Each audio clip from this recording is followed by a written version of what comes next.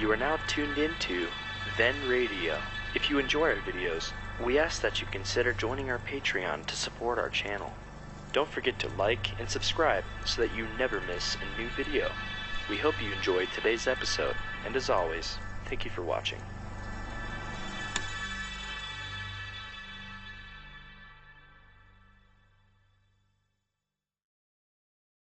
Lights out, everybody.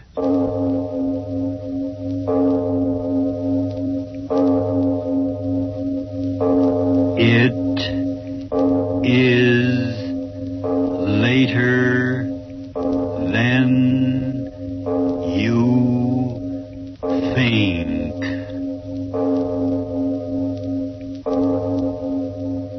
This is Arch Obler bringing you another in our series of stories of the unusual. And once again we caution you, these lights out stories are definitely not for the timid soul. So we tell you calmly and very sincerely, if you frighten easily, turn off your radio now.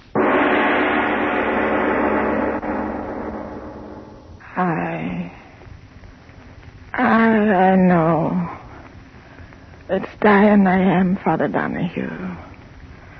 And old as I am, I'm not ready to die until... come closer, Father, and hear my miserable confession. You know me as a good woman of the village. Yet I've heard what you say.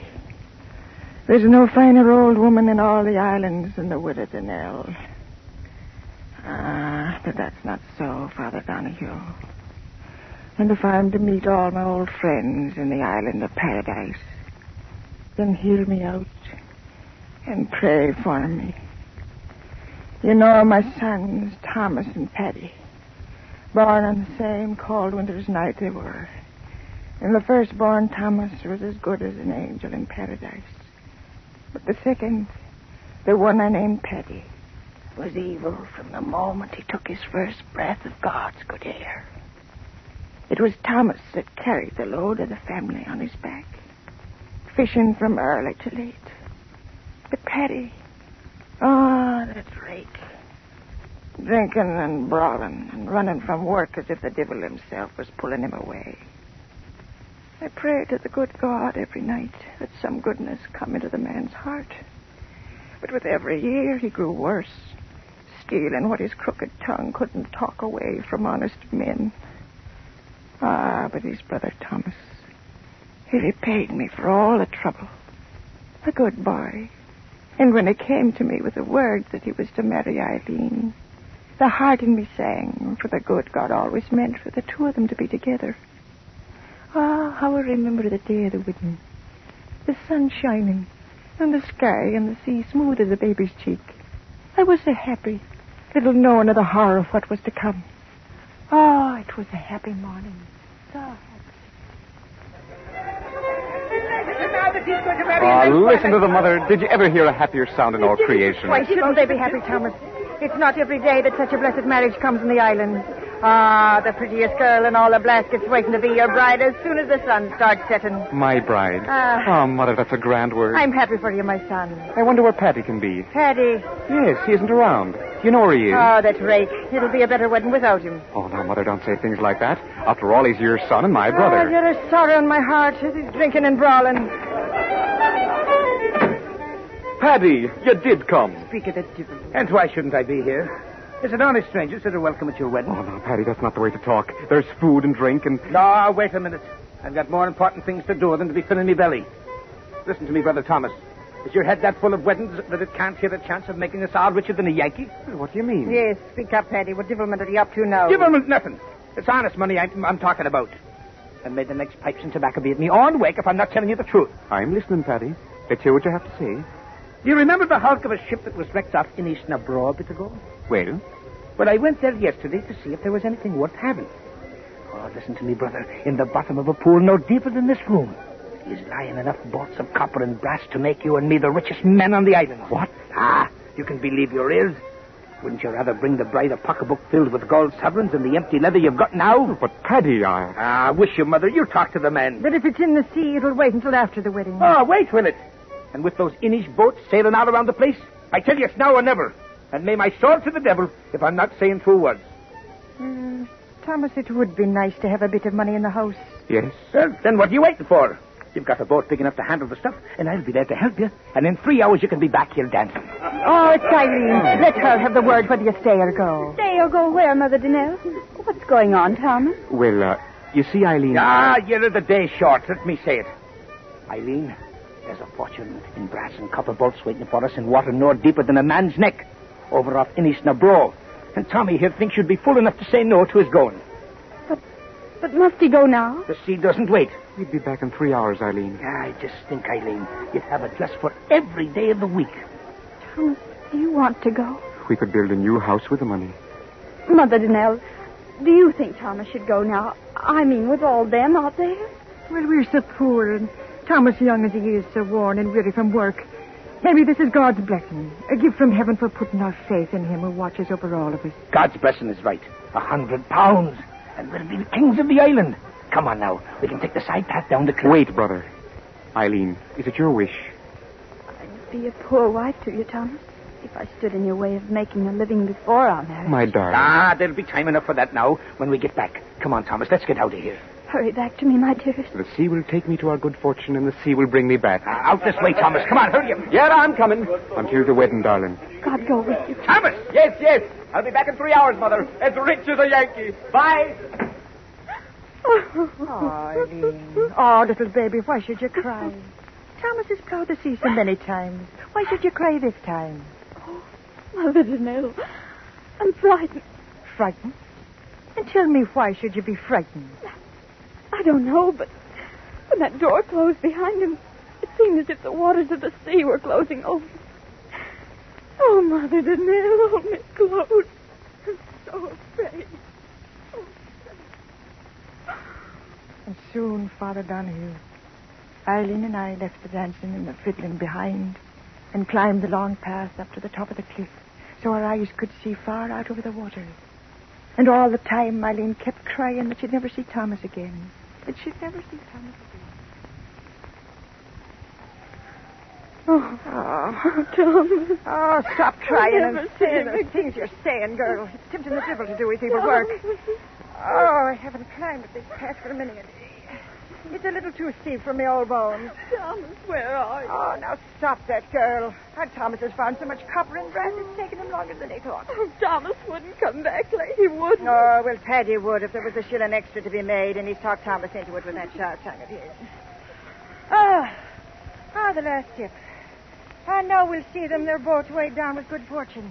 Eileen, stay away from the edge. You'll go over the cliff. Oh, Mother Dinell, to the west. What? To the west where they went. The water. Oh, Mother, that wind. Where did it come from? Out of the west where he was. But in all my years, such a wind has never been before. The water. Look at it swirling and tossing before the wind. It's dead. No. My Thomas dead. No. Dead. Stop saying that. He's not dead, my Thomas. Eileen, come back here. Come back from here. Oh, that was a time, Father Donahue. The wind grew wilder and wilder. In a minute, the sea was pounding at the base of the cliff. And the girl shrieking she wanted to die with Thomas. And me fighting her back from the edge and praying to the good God to give me old arms the strength to hold her back until she came to her senses.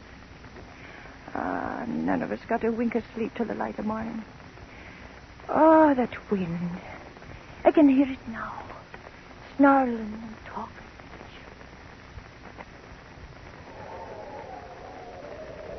Widow Dinell! What? A boat. Your son's to the west. Why, my son? Aye, come on. Dead? No, the boat's coming and there's living hands on the oars. Come on. Oh, to the Scotterman, he's a thank you to their mercy. Mother Dinell, I heard someone say... Oh, Mother Dinell, Oh, on your knees. Eileen, the merciful God has brought them back. Come Oh, on, quick. They're trying to get into land. Hurry now. oh, Mother Dinell, quickly. No, wait, child, your shawl. Your shawl's there. Now give me your arm. Oh, my old Hurry, leg trembles so I hurry. can hardly walk. Yes, lean on me. Oh, Hurry, Mother yes. Dinell.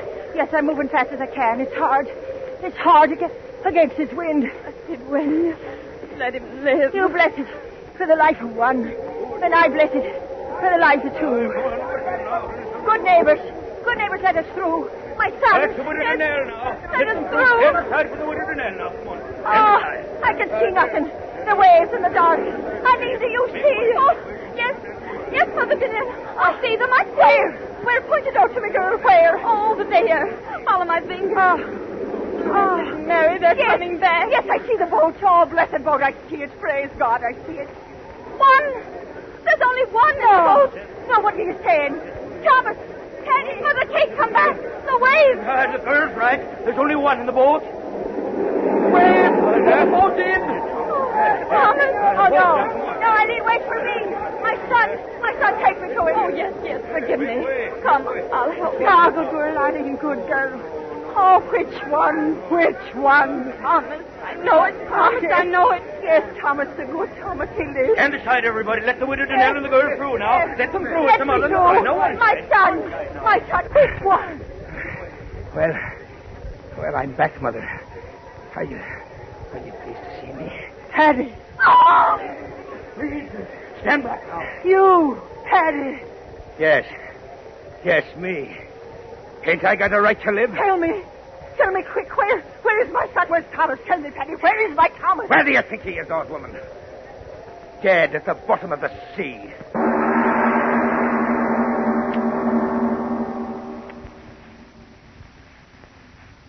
Aye, Father Donahue. That was what he told me. My good Thomas was dead at the bottom of the sea. Dead. The good Thomas dead, and Paddy the evil one, alive. Oh, it wasn't right, Father. And in the days and nights that followed, I cried to God, why did you do it? Why? Why did the sea take my dear Thomas from the boat and leave Paddy? Was there no reward on earth for goodness and sweetness of soul? And in the seventh night of my sorrow, there came an answer. I was lying on my bed. Outside, the sea was singing and whispering. My window was open, and I could hear the sea talking as I lay there crying. Crying from a lost life.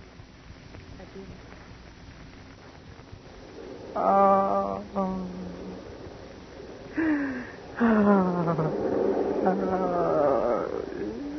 Do not cry, Mother. Mother. I heard a voice. You heard me, Mother. Thomas's voice. Oh, no. No, it's some wildness in my weary head. Mother, I am so weary. You must listen. Oh, dearest God. Why do you do this to me? My son is dead. Dead in the sea. Why do you bring me the memory of his voice? Mother, believe me. If I could only see you, I would believe. Oh, no. The horror the sea made of me. Wind and wave and grinding rock against my flesh. Oh, I wouldn't care, my son. Just let me see that it is you, not my own voice speaking in my head. Oh, Mother, you don't know what you ask. But if there is no other way, close your eyes until I give you word to open them. I've closed them. Now open, Mother, and have no fear. I beg you. Oh. This was Thomas. Oh, no. Mother, why did he murder me? Murder?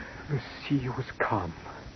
We reached the pool where he set the copper in the brass lay. I stripped off my clothes and dove under. Oh. And when I tried to come up for another breath of air, oh, Mother, he wouldn't let me do it. Oh, no. With his hand, he held me under. My hands, they tore at his arm. But he held me down until at last I screamed for mercy, and the water filled my mouth, my lungs, and killed me. My own brother killed me, and that is why I tore myself out of the sea. I want to know why he did it, Mother. Why? I cannot rest in peace until I know and understand. You tell me, Mother. Oh, speak, Mother. What gain could come to him for such a horror? I do not know. Oh, believe me, my son. I do not know. Then I must go back. I cannot stand this pain. Oh, my good Thomas. Look at this, what was Thomas Denare's face, Mother. Look at it and give me your oath you will not tell my Eileen or my brother of this night. Oh, but Your oath, Mother. They must not know. You hear me? They must not know. I swear, Thomas. Oh, merciful one, this pain. I go, Mother. Where? Back to the sea. Oh, and will we ever meet again, my son? Yes. The day I find out why he made me drown, I will return, Mother. I will return. Thomas, my son, come back. Oh, my son. My son. But he was gone, Father Donahue. Gone back to his nameless grave in the sea. Then it happened. Paddy talked his way into the good graces of the girl. Simple little Eileen. What did she know of the evil of men? That devil Paddy and my good Thomas's Eileen. It took their life out of me and made me long for the quiet of my grave. And then came the day of the wedding. Again the fiddler was playing. Again the good people of the islands were happy. I alone was sad, weeping the twaddling.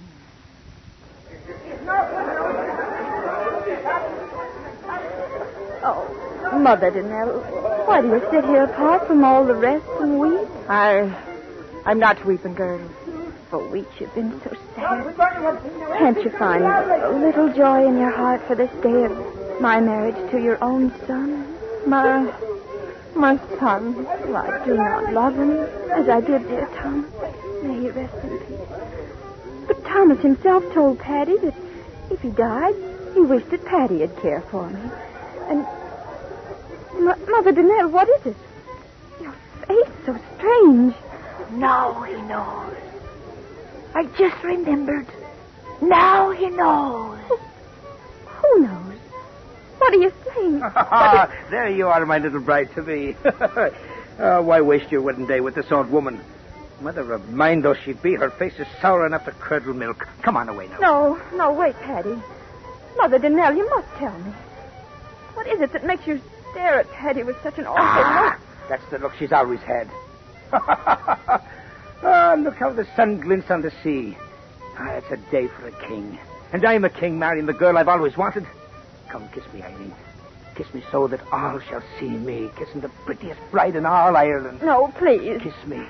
Let the sky and the sea... Mother Danelle! What did you make that sound for, old woman? What's going on around here? Now then, speak up, Mother. Why did you shriek like that? The sea. What of the sea? What are you pointing your bony finger at out there? What are you... Look! At the water's edge! Say, what is... Something's coming out of the sea. Look. Yes, something's coming out of the sea. Yes, that's right. I see it now. It's a seal, that's what it is, a seal. Where's the club? I'm looking at... It's not a sea! Huh? It's a man! Look, man. Bones. Just bones. Let's get out of here. Eileen, do not look. Do not look. Oh, Blessed Mary, she's fainted. She will not see. What is it? I can't move.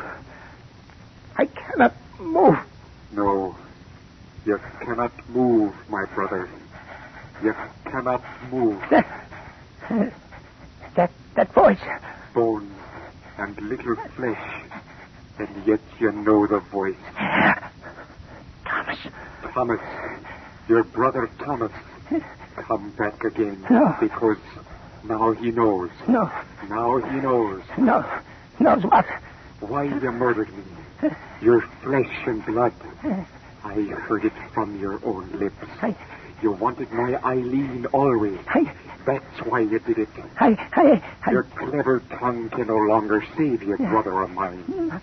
I have come a painful way to get you. No, you won't get me, dead thing. No, I'll get away. I'll run.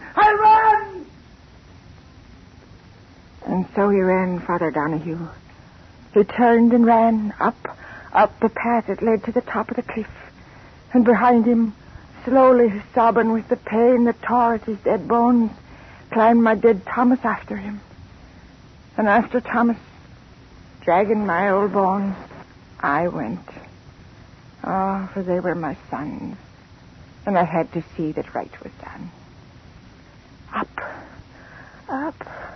Up until at last Paddy stood on the very edge, the sea 500 feet below, shrieking and yelling and wailing. He stood there shrieking at that horrible thing that once was his brother. No, nothing. Stay back. You bones of filth, stay back. Back. Come for you, my brother. No. I come for you. No. He fell. Mother, see, he didn't get me. Those rotten bones gave way beneath him. He didn't get me, Mother. Mother, what are you going to do? Mother!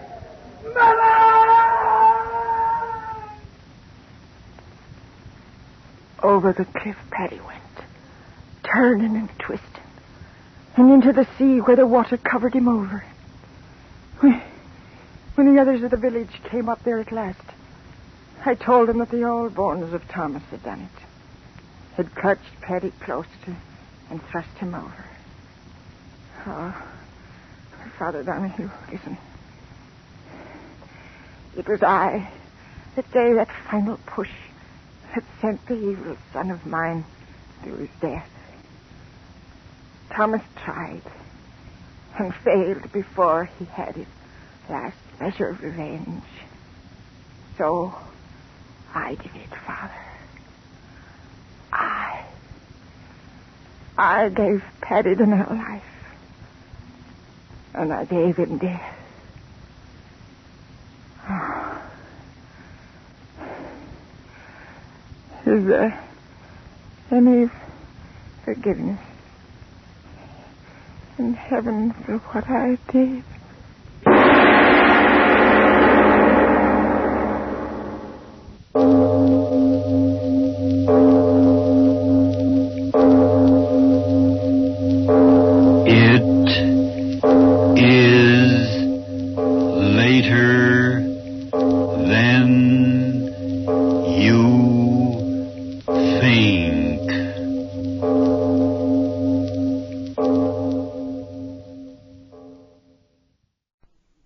Ironized Yeast presents Lights Out, Everybody.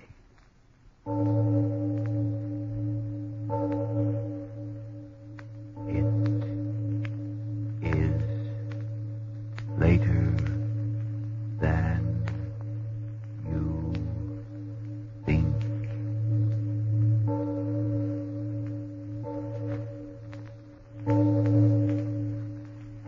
Lights Out brings you stories of the supernatural and the supernormal, dramatizing the fantasies and the mysteries of the unknown. We tell you this frankly, so if you wish to avoid the excitement and tension of these imaginative plays, we urge you calmly, but sincerely, to turn off your radio now.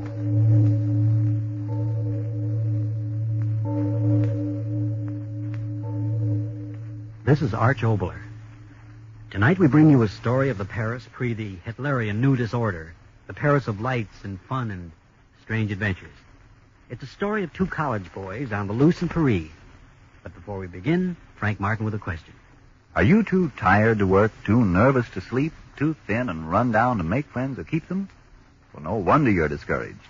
But cheer up. Maybe like thousands of other Americans nowadays, you simply need more vitamin B and iron. If so, try ironized yeast tablets. They're a cinch to take, cost but a few pennies a day, and do they help? Today, thousands who used to suffer from vitamin B and iron shortage tell how quickly ironized yeast helped them gain glorious new strength and pep and pounds. How today they really enjoy life. Friends, did you get that name? It's ironized yeast tablets. And now, lights out.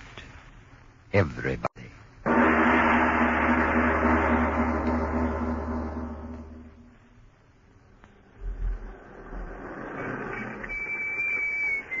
Same for us, Mrs. What did he say, Paul? That we're here. Oh, well, shall we get out? Yeah. Come on, shoving. We'll get there. Who's shoving? Comment? How much? 10 francs. Okay. Here you are. Merci, monsieur. Merci.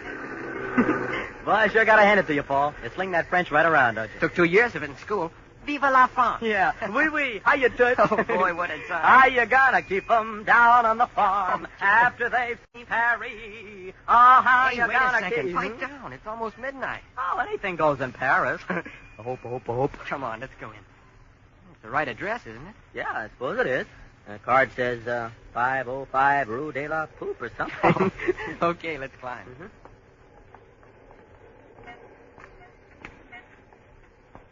Hey, it sure looks like a joint. Don't be naive. I bet you it'll be about as exciting as a junior prom. Quit singing the blues. I tell you, this will be the real stuff.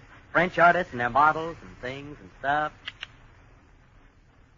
Hey, you must have got the wrong number. Look at the place, no lights. It's pretty dark, isn't it? Listen, fella, if there's an artist shindig going on in there, then I'm a left-handed monkey. Come on, let's get back to the hotel. No, I'm going to find that artist ball if I have to tear the town apart. Where's the doorbell? Listen, I tell you, there's nothing going on in there. That's what you say.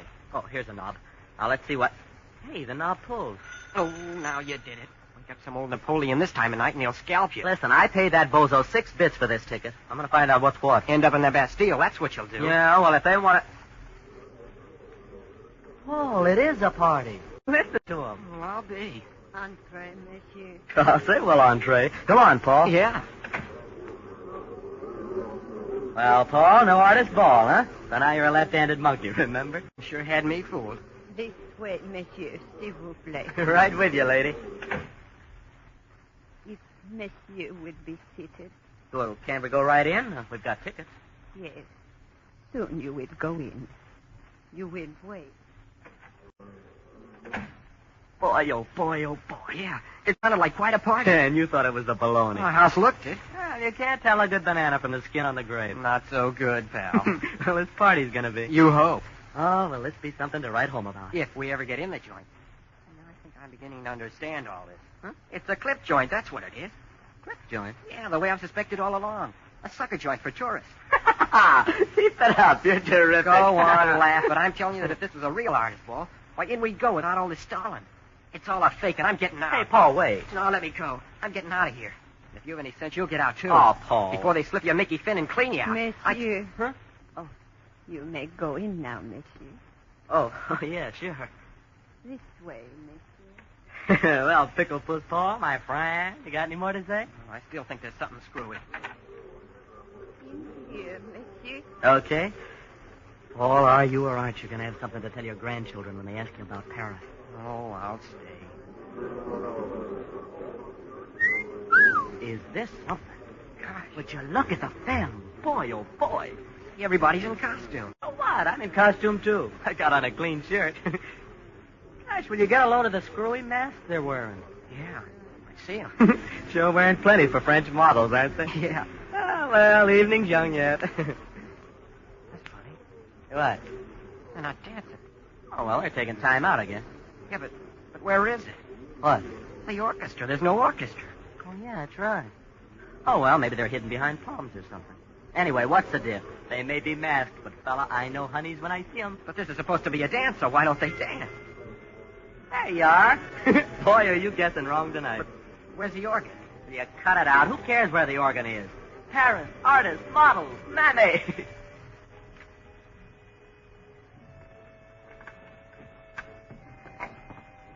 Dancing. You look at them. Come on, let's cut out a couple of fillies and do a big apple. Yeah, but look at the way they're dancing. Huh? Never saw a dance like that. Yeah. Me neither. They sort of glide. Yeah. Jerry. What? It's funny. No one's talking now. Yeah. They sure take their dancing serious. And the music. It sure is funny music for an artist ball. Did you say this was going to be a wild party? Well, they look like artists. Don't act like them. No. Sure is funny music. Let's beat it. No. I want to find out what this is all about. Men and women dancing so quiet, funny music. Let's go, Jerry. No, I want some answers first. I want to know why... Monsieur, Uh-huh. you would like to dance? No, not me. And you, monsieur, you would dance? Well, Yeah, but... It will be as you wish. As you wish. Well, no, wait. What kind of a ball is this? These people, what kind of music... Hey, old lady, come on back here. Come on, Jerry, let's get out of here. What are you talking about? I paid dough for this ticket. I'm going to get one dance out of it. Jerry, don't be a fool. And don't you be a lily. What's there to be scared about? This is Paris, fella. Anything goes. Hey, look, there comes the old lady with my dancing partner. Boy, oh boy, will you look at that chassis. Monsieur, this young lady, she will dance with you. Swell. Well, Paul, here I go.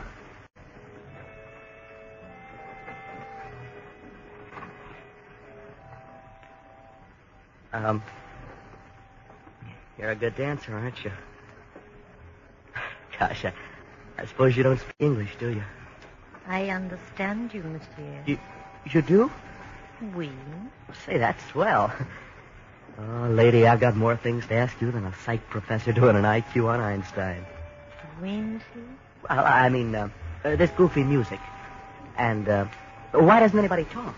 And when are you going to take off your mask? Midnight? Midnight? That's not far off, is it? Not far off. Say, how about slipping your mask up a little and let me have a sort of a preview? No. Okay, I was just asking, that's all. Say, you sure couldn't Big Apple to this music, did you? There is still time for you to go. What? There is still time for you to go. Go? Well, why should I go? Gosh, I'm just starting to enjoy myself. I can give you only one warning. Warning? Warning of what? You are very young. Yeah? Well, I'm old enough to know all the answers. And if you don't think so, suppose then you and me... One warning I can give you. And it has been given. Listen, if you're trying to warn me that this is a clip joint, well, I'm not worried. All my dough's in traveler's checks anyway. So, if somebody wants to steal my pants, okay. It's a two-pants suit anyway. Hey, look! Well, can you tie that? It's my pal. He's dancing, too. Hi, Paul. How you doing? All right, I think. What do you mean, you think? Well, my partner won't talk. Well, maybe she doesn't like your line. No one here speaks English, I guess. Mine does. Don't you, beautiful? Jerry, after this dance, what do you say we go? Will you listen to that, beautiful? Me with you in my arms and he wants to go. Jerry, listen. No, you listen to me. Beautiful here tells me she's going to unmask at midnight. And it's only a couple of minutes, too. So, fella, I'm staying. I've got an idea that behind this goofy mask, beautiful here's got a face that's going to take my heart and turn it inside out and put it together again. Say, come to think of it, beautiful, what is your name? I have warned you. And now you will go. Too late. Too late? What are you talking about? It's 12. Come on now, beautiful, unmask. No. What do you mean, no? Hey, look, everyone stopped dancing. Yeah, everyone's going to unmask. And that includes you, lady. No. All right, then I'll take your mask off myself. No, monsieur. Come on, no, now. Mustn't be no. so shy. Take it off. Hey, the lights. They went out. How do you like that? Oh, no, beautiful. Oh, I don't think you're going to get away from me. I learned this arm lock from a professional. Kind of nice standing here in the dark, close like this. Isn't it beautiful? Pretty tricky of this dance committee. Turning the lights off just at the minute when the mask is supposed to come off. Yep, pretty tricky. Well, haven't you got anything to say? I mean, even if it is dark, we could sort of make conversation now, couldn't we? Oh, come on now, beautiful. Haven't you read that book on how to win and influence friends? You gotta give, conversationally. Now, look, you ask me if I'm always this fresh with strangers. I'll ask you where you've been all my life. And before you know it, we'll be pals. Oh, gee, I'll bet you're a honey. I just know you are. A fella kind of knows when the girl he's with is a honey. Gosh, everybody's keeping quiet. Is that part of the entertainment? Standing around in the dark? Well, it's okay by me. But I sure would like to get that mask of yours off and really see what you look like. Hey, how about some lights? Lights! A candle, monsieur. Huh? Candle? Oh, thanks. Yeah, thanks. Now, listen, beautiful. You stand right there while I light this thing. Got a match someplace here. Yeah, here. It's pretty nice, whoever it was handed me a candle. Now, wasn't it beautiful? Must have guessed how anxious I was to see you. There we are. That's a nice way. Now, you stand right like that while I take off this thing you got over your head. Gosh, it sure is a goofy mask. Fastened on so tight. Well, now it's loose. Now, stand still, beautiful. In a minute, I'm going to be congratulating myself on what a swell picker I am. There we are. Off it comes.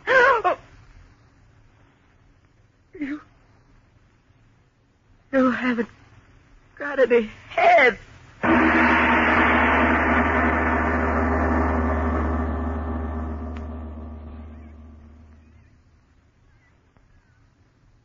Ladies and gentlemen, you, I, all of us, I know would like to be reassured that we're here and not in Paris, so supposing we relax, take a deep breath, and consider something quite close to home. This problem of a very pretty young lady. Why does everybody keep talking about vitamin B and iron? Well, I know I'm too thin and always tired and nervous and all in. And I suppose I'm cranky, too, but what could vitamin B and iron have to do with it? Why, miss, authorities explain that when you don't get enough vitamin B from your food, you may lose your appetite, not eat all you need. Or you may not get all the good out of your food. And naturally, then, you lose weight, lose your pep and ginger. And when you don't get enough iron out of your food, you may be weak and pale, feel only half alive. Sounds reasonable. But how can I get more vitamin B and iron if I need them? Try ironized yeast tablets. They're the famous two-way tonic that gives you both vitamin B and iron. They've been astonishingly beneficial to thousands who need them. So, if more vitamin B and iron is what you need, by all means get ironized yeast tablets right away, tonight. Then see if pretty quick you aren't saying... It's glorious to feel so peppy and good. Everybody says I look like 1,000,000 too since I've gained the pounds I needed. My, how glad I am I tried ironized yeast tablets.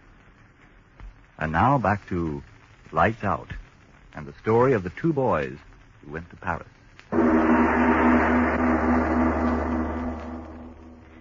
No head. She doesn't have a head. A thing without a head. No. No. Jerry! Jerry, where are you? Jerry! What? Who's calling? What? Jerry! Paul! Oh, Paul. Where have you been? What happened? I've been calling. Oh, wait, don't come any closer. It's just standing there. Jerry, what's happened? What's the matter with you? There. Standing right there. I dropped the candle. It's so dark, but she must be standing there, Paul. Jerry, for Pete's sake. Jerry! I saw it. I saw it. Saw what? For Pete's sake, there's no one here. But I tell you, there's no one here. The whole hall's empty. Jerry, open your eyes. You're standing there with your hands over your eyes for. Look, I tell you. See, there's no one here. The lights went on again, and everyone was gone. What? I thought... Well, the devil with what you thought. Come on, let's get out of here. We should have gotten out a long time ago. Yes, we'll go, won't we? Come on. Don't act like you're sleepwalking. Come on. Paul, listen, she didn't have... The devil with what she had or didn't have. We're getting out of here before those maniacs get back. Maniacs? Yes, I said maniacs. Kind of a goofy bunch we walked in on. I knew they were screwy right from the start. Come on, let's get out. Oh, didn't you see that? What could I see? The lights went out. Everyone beat it. Here, I think this is the door. The door. Can't open it. We've got to get out. We've got to. We've got to get out. Now, let me at the door. Let me at it.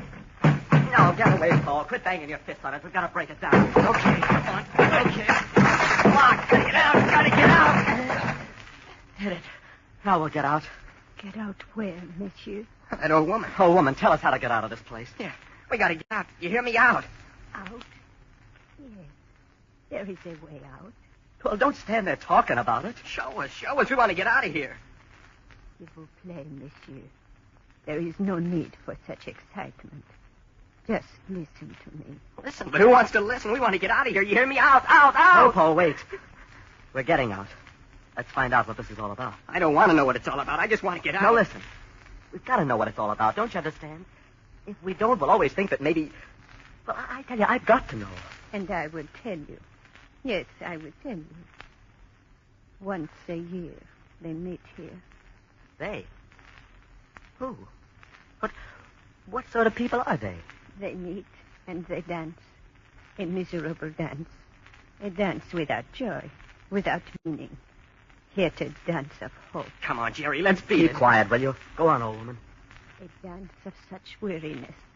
And yet I say it. A dance of hope. Hope? Of what? Hope of deliverance. Hope of freedom from misery without end. What's she talking about? Oh, woman, what are you talking about? I saw a woman without a head. Did I see it? Did you see it? Push her out of the way, Jerry. Let's get out of here. No, wait, Paul. No, I think I understand all this. It's all a gag, an initiation of some kind. Yeah, that's it, old woman, isn't it? It's a club, and these are all kinds of tricks to get in, aren't they? Trick mirrors and lights going out and all the rest of it. It's all a joke, an initiation, isn't it, old woman? One hope. A hope that one of you will blunder among them and give one of them deliverance. Oh, woman, stop talking in riddles, will you? This is all some kind of a ceremony, an initiation, isn't it? Answer me, isn't it? Yes, one like you. To give his head so that one of them can have their rest. Jerry, come on, I tell you. I can't stand that woman, Jerry. Wait, Paul. Oh, woman, you said something about heads. What did you mean by that? What? Listen. What in the... You heard, monsieur. You heard. La guillotine. Jerry, what's she talking about? Oh, woman, what do you mean? La guillotine. La guillotine. He took their heads. Yes. One day they were alive like you. Lived and breathed and had the world. And then La guillotine was born. They took them in the tumbrels across the stony streets. The crowd was shouting. They took them one by one and fed them into her hungry mouth. The knife went up, up, up.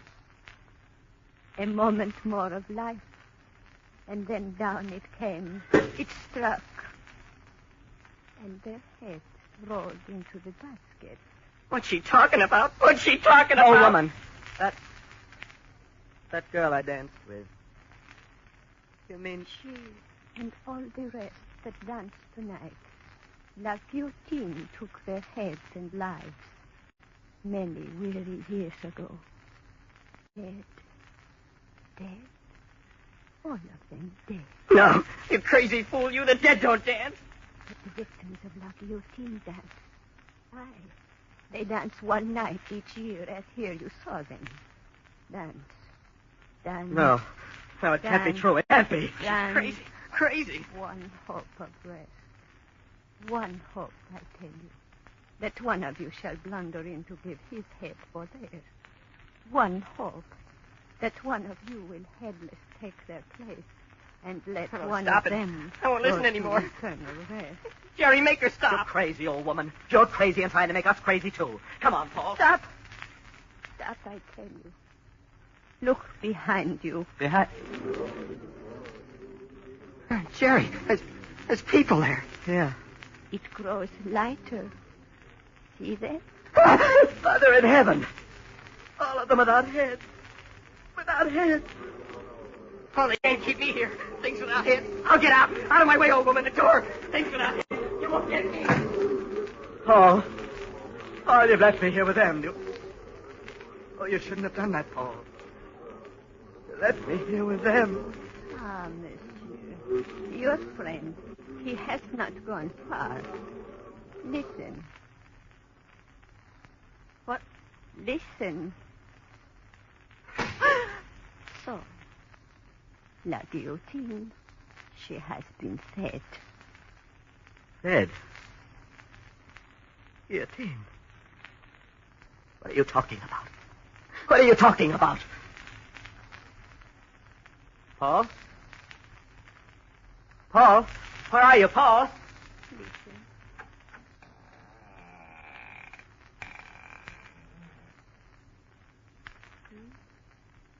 Your friend is well. Paul. Oh, Paul, you're all right. You're all right. Paul? Why do you stand there in the shadows? Paul, why do you stand there like that? Paul, come closer. Yes, he will come closer.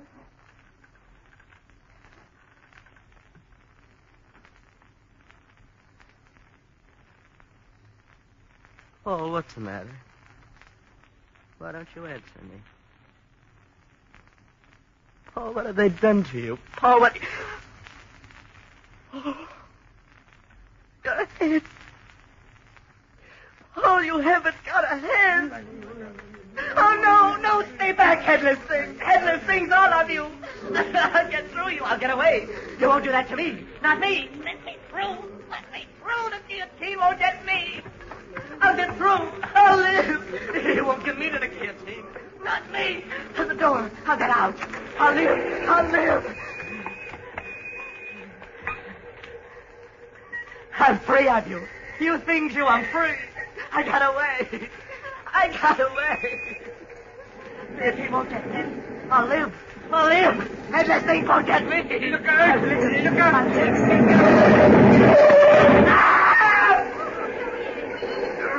Yes, here, run right into the car. Right into it. Right down those steps and right into the drum. Like a madman. Monsieur, you must stand back. Give him air. Stand back. Non, non, non, non, c'est pas la peine. Il est mort. Regardez. Oh, c'est horrible. His head cut off as clean as if it had been done by the guillotine itself.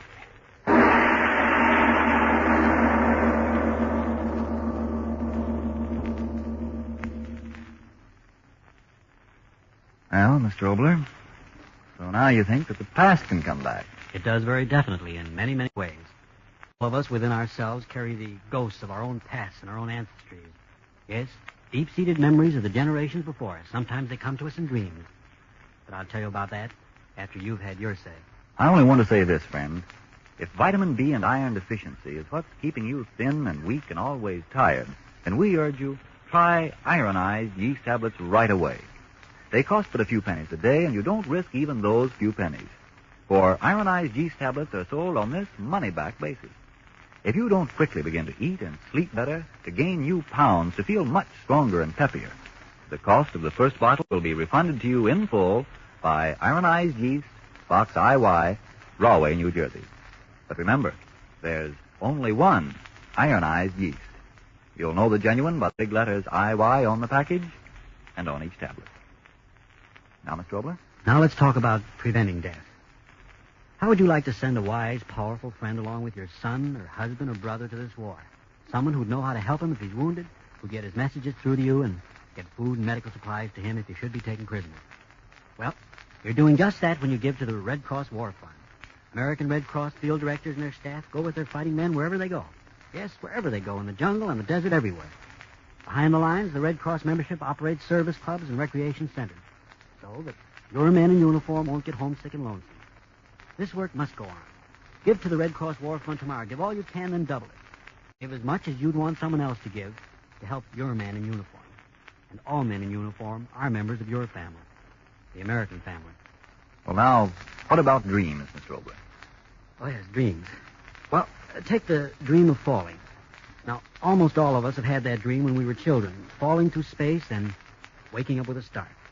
Now, there are some who say that this dream is a memory of prehistoric times when man, to escape enemies, hid in trees and caves. A child would clutch itself to its mother when danger arose, and the fear of falling was the greatest fear. It's an interesting thought, isn't it? That those falling dreams of our childhood may be a subconscious memory of the dawn of mankind. More ghosts next week, Mr. Obler? No, coincidentally, the play is about dreams. It's a play which may disturb your dreams, but which I know all of you lovers of the unusual will enjoy. It's about a woman just like any one of you out there who has a most amazing recurring dream night after night after night. But that takes place next week. Yes, tune in next Tuesday again for Arch Obler's eerie story, The Dream. And if you need more vitamin B and iron, be sure to try ironized yeast, the one and only ironized yeast, with the big letters IY on the package and on each tablet. It is later than you think. Look ahead to white shoe time. You can only buy 3 pairs of shoes this year, so when you break out in your white shoes, whether they're last year's shoes or new ones, give them extra good care. Do it with Energine Shoe White. Energine Shoe White has the advantage of being made with the whitest pigment known. This special white pigment gives Energine Shoe White a creamy-like texture, so it spreads easily and evenly over your shoes, gives them a uniform white coat. The special white pigment also gives your shoes an extra whiteness that results in more satisfactory wear. For the proper care for the white shoes you wear, remember Energine Shoe White. This is the Columbia Broadcasting System. Shoe White. This is the Columbia Broadcasting System. Shoe White. This is the Columbia Broadcasting System. Shoe White. This is the Columbia Broadcasting Lights out. Everybody.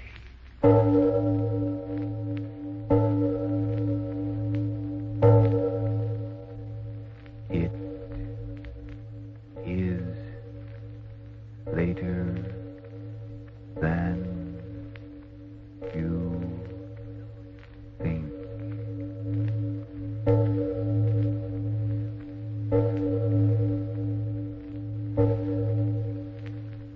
Lights Out brings you stories of the supernatural and the supernormal, dramatizing the fantasies and the mysteries of the unknown. We tell you this frankly. So if you wish to avoid the excitement and tension of these imaginative plays, we urge you calmly, but sincerely, to turn off your radio now.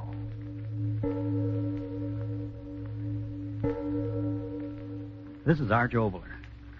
Dreams are part of all of our lives, and tonight we bring you the story of a woman's strange dream. But first, Frank Martin for just a moment. Frankly now, friends, is that you saying you're so thin and weak and frazzled out you can't do your work or enjoy your fun? Well, cheer up. Maybe all you need is more vitamin B and iron. And ironized yeast gives you vitamin B and iron. Yes, both vital substances in pleasant-to-take tablet form. They've helped thousands of people who, only because they needed more of these substances, were weary and worn out. Helped them so amazingly that today these folks tell how fine they feel, how thanks to good pounds gained, they look like a million, really enjoy life today. Yes, that's ironized yeast tablets. Make a note of that name right now. And now? Lights out. Everybody.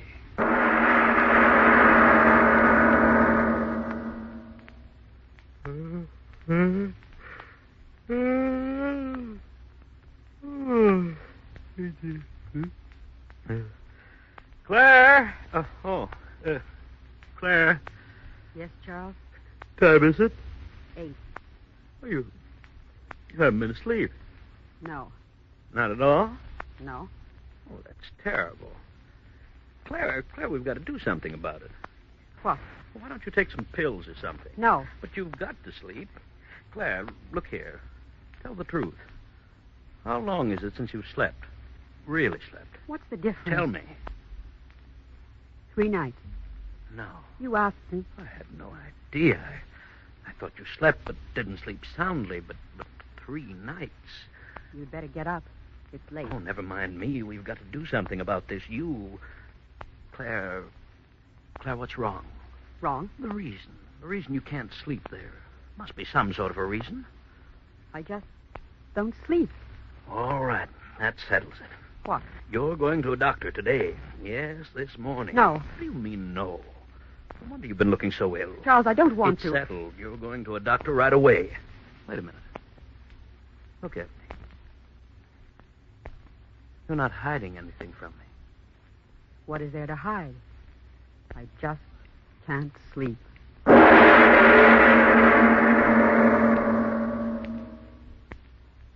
Heart action, lungs, everything quite normal.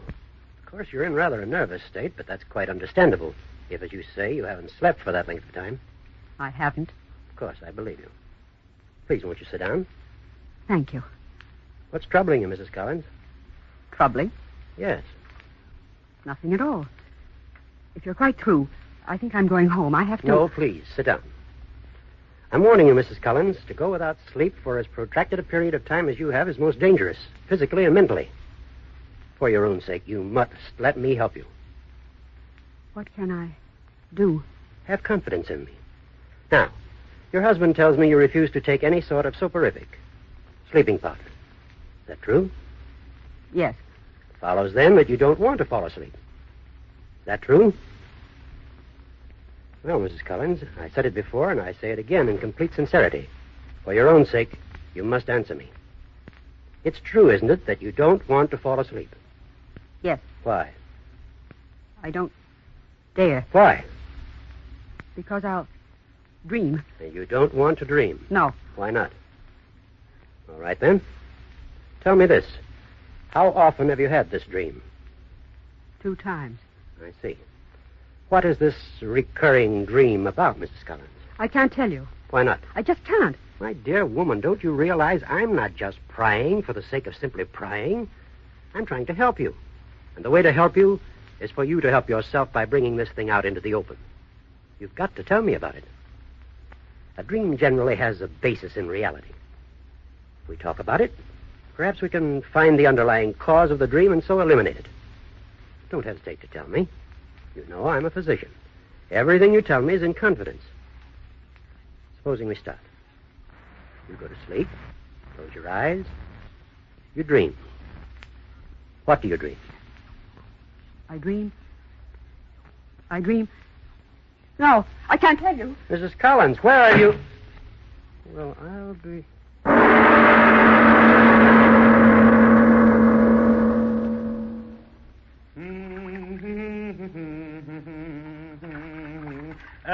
Claire? Yes, Charles? Would you hang a towel on the doorknob? Yes. Gotta get out now.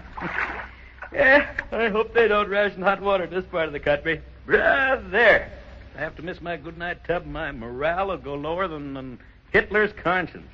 Towels on the knob. Oh, yeah. Thanks, dear. I found one on the shelf. Yeah. Yes, sir. Nothing like a tub to make a man sleep. Claire. Oh, yeah. Where's that robe? I'm sure got to find out. Oh, Claire. Claire, the doctor. What, Charles? The doctor. I was so busy all day, and then you didn't... Well, what happened? What did he say?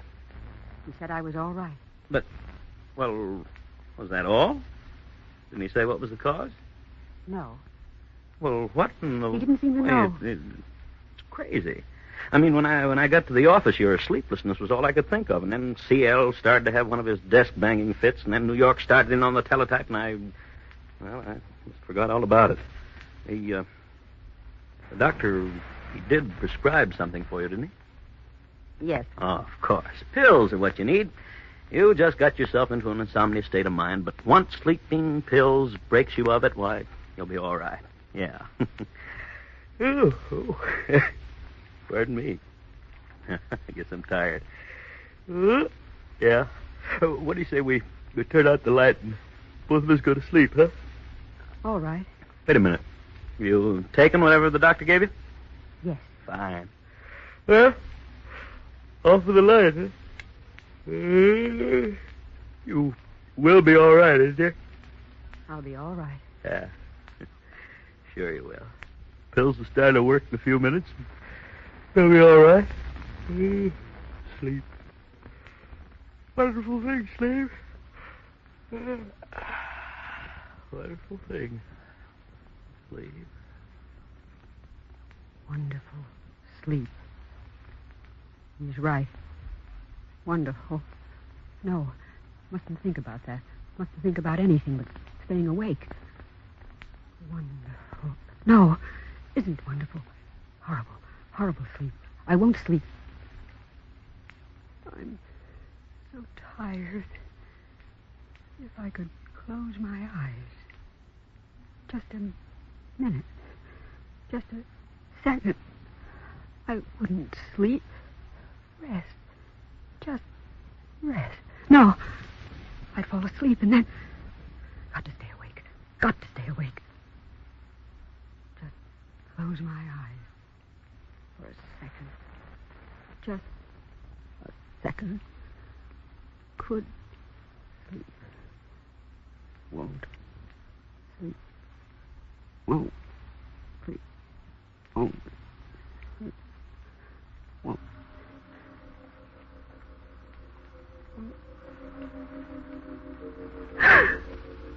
Dream. I am asleep. Dreaming.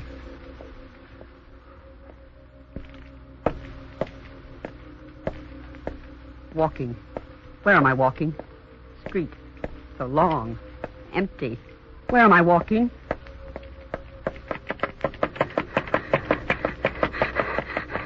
Running.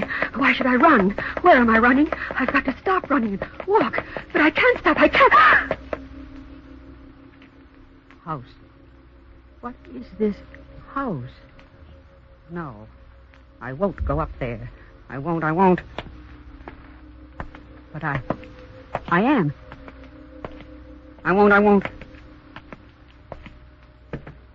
But I am. Going in. Who's in here? Hello, Claire. Where's my father? You again. Where's my father? You again. Where's my father? The same dream. Where's my father? Don't say that. Where's my father? Stop saying that. Where's my father? No. Where's Stop my father? saying that. Where's my Close your father? mouth. Where's Stop my saying father? that. Where's Stop. my All right, I'll Where's make my you father? stop. Where's my Drink father? this. Drink. Just like the other time. Drink. Drink.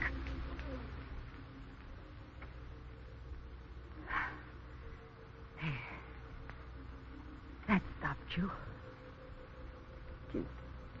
Jimmy. Jim. Oh. Oh. Oh. Oh. Dream. Just a dream. Running in my dream. Just a dream. Wait! Where are you going? Oh. No. Don't touch me. Put me down. Don't swing me around. I can't stand it. I'm getting dizzy. Round and round and round. Faster and faster and faster. Don't let me go. Don't let me go. Don't let me go. Let me go. Why am I screaming? Just a dream. I'll stop screaming. Dark. Where am I? Where am I? Where am I? Where am I? Tunnel. Someone following me. Something. No! I know what it is. I know. It won't get me. Never get me. Run, run, run. Never catch me. Never, never. Oh, can't go any farther. End of tunnel. River. Can't go. It's so dark. And it's still coming for me. No, you won't get me.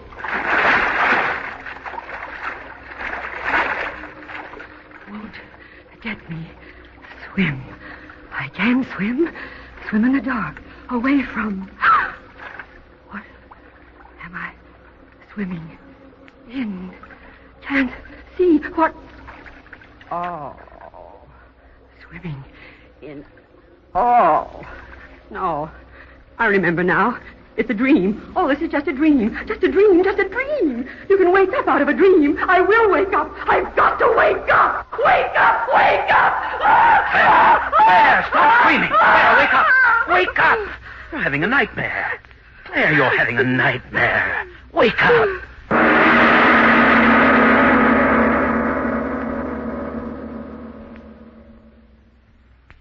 Ladies and gentlemen, just to reassure ourselves that we're not dreaming, supposing we take time out from the story of the dream and leave Claire and Charles long enough to slow down our galloping bloodstream, and while we're doing that, listen to some young ladies discussing a problem that is most important to them in these times. Of course you're lonesome. You mope at home all the time. Why, I'll bet you haven't seen the gang in months. Oh, but nobody wants to see me anymore. And I'm so thin and tired and all in, I just don't care. Oh, if I could only feel good once again. Maybe you can, and quickly, too. Maybe you're one of the thousands today who suffer simply from vitamin B and iron shortage. If you are, why don't you try ironized yeast tablets? They give you both these vital substances, and believe you me, they are vital. You see, when you don't get enough vitamin B from your food, you may lose your appetite, not eat all you need. Why, even what you do eat may not do you the good it should. So, naturally, you lose weight, lose your pep, feel frazzled out. And when you don't get enough iron from your food, you may be weak and pale. You may feel only half alive. And you say ironized yeast tablets supply both vitamin B and iron? Yes, and they're a cinch to take. Just pleasant little tablets. Yet it's these pleasant little ironized yeast tablets that have been of such amazing benefit to thousands who only needed more vitamin B and iron. Today, these thousands tell how quickly ironized yeast helped them gain glorious new strength and pep, new pounds, new popularity. So, try ironized yeast tablets if more vitamin B and iron is what you need. Then see if soon you aren't saying... Oh, I feel wonderful. I've gained pounds. And that weary, washed-out feeling is gone, and now I'm really enjoying life. Oh, how I wish I'd tried ionized yeast tablets ages ago. And now back to Lights Out. It's the following morning. The husband and the doctor stand outside the bedroom door discussing the dream.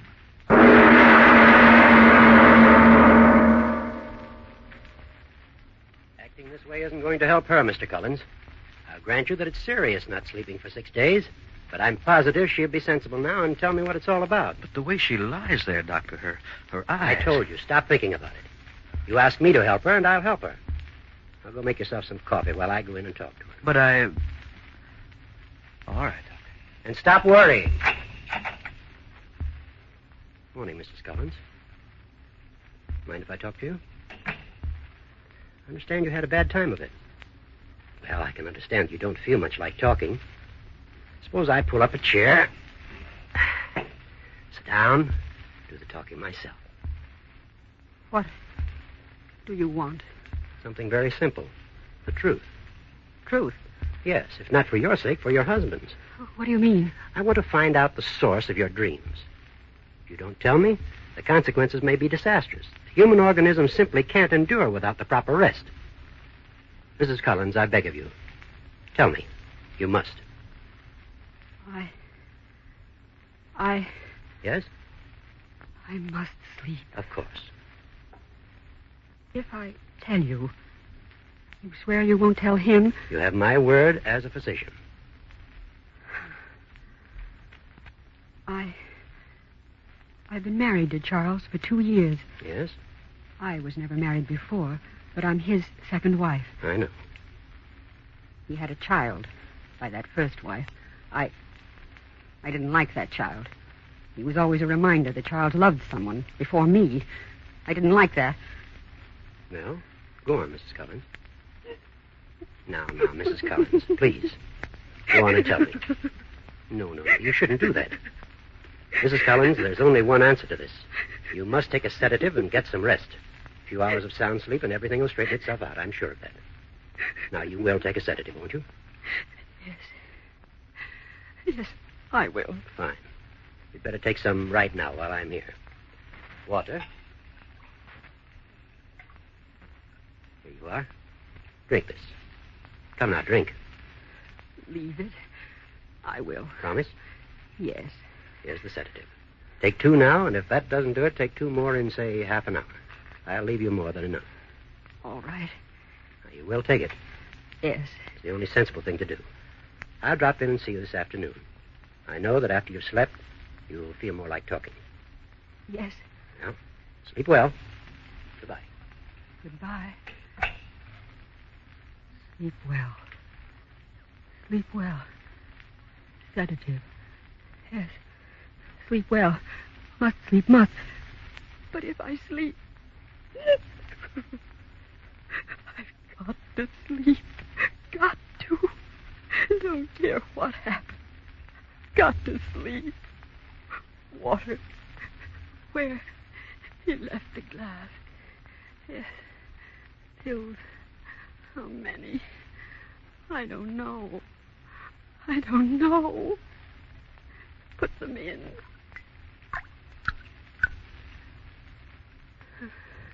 Drink. Drink it all. We'll sleep. We'll sleep.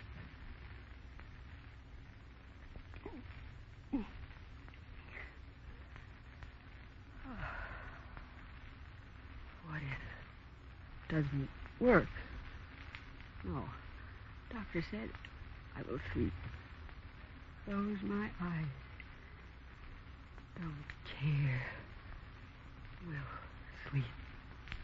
We'll sleep. We'll sleep. We'll... Dream. I'm asleep. Dreaming again. Walking. Where am I walking? Street. So long. Empty. Where am I walking? Running. Why should I run? Where am I running? I've got to stop running and walk. But I can't stop. I can't. House. What is this house? No. I won't go up there. I won't. Not again. But I am. I don't want to, but I am. I won't go in, but I am going in. Who's in here? Hello, Claire. Where's my father? You again. Where's my father? You again. Where's my father? The same dream. Where's my father? Don't say that. Where's my father? Stop saying that. Where's my father? No, stop Where's my saying father? that. Close Where's my your father? mouth. Stop Where's my saying father? that. Where's Stop. my father? All right, I'll make you stop. Drink this. Now drink. Just like the other time. Drink. Drink. There. That stopped you. Didn't it? Didn't it? Dead. Jimmy, you're dead. I did kill you. That's the way it was. I did kill you. There. I've said it. I did kill you. I had to. Every time I looked at you, it was the infernal first wife of his I saw. You understand? I had to kill you. Gone. Jimmy. Gone.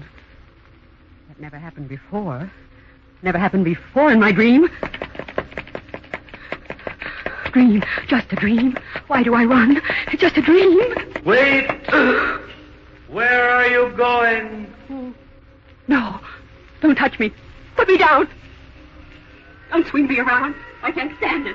I'm getting dizzy. Around and around and around. Faster and faster and faster. Don't let me go. Don't let me go. Don't let me go. Let me go. Why am I screaming? It's just a dream. I'll stop screaming. So dark. Where am I? Where am I? Where am I? Where am I? Tunnel. Someone following me. Something. No! After me again. Again. It won't get me. Never get me. Run, run, run. Never catch me. Never. Can't go any farther.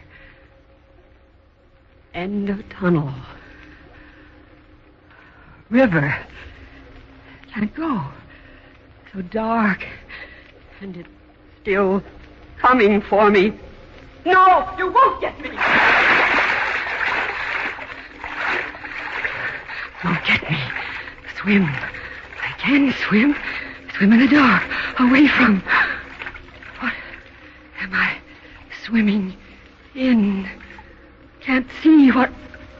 Oh. Swimming in. Oh. No. I remember now.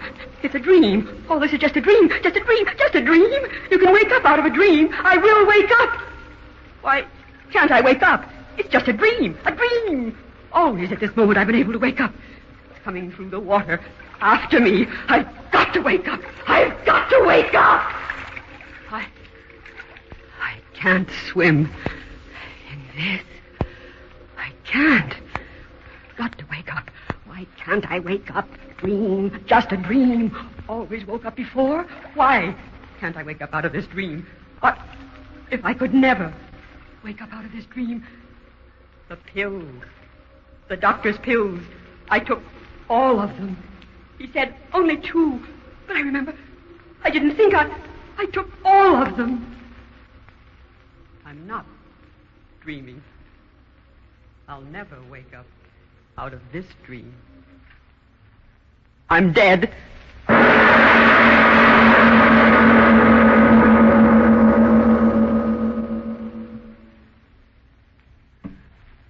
Mr. Obler, trapped in a dream, huh? Why not?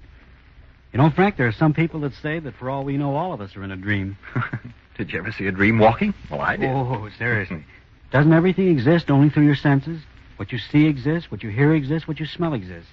But the existence of things in a dream is just as real. Is it possible that right at this moment you're dreaming? Well, time out till I pinch myself. Out? No. I'm awake enough to want to know what's happening next week. Well, next week. It's a really exciting story. But supposing you tell me first, Frank, what you've got to say, and I'll follow you. Well, I'll just take a moment for another very important point about ironized yeast. Folks, If vitamin B and iron shortage is what's keeping you miserably thin and weak and jittery, for your own sake, get ironized yeast tablets right away. They cost but a few pennies a day, and you don't risk even those few pennies. For ironized yeast is sold on a money-back basis. That's right. If you don't quickly begin to eat and sleep better, to gain new pounds, to feel much stronger and peppier, the cost of the first bottle will be refunded to you in full by Ironized Yeast, Box IY, Rahway, New Jersey. But remember, there's only one ironized yeast. You'll know it by the big letters IY on the package and on each tablet. Now, what were you saying about next week's story, Mr. Obler? Well, before I tell you that, there's something of vital importance to you and me I'd like to talk about. I mean, to all of you out there. It's inflation. Yes, that's a terror as much as a nightmare. The fight against inflation involves every man, woman, and child. This is a front on which, in the words of President Roosevelt, everyone in the United States will be privileged to remain in action throughout the war. Now, what causes the present danger of inflation? Our factories are working at top speed, but they're turning out equipment needed to win the war. Not goods for you. More to spend, less to buy. This is the danger point. This can be the beginning of disastrous inflation if we start bidding against each other for the limited amount of goods on hand. If each of us tries to get hold of everything he can, we force prices up. Savings, insurance policies are wiped out. Now, our government has taken steps to control the rising cost of living, and you ought to know about those details. These include provisions for keeping prices stable and for distributing goods fairly through rationing. As part of the same anti-inflation program, wages and farm prices have been stabilized, and excess profits are being taxed. We can beat inflation if all of us understand these measures are a protection to ourselves and work to make them effective. We shall lose out to inflation if each group and individual acts on the principle of, he got something, I'm going to get something too. Now, beating inflation means buying only what we need, putting aside for the future every other extra dollar. And now about next week's play. It's a story about a man who did exactly this. He took out a match, he lit it. And he looked into the flame, and as he did so, he thought to himself, why, that little dancing thing in the flame is alive. For life, he knew, was anything that moved by itself and fed another matter. And that definition certainly applied to the flame.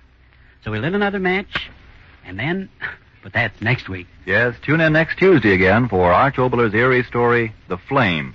And if you need more vitamin B and iron, be sure to try ironized yeast, the one and only ironized yeast, with the big letters IY on the package and on each tablet.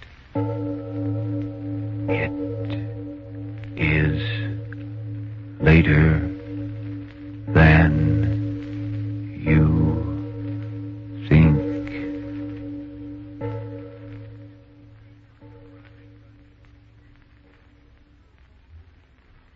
Be foresighted about caring for your shoes. Make a note now to use Energine Shoe White on your white summer shoes and get more satisfactory wear from them. Energine Shoe White is made with the whitest pigment obtainable. It spreads over your shoes quickly, is easy to use, dries in a neat white uniform coating over the entire shoe. Use it regularly to keep your white shoes looking their best all the time. Remember, for the best of care for the white shoes you wear, Energine Shoe White. This is the Columbia Broadcasting System. Broadcasting System. Broadcasting System. Broadcasting System. Lights out, everybody.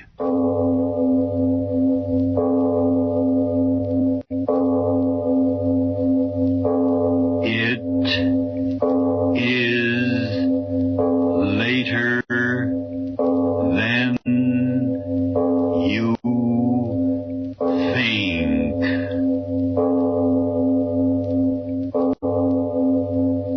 This is Arch Obler bringing you another in our series of stories of the unusual. And once again we caution you, these lights-out stories are definitely not for the timid soul. So we tell you calmly and very sincerely, if you frighten easily, turn off your radio now. You, out there, listen to me. I'm dead. Now, don't twist your face in that foolish smirk. I tell you, I'm dead. You say the dead don't talk. Don't be a fool. They're all around you, but you won't listen to them. You hear me now. Listen. You a match? Yes, a match. Take it out. Strike it. Look at the flame. Beautiful flame, isn't it? Beautiful flame. Throw it away. Throw it away. I say horrible flame. It cost me my life. Please listen to me, you out there. I want to tell you just what happened. My name was Arnie Douglas, and I was a very happy man. A very happy man. Arnie? Yes, Sam? You know what I've been thinking about, sitting here in front of the fire? No, Samuel, my friend. I haven't the slightest idea what you were thinking about, blonde or redhead. No, Arnie, I'm serious. I was thinking that you ought to be just about the happiest man in the world. And what made you come to that brilliant deduction? Well, if happiness is based on satisfactions, you have the satisfaction of knowing you have a fine career, all the money you can use. Now, Barbara. Barbara. Yeah. You know, in spite of the fact that she's my sister, I think she's the loveliest girl in town. In the world, Sam. In the world. Listen to the fire. It agrees with you. Or disagrees. Say, talking of fire reminds me. What? When are you going to grow up?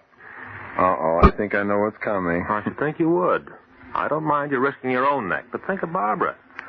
You look pretty funny coming to your own wedding dressed in a plaster cast. Yeah, what does Emily Post say about that? White tie with plaster cast or black tie? Now, let's get serious, Arnie. Chasing fire engines is a kid's trick. Well, fires have always fascinated me, Sam, always. So what? Fire fascinates most of us. But that doesn't mean we have to jeopardize our lives chasing them all the time. Yes, I suppose it does look foolish, fire chasing, but... Look here, Sam. Don't flames get you? What do you mean? Look in the fireplace. Look at those flames curling around the log. Well? Orange and red, like small living things reaching out for life. Ah. Now look, Sam, that new flame that sprung up right there in the center of the log. Higher, higher. It sings with the joy of living. It's alive, Sam. It's alive. Arnie, stop it. What's the matter, Sam? Did I scare you? Oh, but you were talking like a fool. Was I? When the world's full of fools. Other men have said that same thing that I said. What are you raving about now? I said the flame's alive. Others have said that. Whole generations of men. They worship the flame as a living thing, a godlike thing. Can you say that we're any wiser than they? Arnie Douglas, are you out of your mind? I'm talking facts. That flame there. How can you or I or anyone else say that it isn't alive? How do we know it isn't alive? Well, because it's a flame. A flame. Do you know the encyclopedia definition of life? It says life is a living thing moving about. It says it not only moves by itself, but it feeds by itself on other matter. So what? There, that flame. Isn't it moving about by itself? Isn't it feeding on that log? Yes, but Well, then I've proved my point. That flame there fills every requirement of a living thing. Listen, when a man chokes to death, why does he die? Because his air supply is cut off. Exactly. That's just how you kill a flame, by stopping its air supply. Sam, I tell you, I've sat here for hours watching these flames in that fireplace. The more I think about it, the more I'm positive that a flame is a living, breathing entity. Yeah. The more I sit here, the more I realize that you're talking out of your head. Now, come on, get your hat, and let's go out and buy a drink. No, wait, Sam. There's something I want to show you. A book I just got, huh? Well, while you're getting it, do you mind if I throw another piece of wood on this living entity of yours? It's getting chilly in here. No, don't touch that fire. I want it just the way it is. Arnie, there is something wrong with you. No, I'm all right, Sam. Just because a man's curious about the ways of life, must you think there's something wrong with him? Look, Sam, look at this book. Well, what is it? It tells of a race of fire worshippers who lived in medieval times. People who believed that every flame held its own godlike being to be worshipped by us mortals. I still want that drink. In here is a prayer with which these fire worshippers called up the spirit of the flame.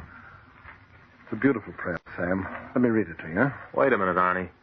They did what with that prayer? Conjured up the spirit of the flame so that they could see it and kneel before it and worship it. You mean to say they'd recite some hocus-pocus and have something in the flame pop out at them? Yes. And if I knew just how to read this prayer to that fire in the fireplace, just what inflections to use, I would be able to see the spirit of the flame, Sam. such a thing exists. Yeah. Well, it's a good thing you asked if such a thing exists. By George, I'd have put in a hurry call for a straitjacket. Come on, Arnie. This is getting a little too morbid for me. Let's get out of here and go places. No, thanks, Sam. I'm not going out tonight. Okay. Go right ahead. Sit here and stew in your metaphysical juice. But don't let anyone who isn't a friend of yours hear all that nonsense about flame spirits and fire worshippers. By golly, you'll find yourself in front of a lunacy commission. Well, here's my hat. What's my hurry? Good night.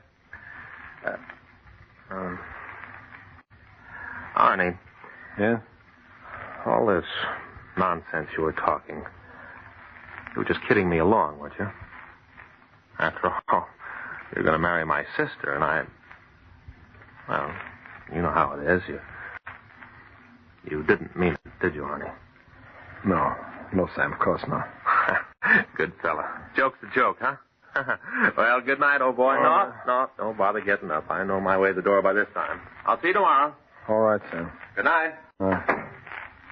Thick-headed fool. Beautiful flame. Book. I wonder where...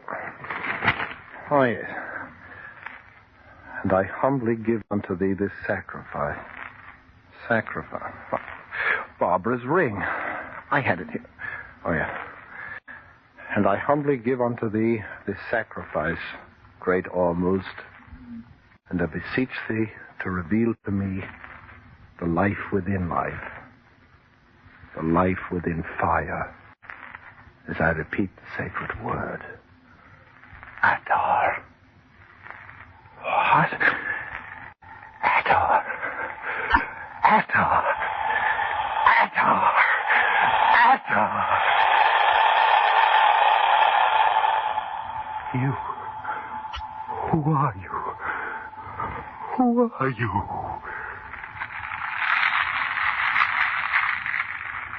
The flame.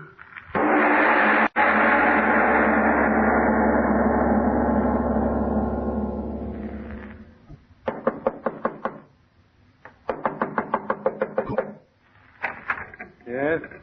Arnie, what's the matter? It's Barbara. Barbara. Arnie, what is it? Aren't you going to let me in? Darling, are you ill? You can't come in, Barbara. You've got to go away, please. You are ill. Stand aside, Arnie. No, Douglas. please, I'm no. coming in and you can't stop Barbara, me. go away. Please go away. You can't be here. Arnie, what's the matter with you? What's going on here? Nothing. I'll explain it to you sometime. Just go. Go, dearest, please. Absolutely not. There's something wrong here, and I'm not leaving until you tell me what it is. Arnie, your hands. They're all right. Really, they are. Bandages. Burns. Just a few burns. They're all right. I'm so cold in this room, and you're ill. I'll light the fire. No, not fire. As you love me, no fire. Oh, Arnie, darling, what's happened to Barbara, you? listen to me. If you love me, you'll go away. You'll get out of here and you'll never come back. What? You've got to listen to me. This that has happened to me is mine. My horror. Can't hurt you. I won't let it. Too late, love. Too late. Oh. Arnie, what are you looking at? She cannot see me. Only you can see me. Arnie, the air is getting so warm in Barbara, here. go away quickly. Too late. I touch her and she never looks upon you again. Arnie, that horrible odor of pain. Oh, I'm frightened, Arnie. You thing. What are you going to do? Her eyes. I'm jealous of her eyes. I shall have them. Arnie, who are you talking to? Who are you talking to? I'll bargain with you, love. Do as I ask, and I will let her live. Yes, I'll do it. I'll do it. Get her out of here, or she dies. Barbara, come on. Oh, no, Arnie, I won't go. Darling, you're Please hurting go. my arm. Oh, No, you're don't hurting struggle. my You arm. must come. I You must go. He said anything. Anything.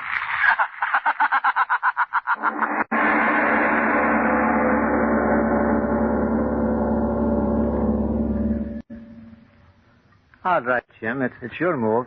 Okay, Mac. I'll move when I'm good and ready. Well, what's the use of sitting there staring at the checkers? You've lost anyway. Oh, yeah? Well, now, what do you say to this, you old foghorn? Oh, so you think you're smart, you? Well, now, watch this. Well, for the love of... So you thought you'd beat me here? Well, you'll have to be in the department a longer time to do that, me bucko. How long have you been a fireman, Grogan? Going on 20 years. Well, if this is all there is to it, it's sure a monotonous job. Why, we haven't had a run out of this station in 2 weeks. Now, don't talk like that, Jim. It's bad luck. Oh, what's bad luck about it? You think I joined the department to sit on my tail playing checkers and talking ball scores? I want to do things. What? Shut up. It's a go. It's a school.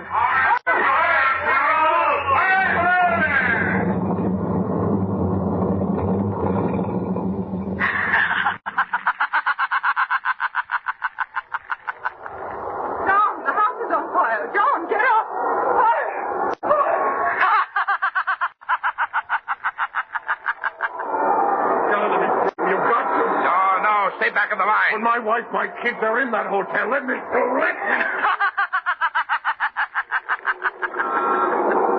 The block. The whole block's aflame. Can't give me water.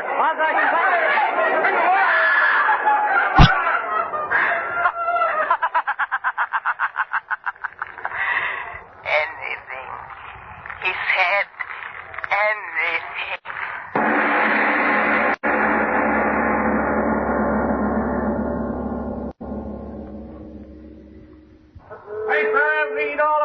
City swept by mysterious fires, hundreds killed. Paper, evening paper, hundreds die in fires.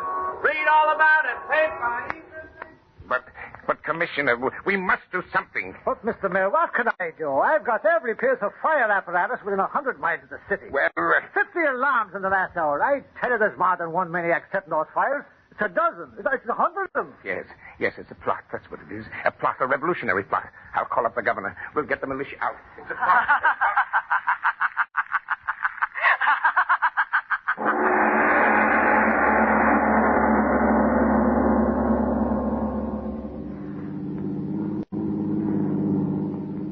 Oh, Sam, hurry. Yes. Sam, I'm so worried. Don't get upset, sis. We'll be there soon. What could have happened to him? Not a word since yesterday. You know, I can't believe it yet. You're saying he threw you out of the house. Oh, well, he didn't exactly throw me out, but he... Oh, Sam, what can be the matter? You should have told me sooner. Oh, I didn't want to. I mean, I didn't know what to think. Oh, Sam, what could possibly be wrong? Don't ask me, Barb. There goes another fire engine. Those terrible fires. It's as if the whole world were coming to an end. It's going to be all right. I heard over the radio. The governor's sending the militia into town. That'll stop those firebugs.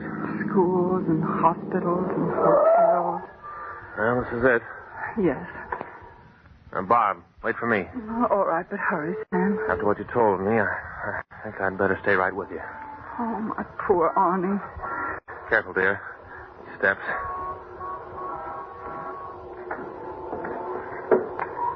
Oh, Sam, he's not home. There's not a light in the house. Well, let's try anyway. Huh. Where's that blasted bell? Oh, it was out of order when I was here. I had to knock. Oh. Wait, Sam. What? The door. By George, it's open. Something is wrong in here. Oh, Sam, I'm frightened. Arnie? Arnie? Are you in there, Arnie? Oh, he is, Sam. I know he is. Why doesn't he answer? Arnie! It's Sam and Barbara.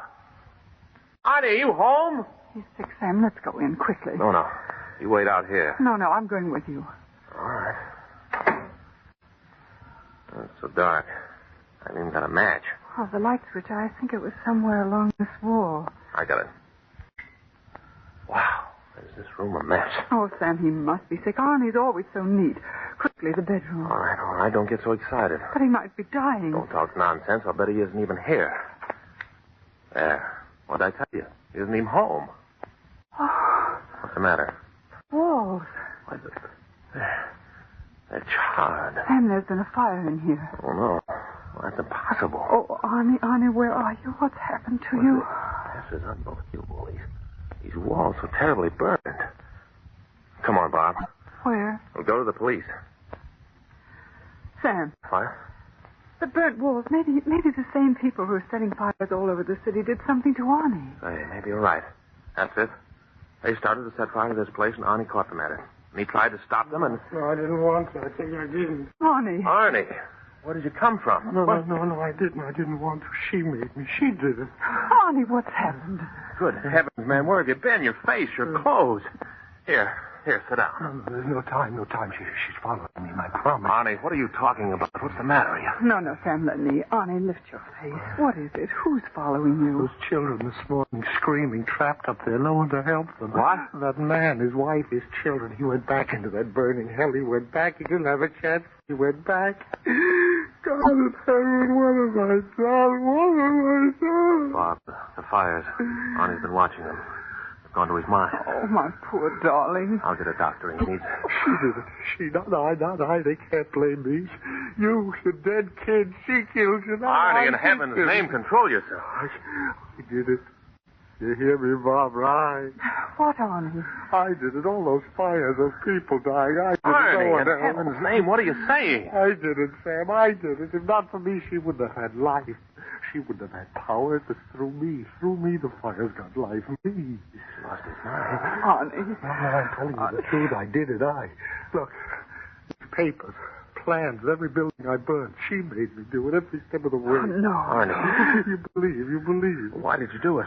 Why did you do it? Both of you, listen to me. There isn't much time. She'll be here. She'll kick... Arnie. Arnie, what is it? I'll do it. I'll do anything you say. I'll do it. Let them alone. Let them alone. Arnie, come back here. Sam, where's he going? Where's he running? I don't know. It's as if someone was chasing him. Sam, look. On the floor. What? Right where Arnie was standing. Footprints. Burned right into the wood.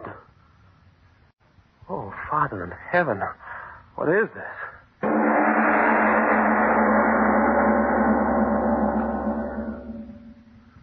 I tell you, Mr. Mayor, I'm telling the truth. Every word I've told you is the truth. My dear young man, the story's preposterous. How about it, Commissioner? Could any one man be responsible for all these fires? Absolutely not. A physical impossibility. But I tell you, he's confessed. Arnie's my friend. He wouldn't lie to me. I tell you, the man was driven to it by some horrible thing. What are you talking about? If I told you, you wouldn't believe me. But believe this much. As sure as we're all in this room, Arnie Douglas had something to do with those terrible fires. But you heard what the Commissioner said. I don't care what the Commissioner said. While you're just sitting here, more fires are being started. More lives are in danger. In the name of humanity, please listen to me and send out a general alarm to have the police pick up Arnie Douglas. I'll give you his description. I'll tell you just what he was wearing. You've got to catch him. You've got... Man is suspected of being the pyromaniac responsible for the fire terror. Repeat, general alarm. Be on the lookout for a man by the name of Arnie Douglas, height 5 feet 10, weight 175 pounds, light hair, blue eyes. When last seen was wearing gray suit, white shirt, no tie, no hat. This man suspected of being the pyromaniac.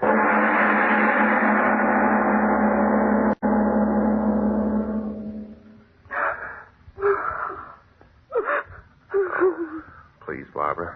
That won't help any. Arnie, what will they do to him? Oh, tell me, Sam. Nobody's blaming Arnie. It was some kind of madness, that's all. Those horrible burning footprints. No. Don't talk about them. We never saw them. We just imagined it, that's all. Where have they got Arnie? What are they doing to him? He's in the mayor's office, the fire chief, and about a dozen others. They're questioning him. They don't believe that he himself could have set all those fires. I want to see him. I want to talk to him. Oh, it's a horrible dream that never happened. Wait. The mayor wants to see you in his office right away. All right. Come on, dear. All right. Well, come right in, folks. Mayor Halstead, where's Arnie? Where is he? What have you done with him? Now, young woman, sit right here. Everything's going to be all right. Mr. Mayor, what's happened? Where's Arnie Douglas? Safe and sound, locked up in the next room. What did he say? Why don't you tell us? Oh, he confessed setting the fires all right. Didn't he, Commissioner? Yeah, there's the signed confession, but if you ask me, he didn't mean a thing. Oh, a young fella like that one never could or would set fire to as many places as burned down. I tell you, I don't believe he had a thing to do with it. It's somebody else. Somebody else. You can't hear them talking in the other room, Arnie, my love. But I can. One of them is saying that he doesn't believe you did it, my love. But you did do it, didn't you? Mercy. Have mercy. Yes, my love. I will have mercy. Confessions. You signed confessions. They'll want to lock you away behind iron bars. Oh, but they'll never do that, my love. I'm taking you with me to be part of me. Always. Come close to me, beloved. Close. No. Stay away from me. Stay away from me. Stay away! What's that? I don't know. Arnie! It's Arnie! Look, under that door. Smoke, Mother in heaven. There's something burning in there. That young fella. He's locked up in there. Arnie! Let me in. Let me in. The key. Quick. Here's the key. Good. Quickly, Sam. Quickly.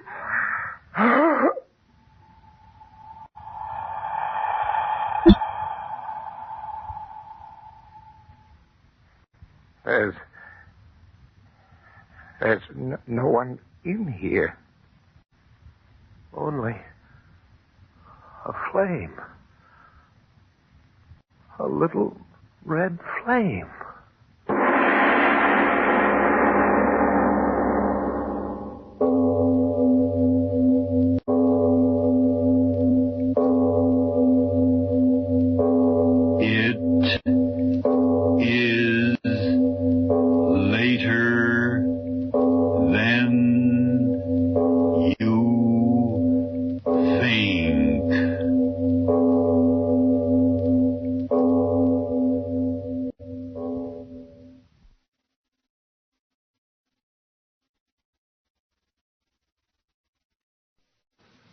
Lights out, everybody.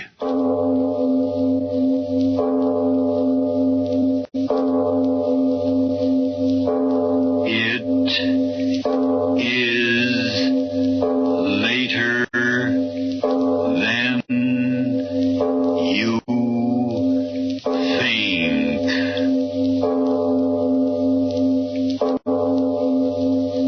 This is Arch Obler bringing you another in our series of stories of the unusual. And once again, we caution you, these lights-out stories are definitely not for the timid soul. So we tell you calmly and very sincerely, if you frighten easily, turn off your radio now.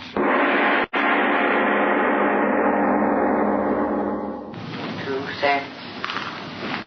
3 cents. 4 cents. 5 cents. 6 cents. 7 cents. $2. $3. $4. $5. $6. $2 million. $3 million. $4 million. $5 million. $6 million.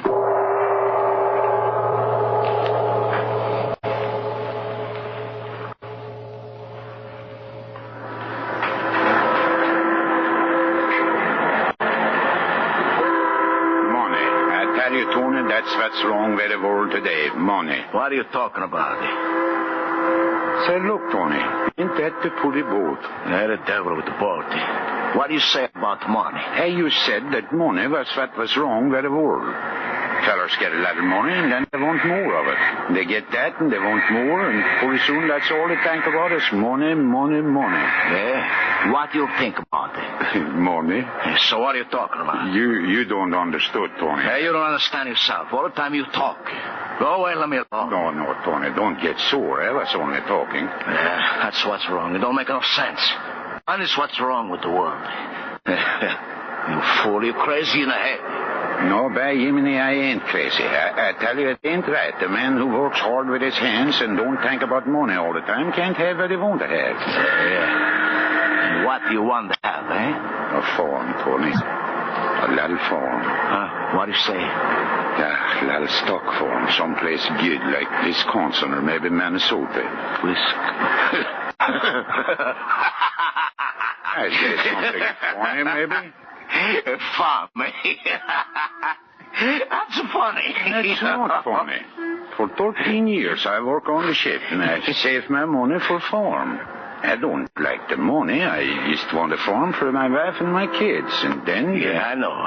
Then in 29, the bank she's go bust and you back where you start. Eh, actually? Yeah, I tell you, Tony, it ain't right. I work so hard, and my wife and my kids, they wait for me to bring the money to buy the farm so we could all be together. Oh, shut up. I don't know why a smart guy like me wastes time with a dumb guy like you. Just because I work on the same ship with you don't mean I gotta listen to you shoot off your mouth all the time. But I work so hard. So what? Ain't the work gonna make a man rich, it's the break. Yeah, a break. Oh, I'm the best deep water diver in the whole Pacific. So what? Never get the break, so I'm still eating a ship, a slop, and a walk in the docks. Yeah, Tony, that's what I say. Someday when a man works hard... Oh, shut up. You don't know what you talk about. You gotta get the dough, big dough. And you can't get the dough with work. Someday the break, she's gonna come my way, and then Tony's gonna be a big shot. Tony ain't gonna take nothing from nobody. I'll grab that dough any way I can get it. No, Tony. Money that ain't honest don't make a feller happy. You lunkhead. Telling you, when I get a chance, I'm gonna get that dough if I have to make the devil my brother. I tell you... All right, sailors, move on. No bumming around the docks. Yeah, officer, we go. Fat belly. What's that? What's that you said? No, officer, he don't say nothing. That is Mr. Tony, officer. He's the best deep water diver in the whole Pacific. Yeah? Well, if he said what I think he did, he's going to be doing all his diamond in the cane for about 30 days. No, believe me, officer. Tony, he don't mean nothing what he says. He's a good man. Shut up and get out of here, the both of you. Come on, Tony. And tell that big-mouth diver friend of yours to get a job and dive out of town or I'll run him in. Cut out his heart. No, Tony, please. Come this way. We don't want no trouble. Shoving me around. Me, Tony. Best man we ever put on a diving rig. We go have something to eat, eh? Shoving me around. Money don't make no difference, eh? But I didn't say that, Tony. I said that work. Well, the devil will work. Money, that's what you gotta get. Any old way but get it. Gary and you, they eat out your hand. They kiss your feet. Come on, Tony, in here. We get a cup of coffee. That's what they say, dog eat dog. I'm telling you, sweet, me, I'm going to be a big dog and tell them what to do. Yeah, sure. Come on in, I pay. It's nice and warm. Dump. What are you going to have, boys? 2 cups of coffee. Well, maybe you like soups, eh? I got a nice hot soup. No, we just want coffee, please. And get the lead out of your pants. Okay. 2 coffees. Yeah. So all you want to do for is get the farm, eh, Swanson? Yeah, my wife, she wants... Who cares about your wife? The farm. For 13 years, I worked... Okay, here you are, boys. Nice coffee. Here you are. 10 cents, please. Yeah. Yeah, coffee is good when you're cold, eh? Yeah. You know, that guy was winning. He don't drink coffee tonight, I bet you, eh? What guy? Well, the guy was winning the sweeping stakes. You know, the sailor sweeping stakes. What's the matter? Don't you hear it? Swanson, what's this guy blowing about? Well, I'm telling you. The sailor sweeping stakes. Everybody is buying tickets. $3,000 first prize, you betcha. He's in the papers. He's winning. Yeah, boy, he's a lucky guy. So who cares? Give me some more coffee. Okay. No, wait a minute, mister. Yeah? This fella that won, you say his name is in the paper? Oh, yes, sure. Here, I got the paper here. You get my coffee. No, wait, Tony. I want to hear. Read it, master. Okay. He say, a winner, first prize is somebody who give the name of farmer. Farmer? That's smart, Swanson. Tony, quick. What's the matter? He's sick. Hey, that's my paper. Hey, Tony, come on, quick, come on. Hey, crazy square hat, wait for me. Wait, you crazy fool. I'll smell you. Where you going? Tony, hey, listen, it's me. Me what? What'd you say? Farmer, that's the name I gave the man when I buy the ticket. I'm rich, Tony. I can get the farm. Yeah. You mean you? Yeah. What he says in there, you? Yeah, Tony, me. I buy sweepstake ticket long time ago. I win. I win. Yeah. Crazy in the head. No, I tell you, I win. Look. Former, that's me. Tony, me. Oh, my wife, my kids, they'd be so happy, so happy. No, wait. Ain't right. Huh? I mean, look, you have to give a number here. Yeah. Ticket number is 6933. You got that number? Yeah, I gave name former. I know I did. How about the ticket? Where's the ticket? Yeah. You don't get the money without the ticket. Yeah, here. I put it in my pocket. No, she's not there. Wait. All you pockets, throw them out. If you lost it, I'm a good. No, I got it here. I got it, Tony. Let me see. No, please. 13 years, I wait. What's the matter? You ain't going to hold it. I just want to look. Look. 6, 9, 3, just like it say in the paper. Yeah. You did win. Yeah, Tony, I win me. Oh, my honor. $3,000 and we wait so long. $3,000. I quit the sea, Tony. I buy farm. Oh, my honor, my kids and me, we be the happiest people in the whole world. $3,000. I buy the best farm in all Minnesota. Come on, Tony, I go get my money. No, wait. Huh? Don't go now. It's pretty late. But my money. But no, I tell you, they be crossing now. You better wait till tomorrow. No, I can't wait. 14 years I wait. I got to get money. But they're going to be close, I tell you. Come on, we go on down dock and see what is the first about it. Boat? Sure. So right away tomorrow quick, when you get at the door for the ticket, you can catch a boat home to your wife and the kids. Yeah. That'd be good, eh? Oh, yeah, Tony, yeah. Oh, my friend, I'm going to be so happy. All my life I've worked so hard. And now, $3,000. $3,000. Oh, and I give you what you need, Tony. You are my friend. I want you to have something, too. Yeah, well, come on. Let's get down to the dock. Yeah, sure, Tony. Anything you say. We go look at the ships in the water. When I get my farm, I won't get to seeing such things again, eh, Tony? Yeah, no, of course not. That policeman, I wish we meet him now, huh, Tony? Well, what's the matter? Why you want the cop? I'll show him we ain't no bombs anymore. $3,000 his ticket is for. By Jiminy, a man's no bomb with $3,000. No. Well, you bet your life is not.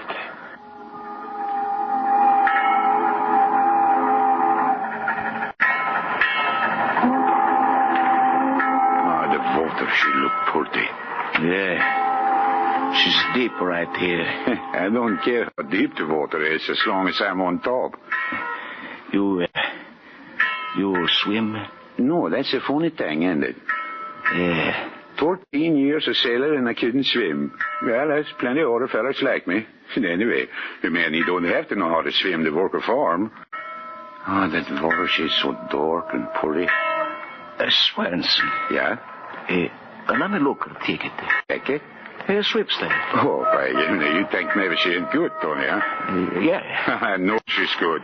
Right away, when I heard that fella say the former win, I know that's me. Here, Tony, there it is. See, it say former on it. That's me, see? Lean over a little bit there. I can't see. Yeah, sure. You see the numbers? That says 6, 9...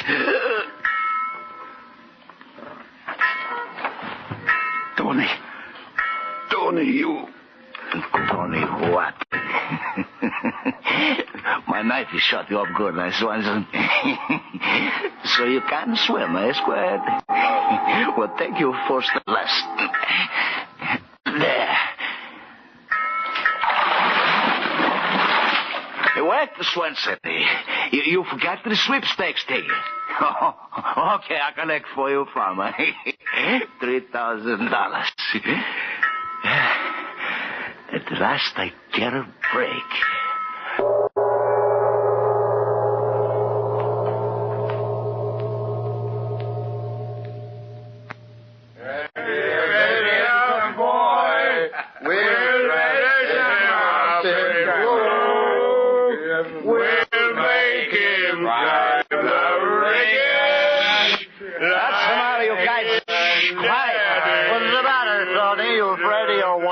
Shut up, you mouth. I ain't afraid of no bus. Excellent, pal. Oh, Tony, the best pal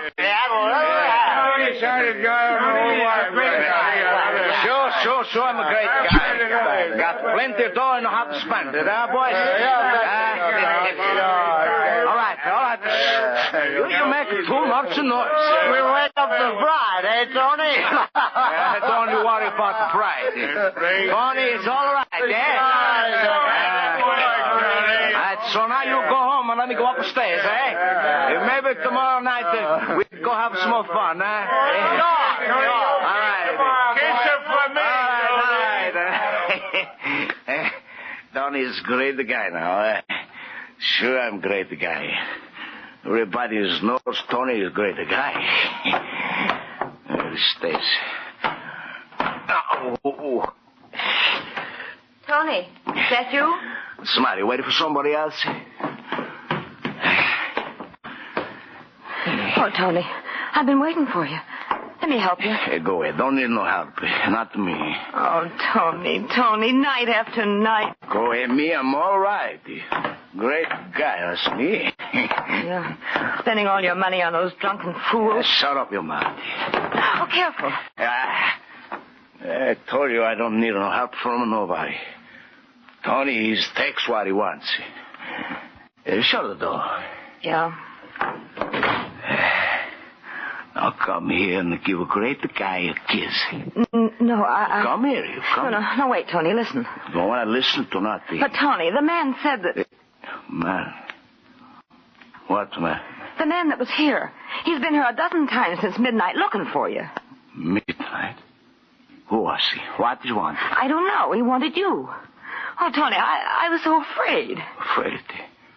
Why was you afraid? Well, answer me. Why was you afraid? Well, he was so strange. He acted so funny. What? You mean funny? Well, he spoke so funny. As if... As if what? Well, as if his mouth was full of water. You tried to make a joke with Tony, eh? No, Tony, no. I'm not fooling. Really, I'm not. He said that... You say something? Yeah, that's what I'm trying to tell you. He said, tell him... Well, what did he say? I couldn't hardly understand it. He talked so funny. But I think he said, tell him I was here. And then I think he said, the farmer. The farmer? Yeah, that's what he... Tony, what's the matter? What he looks like. What's the matter, Tony? What he looks like. Well, he was tall, and he looked like a sailor, and I think his clothes were wet. Oh, Tony, that's him again. That's the way he knocked before. No. Tony, what is it? You answer the door. I'm scared, Tony. You answer. You tell him to go away. Tony, don't stand there staring at the door like that. You're scaring me. Don't do it. You go away. You dead. What? Dead. You hear me? Dead. I killed you 6 months ago today. Oh, Tony, no. I throw you in the water 1,000 miles from here. No. You're dead. Dead. Tony. You scare my wife, but you don't scare me. You found me, I kill you again. No, Tony, don't. Swanson, go away from the door. I shoot.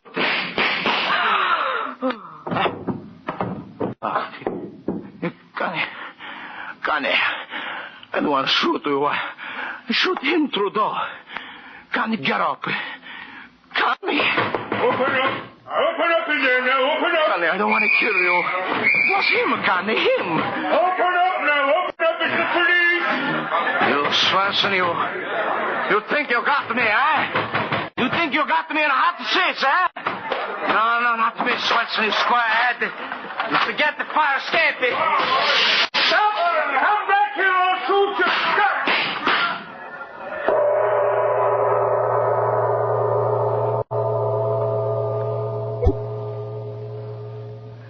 Listen, Mike. You gotta help me. You got it. No, take it easy, Tony. Take it easy. Every cop in the town, he shot me down like a dog. Well, you killed one of them. What do you expect? Oh, I killed them all. Nobody can stop me. Nobody. Oh, Mike, you're my friend. You gotta get me out of town. How much dough you got? I got nothing. You lie in your teeth. You won the sweepstakes in Frisco, didn't you? Sure, but I'm going to tell you, Mike. No. Listen to me, cop killer. They got every road, every depot, every dock in this town covered. If it's free you want to get, then it's money it's going to cost you. Every cent you got. You'll get me out? So far out, there ain't a cop in the world can get you. Listen, at midnight tonight, the SS Probus is pulling out to go down through the canal and then over to the coast of Ireland to go hunting for gold. Gold? Are you crazy? Watch your tongue, me bucko. Gold, I said, and gold it is. Only they're going under the sea for it. What? You heard me. Under the sea. $1 million in gold in the hold of the Tanya, sunk by a sub. And these boys are going there to dive for it. Dive? Yeah. And if you decorate the mahogany in front of me with every cent you got in your pocket, you'll be on board that ship.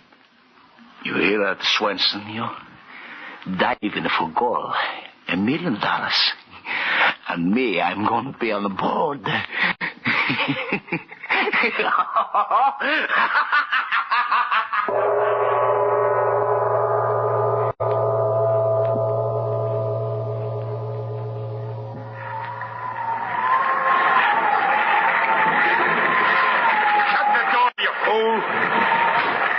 You want to talk to me, Captain? Yeah, Tony.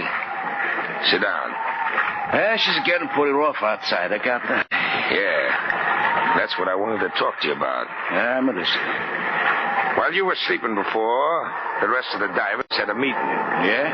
Yeah. They looked over the weather reports, and they decided they ain't going to do no more diving. The white-bellied lot. Wait a minute, Captain. You mean we're going to turn back? Well, what else can I do? 3 months out here in the open sea. And when we finally do locate the wreck, every mother's son of them turns chicken on me. So what's the matter? You want to talk to me? Because even if you are a no-good rat, you're the best diver of the lot.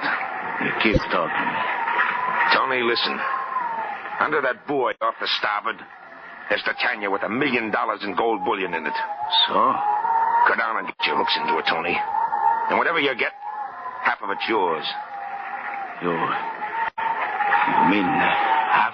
Sure. You get half. And I'll split the other half with the crew. $1 million? Yeah, Tony, $1 million.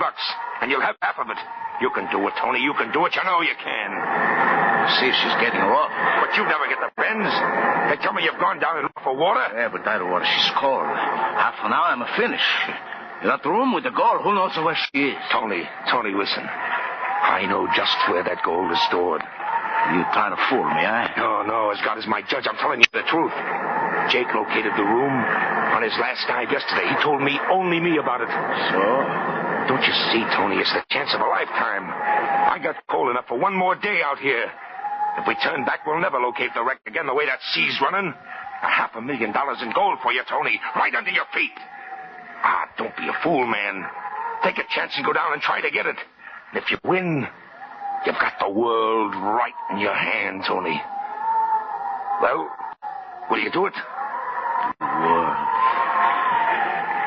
I'll get away from him. Huh? Him? Who are you talking about? Who's talking to you? What are you sitting there for? Get me a read. Get the pumps going.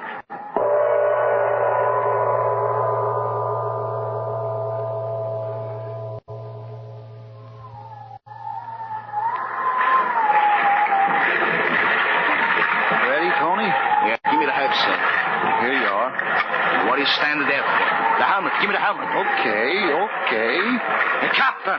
Yeah? What's the matter? I told you to keep the deck clear. Only the men I want. The rest to go below, or I don't dive. All right, Tony. All right, you men. Get below. Every white-bellied one of you. Go on. Here, hold up the helmet. Want to try out the phone. Hello? Well, why don't you answer me? Okay, Tony, I hear you okay. Here's the valves. Okay, I'm ready. Put the helmet on. Okay.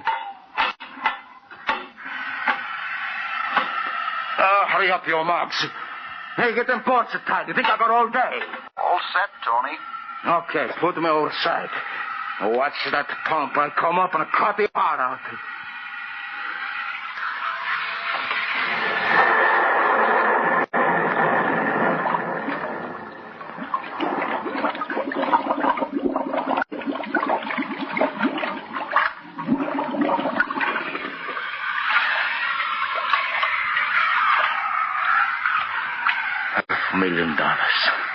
$500,000. Me. Work coal. Down. $500,000. All right, Tony? Sure, I'm all right. Let me alone. Okay. Down. What a dark. He came to me, Tony. Best diver. 50. $500,000.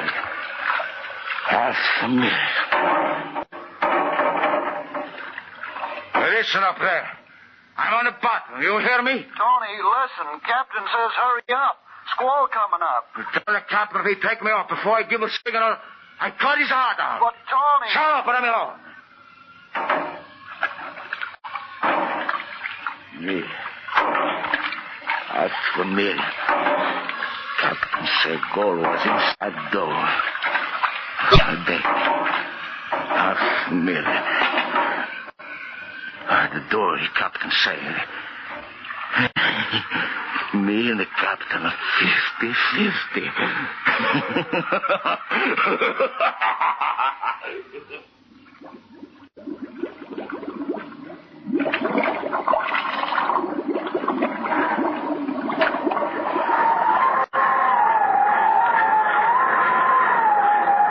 What does he say, Art? He says to leave him alone. He don't want to talk to nobody. Oh, that no-good rat. I was a fool sending him down. He's on the bottom, all right. But what's he doing? Has he found the gold? Has he found the strong room? How long's he going to stay down there? Talk to him, Art. Talk to him. Tell him he's got to win.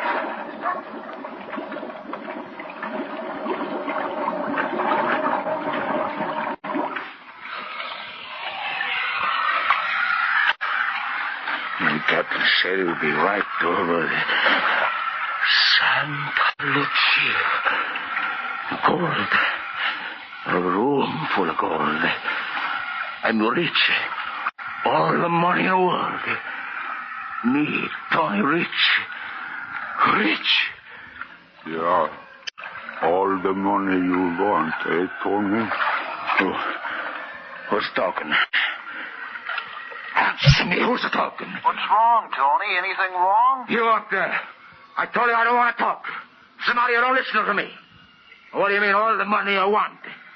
What do you say that for, eh? I didn't say that, Tony. I've been standing by up here. Standing by up here? Wait till I get up there, I'll show you standing by. Wait till I get this headset connection with my teeth.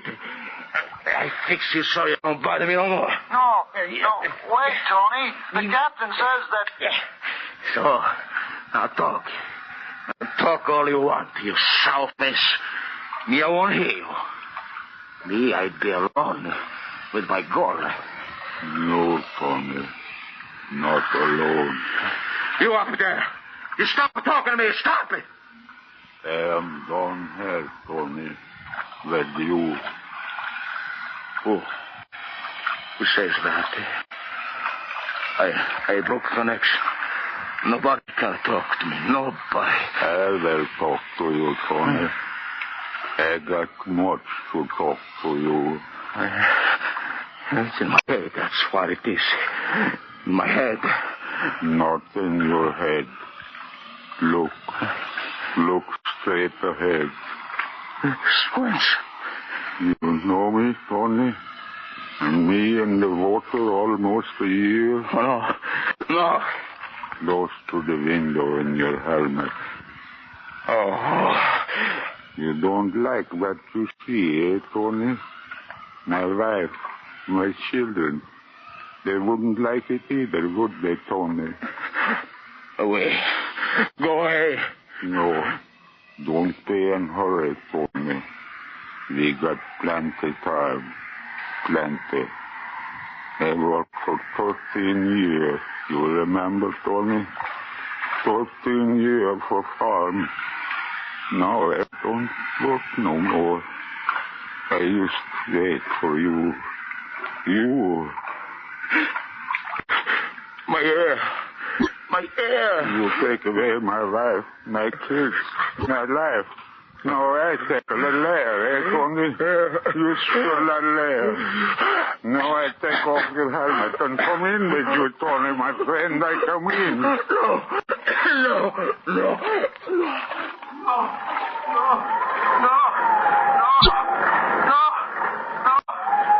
Captain, listen. No.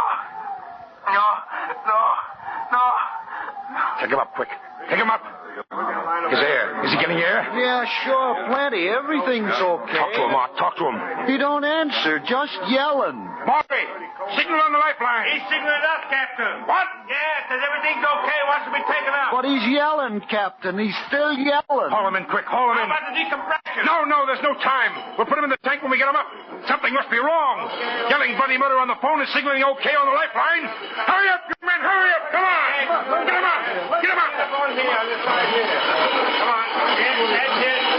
it. Pull that lever. Quick. Haul him in. Here he comes.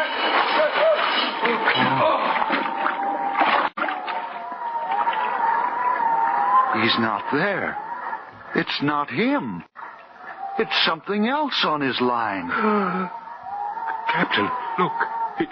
His airline, it's been chewed through by teeth. But what is it? What's tied to the lifeline where he was? Well, it's... Mother in heaven. It's a bar of gold.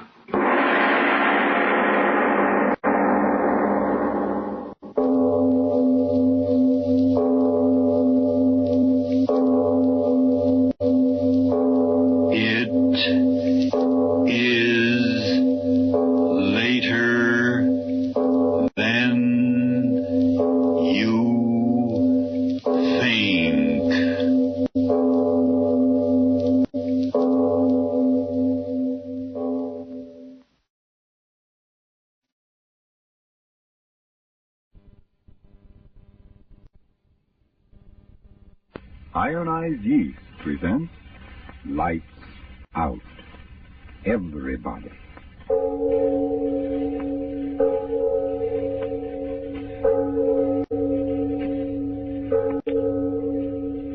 It is later than you think.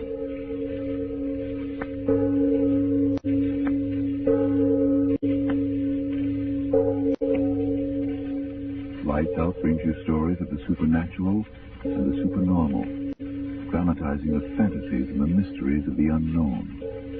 We tell you this frankly, so if you wish to avoid the excitement and tension of these imaginative plays, we urge you calmly but sincerely to turn off your radio now.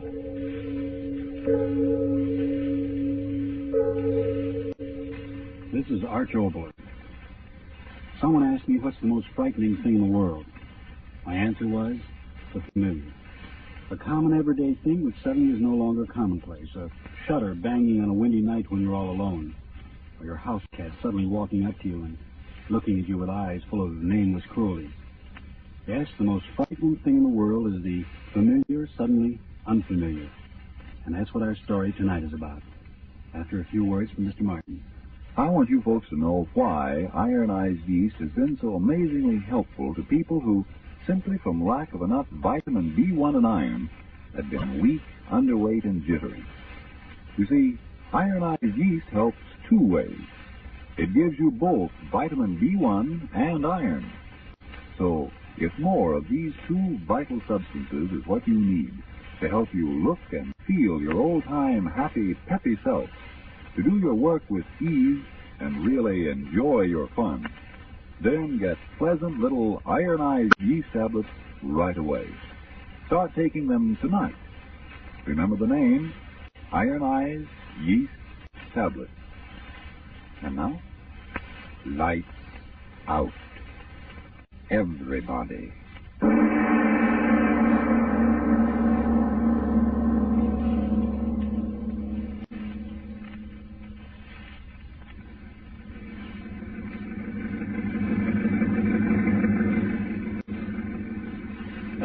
you, Slow. Can't you go any faster? I got my foot all the way down, boss. This here roller just can't make no time. Shut your mouth.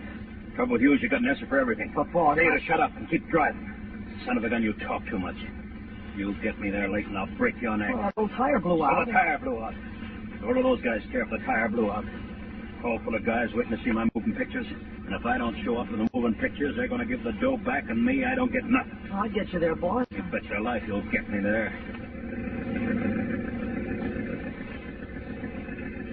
Boss, Huh? you're going to give me some cash money this time, boss. Are you talking about money Look, again? don't get sore, boss. Don't get sore. But, you see, I got to send some money back to my wife in New Orleans. I got it, boss. She's feeling mighty poorly, and I thought if I could send her a couple of dollars... Shut your mouth. But, boss, you said the next... Shut your mouth, I said. If you don't shut it, and I'll shut it for you. Well, ain't nothing to get sore about, Oh, now boss. you're telling me what to get sore about, huh? Well, listen to me, my friend. You bother me for dough once more, and you know what I'm going to do. You wouldn't do that, boss. Yeah. Maybe I should have done it a long time ago. Wouldn't that sheriff be surprised? Don't do it, boss. Yes, sir. I bet you that sheriff, he wouldn't even bother to put you in jail. He'd No, turn you right over no, to that boss, mob. don't talk like that. I can't talk like that. Scared you What good, that huh? mob would do to me. That's what I've always been scared of.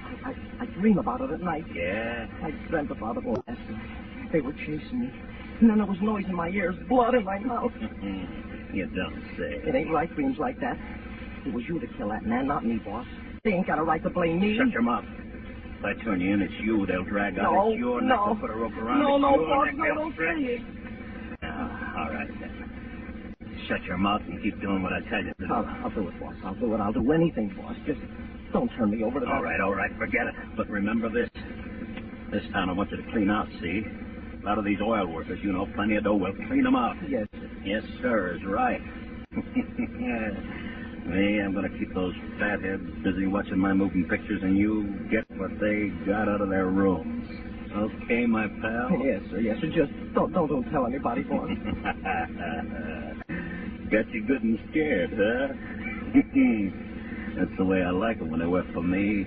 Scared. Plenty scared.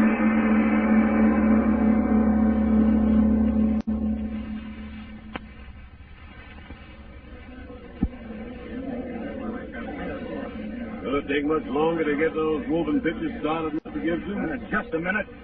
The boys sure getting impatient out there. All right. I got to get the film ready, don't I? Yeah. Hope you ain't gonna disappoint the boys, Mr. Gibson. Huh? Well, what do you mean? Well, the boys round here ain't had a real show for a long time. And they sure be mighty mad if your movies didn't kind of add up to what they want. Don't you worry. They're going to get their doug's worth.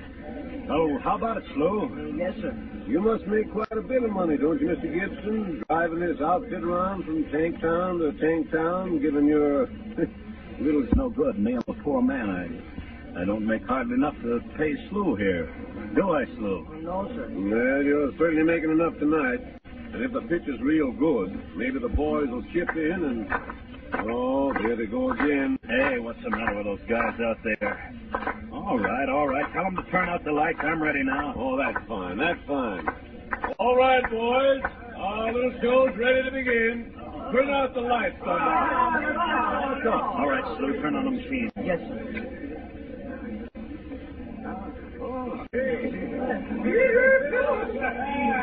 Well, I better go up front and enjoy myself. I hope it's good. You betcha. Slew, Yes, sir. get going. Yes. Every man in pleasy time, see? Yes. I want you to get every dollar in cash that's flying around this town. You hear me? Every dollar. If you don't, maybe those dreams you've been having, they're going to come true. Now get going.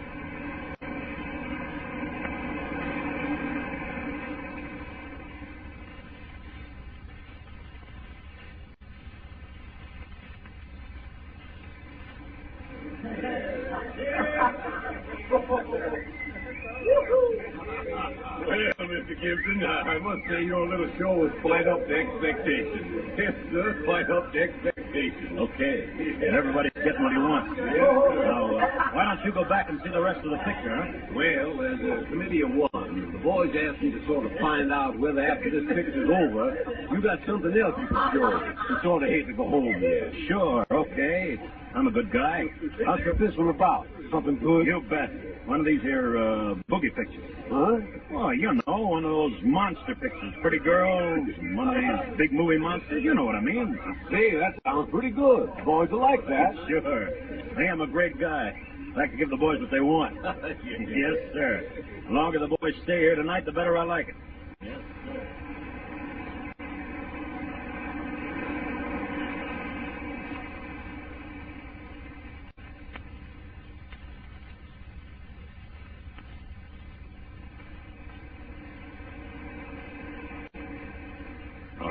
Come on in, Slew. Come on in. Well, what'd you get? Come on, let's have it. Boss, Talk up. What's the matter with you? I got the last reel on. Talk fast. What did you get? I didn't get nothing.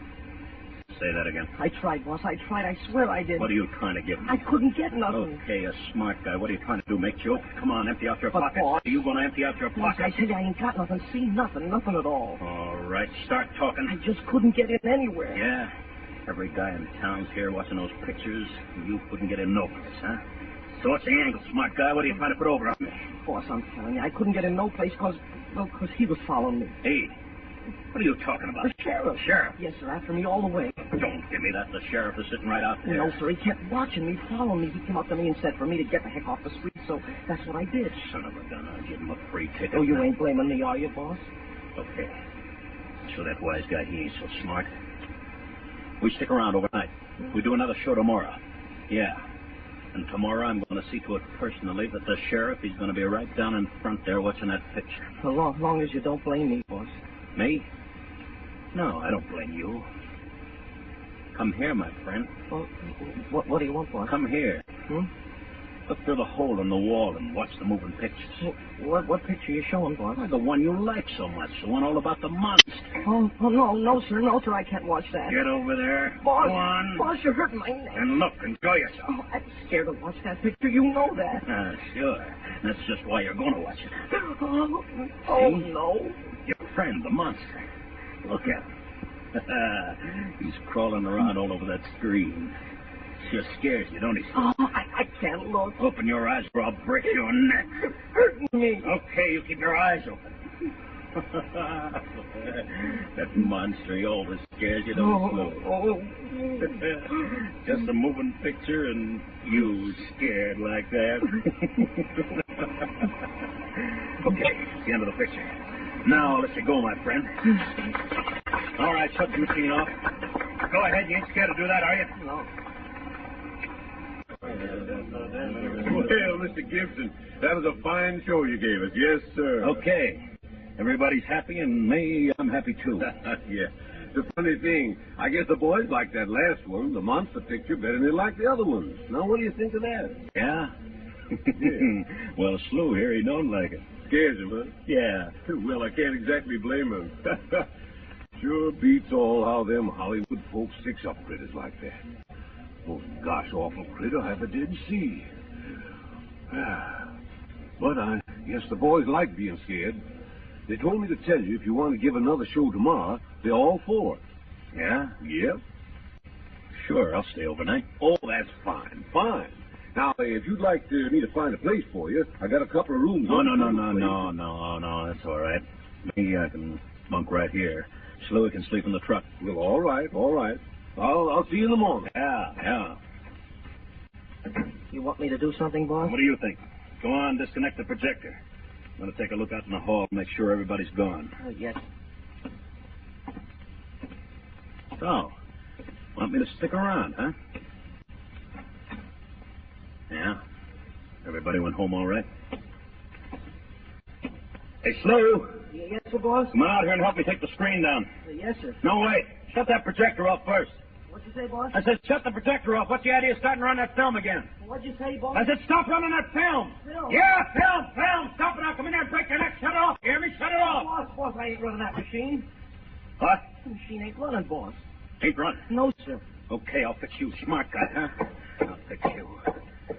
I'll show you to make jokes with me. You Boss, what's the matter? I ain't done nothing. Tell me you ain't running that projector. I'll break your Look, neck. Look for yourself. It ain't running. Ain't running? What's the matter, boss? It is running. It's got to be running. But it ain't, boss. You can see it ain't. Boss, what's the matter with you? What's the matter? Look out there. Where? Out there on the screen. Oh. You You see it too? That monster from the picture. But the machine ain't running. No. Not even filming. Boss, what's throwing that picture on the screen? Look. It's moving. It ain't on the screen, but it's coming off. It's coming down the aisle.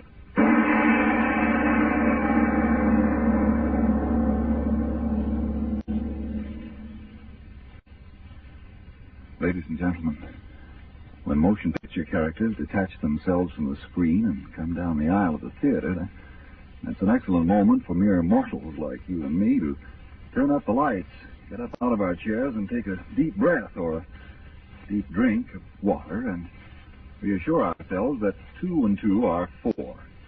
And speaking of such facts, it's a sad fact that today thousands of Americans are short on 2 vitally needed substances, vitamin B1 and iron. And what frequently happens? Listen. Do eat your dinner, dear. There's everything you like. Eat? Oh, gosh, I just don't feel like eating. Oh, dear, you worry me so. You're getting so thin and on edge. I wish I knew how to help you. Oh, I'm just worn out. I just don't know what to do. Listen.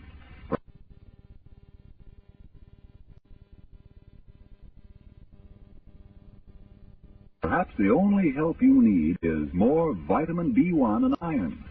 Ironized yeast tablets give you both the... Remember, when you don't get...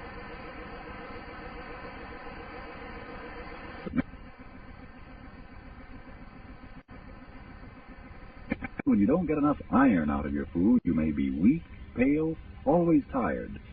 If vitamin B1 and iron shortage is what's keeping you that way, take a tip from many who used to suffer from these deficiencies.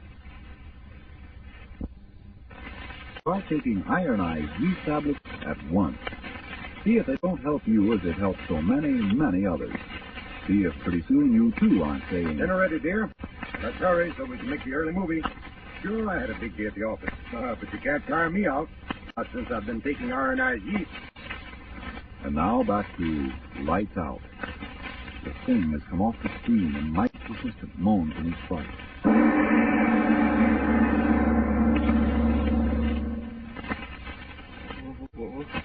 Stop it. I tell you, it'll hear you. It'll come back here. No. I swear it don't. It can't be alive. Yes, there it is. Shut your face and don't move. Look at it. How can such a thing be? From a moving picture and it's alive. Over on its eye. Green. Small. Most teeth. My eyes don't seem right. Something was on the film being alive. Maybe I'm going nuts. Look. It's not that door. That moon is shining so bright on it. That thing. It's gone. Come on, we gotta get out of here quick. Help me pack up the things. I can't. I'm going to get out here. I'm going to break your neck. I'll turn you over to the sheriff and the mob will get you. No, you wouldn't do that. Help me get that projector in the box. Gotta get out of here quick. Yes. Yeah, quick. Be slow. Did you see what I saw? It ain't going to come back, is it, boss? It ain't going to come back. How should I know? Don't know nothing, I tell you. Things don't make no sense no more. Come off the screen like it was alive. Crawled out of that door like it was alive, and it ain't nothing but a moving picture. No, nothing don't make no sense no more. That kind of film, drop it. Oh, what?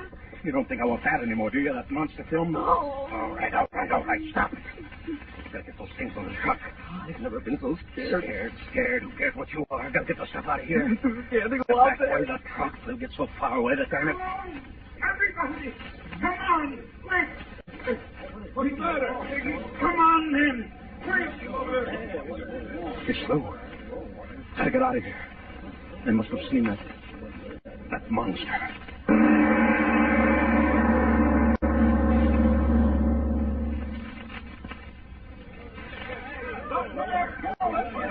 Look, them guys trying to start that truck. Hey, what's the matter with you guys? I ain't done nothing. Keep your hands off of me, see? Pull him down out of there. The little guy, too. I ain't done nothing, mister. I ain't done nothing. I ain't done nothing. Hey, wait a minute, I say. What's the matter with you guys? Mr. Gibson here, he's the guy who gave us the moving picture tonight. Sure, I ain't done nothing. What's the matter with you guys? I swear I ain't done nothing. Shut up, both of you. Listen, Garvin, that's where that girl was killed just now, and these two guys are the only strangers in town. No, I'm an honest man. I ain't done nothing. Yeah. Mr. Gorman, he knows that. Go on, tell him, Mr. Gorman. Gibson's all right. Gave us a good show tonight the way he promised, didn't he? Yeah, but that won't bring that mother show back. How about the little guy? No, me, I ain't done nothing. Honestly, I ain't done nothing. Now, wait a minute. Take it easy, boys. I'll handle it. Sheriff, listen. The boys are going nuts. They think Mr. Gibson Sheriff, here. I tell you, ain't done nothing. I'm an honest, hard-working man. All right, hold it. You may not have done anything, but how about that assistant of yours? No, sir, boss. I ain't done nothing. I swear I ain't. I swear to you. Shut up! Aren't you sneaking around the street while the show was going on? You don't have to say nothing. I saw you. I saw you myself. Now, take it easy, boys. Give him a chance here. Boss, you tell him where I was. You know I wasn't killing anybody. You tell him where I was. Well, Mr. Gibson, where was he? Don't ask me. I don't know where he was or what he was doing. Boss, tell him. Tell him about that thing. I didn't do it, boss. Tell him. I'll tell him nothing. I don't know nothing, see? Nothing. Boss. Maybe you did do it. How do I know? No, boss, you know I didn't. You know that thing came off the screen. Grab him, boy! No, let me go! Don't get me. Don't let him get away! Now he's heading for the swamp. After him. Cut him off! Okay. Thank you very much. You run away, they run after you and me. I got a whole town to clean out all by myself. I don't know what this is all about. That monster coming off the screen and all that stuff, but maybe it's all a lucky break for Mike Gibson. Yeah.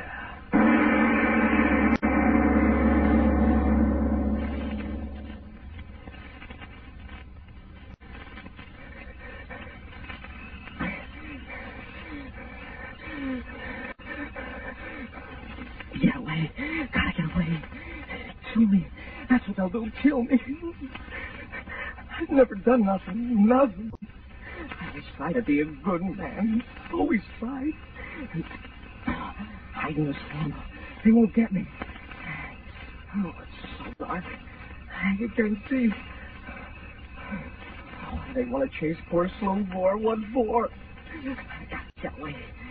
Gotta get away. Oh, boss, why didn't you tell him that Slow didn't do nothing? Why didn't you help Slow? Slow always done what you asked him to, didn't he? Sure. Slow did everything you asked him. Even when he didn't want to do it. Oh, you should have helped Slow, boss. You should have helped him. Gotta get away. They'll kill me. I ain't done nothing. Nothing. I'm tired. I can't be staring at me. I gotta rest.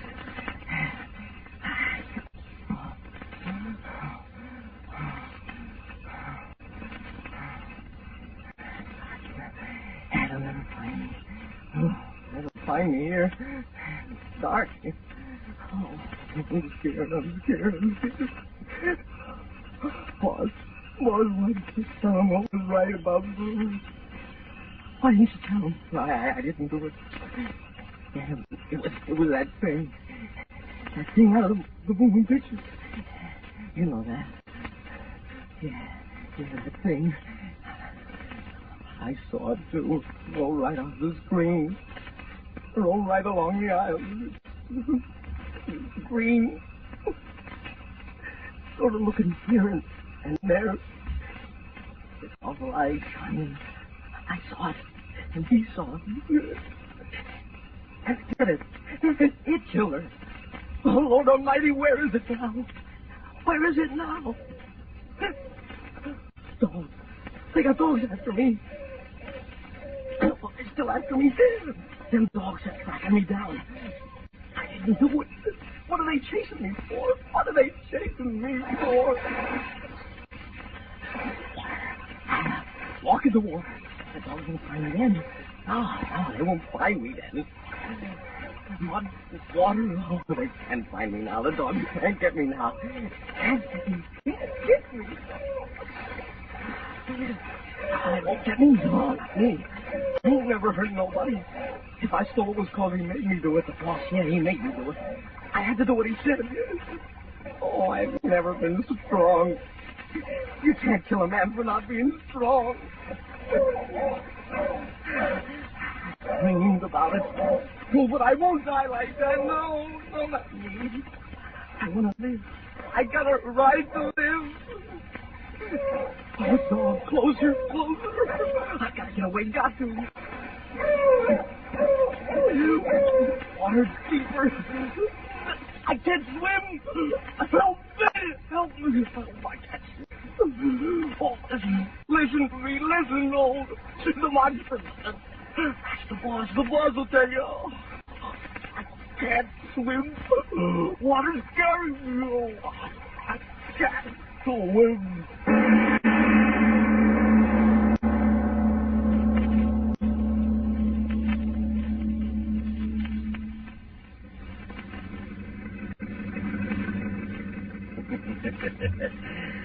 What a night. Yeah, but me, I did all right. Wise guys run off. I made a cleanup. Those wise guys open their eyes when they come home and find out I clean them out. Yeah. You blasted motor, you keep going. Gotta get out of here. Yeah, a long way out of here by morning. Hey, shooting. I bet you that's the other slough. Yeah. Nice going, Mike. Getting rid of slough and making yourself a nice piece of change. Yeah. That's been a crazy night. Even got me talking to myself. Those funny things I see, that monster crawling off the screen. I didn't see it. Nobody saw it. Something I thought I saw. Yeah, just something I thought I saw. Sure, it's only in my head. The thing was on the film. It can't come off the film. You throw it on the screen. There's nothing but the light. Sure. That's it. What I saw was in my head. So go ahead and miss. Now I'm going to get me a new truck. Yeah, you bet your life. Brand new truck. The smart guys running off after slough. They got slough and I got all their dough out of their banks. Monster. What's the matter with me? Yes, sure was funny. Yeah, but I saw it crawling down the aisle. Oh, no, I never saw it. Slough, slough. Gotta get me a new assistant now. Oh, that doesn't be too hard. Assistants. They take the rap and I take the cash. Hey, what the heck is that? Get out of the way, you. What in the... Blasted headlights, I can't see a thing. Hey, you, get out of the way. Get out of the way! Dog. Big dog running ahead of the truck. Get out of the way, you blasted dog! No, dog, it's that thing. That thing out of the moving picture running ahead of me. It can't be. It can't, but it is. The thing out of the film. All right, I'll show you. I'll run it down. Run it down. Blasted truck. Gotta go faster. Gotta kill it. They got her. They blame me. Everywhere I go, they blame me. Come on. Faster. Where's the head? Faster. There it stopped. Waiting for me, huh? All right. I'll get you now. It's not it. It's a wall. Brakes. It's a wall. I can't stop. I can't.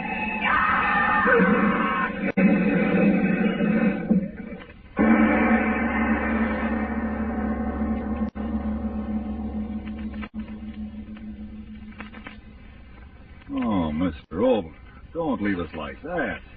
Like, what? Well, after all, I'm a rational man. Where'd that monster come from? I don't know. But you mean to tell me that the monster was the one that was in the motion picture? And it came to life out of the motion picture? I mean, the movie projector stopped, and what was on the screen stayed on the screen, and then came out of the screen? It's an interesting idea, isn't it?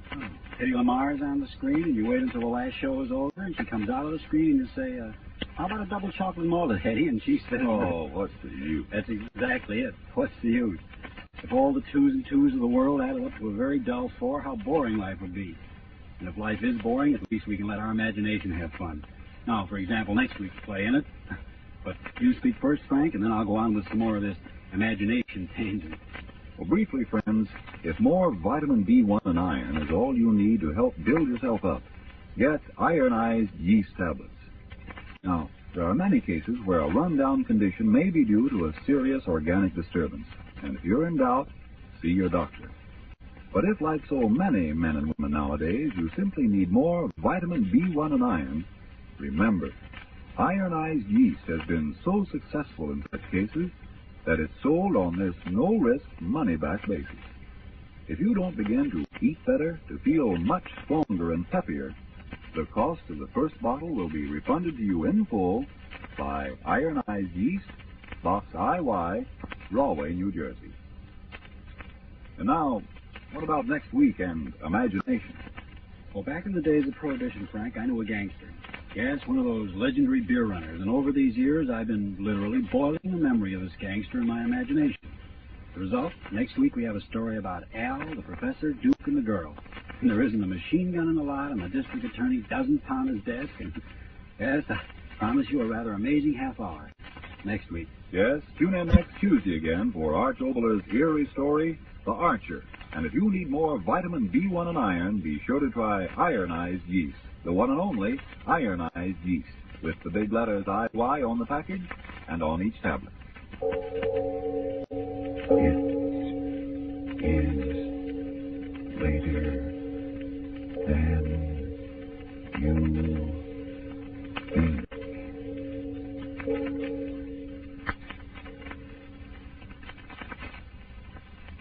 White shoe season is just around the corner, and with shoe rationing in effect, you'll want to take extra good care of your white shoes this year. So keep them clean with Energine Shoe White. It's made with the whitest pigment obtainable, spreads over shoes easily, dries evenly, helps to keep your white shoes in good appearance, in good wearing condition all the time. For the best of care for the white shoes you wear, remember Energine Shoe White. This is the Columbia Broadcasting System.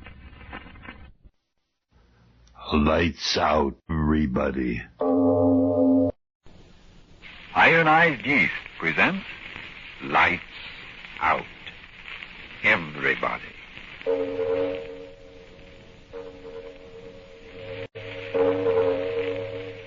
It is later than you think.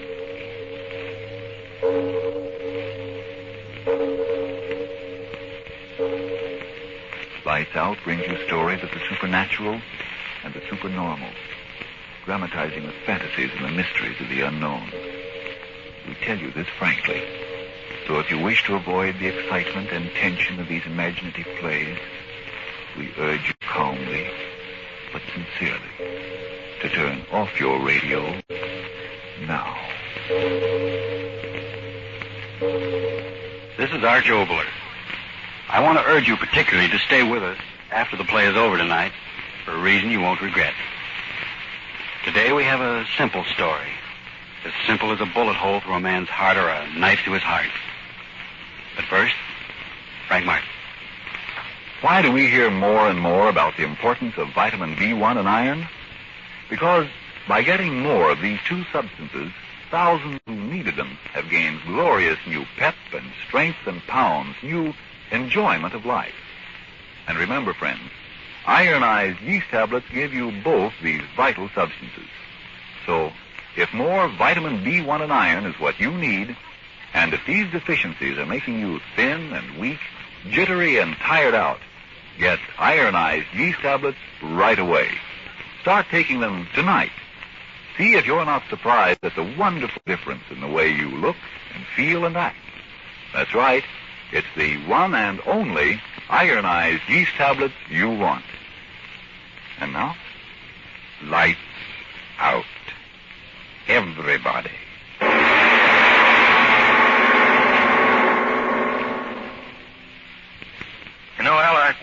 I had a book.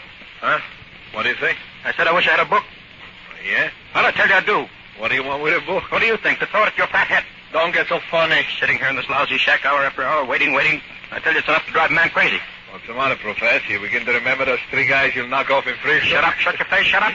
A guy like you got too much reading in your head and not enough money inside where it counts. You never get no place in the Rockies. I'll get as far as you will, you cold-blooded. Shut your mouth. What you need is a ball. You bet your life. Yes, sir, I tell you this. Wait. Huh? Listen. What's the matter with you? I thought I heard... Heard what? I thought I heard outside. Maybe we ought to... Oh, stay where you are. I'll go. Hear this something.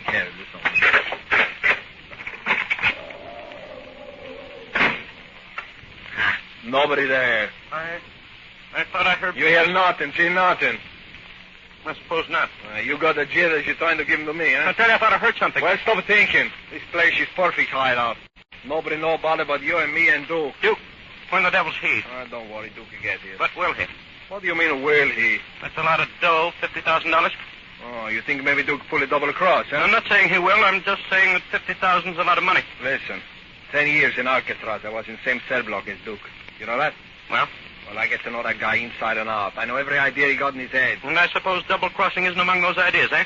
Listen, Duke is one strong guy, see? Lots of muscle, lots of nerve. One tough guy. He got so much nerve and so much muscle, there ain't no room for the double cross. Yes, I suppose you're right. Sure I'm right. I'm always right. That's why you and me and Duke is in the big dough now. I'm always right. And just because I'm right, in a little while, we 3 are going to have another 50 grand to split up, see? How do you like that, Professor? Splitting up dough, I always like that. Sure. I never seen nobody like the dough the way you do. But you still got the first dollar you ever make in the rocket, huh? Wait. What's the matter now? You got the jumps again? No. Listen. Oh, that's just the aim. Oh, yeah. You got a lot of weeks in it, Professor? 3 days. Yeah. A lot of good is going to do as soon as the Duke gets here, Professor? A lot of good is going to do it at top stuff. A lot of good.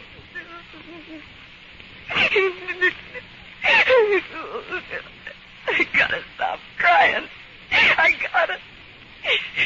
My eyes, day after day. How many days has it been? It's so dark in here. If I could only have a little light, just a little. I gotta stop crying. I gotta think. What's the use of thinking? They'll kill me. I know they will if they'd only listen to me. I don't want to die.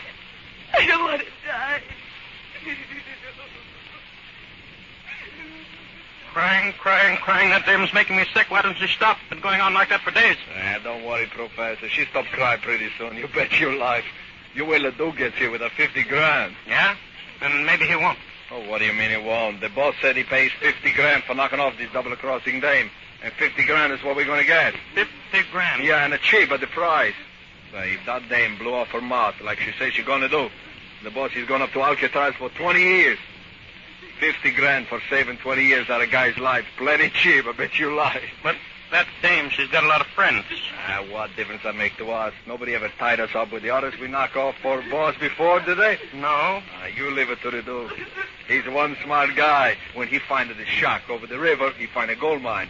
You knock him on the head, you drop him in the river, under the ground they go. They never come up again. Bet you lie. Yes, that's true. They never do come up, do they? No, not in 1,000 years. The river on this ground, she runs deep and fast. Nobody we ever throw in ever come up again. Nobody.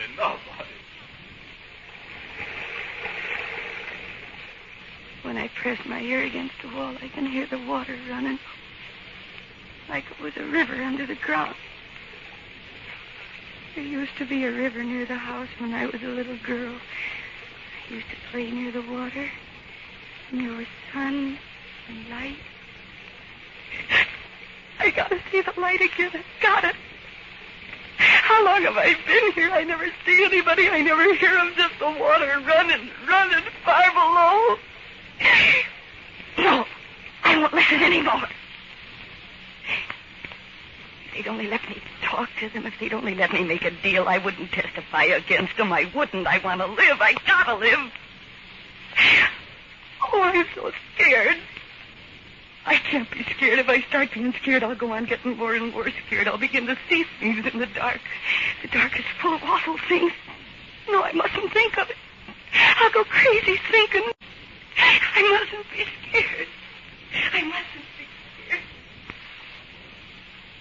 Okay, Professor. 4 for you and 1 for me. Ring 'em and weep. 2 pair. King's up, huh? You bet. Wait a minute. Hands off the cash, pal. Huh? Read these cards and wait. Oh, my God. 3 queens. Thank you. He draws 4 cards. He gets 3 queens. Hey, you got a lot. Have I? Sure. Meeting up with me and Duke. Duke, where in the devil is he? Oh, you start that again. I tell you, Duke, get here. 1 o'clock. That's 3 more hours. Yeah, but what if he doesn't get here? I told you before. The dame goes in the river, we scrum out of here. But Duke said not to touch her until he got here. Yeah, but me, I ain't taking no chances waiting around here anymore. Only time dames they don't talk is when they're under the ground or under the river. Yeah. 3 hours from now, if the Duke come back with the boss's door or not, in the river that dame goes, and that's that. And the river, she cover up everything. Everything. You bet. Thought I was smart. Smart getting into the racket. Easy money. Yeah. Smart. Now they're going to kill me. Oh, my head, it hurts so. I must be going crazy. No, I mustn't think like that. It's so quiet in here. If I could only hear someone saying something, saying anything, I wouldn't feel as if I was going crazy. I wouldn't think that all the world is dead and I'm alone. I hear something. No, it can't be. I hear voices. People, they've come to help me. Listen, everybody. Listen, here I am. Here I am in here. Listen to me. Help me. Help!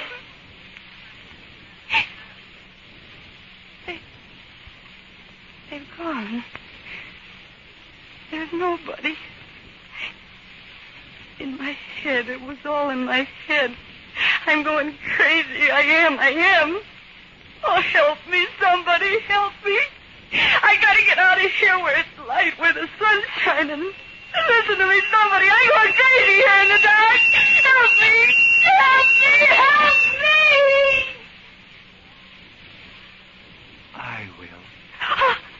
I will. Voice.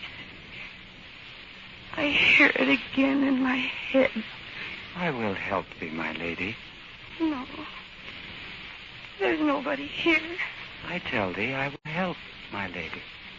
There's nobody here. I know there isn't. No door open, no light. I come to thee from darkness. There's nobody here. I know it. The place is so small. You're not here. You're here. No. There's no one. No one. I tell thee, I will help thee. But I hear that voice so clear. Look before thee, my lady. The fear should not be thine. I can't quite make out who are you? My name, perhaps thou hast heard the name before, is Philippe de Martival. Philippe de... Oh! Her senses have left her. Better so. There's bloody work to do.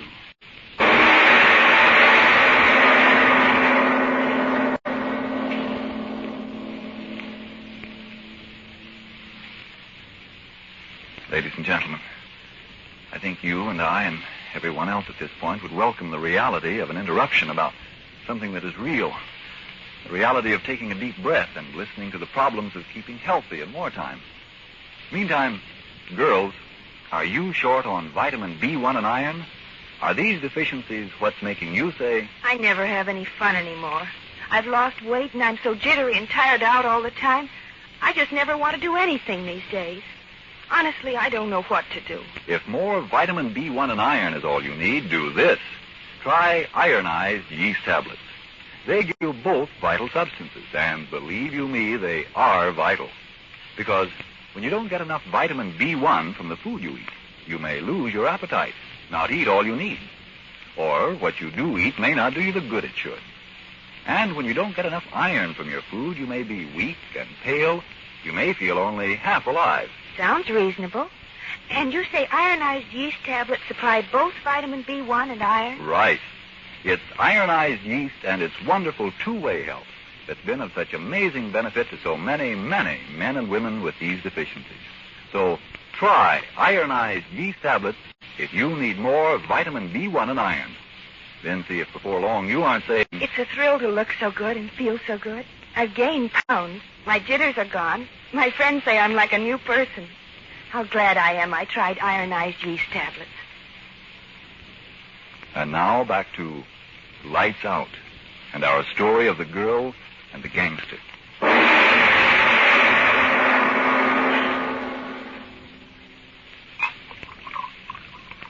What's the matter, Professor? You think you're going to find nerve in the bottle? And drink with it, please.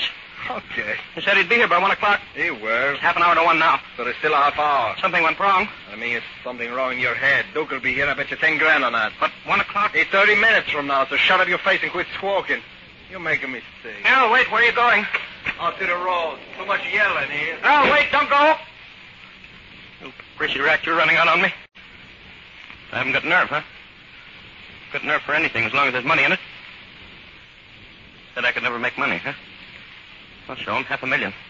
Well, $500,000 by the time I quit this lousy racket. $500,000, I'll be able to buy anything from... Blasted clock. What time? 1:45. 15 more minutes. He's got to get here. He's got to. If he doesn't, Al will want me to help him kill her. And... What's the matter with me? Duke will get here. He always gets here, sure. He'll do the job. Duke likes killing. It's cold. The door must be... No, the door's closed. Al must have come in. Al, is that you? Demartival. Huh? Huh? Demartival. Who said that? I see no one. I am here. You? You're where? The coldness at thy side. Oh, that bottle. I've had too much. That's too much. Weak. Aye, worm-like thing. Voice, I do hear it. Blasted bottle. Put voices in my head, will you? Not mine, not mine, not mine. Pray to thy God. Huh? I did hear. I heard. Pray to thy God. There is someone here. I can't see you, but you are here, aren't you? I came back in her agony. I hear you, and yet you aren't here. Oh, what's wrong with me? Things are what they are. There's no one who can talk without being. Use your eyes to see. Huh? Oh. Yes. Yes, I see you. You've been hiding my eyes. Yes, I see you. Tell me, what do you want? Who are you? How did you get in here? Out of the darkness. Through her agony. Darkness? Agony? What are you talking about? Oh, my eyes. I can hardly see you. Blurred. I weary of you. Weary of me? What's that? Something in your hand? Yeah. Yes, I see it. It's getting clearer and clearer. Oh. What can that be? A bow. A bow? What are you going to do with it? I fit the arrow. No, don't drop that. Stop pointing that thing at me, the arrow. It might... Oh! Done. The worm no longer squirms.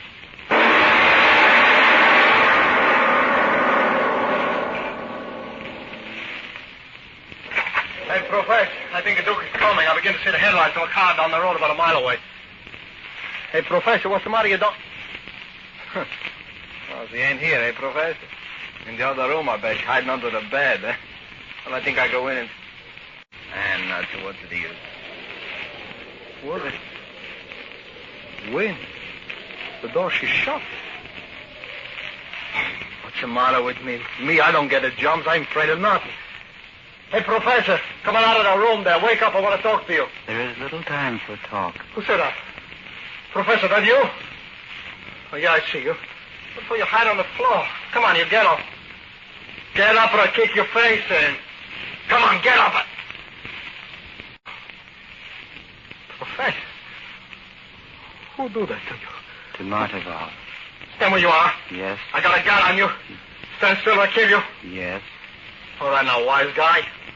I'm going to find out what you look like. Come on in closer to the light. No. Listen, smart guy. I don't know how you get in here. I don't know what your racket is. You listen to me. My name is Alcilotti. Maybe you heard that name before, huh? No. No, yes. Talk a word. Who are you? What are you doing here? Come on across to the light. I grow weary. You grow what? What are you talking about? Come on close to the light, I tell you. And now keep your hands up. Up, I tell you. What do you think you're doing? Keep them up, I tell you. You're crazy. I got a gun on you. I'll blow you full of holes. What's the thing you got in your hand? Drop it, I tell you. Drop it. Okay.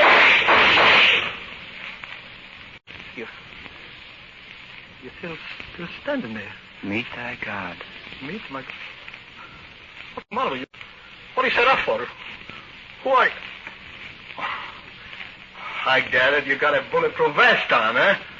Okay, wise guy, you ain't got no vest on your head. I'm gonna blow you. No, wait. What you do? Wait a minute. Put down that...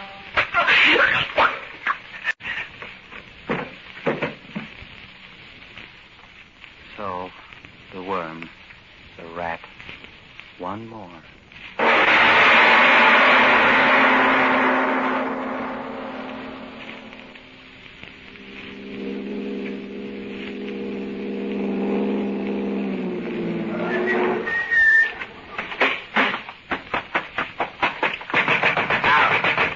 Open up in there. Duke, open up. It's about time you guys woke up. Well, what's the matter with you guys? Why don't you put on some light? Put on some light? Yeah, that's what I said, lights. Al, where are you? Me, I'm here. What's the matter with you guys? Saving dough and kerosene or something? Come on, light the lamps. We can see. Oh, yeah? Since one of you guys owls. Now quit the gagging and put on some lights. We gotta work fast. It is time. Oh, yeah, that's what you think. We gotta knock off the dame and get out of here quick. There is time. What are you guys doing? Putting on a brother act? I say we gotta get out of here quick. And I mean quick. Well, maybe you guys want to fry in the chair, but I don't. There is a Stop saying that.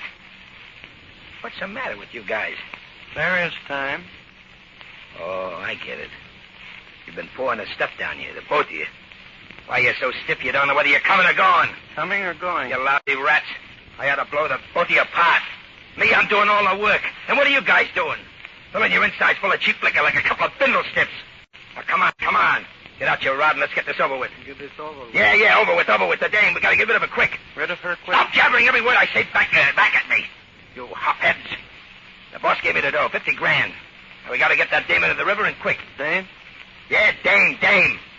That squealing, double-crossing dame. Well, maybe you guys don't remember why we came out here. Maybe you think you came out here for a gin party, huh? Now, come on. Get out your gat and let's get going and get rid of that twist. No. What do you mean, no? Say, wait a minute. You guys can't be that drunk. You're up to something. All right. Let's have it. Well, let's have it. What are you up to? What are you trying to pull? Come on, let's have a light in here. I see what you mugs are looking like. Well, are you deep? Light a candle. Light? Okay, I'll light one myself. But I'm warning you, mugs, don't start nothing. My rod works in the dark just as well as yours. Where's that candle? Well, answer me, where's the candle? Okay, just wait till I get a light. I'll make you guys talk. Yeah, it is. It's a match. Yeah. Now I'm going to see what's eating you guys. Okay, now, Al, I want you... Al, will I... Oh, there you are. What are you doing standing there against the wall? Yeah, and you, Professor. What's the matter with you guys? Why don't you say something? Well, quit staring at me without saying nothing. Okay, I'll come over there, and I'll show you... Al. Professor. Your throats. Who did it to you, Al? Who did it? What? Demartival. Who said that? Answer me, who said that? I see you standing there. I see you. You did this to Al and the professor. You did it. Why? Why did you do it? Now, stand where you are. I got a gat on you. Now, talk faster or I'll blow you apart. Come on, tell me why you did it. I came through her agony out of the darkness. What? What'd you say? When you die, I return. I die. You expect to knock me off, too, huh? Stay where you are. Stay where you are, kid. There. That'll stop you. You're going to kill me, too, huh? Well, why don't you do it now? You're still standing there. I shot you. You're dead. Like they're dead. But they talked to me when I came in before. And they must have been dead then. How could they have... No, stay back, I tell you. You're dead. And they're dead. And the dead don't talk. Don't move. What are you pointing at me? What are you going to do with that thing? Don't point it at me. I ain't done nothing. I ain't...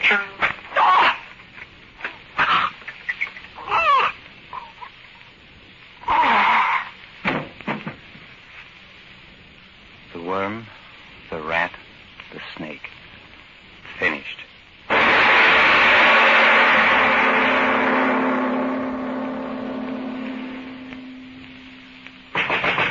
up in there. Come on, Duke. Whoever else is in there. You haven't got a chance. Come on, I'll be coming in now. All right, boys, come on. Careful, boys. There they are. Put them up, you. Put them up over... Chief, what is it? What? Look at them. Ooh. Dead. All three of them. And each with an arrow through his throat.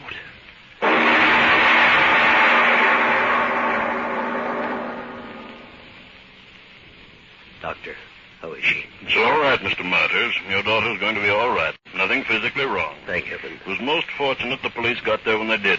Another few hours and the horror of that darkness in her mind... Well, I repeat, it was most fortunate. But I heard through the door. You're referring to her cries. Let me assure you that it's nothing. It was nothing but hysteria, a reaction to her horrible experience, that's all. But she'll be all right, you can believe me. My poor little Ruthie. I hadn't seen her for years.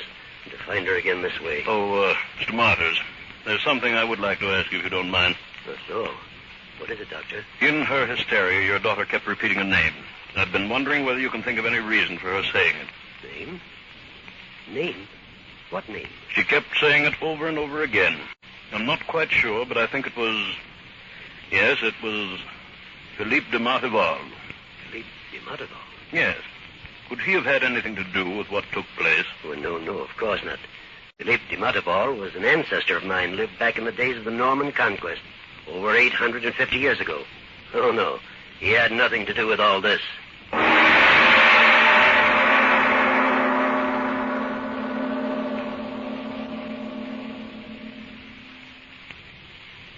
Ladies and gentlemen, my name is Claudette Colbert. If some of you are surprised at this sudden interruption of mine, please bear in mind that your neighbor's life or the life of that boy down the street has been far more drastically interrupted by this war. This interruption is not to ask you businessmen to close up your offices and tie hand grenades on your belts, take a bayonet in your hand and climb on an invasion barge. This interruption is not to ask you housewives to close up your homes or you mothers to send your children away to a safe place in the country while you and I shoulder a gun and go to join our husbands on some bloody battlefield of this world war. No. Others are doing the fighting and the dying for us. All you are being asked to do for a period of 3 weeks is to divert every cent which you don't absolutely need for food, shelter, and other necessities of life into the purchase of extra war bonds. Your government needs $13 billion at once. Each bond that you will buy during these 3 weeks will be not only an investment, but an insurance policy that our fathers and brothers and sons in the service will have every bullet and bomb and ship and tank and plane they will need in the coming invasion to win the fight for the sort of world you want to live in. Thank you, Claudette Colbert. Now, Mr. Obler, getting back to tonight's play, wouldn't it be nice if our ancestors could avenge us? I haven't met any ancient ghosts ready to do battle for me. On the contrary, Frank, your ancestors battled for you every waking moment. I mean that literally. The freedoms you and all the rest of us enjoy right now, they came about not because we fought for them, but because somewhere in the past, some of our ancestors in this human family had the courage to fight for a better future. If we have to fight anew for that now, well, it doesn't take away the glory of the past battle. And since some of us still have some measure of freedom now, in spirit at least, those ancestors are fighting with us and for us. And next week? Well, a man is on trial for his life accused of murder. As he waits for the jury to come in, he tries to reason out the events which led him into the predicament. The play propounds the interesting question as to whether the evil, such as Hitlerian, that is loose in the world today is a living thing. In other words, whether there is such a thing as evil which makes men evil, or whether evil comes from within men. But that's next week. Yes, tune in next Tuesday again for Arch Obler's Kill. And if you need more vitamin B1 and iron, be sure to try ironized yeast, the one and only ironized yeast, with the big letters IY on the package and on each tablet.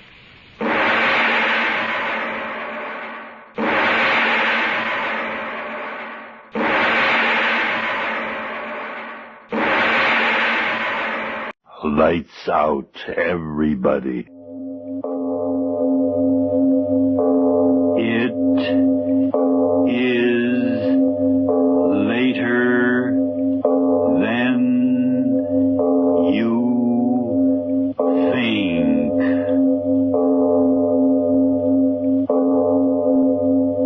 This is Arch Obler bringing you another in our series of stories of the unusual. And once again we caution you, these lights-out stories are definitely not for the timid soul.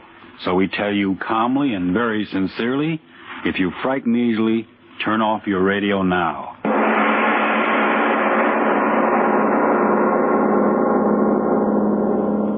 The voice you are about to hear is that of the thoughts of one Darrell Hall, accused murderer.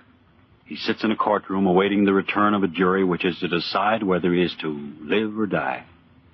And as he waits, the thoughts in his mind seethe and swirl, Guilty, not guilty. Guilty, not guilty. Oh, why don't I stop thinking those words? Words those jurymen are saying. He's guilty. He's not guilty. He's guilty. He's not guilty. No, Guilty. no, I've not got to guilty. stop thinking Guilty. of what's going on in that room. The jurymen, I've got to stop thinking of them. I've got to keep my head clear. I've got to figure things out. When did all this start? Yes, I remember. That night Wayne and I were sitting in my room talking about dreams. I remember he said... Oh, come on, Darrell. Don't expect me to believe that one. I'm certainly telling you the truth. A fellow with your imagination wasting his time teaching biology to a bunch of co-ed nitwits? No, sir. You should be writing fiction. Well, I assure you, my dear Wayne, I've told you the truth. Yeah. Are you really serious? I am. You actually mean that in all your life you've never had a dream? Never. Not even when you were a child? To my knowledge, I've never had a dream in all my life. Well, how do you like that? I like it very well. I close my eyes, oblivion. And then I wake up. No nightmare hangovers, thank you. No, wait a minute, Darrell. Let me get this straight. You mean you've never even had a dream after, eating a Welsh rarebit at midnight or surrounding a dozen green apples or anything like that? Believe me, Wayne, I've never had a dream of any shape, form, or description in all my life. A dream to me is just a word. Something that happens to other people, but never to me. Oh, but everyone must dream. Well, just so happens that my subconscious doesn't work that way. I tell you again, I've never dreamt. Oh, what do you know about that? It's just unbelievable. I tell you, unbelievable. Yes, that's what he said. It was unbelievable. Unbelievable that I'd never dreamt. And then after a while, he went away and left me there. It was early evening, but I remember that somehow, strangely, I was very tired. I sat down in the easy chair. I was so tired. I closed my eyes. I slept. And then it happened. A strange murmuring in my head. Yes, that's how it started. A murmuring as if in warning. And then in the darkness around me, strange faces lifting and falling. White faces, faces without hope. Their eyes full of horror. Their white bloodless lips pleading wordlessly in a way that made the heart in me cry out in pity.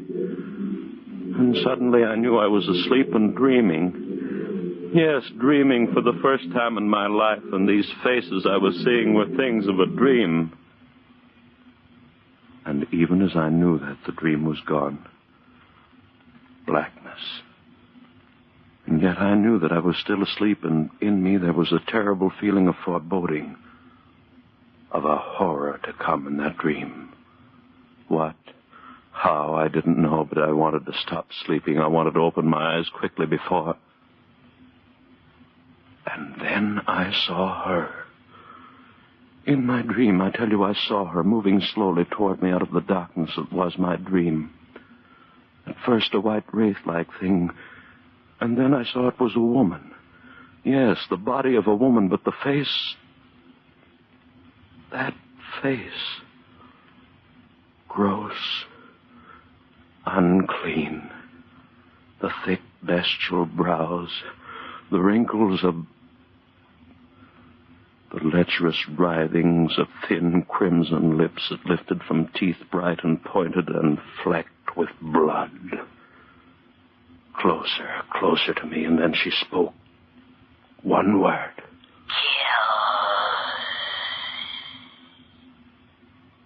Kill. Yes, that's what she said, kill. And as she said it, she moved closer. Her hands went out and her eyes. And in my dream, I screamed... I awoke. I remember just at that second the clock on the mantel began striking. 5, 6, 7. I counted each chime in happiness, since the hearing of it meant that I was awake out of the horror of that dream. When the clock had stopped chiming, I sat there. My one thought was, if that's dreaming, may I never dream again. I heard a sound. What was that? I sat still, afraid to move. And then I laughed. It was my own heart still pounding with fright at what I had seen in my first dream. Oh, why do I sit here thinking of what has been? The jury in there, they've got to hang me, He's guilty, not guilty. No, guilty, no, I mustn't guilty, think of them. Better guilty. to keep my thoughts on how it all started. Better to figure things out. Where was I? Yes. Sitting there, listening to the beat of my heart, thinking of the horror of that dream. And then suddenly that wordless, pitiful murmur I heard in my dream was whispering in my head again. As quickly as it began, it was gone. How could this be? I was awake. This was no dream. Then why had I heard that same sound that had come from those pitiful white faces that had floated before me while I slept? Why? Oh. I heard it, a sound behind me. Who? Yes, my friend Wayne. It must be. He come into the room standing behind my chair thinking I was asleep. I turned around and I said, Wayne, is that you? Why? Ah! Yes. I screamed. I screamed so loudly there was blood in my throat. For it was she again, that woman out of my dream. But this wasn't a dream. She was standing there, I tell you, she was standing there close to me, looking at me, and those devil's lips said that one word. Kill. I jumped to my feet. No one in the room, no one. I tell you, I remember standing there, my head reeling. Who was she? Where had she come from? But there was no one in the room. Had there been anyone there? I didn't sleep that night. And by morning I had it all figured out. 2 dreams, that's what it had been. And the second had been more vivid than the first. Yes, of course, I had never dreamed before, and of course my first dream would seem reality. And yet, some measure of uncertainty remained with me. Mary saw it in my face when I had dinner with her that night. I remember she said... Darrell, do you mind if I ask you something? What a question. Of course not. Is there something wrong? You mean with the dinner? Why, you know this is my favorite restaurant. With you, dear. Has something gone wrong at the university? Why do you ask that? The worry in your eyes. Oh? What is it, dear? Oh, nothing important. changed your mind about loving me? Mary. No. Then tell me what it is, please. All right. It's really nothing to concern yourself over, just a dream. Dream? Daryl, you dreamt? Yes, last night. Oh, how marvelous. Now you're normal even when you sleep. That's right, isn't it? I'm back to normalcy, am I not? Oh, and here I thought from the expression on your face that it was something really important. Yeah, it's funny, isn't it? And I suppose in your first dream you dreamt of the glorious, seductive woman? Well, didn't you? No, Mary. Oh, so you had a nightmare. If you don't mind, let's not talk about it anymore. Shall we have our dessert now? I suggest the hot green apple pie with cheese and... Daryl, was it as bad as all that? Horrible. Oh, that's cruel. Your very first dream, an unhappy one. Oh, well, I'm sure that if you dream again, you've more interesting times ahead. Oh, Daryl, look at the time. 7:05, and we promised the Armstrongs we'd pick them up at 7:15. Daryl, what is it? Your face. Do you hear it? Hear what? You do hear it, don't you? The voices. Voices? Daryl, what are you talking about? Why, the people in this restaurant are most well behaved. Gone. Just the way it was before. Oh, Daryl, please. If it's a joke, please tell it to me. Daryl, what is it? What are you staring at? What's behind my chair?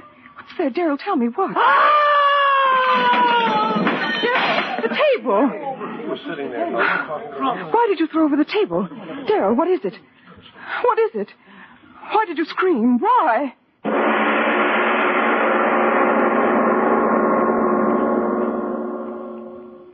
Yes, she wanted to know why I had done it. Scream, thrown over the table. They all wanted to know. But how could I tell them? Tell them of her, standing behind Mary's chair, that thing of degradation, and those lips saying, kill. I went home. Mary thought I was overworked. It's your nerves, darling. You've been working so hard. Go home and rest, darling. That's all you need.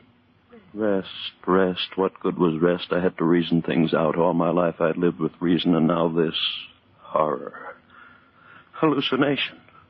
Yes, that was it. I had been working hard. They paid so little at the university and expected so much. And so I rested through the next day. It was quite dark when I awoke. The phone rang. It was Mary calling to find out how I felt. Are you sure you're all right, Daryl? Oh, yes, Mary. Yes, I'm fine, thank you. You sound all right. Your advice was good, dear. Rest apparently was just what I needed. Then go along back to bed. I'll talk to you tomorrow. All right, dearest, and thanks for calling. Goodbye, Daryl. Sleep well tonight. I hung up the receiver. And then the clock on the mantel behind me began striking. Always at 7. Yes, that was true. Both times at 7 o'clock was when that horror had happened, and then, with the last chime of the clock, I realized it was 7 again. 7. Would I see her again? I stood there back against the wall, waiting.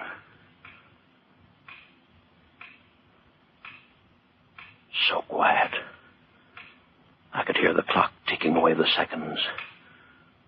Would it happen again, this hallucination of mine? I waited.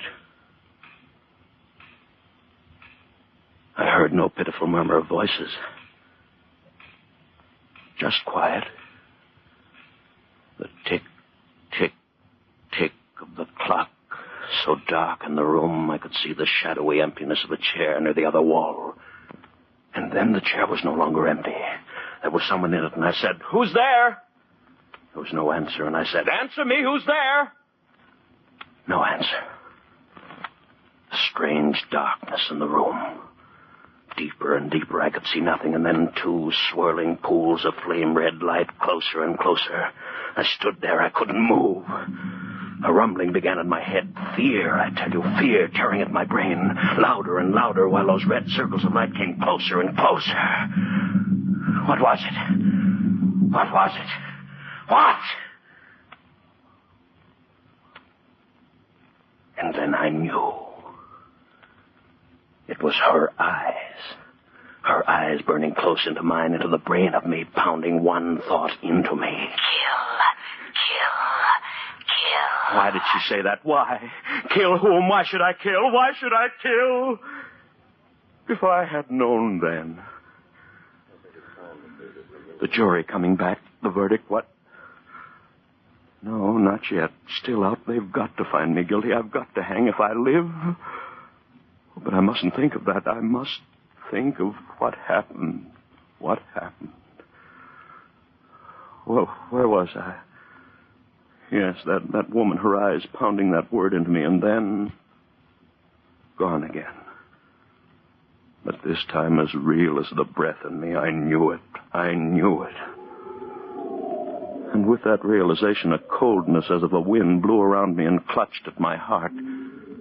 For if she was reality, somehow I knew I was lost. And so it began. Night after night at the stroke of 7, first that wailing dirge of those lost souls, and then her writhing lips.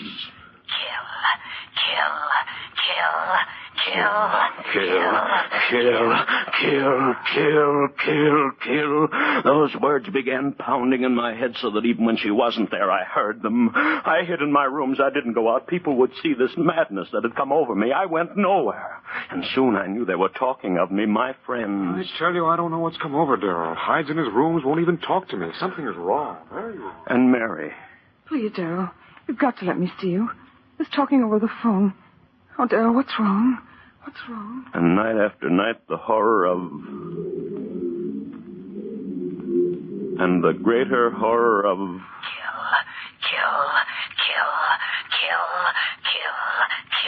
Kill. Mary pleaded with me. Darryl, if you love me, please let me see you, talk to you.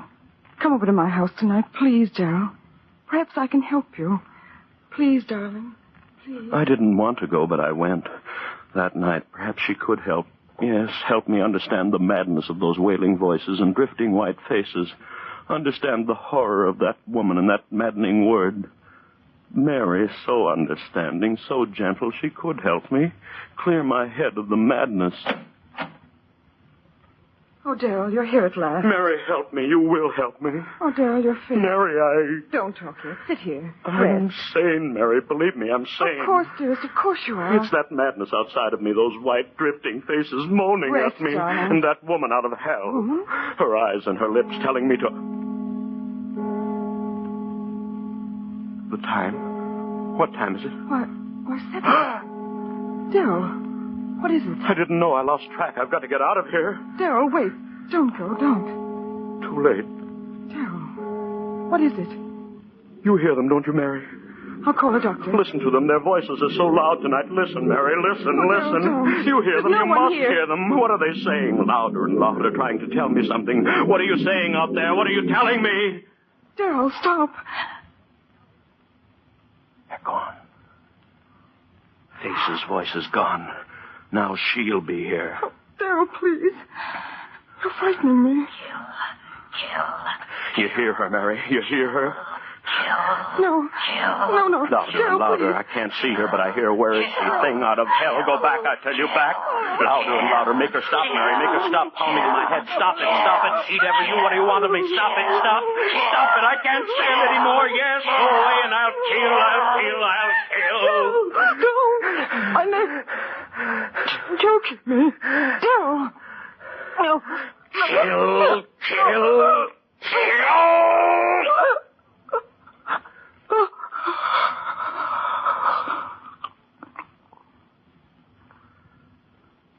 Mary.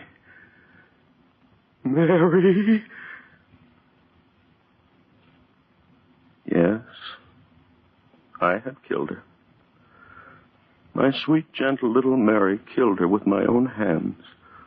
I opened my hands. She fell to the floor. I went out into the street. People all around me hurrying. I was in no hurry. What that woman had wanted, I had done. I had killed. I walked all night, it didn't matter where, and in the morning I found myself on the campus of the school before the very building in which a class was waiting for my lecture. I went in. I walked up on the platform and looked down into their faces, and I said to them, "Ladies and gentlemen, my lecture for today will be on the subject of the indeterminate factor and the evolutionary..."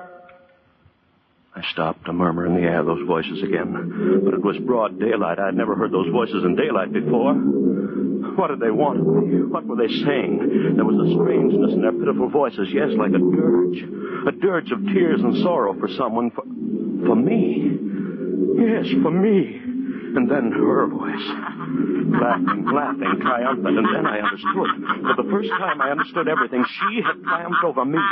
That was why those lost souls were wailing a dirge over me. I was hers forever. I turned and ran out of there like a madman. Ran, and as I ran, those voices of the damned were talking to me. You are doomed as we are doomed. As all who murder are doomed. We listened to her and murdered. Now you are one of us. No peace for those who murder. No rest through all eternity. No rest for those who murder. Through all eternity. I covered my ears with my hands as I ran. No use. I heard them. Only one hope for you, man. One hope. Expiate your crime. On the gallows. Pay for what you have done. Die on the gallows, and you shall have rest. One hope, man. One hope. So that was it. If I paid society for my crime, she would fail. I would be free of her, that thing, that essence of evil, that siren who called men to murder her so that their souls would be slaves to her for all eternity. Yes, I would pay for my crime. I ran on back to Mary's house. Yes, I would pay, and gladly with my life to have peace and the rest of oblivion. I went back into the house. Yes, Mary was still there. Cold. I lifted her. Those same hands that had crushed the life out of her lifted her and carried her out into the sun. My eyes were so filled with tears that I could hardly see where I walked. People began milling around me. Hey, look at that guy. He's got a woman in his arms. Where's he carrying her? Hey, he must have fainted. No, look. She's dead. Hey, who killed her? Hey, call the cops. Hey, who killed her, mister? Who killed her? I did. I killed her with my own hands. I killed her, and please, I want to die for that.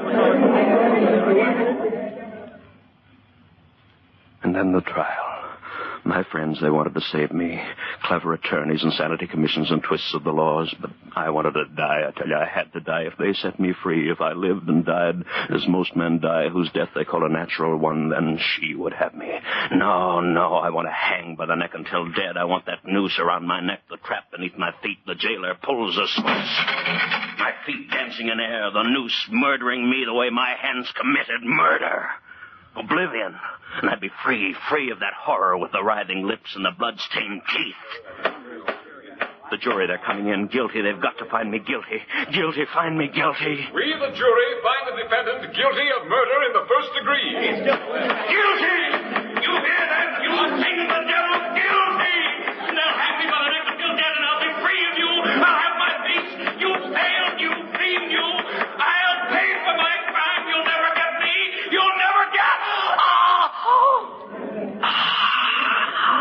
Hey, he's fainted. Yeah, the defendant's fainted. Get a doctor, someone.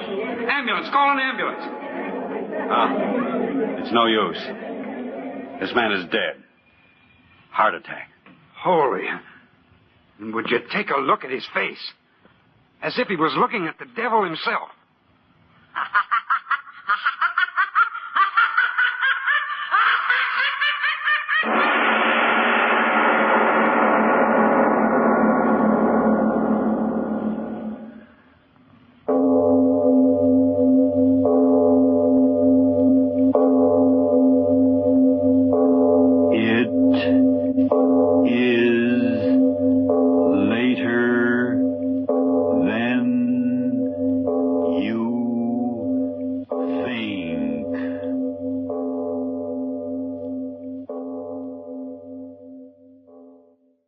Ironized Yeast presents Lights Out. Everybody.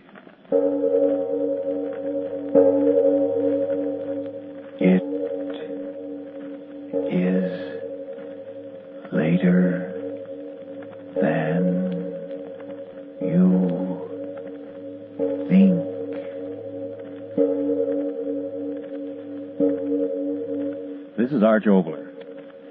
Tonight, the makers of Ironized Yeast bring you a story not of imaginary terrors.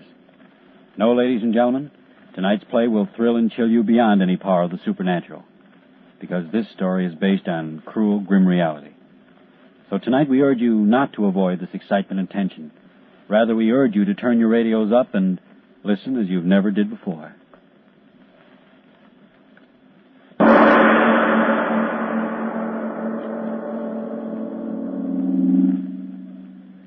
Herr Himmler. Heil Hitler. Well, mein Führer, I have the report. Now, look here, Herr Hitler. It's no use getting so red in the face. That won't help anything. What's happened, happened. And as long as we know why it happened, I'll see to it won't happen again. So nothing is lost and something is gained. Now, here, I have the report here. It arrived by courier only 5 minutes ago. I rushed it right up. Didn't even stop to read it myself. So, I will read. Official report on the Renoir incident as made by Captain Hans Mauchlich to Major Heinrich von Trobberitz, commanding officer 3rd Division Army of Occupation at headquarters Paris. Heil Hitler. I, Hans Mauchlich, captain, member of elite guard assigned to 3rd Division Army Occupation, being in my right mind and in full realization of the consequences to me, make the following statement. On the day of April 7th at 2 o'clock in the morning, Sergeant Karl Fischl, while on patrol duty in the town of Renoir, was shot at by unidentified woman and slightly wounded in the left thigh. In accordance with orders radioed from Paris headquarters, I at once placed the entire population of Renoir under arrest, and in accordance with further orders received, collected 50 female hostages to be hanged in the village square unless the criminal who had shot Sergeant Fischl was turned over to me at once. These French women were placed in the basement of the town hall, and precisely at sundown, having assembled the populace in the public square, I mounted the scaffold platform which had been erected there and spoke to this village of criminals. Attention! Attention! I warn you, no disturbances, or I will give the order to fire. Now, for the last time, who among you is guilty of this crime? Speak! So, very well. The next time, every man and woman in this town will be deported for hard labor in the Reich. This time, we will proceed with the executions. Silence! Sergeant, the first prisoner.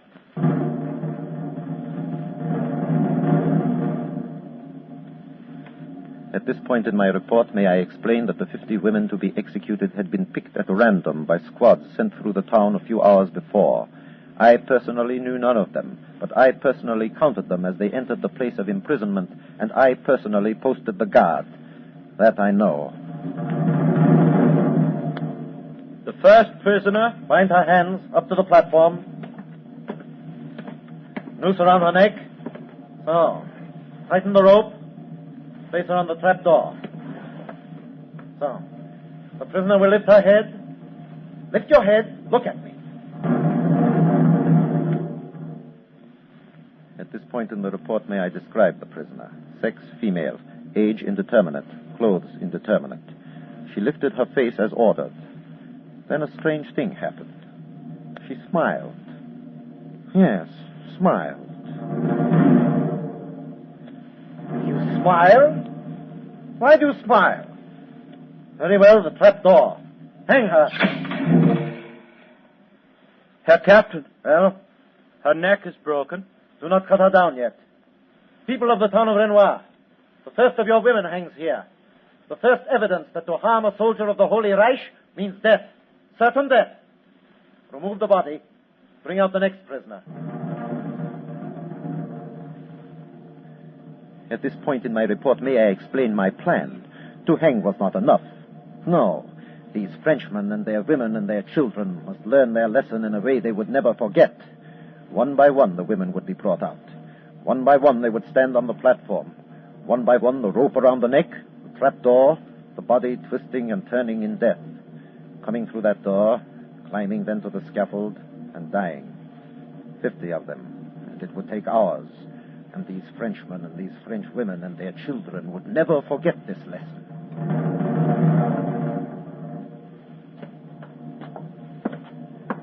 Bring her here over the trap door. Rope around her neck. No, do not bind this one. It is better that they out there see her dance at the end of the rope. The other die too quickly. Ready? Yes, Captain. The prisoner will lift her face. Lift your face. Your face. You are related to the one who just died. Answer me. Very well. People of Renoir, you see before you the second of you who is to die for the crime against the Reich. This one, I can see, is related to the first. A sister, perhaps. It will not save her. The crime must be avenged. You laugh? Hang her. Herr Captain, her neck is broken. Broken? So small a woman? Why should... Sergeant, they drop too far. Shorten the rope. Let them struggle before they die. The next prisoner. At this point in my report, may I state that all day it had been threatening rain. In spite of that fact, I had not felt it good psychology to postpone the executions. At this point, the time was 4:30, and the sky was getting quite dark, but I was determined to complete the executions. By the time the next woman stood on the scaffold, it was very dark. People of Renoir, the third criminal to die for the crime against the Reich. The crime must be avenged. You laugh too? Why? You're going to die? Why do you laugh? You will know. Hang her.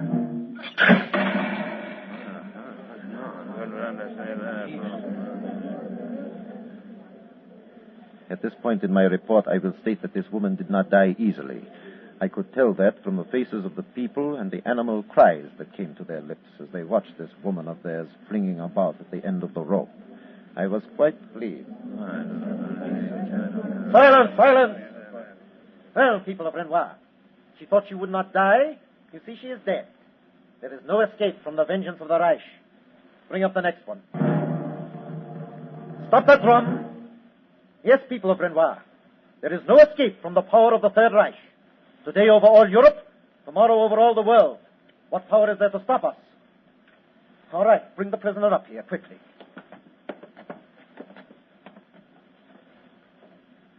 At this point in my report, may I say it was darker than before. The clouds. There was a feeling of an electrical storm in the air. Hurry her up there, hurry her up. Sergeant, turn on the floodlights. Let no one move. Shoot down anyone who tries to leave the square. Do not think the storm will make any difference. Here you are, and here all of you will stay until the last one of your criminals is hanged. All right, soldier, do not stand there. The noose, put it around her neck. No. Soldier, are you out of your mind? Why do you stand there? What is it? Look at her. Look at her.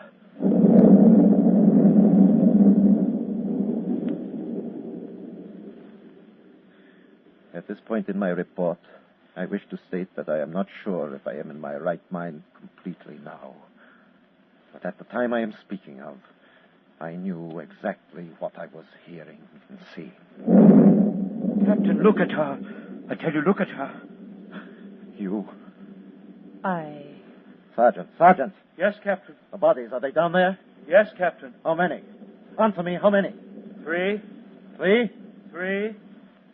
So, you, woman, you think you'll make jokes with me?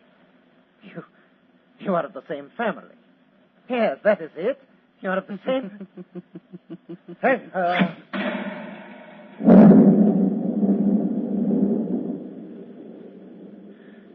At this point in my report, I will state only that I immediately ordered the next prisoner up to the scaffold. The 5th prisoner. Captain, this one, the same? You crazy fool, how can that be? Here, the searchlight, here. No. You are not... How can that be? Sergeant, how many now? The truth, tell me the truth. 4. 4, Captain. The truth, I order you. 4 bodies, I swear it, Captain. And their faces. Look at their faces. Answer me, their faces. All the same, Captain. The same.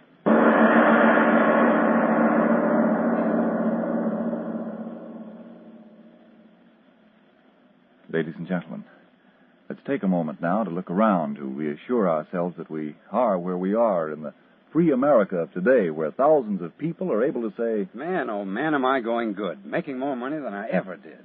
Sure, taxes are tough, and I'm putting my 10% in war bonds. But even so, I've got plenty left to spend for fun. To spend for fun? You think our fighting men in Africa are having fun? Was it fun for our boys at Guadalcanal fighting off the Japs from foxholes? Being shot down in flames over Berlin? Is that fun? Why, no, but like I said, I'm putting my 10% in war bonds. This is no 10% war, my friend.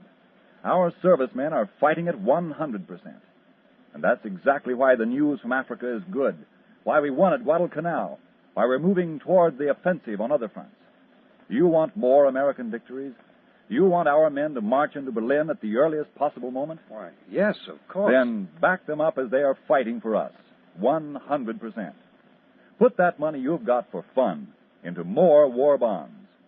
War is expensive, and if we hold back here on the home front, we'll needlessly prolong the war, thus throwing away thousands of American lives. Are dollars for fun more precious than the lives of American fighting men, of your fighting man? You know they're not. And remember, friends, the quicker the victory, the fewer lives lost. And if we want victory sooner, every American of us must do more. So go to your nearest bank or post office, wherever war bonds are sold in your town, and put every cent you don't really need into bonds. Do it for your own sake, and for the sake of our fighting men. They give their lives. We must lend our money.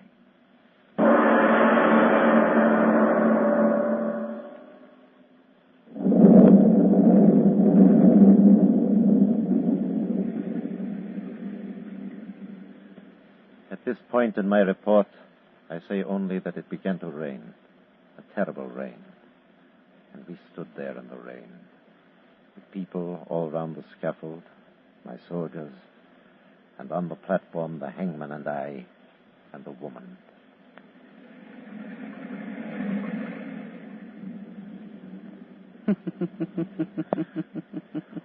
All the same. You hang for vengeance, don't you, Nazi? One German soldier shot at by a French woman who had the blessed right to kill him. And you think you will have the vengeance with 50? Laugh. It's always the same. Shall I tell you about vengeance, Captain? You Germans think you know all about it. But let me tell you of the real vengeance.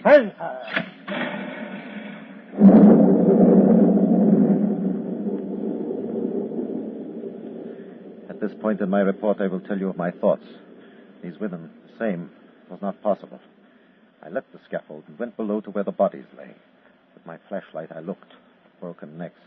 The faces quite the same. I shut off the light. I climbed back to the scaffold. I was not disturbed, because now I understood. The families of these French were large, and all these were sisters. 5 sisters. Yes, trying to frighten me. Well, that was ended with their broken necks. I ordered out the next woman for her execution. People of Renoir, there will be no further demonstrations of any sort. You will stand there in the rain until all your women criminals are dead. 5 sisters have died. And I am certain that is the end of that family. And who is this frightened one with her hands in front of her face? All right, keep them there. Corporal, get the new noose around her neck. Hang her quickly. What? That face. Another one. Oh, you French, such families. Worthy of we Germans. But we have men, and you give birth to useless women. 6 women, and all of them born to be hanged. Shall I tell you about vengeance, Nazi? What? You Germans think you know all about it. But let me tell you of the real vengeance. Captain, the other one said those words. Shut your mouth. You, woman, how do you know the words your sister said? I said them. How could you? You think you know about vengeance, you Germans. Well, you don't. Vengeance, too, has to be based on truth. And what is your vengeance? You began a war once and lost it. To whom did you lose it? To these little people? To that little rabbi whose back you broke in a concentration camp? To that little child who suffocated under her mother's body in Poland?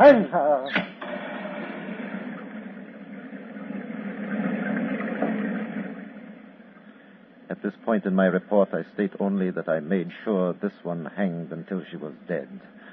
And then I waited a little while before I ordered the next one out. The rain was very heavy. All the people stood there in the square below the scaffold, heads bowed to the rain. And in the light of the searchlights, they and the soldiers guarding them were like living dead, standing there unburied. Captain, this one, she's the same. What? Maya, bring her up here. No, you hanged her. She's not dead.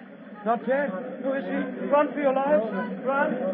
Bring her up here. She is not the same. She can't be the same one. Turn the searchlights on. The same one? Run! Stand where you are. Then open fire. Shoot them down. Sergeant Corporal, where are you running? Stand, soldiers. Do not run. I order. The lights. Why did you turn out the searchlights? Turn them on. I order you to turn them on. My soldiers. Gone. Are you frightened, Captain? Put the rope around my neck. You are not sane. I saw you hang. Put the noose around my neck. The bodies. I can see them down there. Hang me. You want your vengeance. 50 times the rope must stretch. 50 bodies piled like cordwood. And you call that vengeance? Shall I tell you of vengeance, Nazi? The vengeance of the people of the murdered republics. What was their crime? They wanted freedom from poverty. And your battleships stood off their shores, and your airplanes filled their skies and gave them blood to drink. Their own. The vengeance of the people of Poland. What was their crime? They wanted to live, just to live. So the treads of your tanks ground them into the dirt, and then your bombs lifted them out of the dirt. The vengeance of the people of Belgium, whose crime was that they were weary of a battle they did not quite understand because you had given them confusion. And so you stripped them of human dignity and made them slaves to live on bloody knees before the masters of your Reich. The vengeance of Holland. Oh, that will be a horrible vengeance, Nazi. For their crime was the crime of being men, of standing up and saying, this is our land and this is our freedom. Dare take them from us. So you swept over them. And when they could no longer fight, you took your vengeance by the murder of 40,000 of them. And the vengeance of Great Britain. Oh, that will be a terrible vengeance, Nazi. It will be a vengeance that will... Oh, I will hang you. Rope around your neck. Now, talk.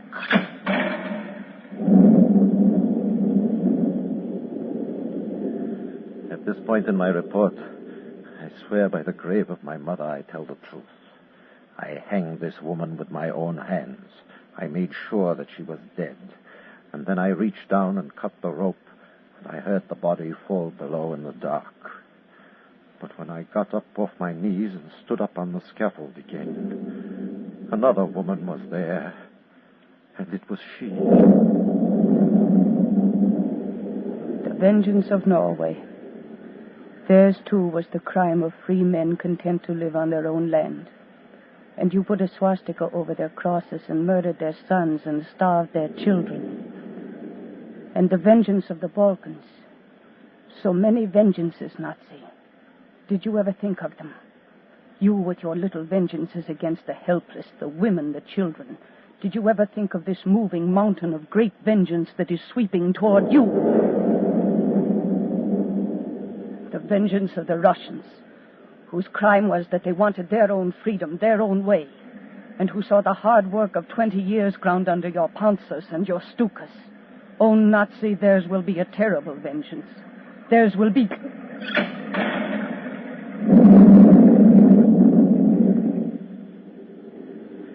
And then there was another one. Another, but the same. And the vengeance of the Americans. Their crime, that they were strong and they didn't like you and they laughed at you. And then their laughter turned to anger, and you were afraid of their anger, so you lifted another one's hand and gave them the treachery of a knife thrust in the back. And you drowned their men in the seas, and you...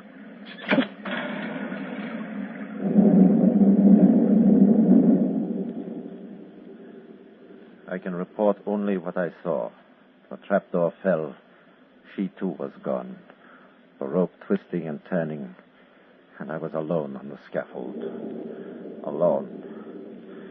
I was alone. Yes, the rope twisting and turning, and I was alone. And then, who shall I swear this on? What do I believe in to swear this on? I heard footsteps coming up the steps to the scaffold, and I ran to the edge, and I looked. The lightning flashes were quick, one after the other, and by them I saw that I had hanged 8, and there were 42 left. And now they were coming up the stairs, these 42, one after the other, in a line that reached back across the square, coming to me.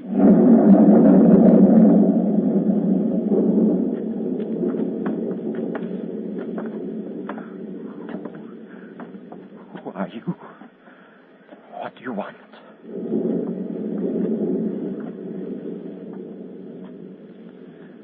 I report this. They came on the platform, one after the other.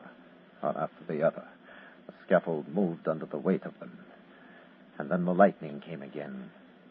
And I saw all of them.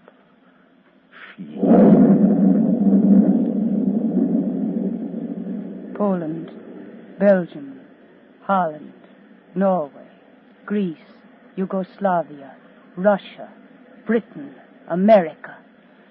I tell you, Nazi, no matter what the clever ones try to do at the peace tables, the people will not forget their vengeance. They will not forget their dead children and their dead wives and their dead sons and their dead mothers and their dead sisters and their dead lovers and their dead hopes and their dead wasted years. They will not stop at the borders of your Germany this time. They will march into it, into your Germany, the people. And their vengeance will be on every one of you who traded the cross for the swastika, and the great God of humanity for the little man who thought he was God. Who are you?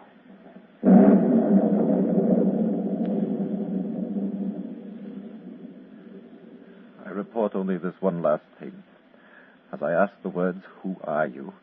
Suddenly, it was no longer all these women speaking with one mouth, but in the rain and the lightning, I saw them moving together, and all of them began to become one woman, a terrible thing that grew and grew into the air. I lifted my face to see. The lightning crashed about the top of her, and it was still that woman, towering higher and higher into the air. And when she spoke, her voice was the thunder. Listen to me, Nazi. When that vengeance comes, you shall not hide behind your little man. For his crimes are his crimes, and your crimes are yours. And each must pay for his crimes. Who are you? For the good people of this world will not die this time in vain. This time the vengeance will be their vengeance, and the everlasting peace their peace. Who are you?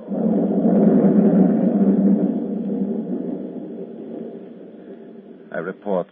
I asked that, and suddenly I was lifted in the air. There was thunder and lightning around me, too, and up where I was, her voice was a whisper.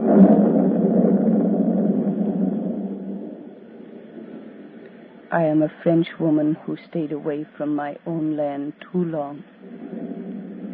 So long that some of my countrymen had forgotten that even the memory of me lives only where men fight for me. Who are you?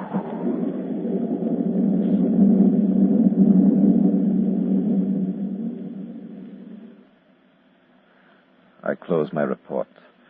This Frenchwoman told me her name, and she told me a place. Through the thunder crash I heard her.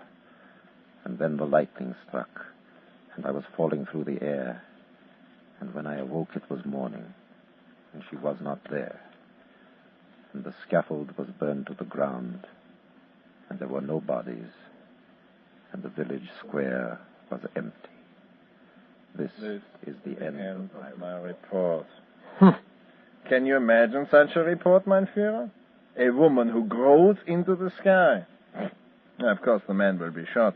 Wait a minute. There seems to be an addition to the report. It says, note, the Frenchwoman said she could be found at latitude 41 degrees north and at longitude 74 degrees west. Investigation indicates this is a place in the Western Hemisphere known as Bedloes Island. Further investigation indicates that there is only one Frenchwoman on this island. She is called the Statue of Liberty?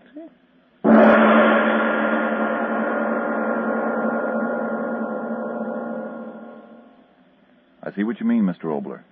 The Nazis can kill people, but they can never kill the spirit of victory. Yes, we've seen that proved over and over again in this war. We know how men, women, and children in France and Holland and Norway and every other country that's come under the Nazi heel are fighting back in every way possible. But we know equally well that the will to win is not enough. You can't fight the Japs or the Nazis with courage alone. The only way to fight these murderers effectively is in the language of bombs and bullets. Now, we on the home front who sleep in our comfortable beds and eat good meals in spite of shortages, we're being asked only to send our money to back up those who are fighting for our freedom. Well, if a Nazi isn't outside your door waiting to take you off to a concentration camp because you pray to your God on Sunday, or if a Jap isn't waiting with an executioner's sword, stained with the blood of an American aviator, to cut off your head, it's only because all over the world, men and women of courage are fighting your battle. So the next time you take out $1 and think, oh, what can I buy now? Think again.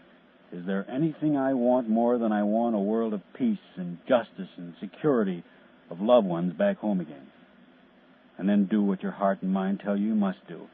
Put every dollar and dime you don't need for actual necessities into this fight by putting them into war bonds and stamps.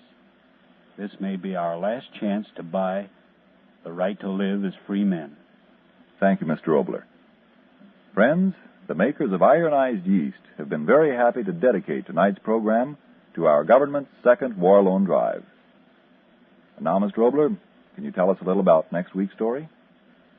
Well, before I do that, I'd like to personally thank the Ironized Yeast folks for giving me the opportunity of presenting this play to you tonight. A word of thanks, too, to Edgar Barrier and Mercedes McCambridge, and to Hans Conried and Lou Merrill. As to next week, well, if you've ever wished on a star, listen in. For the play has the provocative title of The Heavenly Jeep. To you lovers of the off the beat, a cordial invitation to be with us when the Heavenly Jeep takes off. Yes, tune in next Tuesday again for Arch Obler's eerie story, The Heavenly Jeep. And if you need more vitamin B1 and iron, be sure to try ironized yeast. But remember, there's only one ironized yeast. You'll know it instantly by the yellow and orange package and by the big letters IY on the container and on each tablet. It is later than you think. Down south, it's white shoe season, and even up north, you're beginning to see white shoes around town. And because of shoe rationing, lots of folks are giving their white shoes the best of care with Energine Shoe White. Energine Shoe White is made with the whitest pigment obtainable. It spreads over shoes easily and dries evenly with a real white, never a dingy off-white.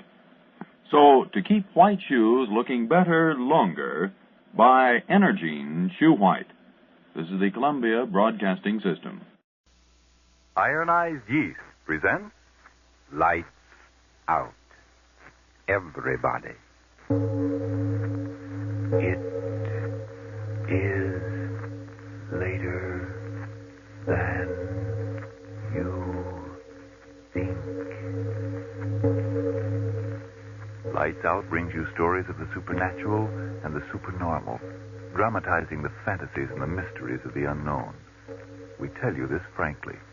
So if you wish to avoid the excitement and tension of these imaginative plays, we urge you calmly but sincerely to turn off your radio now.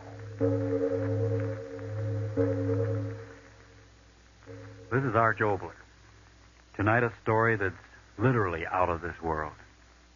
But first, Frank Martin. If you're wondering what's keeping you underweight, jittery, tired out so much of the time, please listen carefully. Maybe you simply have a deficiency of vitamin B1 and iron. If that's it, try ironized yeast tablets. They're the amazing little tablets that have been of such astonishing benefit to so many, many other people with these deficiencies. You see, pleasant little ironized yeast tablets supply both vitamin B1 and iron. No wonder so many men and women who were short on these substances today thank ironized yeast for glorious new pep and strength and needed pounds, new fun out of life. And now, lights out. Everybody.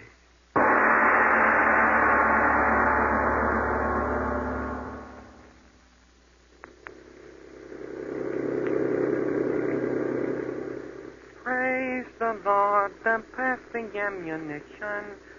Praise the Lord, and pass the ammunition. Praise the Lord. I say, Sergeant. Yeah, Captain? That's all. Rather monotonous, isn't it? I don't know any more words. Oh, that's reassuring. Yeah. Sergeant. Yes, sir? Back home in America, in civilian life, what were you? A plumber. Really? Yep. Still carry my union card. What do you think I was, Cap? Oh, one of those daredevil circus riders? Oh, you mean I'm riding too fast? Well, Okay, Captain. it isn't much of a road, you know. Any speed you want, Captain. You're doing fine. Captain, Yes? you mind if I ask you something? Well? What were you? Back in England. Before the war. If you want to tell me. Why not? I was a paleontologist. Oh, yeah, sure. That's all right, Sergeant. Even my best friends didn't quite know what that meant. Paleo what? A paleontologist. That means... Sergeant, pull up. Yes, sir? What's the matter, Captain? There's something wrong with this road. Huh? I remember distinctly a burnt-out Mark IV was just to the right before that ridge of dunes. Oh, Captain, so help me. We're going the right way. I don't know about that. I've checked my compass. Infernal desert roads. One never knows when... Well... What's the matter, Captain? Have your compass? No. Yeah, it seems that I've lost mine. Uh-oh. Well, I've simply got to get back to Medjazelle Bob. I'm quite certain it isn't in this direction. Well, it sure looks like the road to me, Captain. No, I'm positive about that burnt-out tank. I think we better cut to the right here. Okay, Captain.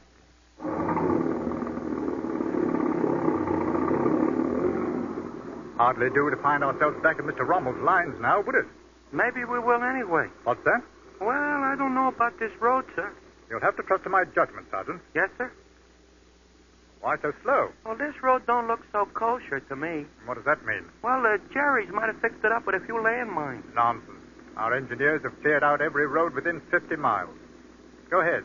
It's getting rather late. You'd better increase your speed. Okay. You're the captain. Landmines. Oh, stake my soul, there isn't a landmine within...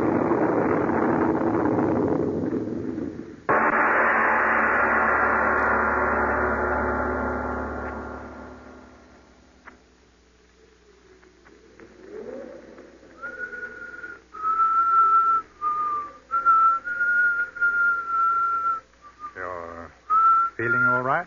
Eh? Yeah. All right. Shoulder? Okay. These hours I've been sitting here thinking what a miracle it was. Hit a landmine and outside of a bruised shoulder, no harm done. Yeah. Only now we haven't got a jeep. I understand how you feel, Sergeant. A man uses his judgment and sometimes he's wrong. It's okay, Captain, okay. Only how long are we going to sit here? No use trying to find our way back till daybreak.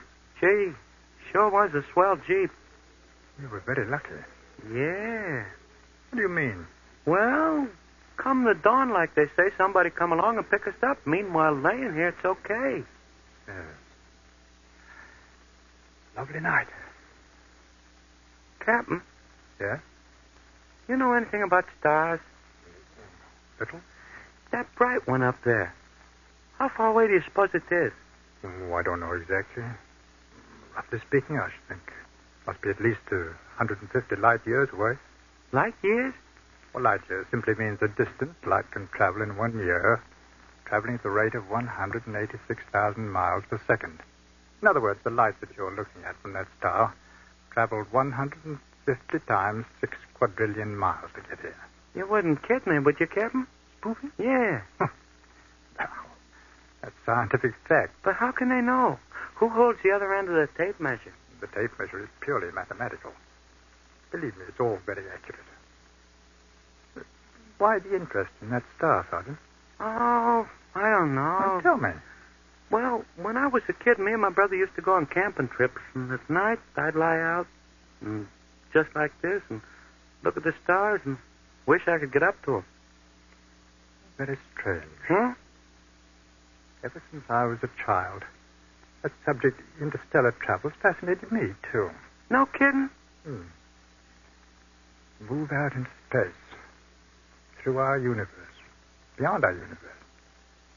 See the wonders of fire and flame. Tremendous celestial fireworks on the edge of the sun. One flame of which is greater than all our world. Move from cold star to cold star. See evolution repeating itself somewhere out there on a world as young as ours once was. Dinosaurs and flying reptiles. Men, or not quite men. And then move on to other planets where men perhaps are wise beyond our greatest hopes. Wonderful thing, Sergeant. Travel out into the heavens. Gee, you sure can say the words, Captain. The heavenly jeep, Sergeant. That's what we need. Yeah, a heavenly jeep. What's that, Sergeant? Yeah, I hear. From the north. Jetty. Must be. Look, it's getting light. Yeah, ain't that a break? It gets light when they're coming. But get down. Stay down. You're silhouetted against the sky. I'm down. Sounds like quite a flight. Romer must have got some new bombers from Crete during the night. They won't last long. Mighty low. Sure getting daylight fast. Well, I hope they don't decide to investigate this road in the jeep. Here one comes. Down. Stay down. Don't...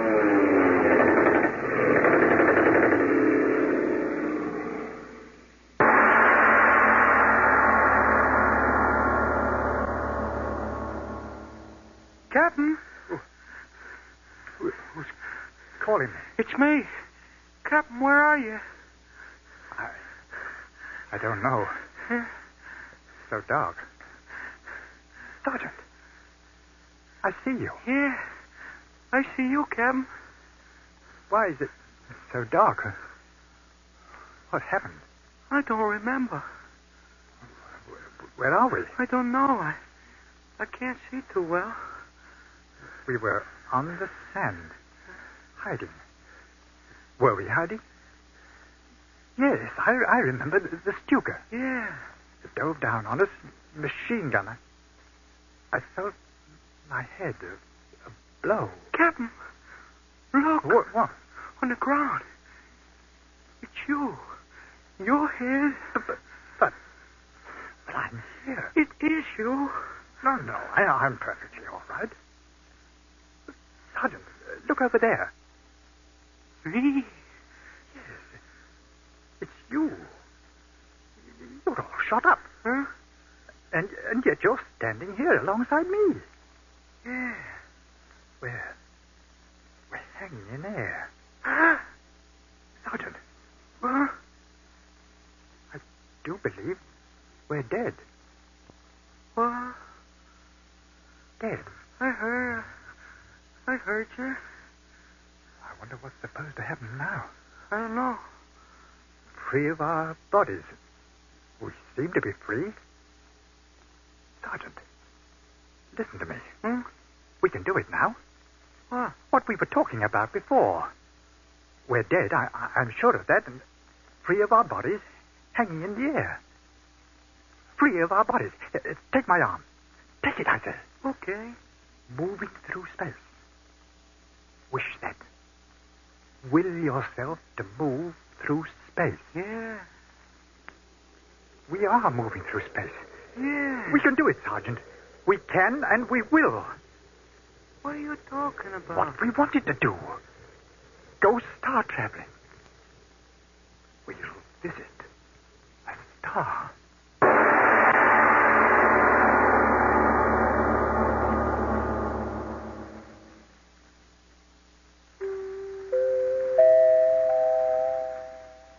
and gentlemen, we leave our lights out story of Heavenly Jeep for just a moment now to eavesdrop on a telephone call.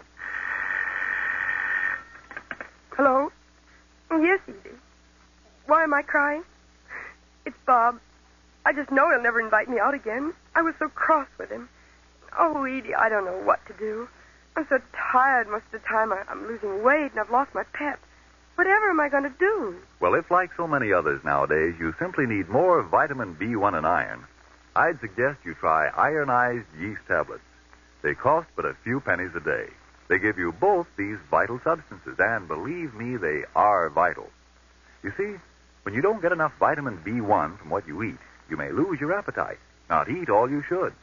And when you don't get enough iron from your food, you may be pale and run down, feel all in. But if you are short on these substances, don't wait. Start taking ironized yeast tablets right away, tonight. Then see if before long you aren't saying, Bob says I look like a million with those nice pounds I've gained. And last night we danced till dawn. Thanks to ionized yeast tablets, I've lost that tired feeling now. And now back to our lights-out story of the captain and the sergeant, who, finding themselves dead, decide to visit the worlds beyond this one.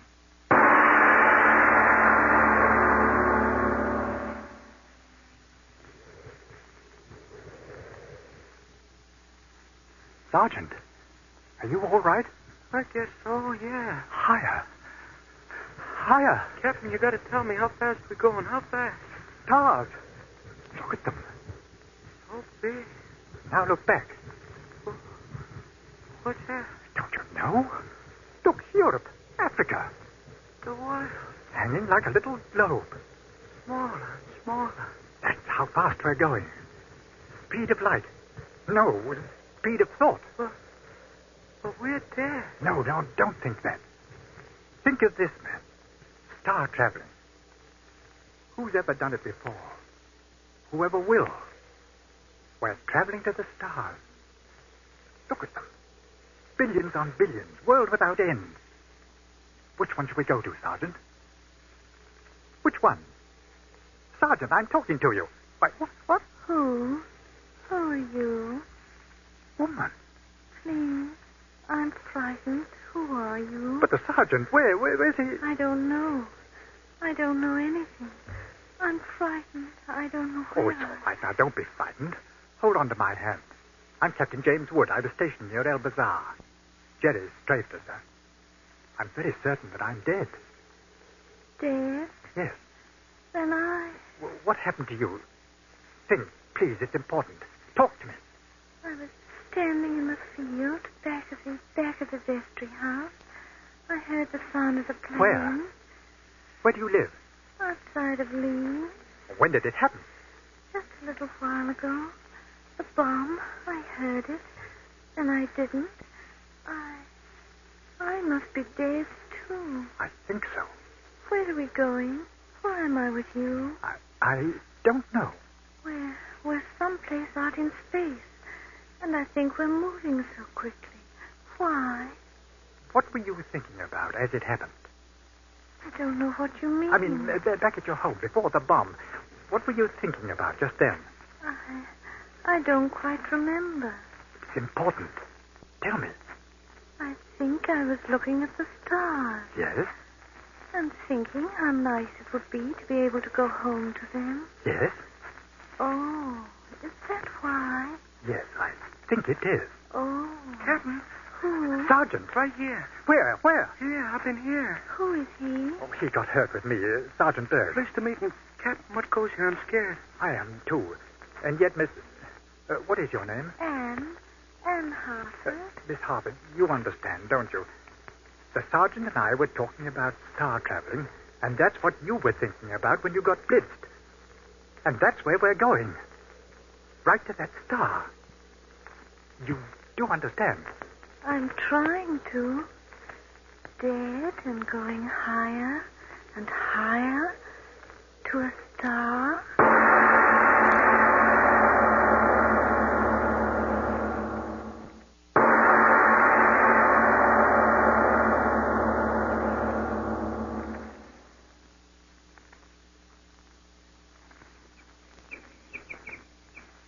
Holy cats. It's impossible. where we started. What, Sergeant? Flew all around and back where we started from. This is the world, ain't it? No, that isn't possible. What are you talking about? Green hills, boys, trees? It is the Earth. Yes, it must be. Ah, we're back on the Earth. I don't think so. Huh? Why do you say that, Captain? We left the Earth. My senses told me that. Sergeant, you remember? The Earth behind us. Smaller and smaller. The continents outlined, remember? But this, where are we now? Where do we know? I don't know. And yet I think I do. A place that's just like where we came from, but another world. You hear me? Another world. Huh? Do you realize the miracle of it?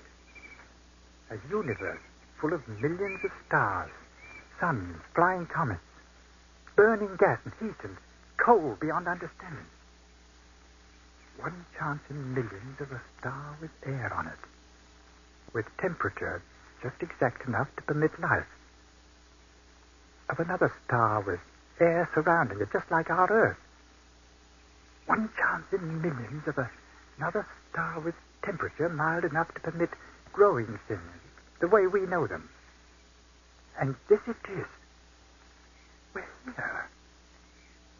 Another world, exactly like our own. Then I'm not dead.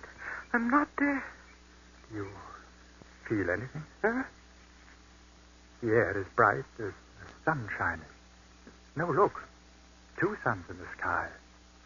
A large and a small one. Well, what's that got to do with me? Yes, what's that to do with our being alive? Do either of you feel the warmth? Oh, look. That tree is bending in the wind. Do you feel the wind, either of you? I don't. I don't either. Well, what does it mean? You got to tell me. What I said before must be true. We're dead, but getting our last wish. That must be God's gift to all the dead. As long as we're here and know that we're here, I suppose that's all that matters. I'm not dead. I know I'm not dead. All right, I'm not Sergeant, dead. all right. The important thing is to... Why did you stop talking? Captain, what are you... Yeah. What is it? What are you both looking at? On that rise over there. What? I think we saw a man. There he is again. Well, from the look of him, we've stumbled on another Garden of Eden.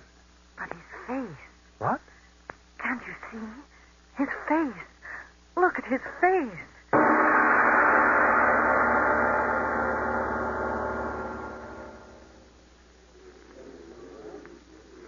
Hey, you.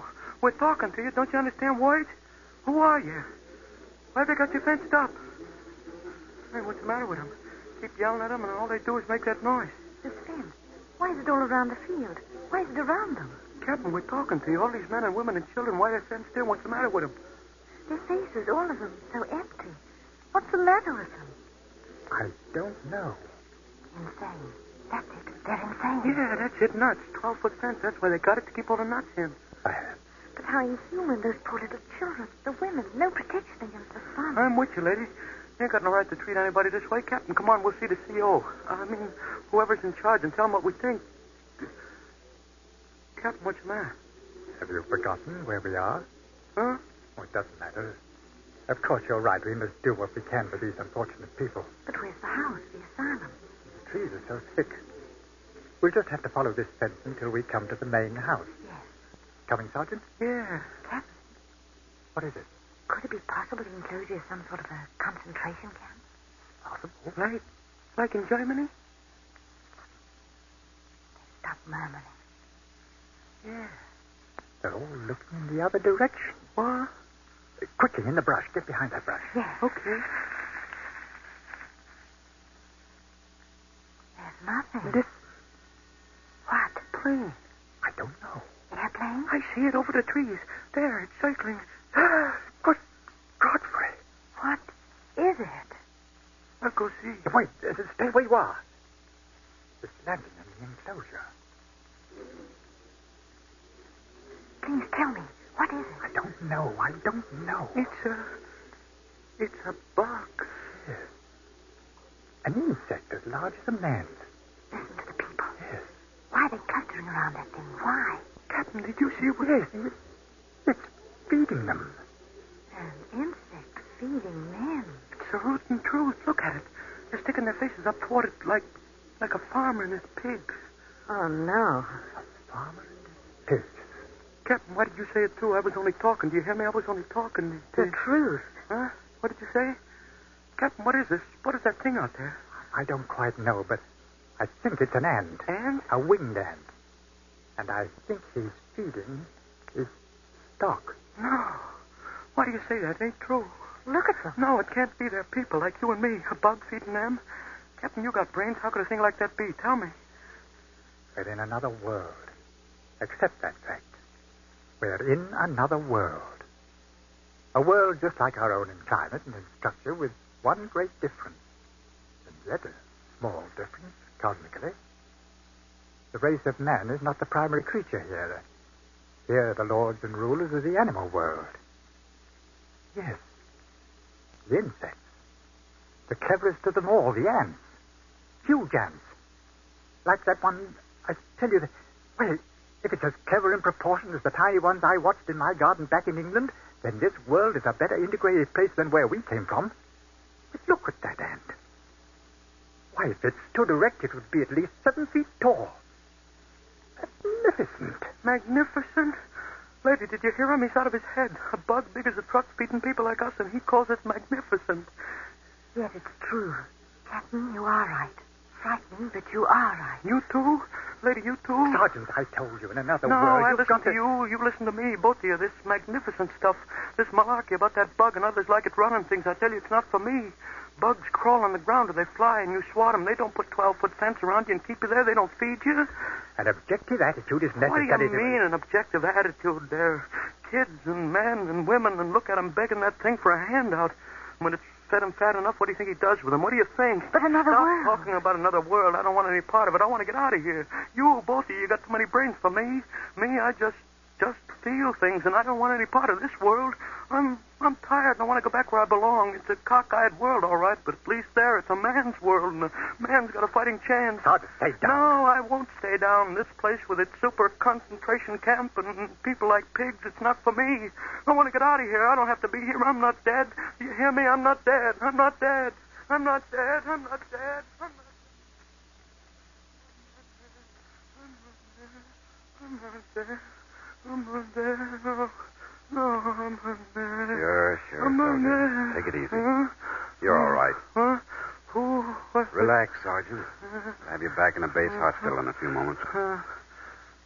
Where? Captain Wood?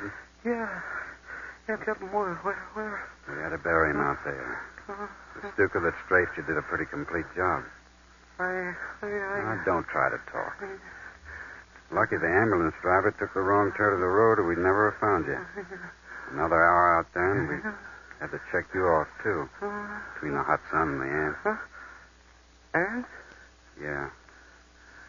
Tell me, Captain really dead? Yeah. Too bad. It's okay. What? The captain is just where he wants to be. That's okay. Why, yes. We gave him a decent burial. He'll rest in peace. That's where you're wrong. What? Him and his guy Lem won't rest. They got too many brains to stay quiet dead. They'll keep on... What did he call it? Star travel. Yeah. Star traveling.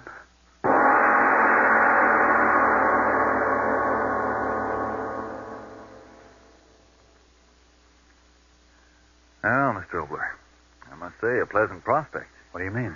Now, this future you outlined for us, traveling to other worlds and finding that the ants, the bees, the termites have taken over. No. That's no prophecy, Frank. That's just a possibility. But before talking about those possibilities, a brief word from you. Friends, if you're so tired out and jumpy and underweight and all in that you can't get your proper enjoyment out of life, and if more vitamin B1 and iron is all you need to help you snap out of it, remember, ironized yeast tablets with their famous two-way help have been of truly astonishing benefit to countless men and women with these deficiencies. Of course, There are instances where a rundown condition may stem from other causes. If you're in doubt, by all means consult a physician. But if you simply need more vitamin B1 and iron, remember, ironized yeast has been so successful in such cases that it's sold on this no-risk, money-back basis. If you don't start to eat better, to feel much better, and so sleep better, the cost of the first bottle will be refunded to you in full by ironized yeast, Box IY, Rahway, New Jersey. And now, Mr. Obler, what about the possibility you were talking about of an insect world? Frank, that's just a possibility.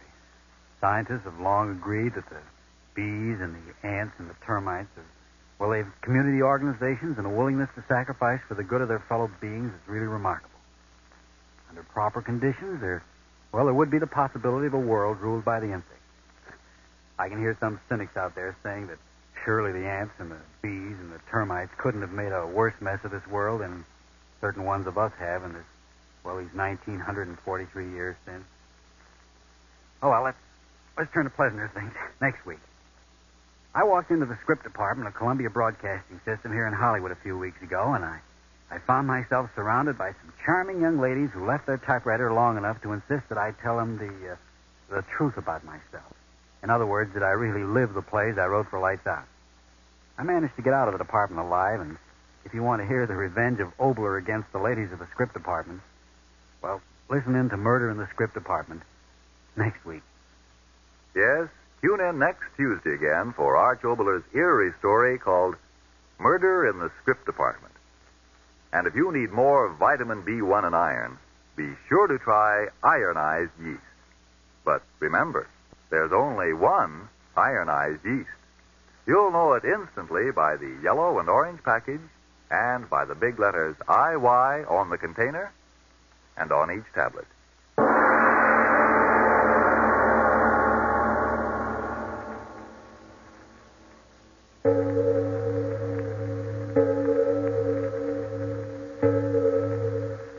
It is later than you think.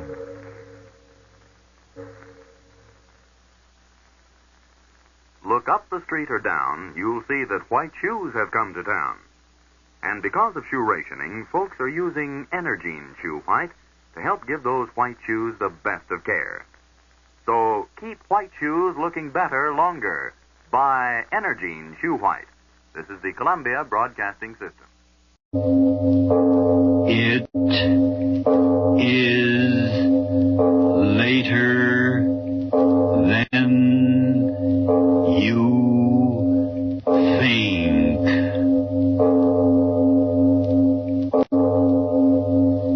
This is Arch Obler bringing you another in our series of stories of the unusual. And once again we caution you, these lights out stories are definitely not for the timid soul. So we tell you calmly and very sincerely, if you frighten easily, turn off your radio now.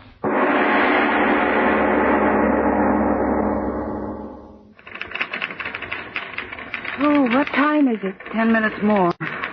Gee, it's been a long day, hasn't it? I'll say so. If I never see another script or typewriter, it'll be too soon. You were the one who wanted to get into radio. Radio. Sitting at a typewriter 8 hours a day, making stencils. You were the one who said it'd be a shortcut. Some director'd walk into the script department, see you behind that typewriter, and say, where you been all my life? Mary, stop it, will you? You think you're so cute, I don't see anyone whining. Bernice, Mary. After all, this is a place of business. Yes, ma'am. I don't like to be the disciplinarian, but this is the third time that I've found you quarreling with each other rather than working. We weren't quarreling. Perhaps not, but it sounded like it. You're setting a very unfortunate example for the other girls. I'm going to ask both of you a simple question. Do you or do you not want to continue working here? Oh, we do. Yes, of course we do. Very well. No more of this nonsense, then. There's a script that must be mimeographed first thing tomorrow morning, so the stencils will have to be out tonight. It shouldn't take you long. What's the matter with you girls? Have you any objections to working late tonight? Oh, no, I'd love it. Very well. All right, the rest of you girls, time to go home. Yes, I'd love to stay overtime if I could type over her dead body. Hush, hush, she'll hear you. Here's the script, girls. 20 pages. Divided up between yourselves. Yes, ma'am? When you're through, leave the stencils on my desk and lock the door behind you. Yes, ma'am. Well, good night. Don't forget to turn out the lights as you go. Yes, ma'am. All right, girls, let's get out of here quickly so that Bernice and Mary can finish their work. All right, come on, meet you. Of all the knock-kneed, blab-eared, long-necked, pot-heeled... Oh, stop it, will you? Let's type the darn thing off and get out of here. Well, what do you know? What's the matter? Look at the script we're supposed to type. Lights out. One of those things. Yeah. So what? I don't like to type them. They scare me. Are you kidding? Typing's typing no matter what you're typing. Not if it's one of those lights-out plays. Blood and people dying and murderers and worms. Ooh, Forget it. Just words on paper. It scares me. Type with your eyes closed. You listen to this. Note to the sound department. At this point in the play, I want the sound of a body being turned inside out. I suggest the use of a wet rubber glove to plant the picture of a human being being deliberately turned. Oh, stop it, will you? Oh, for Pete's sake. It's only a sound effect. I was just reading. Oh, will you type your script and let me type this? Don't go reading any of it out loud. All right.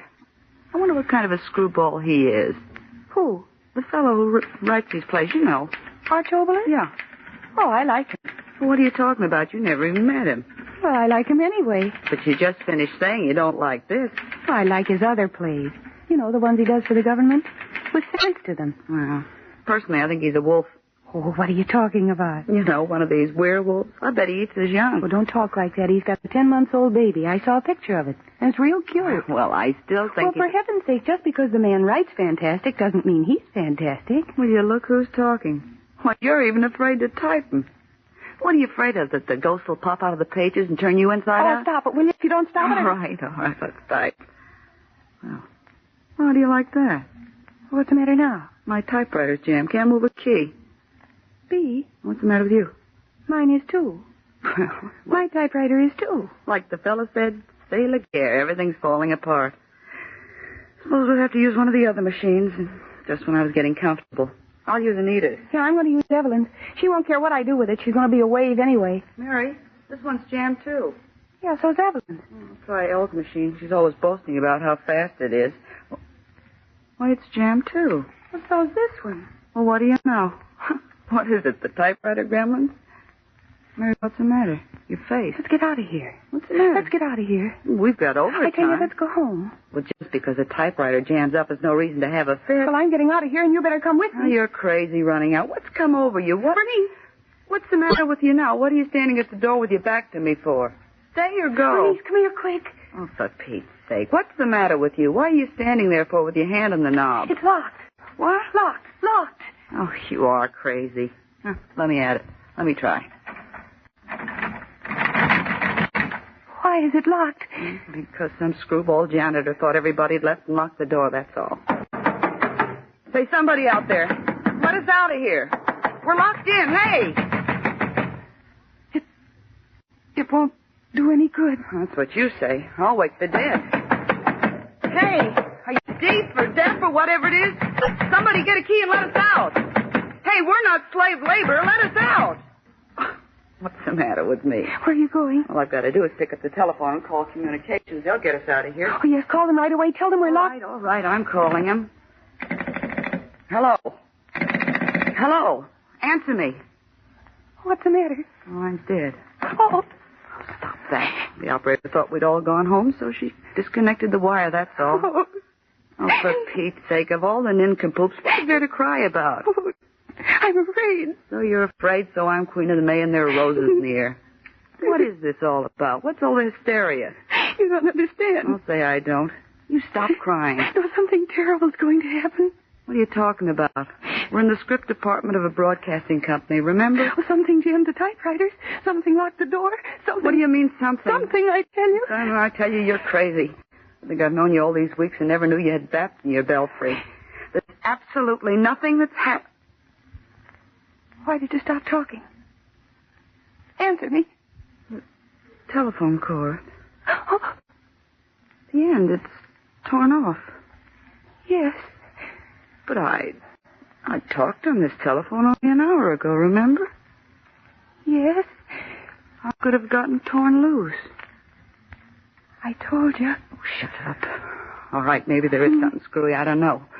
But I do know there's nothing to get hysterical about. This place only had windows I could call out.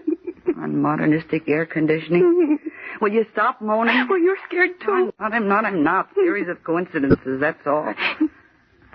What could it be? Anthony, what? Who ever heard of anything happening in a place like this? Well, what are you looking at me like that for? This is no haunted house. You and me and a lot of other girls work here, remember? So if we're locked in and have to stay here all night, so what? The door's locked from the outside. The watchman downstairs, remember? So who could get in here to hurt us? What if the locked door won't do any good? What? You heard me. Oh, you're a crazy kid.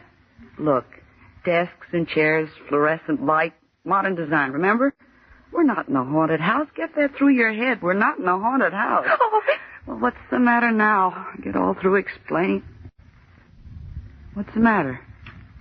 Something happened. Happened? Something in the air. What are you... Oh, for heaven's sake. Over there at the end of the room. The light must have burned out. Oh. I was right. Goes to show you how crazy you've been. A couple of natural things happen and you start acting out a ghost story. You should join the Actors Union. Bernice. Well, one of the lights burned out. So what? There's one thing the script department's got. Plenty of light. Mary, why are you... Another light. I saw it go out. Are you dreaming? I tell you, I saw it go out. You're crazy. It didn't. I saw it. Now, look here. There are 2, 4, 6, 8 lights in this place. See? 1, 2, 3, 4, 5, 6, 7, 8. Now, don't give me any more of that lights out. Another. You're absolutely crazy. I'm scared just staying here with you. Count them. Why should I? Count them. 1, 2, 3, 4, 5, 6, 7. Not 8. 7. Gee. I told you. Oh, no. What? Another one out. 1, 2, 3, 4, 5, 6. Oh. Stop it. Another one there. Gosh. Over next to Miss Winton's desk. Another one. What? Only 4 left. Only 4. What'll we do? Only 4. Who's putting them out? I don't know. Another. Oh. Only 3 more. If they go out, I'll die. They won't go out. They can't go out. The switch. That's it. I'll hold the switch. I won't turn out the lights if I hold the switch. It's all right, Mary. See? I got hold of the switch. Another one. But I was holding onto the switch. 2 lights. 2 lights in the dark. Bernice. Oh, Bernice, hold me. I'm scared. Oh, gee, I'm scared. All right. It's all right. There's still 2 lights. See? 2 lights. They'll stay on. They will. I know they will. They're both out. We're in the dark. Bernice. Where are you? Let me out of here. I'm afraid of the dark. Let me out of here.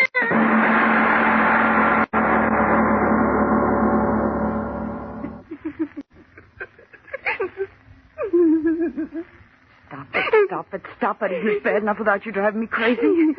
What's the good of your crying? There's a reason. There must be for this. Everything's got a reason. I know it. I can't stand it. I can't. Candles. Those blackout candles. Stop crying and let me think. Miss Winton had some blackout candles in her desk. I know she did. Oh, don't leave me alone. Don't leave me in the dark, Bernice. Will you stop it? I found them. Candles, matches. There. 3 candles like this one. And this one. See? Plenty of light now. Who's there? Nobody. There's a reason for everything, I tell you. I know what it is. What? The electricians, that's it. The electricians didn't know we were up here, and they were testing the lights. They'll go on any minute. Wait and see. You think so? Of course. Look, what'd I tell you? There they go on again. Up at the ceiling. Oh, no. Green. Light now is green. Green. All the lights. Green. You lied to me. You said it was the electricians. Look at the light. It's green. It makes your face look green. You look dead. You hear me? Dead. You'll be dead and I'll be dead. We'll be dead. Stop it. You're not going to drive me crazy. Just because there's something wrong with the electricity. You look around. Everything's all right. Nothing's wrong here. Nothing. Is that typing? I heard typing. So did I. Typing? We just must have imagined. Typewriter. Look at the typewriter. Typing. And there's no one. Who's typing? Who's typing?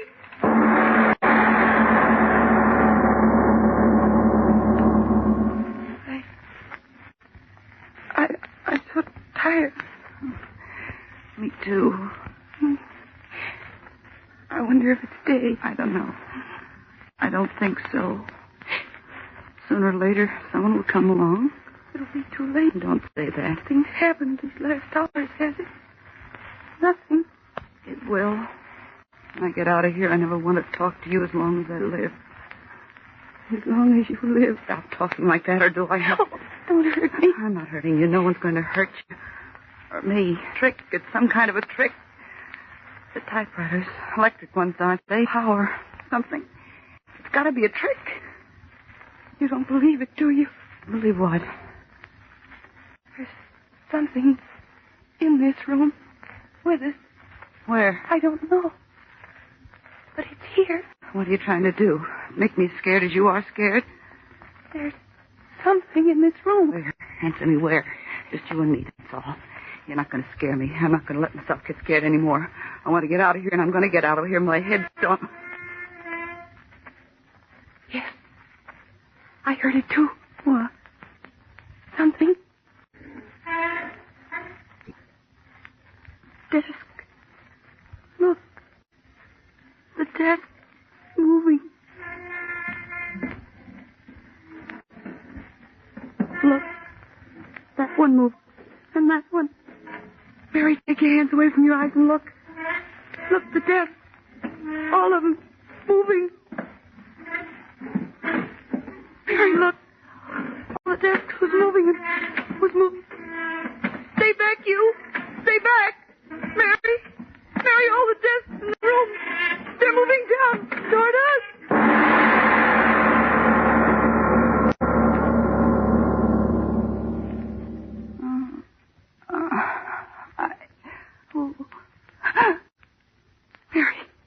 Mary, open your eyes, open your eyes. Please. You're not dead. You can't see. I'm all right. Oh. I thought... I'm all right. But what happened? You fainted. Did I? Yes. The desk. They're all around. All around. You're the one who's scared now, aren't you? Right. I am. I am. I'm not. Not scared? You? No. It's very nice. Oh, what's very nice? You know. What?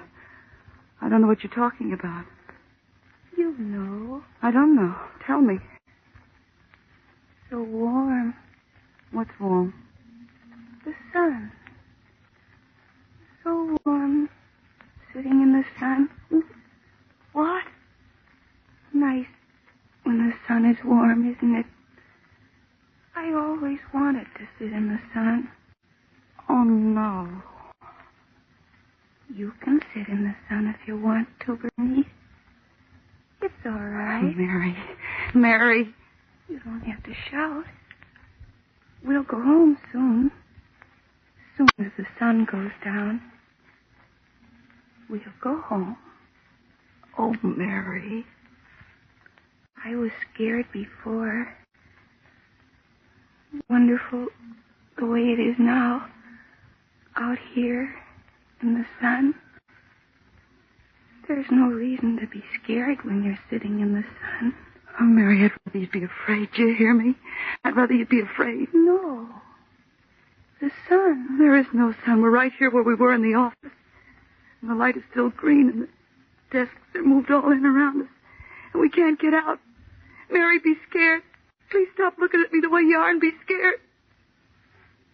You say we're not sitting in the sun? No, no. You must be crazy, Bernice. Because we are sitting in the sun. Are you crazy, Bernice? All right. If that's what you want. We are sitting in the sun, dear. I knew it. I used to be so scared. Now I'm all right. You were right before. When you said there was someone in the room. There is. I can't see anyone. But there is someone. The sun is so nice. First the typewriters. And then the lights. And then the moving desk. And now waiting. Who's waiting? It's waiting. Will we go home soon? Yes. When? Soon. I think very soon. I was very scared. Yes. When you get scared enough, you can't get scared anymore. The sun is very nice.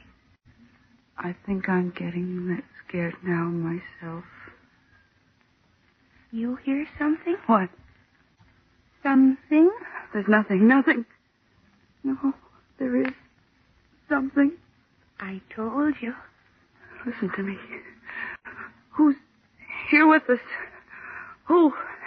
Answer me. What do you want of us? Please answer me. What do you want of us?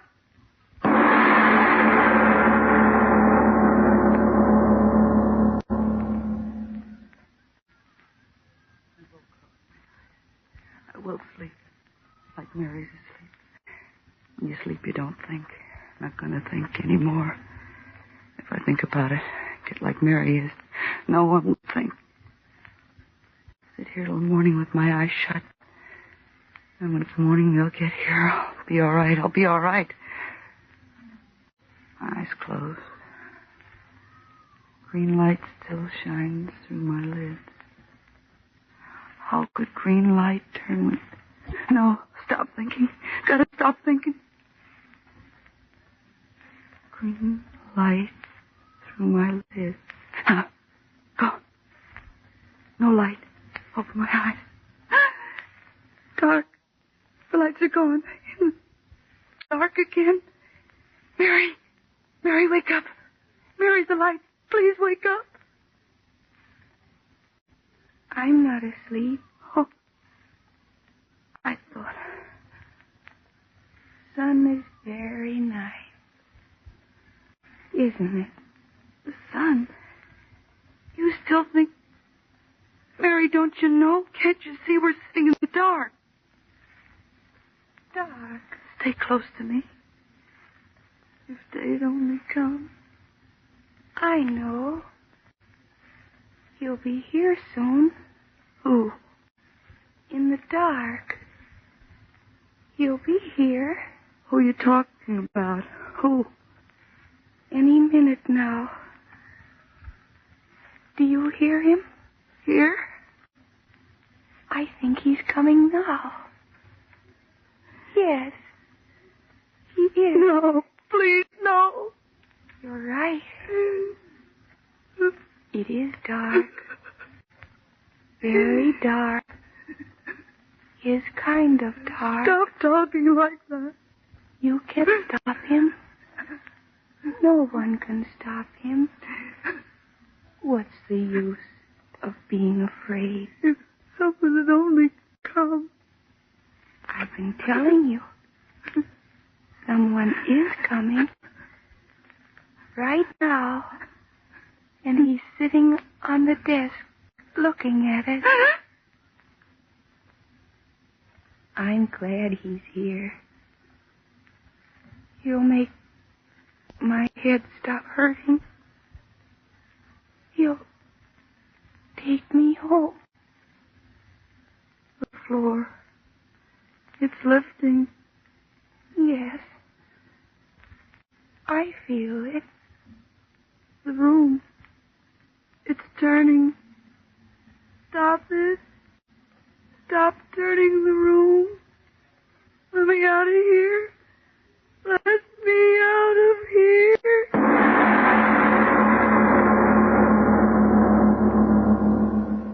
Total of 15 Axis planes shot down in the Mediterranean theater of war. So much for the war news. Now the news of local interest to you early morning listeners. If you've been wondering why those dishes in the kitchen started to dance last night, the answer is an earth trembler, earthquake to you of 5 seconds duration. The material damage was very slight, but 2 deaths are indirectly attributed to the earthquake.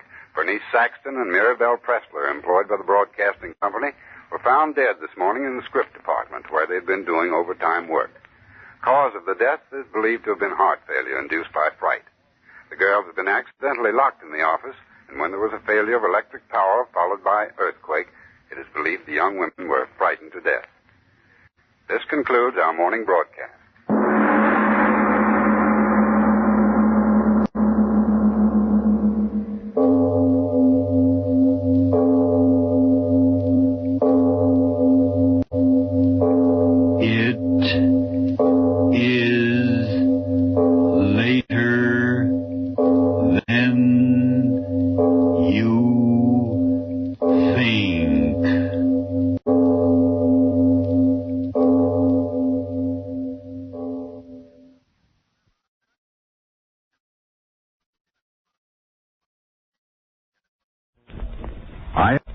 Ionized Yeast presents Lights Out. Ionized Yeast presents Lights Out. Everybody.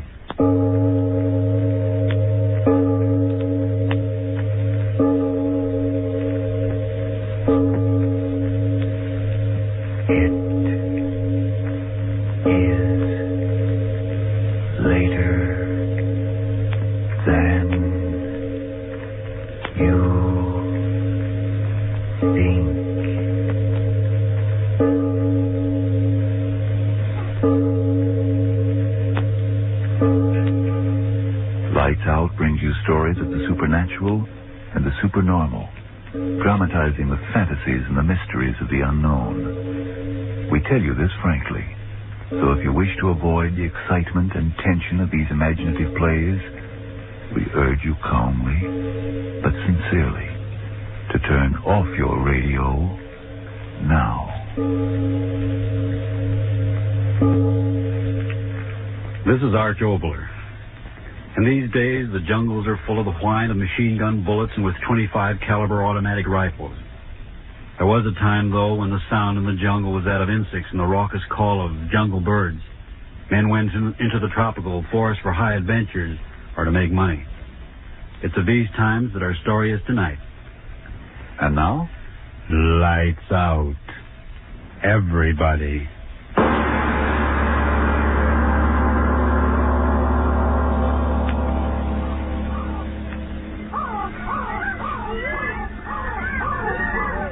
The jungles of the upper Amazon.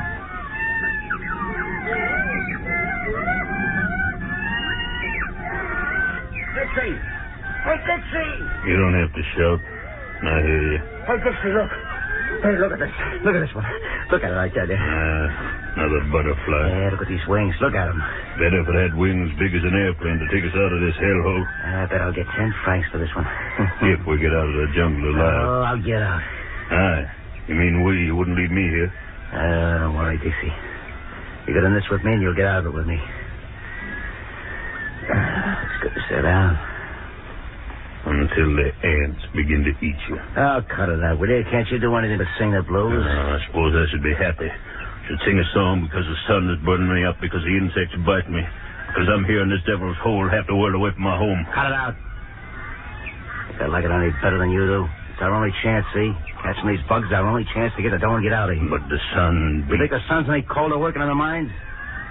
You think the sun's any colder sitting out there on the beach tearing your heart out every time you see a boat heading back? Tell you, Dixie, the jungle's the only chance we have to get out of here, and by the devil, I'm taking it. Yeah, you're right. I know it's as you say. Our only chance. Sure it is. Now snap out of it. Another couple of days like this one, and we'll have caught enough of these bugs to head back to the coast. But will we get through? Listen, Dixie, when I say I'm getting out of here, I'm getting out. But the natives say... Cut it out, I tell you. Nothing's going to stop me. But if we do get out, how do we know that Mr. Renack will buy the butterflies? Listen, he said he would, didn't he? Oh, what a man says. Yeah? Well, why shouldn't he buy them? Gives us a franc a piece and then sells them all over the world for plenty of dough. But who would waste money on such things? Don't you know nothing? Schools, museums. They pay plenty of dough for these jungle butterflies. But why should anybody... Oh, forget it, I tell you. The air hot enough without you shooting your mouth up all over the time? Now lay still, I tell you, and forget it. All right. I'll forget it.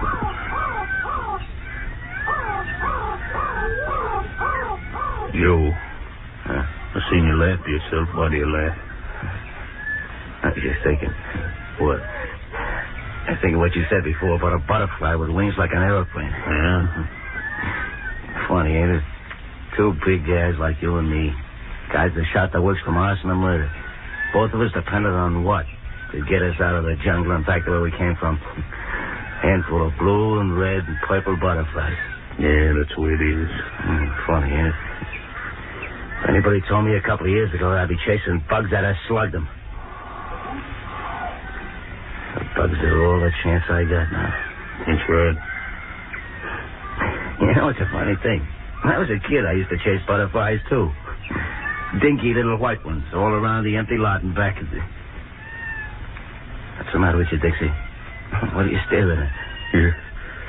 You didn't see it? See what? What is there to see but a... Ladies? No. Then what? Then what? From behind that tree. He looked out at me. He? What are you talking about? Who looked out at you? A spider. And I think it was as large as a dog.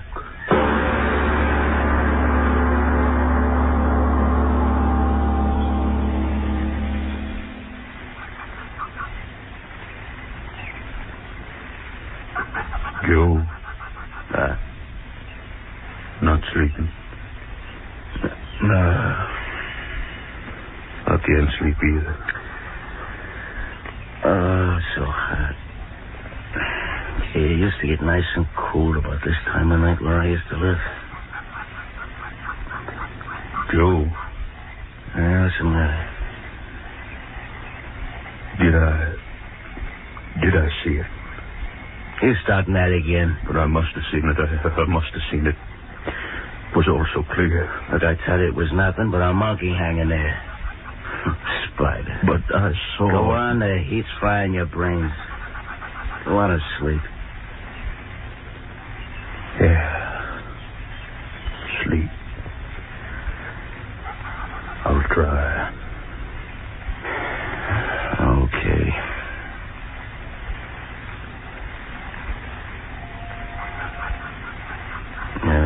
Blasted mosquito got it under the netting. You get it? You get it? No. I got it. Another one? You're holding the netting. That's what's the matter. I might as well get up and fix it. Blasted stuff is falling apart with mildew. Joe. What do you want? Don't go too close to the edge of that clearing. What are you talking about? I'm just going to fix the netting so that... Joe, what? Joe, what is it? Joe! I'm okay. Yeah, but you screamed. Yeah. Well? I saw it, too. I was sitting at the edge of the clearing in the moonlight. Yeah. Spider as big as a dog.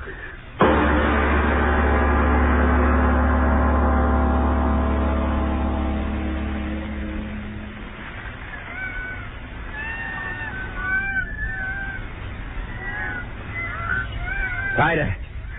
Pull the line tighter. Yeah, I dug it. Okay, come on out of the tree now. All right. Now watch yourself. Don't shake that tree too much. That trapdoor's set on a hair trigger. There. Now it's done. Yeah. That cage ain't strong enough to hold it. You can run a knife through it. But what if it doesn't come here again? Here by the tree the last 2 nights, wasn't it? Yeah, but what... So it'll do it again. Only this time it's going to stay by the tree. But what if the trap fails? Don't start that again. I tell you, one jerk of this line from where we're sitting, the whole cage will fall right on him.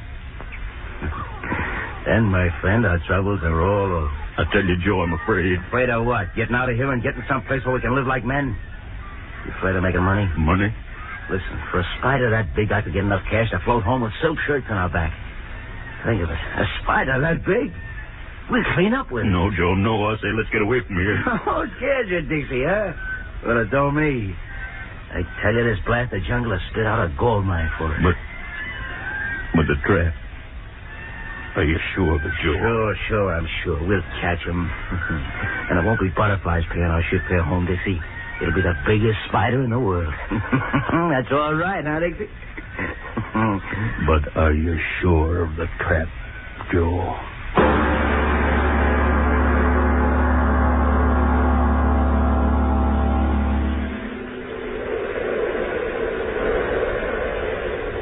The wind's strong tonight.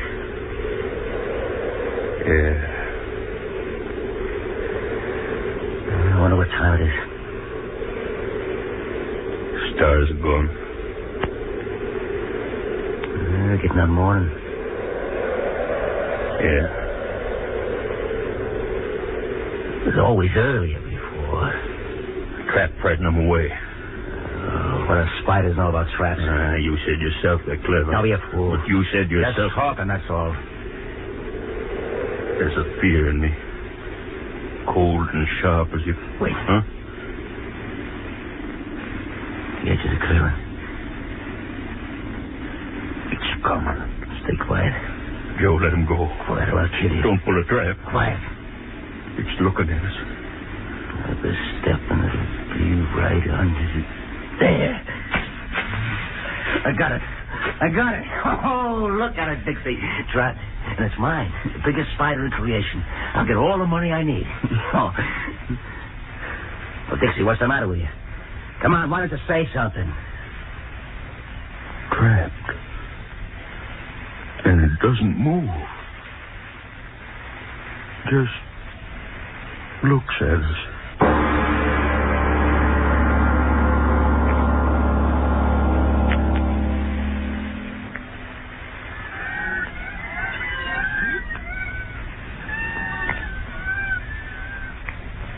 Joe. How many days since... Well, say it. Since we caught the big fella? 3. Yeah, 3 days. You haven't fed it? You're telling me. Why do you... Because I'm playing it smart. Pretty soon that thing won't be caring much about anything. Then I'm going to slip the bottom of that cage and off we go. They say such creatures can live for a long time without eating. Not when they're that size. I figure that sitting out there in that sun all day, well, in about a week it won't care much whatever we do with it. Joe. Yeah? How could such a creature be? What do you mean, how could it be? You're looking at it, ain't you? But such a spider. It's there, that's all that means anything to me. But such a giant creature. That's it. It's a giant, ain't it? Well, you've seen giant human beings in circuses, haven't you? Well, they just happen, that's all. That's the way this spider happened. So black. Yeah. The midnight special, ain't he? Those big, hairy legs. Once I saw an octopus. Huh? Devilfish. Oh, yeah, sure. And this one looks like a dry land devilfish, is that it? Yeah. Oh, will that make a billboard at a circus sideshow? Will we clean up? The legs, the strength they must have. Not when I get through it. Look at it, Joe. Be honest. Huh? Isn't there a strange fascination when you look at it closely? What are you talking about? Its eyes. Well, how they shine. So what? As if there was a thought behind them.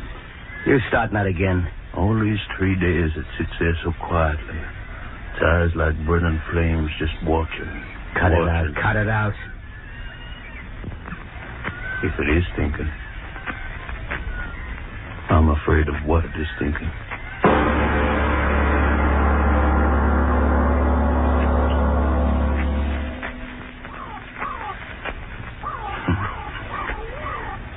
Howdy, Miss Spider. Yeah, plenty hot. Hey, Dixie couldn't take it anymore. He's off looking for a cool spot. But me, I didn't want to leave you alone, Spider. I didn't want to leave my meal ticket. You're going to be a big-time attraction on the boardwalk in some big-time circus, Spider. Yeah. Yeah, you're a screwy-looking thing, Spider. They won't believe it until they see it. The fella, it's going to cost them plenty before they do see it. Hey, Spider. Why'd you move? Spider. You're not dead. Get a stick. Spider. Bless you, you're not dead. You can't be dead. It's been only a week since... You can't be dead. You're my chance. You can't be dead. Curled up with your legs over you. Bless you, move. Reach in and see. Let go. Let go of me. Oh, blasted devil. You fooled me. Let go. Let go of my arm.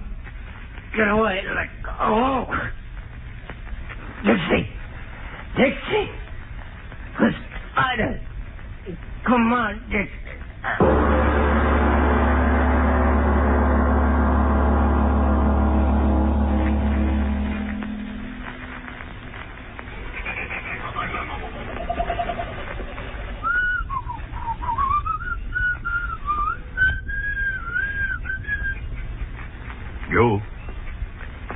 Joe, where are you? Joe? Oh, the sound suddenly so quiet. Joe? Where's the man? He said he'd be here. He said...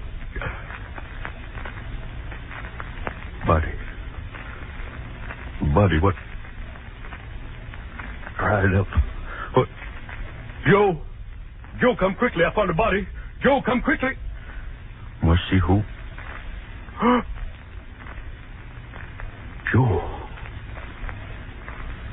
Joe, it's you. Joe, how did this... What?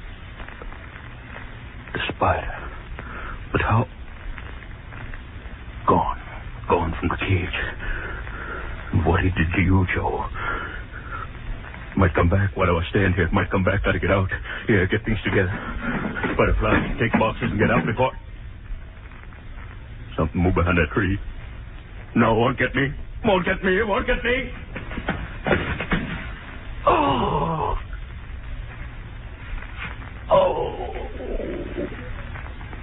My foot pushed it. Must have broken my... Oh, gotta get away. Oh, gotta get away.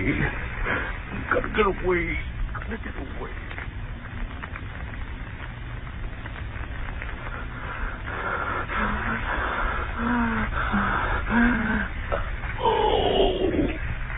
Oh, my leg.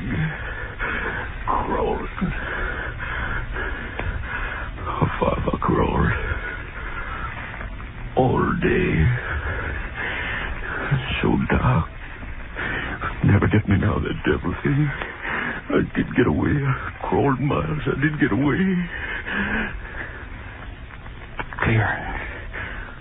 Someone to help me. Crawled to the house. Someone to help me. So dark. Oh. Tired. No strength to call out. Crawl and find someone to help me. And I'll be free. Free. Got something. What? A body. Joe, you, but how? What? Back in the camp. I'm back in the camp. Crawled all night in a circle back in the camp. No. Get out. Get out before... Oh, my leg. No. Can't crawl anymore.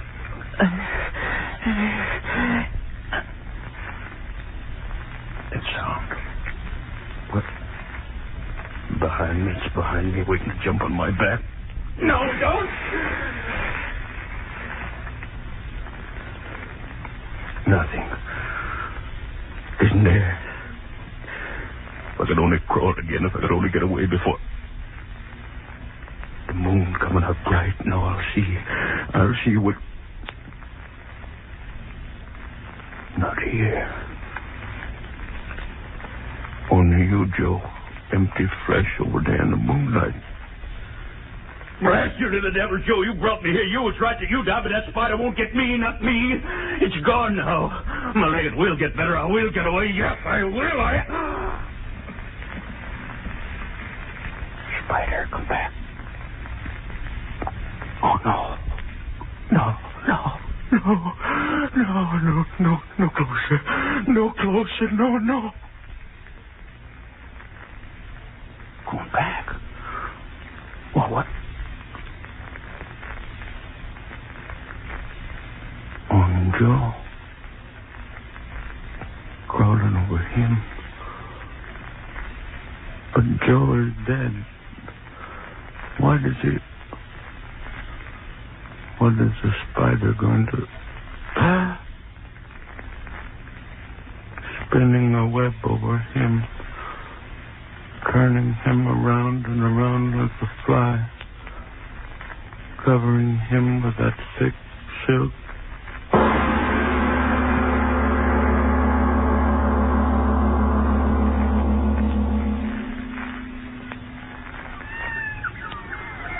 Spinning a web of silk over Joe.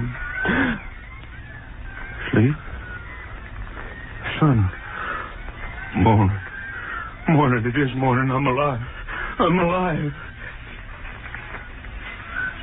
Someone coming. Get a hide. Who? So heavy a wolf it can't be that devil spider. Must be one of the savages here. Help me. See who? Joe. It is Joe alive. Joe, I'm here. Joe, I'm here. Wait for me. Joe, why do you stand there? I must have had a dream. All that happened, yes, a dream last night. Oh, it's such a funny nightmare to tell you. Joe, why do you just stand there? Why do you just look at me? Your eyes, the sun shines in them, they hurt me.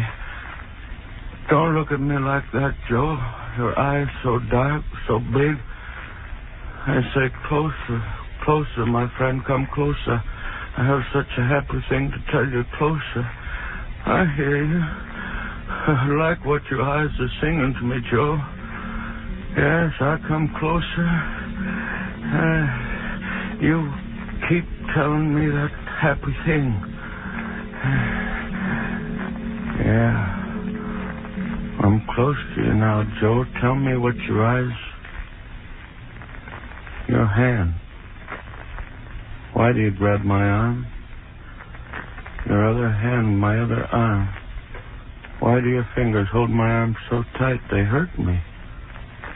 Another arm on my shoulder. Joe, another arm holding my neck. Joe, so many arms, how can it be? Joe, it is you. I see your face, but your eyes bigger and bigger. Sun so strong in my head, burning my head inside. Is that why I see such crazy things, Joe? Joe, why don't you say something? Your eyes bigger and bigger, burning into my head. Now your face is changing. Joe, it is you. Then why doesn't your face... Joe, that sound, your face, your arms... Spider...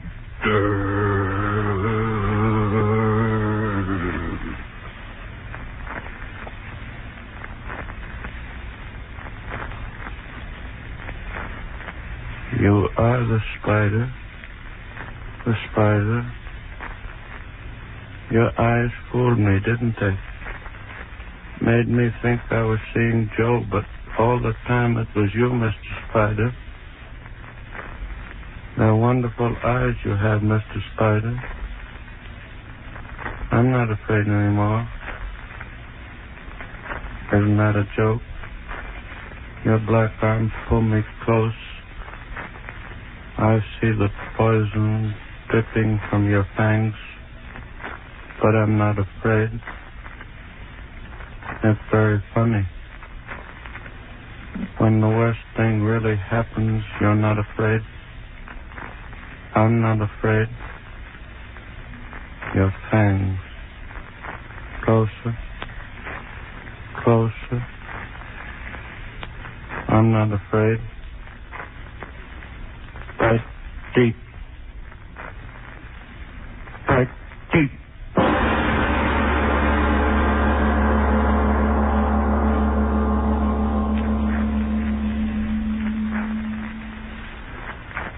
Well, Mr. Obler, what's the moral of tonight's story? Stay away from spiders? Yes, especially from black widows. No, Frank, our story tonight was just in fun, which reminds me of vacations, of which few of us are going to have any this year. And speaking of vacations, I'd like to tell you about a very amazing vacation I once had, visiting haunted houses. And after that vacation, I was badly in need of something our government wants from us very much these days: nurses. Now, here's some facts, and please listen because they concern each of you. Unless the nurse power of the entire nation is reinforced by the enrollment of 65,000 students in schools of nursing for 1943, all of us face a real threat to civilian health. Therefore, beginning immediately and continuing through the spring and summer months, nursing must be considered America's #1 woman power shortage. I'd like to say some words that the government said.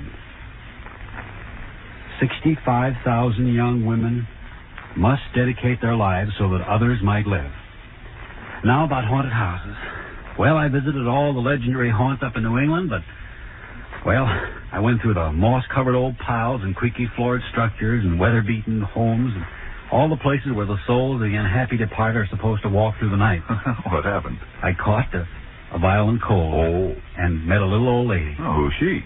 Well, you'll meet her next week in a play titled Little Old Lady. And to all of you, a very, very cordial invitation to an amazing little old lady next week. Yes, tune in next Tuesday again for Arch Obler's eerie story, Little Old Lady. It is later than you think. Ironized Yeast presents Lights Out. Everybody.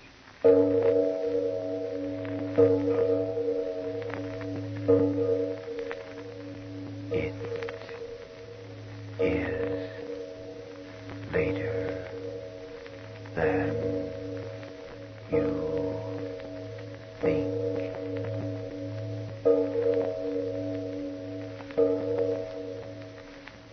Lights Out brings you stories of the supernatural and the supernormal, dramatizing the fantasies and the mysteries of the unknown. We tell you this frankly, so if you wish to avoid the excitement and tension of these imaginative plays, we urge you calmly but sincerely to turn off your radio now. This is Arch Obler. Tonight, a strange story about ordinary people. Two girls just like you or your daughter or the girl who works next to you in the office. But first, Frank Martin. Worried because you're underweight and frazzled out? Miserable because you lack the pep and strength and energy you need these busy days? Well, cheer up. Very possibly you simply need more vitamin B1 and iron than you're getting from your food. And pleasant little ironized yeast tablets supply both of these vital substances. They've been of amazing benefit to thousands with these deficiencies. Gains of glorious new pep and strength and needed pounds within just a few short weeks are nothing unusual. That's right, ironized yeast tablets. And now, lights out. Everybody.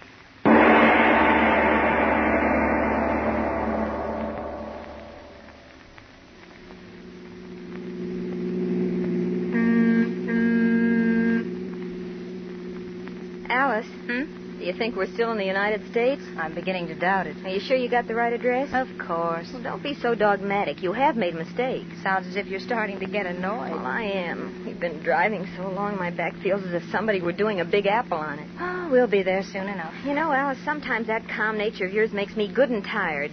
You sound as if you want to quarrel. Oh, I'm sorry. It's just that, I looked forward to this vacation for weeks, and now that it's happening, well, it isn't so much fun. Oh, wait till you get to my Aunt Harriet's.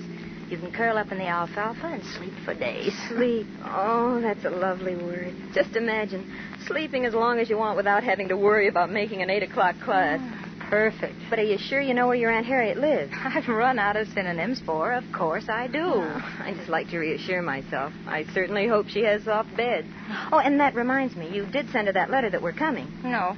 Say that again? No, I didn't send the letter. You mean to say that she doesn't even know that we're coming to stay with her? Well, I decided it would be more fun if we sort of surprised her. Well, of all the brainstorms, walking in on somebody you haven't seen for 10 years and expecting her to welcome you. She's my only aunt, isn't she? But maybe she won't have room for us. Don't be silly. I told you Aunt Harriet lives alone and likes it. Well, maybe she won't like it if we barge in on her. Don't be silly. Of course we'll be welcome. From what I've heard, she's a little old darling. When you were 8, she was a darling. For all you know, she's taken the welcome mat in years ago. Wait a minute. Didn't you say we were supposed to go down Camden Road 3 miles? Yes. Then you are lost. That sign back there, this isn't Camden Road. You're silly. I saw it with my own eyes. It said Pig Snackle Road. Oh, there, see that? Pig Snackle Road. You are wrong. Pig Snackle Road. That's too good to be true. Are you crazy, laughing at a name of a place when you haven't got any idea where you are and my Oh, back... don't be silly. I'm sure we'll find... Hey, there. There it is. There's what? The edge of the world? Oh, no, the crossroad. The entrance to Aunt Harriet's place ought to be just a little bit beyond it. That's what you say. Well, yes. There it is. Here we turn here. Turn. Hey, wait a minute. What are you trying to do, turn over? Oh, it won't be long now. You're telling me. This is no road. It's a cow path. Yeah. Aunt Harriet likes privacy. I remember Dad and Mother used to say that. Another 100 feet on this road, and I won't need a bed. I'll need a stretcher. Come on, slow down. I knew it. What a road. Even the tires couldn't take it. What do we care? Aunt Harriet's place just a little ways down. We'll walk. You mean leave the car right here in the middle of the road? It's Aunt Harriet's own private road. No one will bother it. Oh, come on. Take your bag. Let's get out of here. Oh, all right. I'm just a stooge. Come on, let's go. We'll just be in time for dinner. That's what you think. What do you mean? I mean, maybe your Aunt Harriet doesn't like guests who walk in just like that. Hey, Alice, now what are you stopping for? Well, I just noticed. Noticed what? How dark it's getting. So what? Come on. When the sun starts setting, it gets dark. I learned that in Physical Science 101. Yeah, but back there on the road it was so light, and here it's so dark and gloomy. What's the matter with you? Are you going to take your suitcase and come on, or are you going to stand there being afraid of the dark? I'm all right. So many trees around here. No wonder it's dark. If that Aunt Harriet of yours wants privacy, she sure got it. And I hope when we get there, I'll have the same... Lona. Now what? Look at that mist coming up through the trees. Yeah. It's like long, white, curling fingers. Oh, stop that, will you? It's just that it's getting late. Colder. Moisture's condensing. Oh, will we ever get there, riding and walking? Have you actually got an Aunt Harriet? Come on, let's go back. Hey, wait, Lona, there it is. Huh? Hallelujah, it is a house. Well, it's about time. It's about time.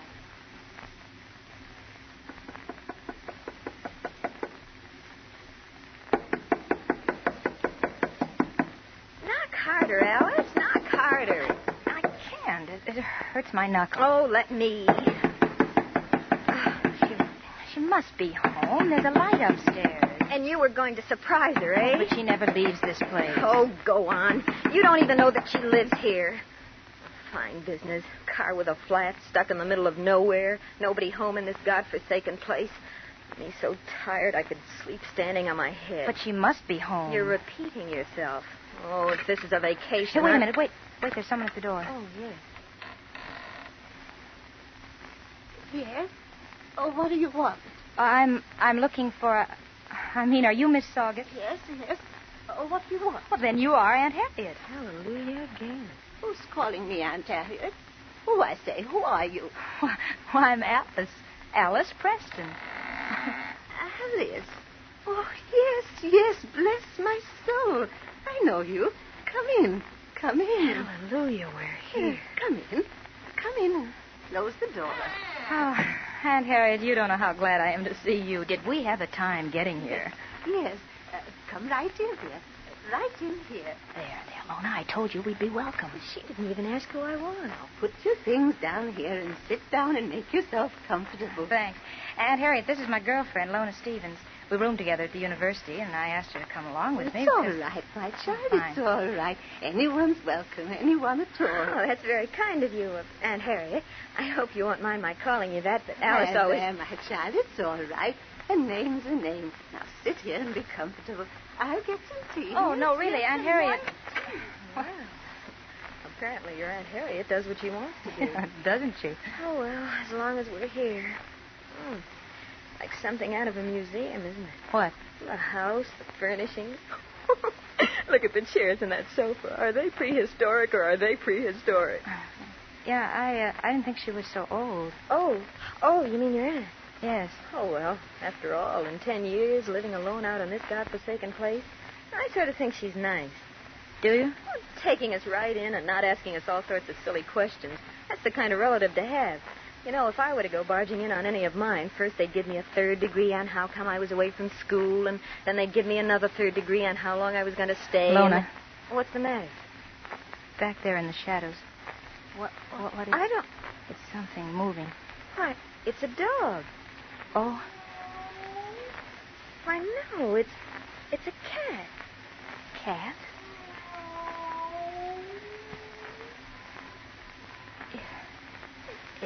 It is a cat. Not a cat. Look at the size of it. Tiger. Lona, what do we do? Don't move. If we do, it'll... Now, here's your tea, young ladies. Nice, warm tea. Just what you need. Aunt Harriet. What's the matter? What? Oh, he's frightened you. What is it? You got eyes, haven't you? Well, yes, It's so I dark in that corner we can't hardly tell. It's not a tiger, is it? Don't talk nonsense. Oh, what is it? He shouldn't be here at all. It's much too early for him. Aunt Harriet, didn't you hear me? I asked you what it is. Oh, what do you think he is? Well, it can't be a cat. Why, he's as big as a police dog. All right. Come upstairs. I'll show you to your room. Now, this way. I'll show you to Aunt your Harriet, room. I don't... Come along. I say, come along up these stairs. Come on, Alice. Oh, why don't Come you? on, we better do as she says. All right.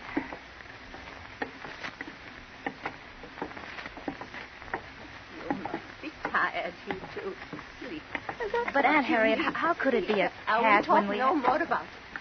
Talk no more about it now. No. We'll talk about that tomorrow morning. Now, in here, my dears. In here. Come on, Alice. But why doesn't she answer me? There, you see. A very comfortable room for both of you to rest in. Nice wide bed. Everything clean. But, Aunt You'll get a Harriet, nice wait rest just a here, minute. yes? I want to find out something about the... Forget it, Alice. Whatever it is, you can find out in the morning. But that cat... Oh, cat. Can't you say anything but cat? It was so huge. Nothing.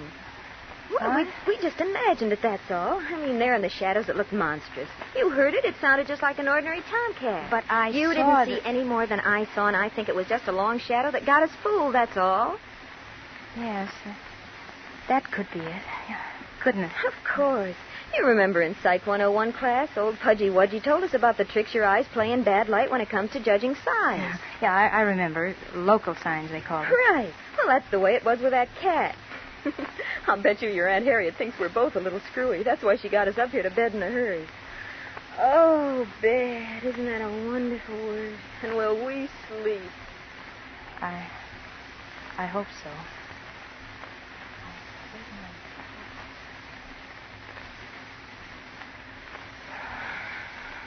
Alice. What? You're not sleeping either, are you? No. I wanted to talk to you for hours, but I wasn't sure. I thought you were asleep. Somehow I can't. Me neither. I can't understand why. I'm the one who was crying how tired I was. The bed's so comfortable. The house is quiet enough. The house. Huh? Maybe that's why we can't sleep. What do you mean? Well, there's something about the house. What? Something oppressive that won't let us sleep. Oh, you're crazy. No, I'm not. It's just that we're too tired to sleep, that's all. Yes, that's it. Too tired, nerves on edge. No, I've been lying here for hours trying to figure it out. Now I know. Will you stop talking like that? Don't you feel it, Lona? Don't you? Well, I tell the truth. You do feel it. It's something heavy in the air. You know, pressing down on us. I'm awfully frightened, Lona. Awfully. Well, you're not going to frighten me. Why, this is your own Aunt Harriet's house. She's down there sleeping, and she...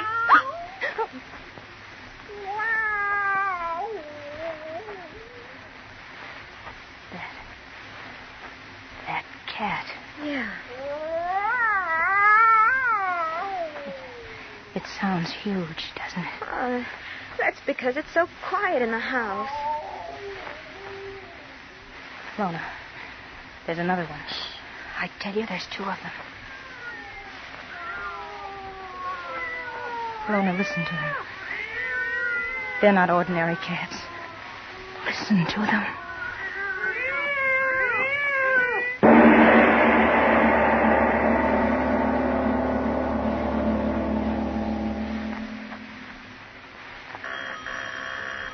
Ladies and gentlemen, we leave our lights out story of Little Old Lady for just a moment to accompany a young lady who's calling on a friend. Hey, Sue, how about taking a walk? It's a wonderful day. Not me. I'm too tired. I don't know where you get all your pep. I'm always tired. I'm losing weight. I can't sleep. What can be wrong with me? Very possibly you simply need more vitamin B1 and iron. You see, when you don't get enough vitamin B1 from your food, you may lose your appetite, not eat all you need to keep your weight and strength up to par. And when you don't get enough iron from your food, you may be weak and pale and feel frazzled out. But if I don't get enough of those things from my food, how can I get them? Ironized yeast tablets supply both vitamin B1 and iron. Thus, ironized yeast helps two ways in these deficiencies. Helps you two ways to regain weight and pep and sparkle. So, if you need more vitamin B1 and iron, get ironized yeast tablets right away. Tonight. See if Sue and you aren't saying... Talk about pep. I'm fairly bursting with it now I've regained this nice weight. My, but I'm glad I tried ironized yeast tablets. And now back to our lights out story of Little Old Lady.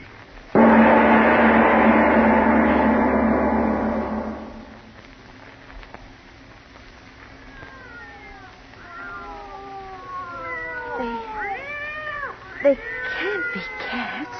I'll call Aunt Harriet. She'll tell me.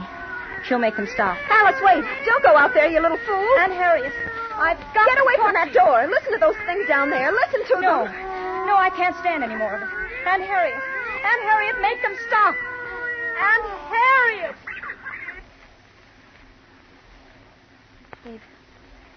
They've gone.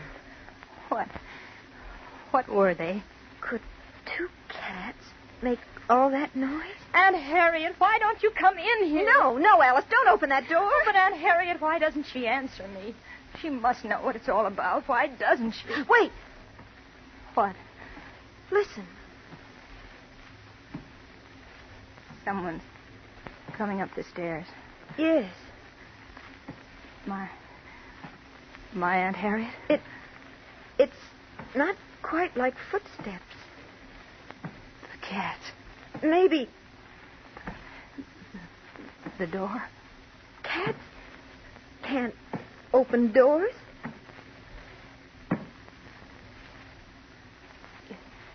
It's right outside the door. I can hear, can't I? Is it a cat? Of course it is. You don't think so either, do you? It's just sitting there. Yes. Let it sit there. I'm so afraid. When morning comes, we'll get out of here. Aunt Harriet. Aunt Harriet, why don't you answer me? Oh, stop that. There's something outside of our door, Aunt Harriet. We don't know what it is. What's the use of calling her? She won't answer you. Why do you say that? Because she hasn't answered us and she won't. But she's in the house. She must know. Wait. Trying to get in. As long as the door's shut. We're safe enough. Aunt Harriet! Oh, please wake up, Aunt Harriet. No! What? Look. Doorknob. It's turning. Oh. Alice. Cats can't open doors. You mean Aunt Harriet? Yes. It must be Aunt Harriet. She's ill and she's trying to open the door. I'll open it for her. No. Oh, no, Lona, stay away from that door. I'm afraid. Oh, don't. Come right in, Aunt Harriet.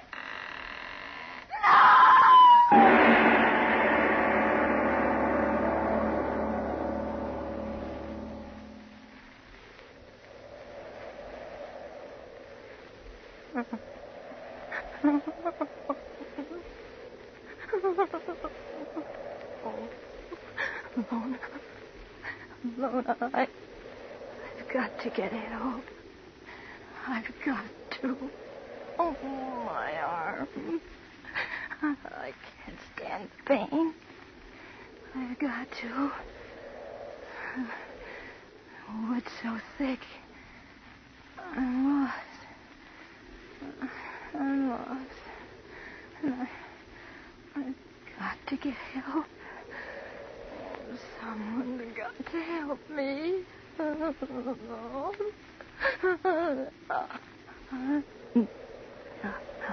I'll get help for you, Lona. I'll get the help.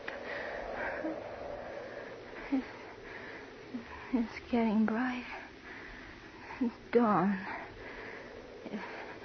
If I could only find the path, the road, the bushes tearing my clothes.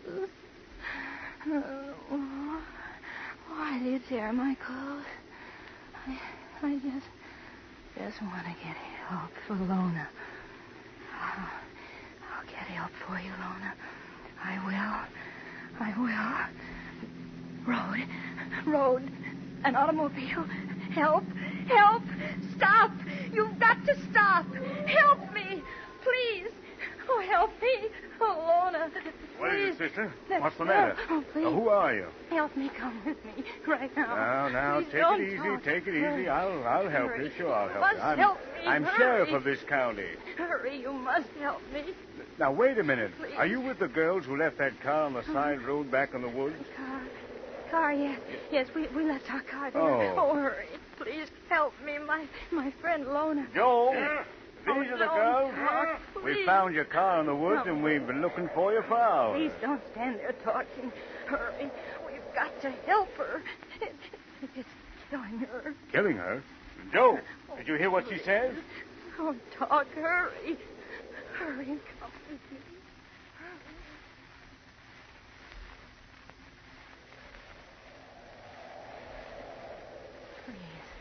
Please hurry. I beg of you. All right. Now take it easy, sister. This is the house, ain't it? Yes. Oh, yes, this is the place. The old soldier's house. Yeah. Try the door, Joe. Hurry. It's push open, it. Sheriff. Push it. Well, let's go. And upstairs. She's upstairs. Nobody down here, Right Sheriff. up here. All right, Oh, let's don't get up look down there. here. I don't know what this is all about, but I'm soon going to find out. Lona, we're coming for you. Lona, we're coming. Right. Hey, what room is it, Sheriff? Right here, that room. That room right there. Hurry. It's killing her. Get your gun out, Joe. Please. Door's partly open. Oh, just Okay, go kick in, it open. please. Watch yourself. Be careful, Joe. Lona. Sister, you stay here. Lona. Sheriff, there's nobody in this room. Lona. Huh? Look for yourself. Please. Well, now, what Lona. Lona, where are you? Now, wait a minute, sister. Are you sure that... Yes. Yes, she was here. Right here. And it came in the door and jumped at her. I turned. I ran. I jumped out of the window. Hey, this window ain't broke. But I tell you, I went through it. See, my arm. Yeah. But there's no one in here. Oh, The bed, I why, it know. ain't even messed up. Oh, Did you say you two were sleeping, sister? We were. Oh, Lona, where are you? What has it done with you? Aunt Harriet. Huh? She'll know. Or has it killed her, too? Sheriff, come quick, bring the girl. Oh, come along, sister. Joe, what is it? Look in there. Aunt Harriet. Old lady sitting in the rocker and knitting. Oh, Aunt Harriet. Lona, where is she? What happened? Oh, Aunt Harriet, please tell me. Yeah, tell us all. And might I ask what this is all about? Aunt Harriet, what's the matter? Didn't you hear anything? Lona, that horrible cat thing. What did it do to her? Answer me, what did it do? Would you gentlemen tell me who is this hysterical young girl? Aunt Harriet. Now, look here. Don't you know who this girl is? Certainly do not. But, Aunt Harriet, I'm Alice. I came here with Lona. Don't you remember? You must be mistaken. I've been alone all night. You hear that, Joe? No, I was here. Lona and I did come here. It's a horrible joke. That's what it is. Aunt Harriet, please tell him you're just joking. Lona, Where is she? I don't know what you're talking about. I never saw you before in all my life. No. Oh, no, that's not true, Aunt Harriet.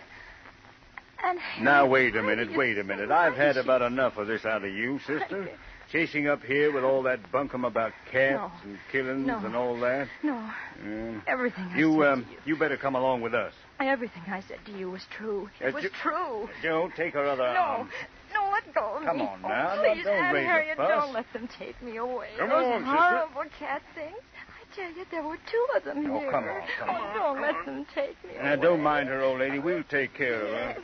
Yes, take good care of that cracked little thing.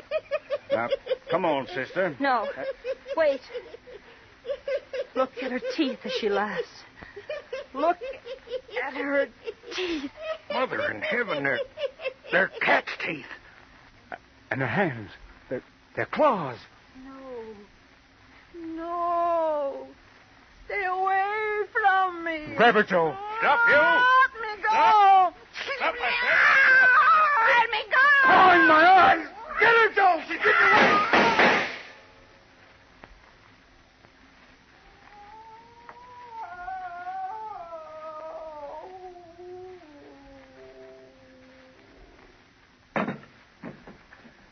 Joe. Dead. Oh, Aunt Harriet. Oh, she's no aunt of anything human. I can tell you that. Look at her. But my Aunt Harriet Saugus. Saugus? You hear that, Sheriff? Yeah. So you came here thinking she was Mrs. Saugus. Did you, girl? Yes. Yes, Lona and I. And Lona must be dead now. How could my aunt do what she did? How could she? This thing is no aunt of yours, child. Your Aunt Harriet Saugus died in this house 3 years ago. And she left 2 cats.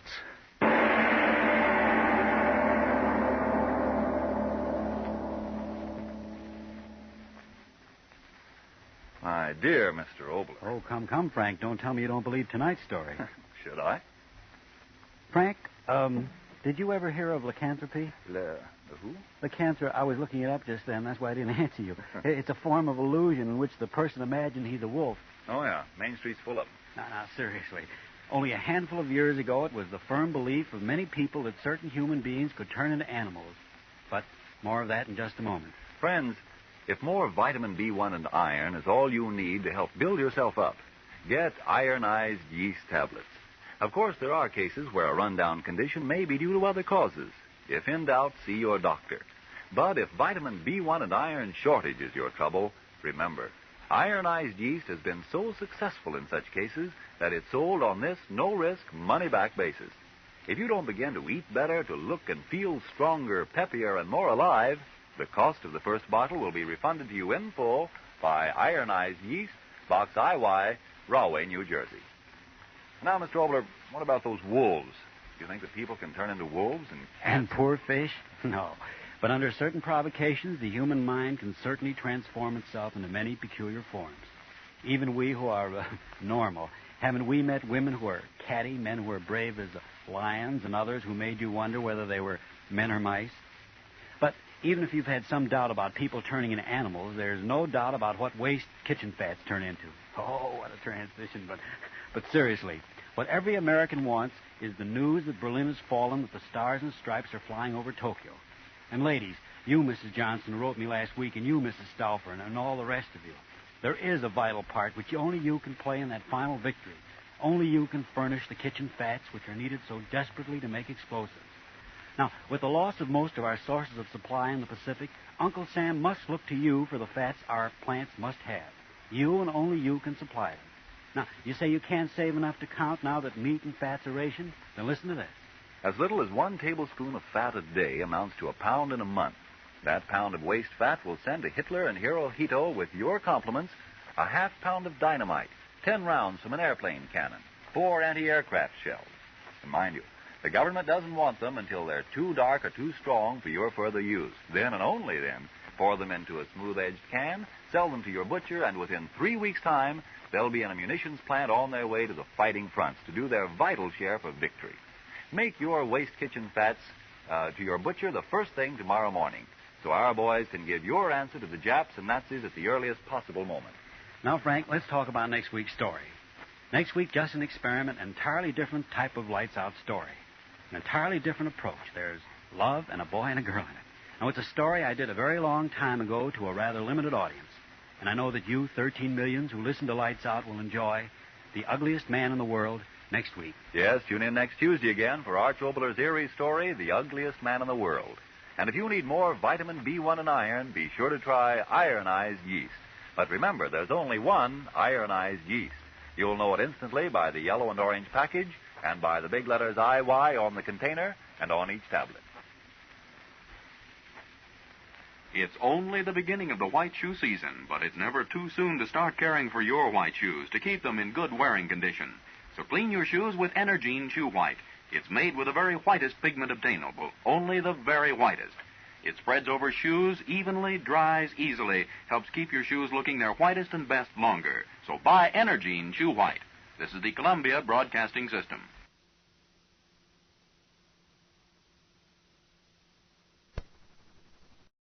Lights out for the devil and Mr. O.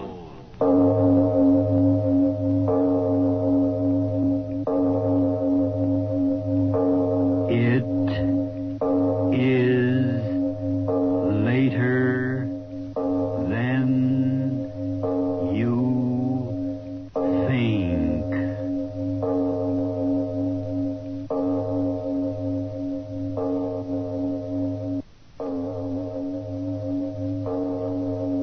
Good evening. This is Van Christo.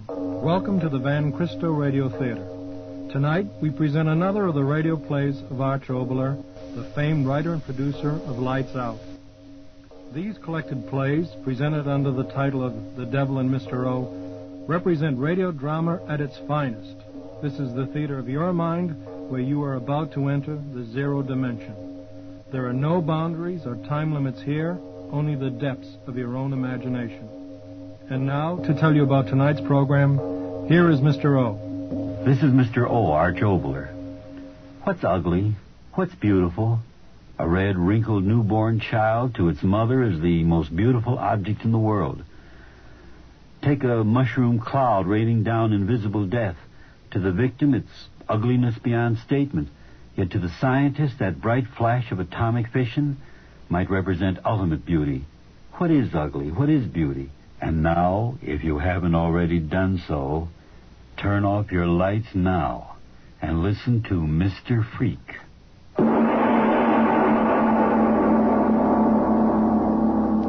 Gun in my hand. Gun in my hand. In all my life, I've never had a gun in my hand. Smooth gun, hard gun, cold in my hand. Bullet won't be cold. Warm bullet, hot bullet, burning hot, hot as the blood. No, can't think of that. Turn the muzzle up and press the trigger. Trigger cold against my finger. Cold as death, but life is colder.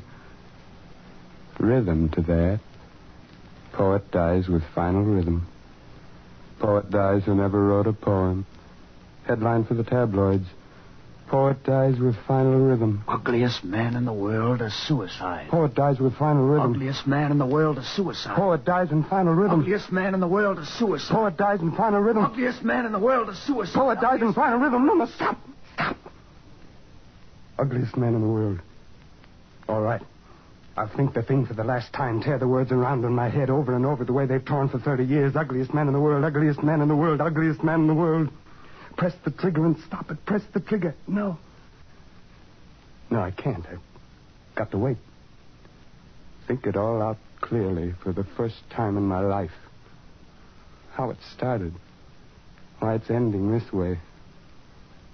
Think it all out clearly from the very start. Then press the trigger. School today, Paul. There's a start.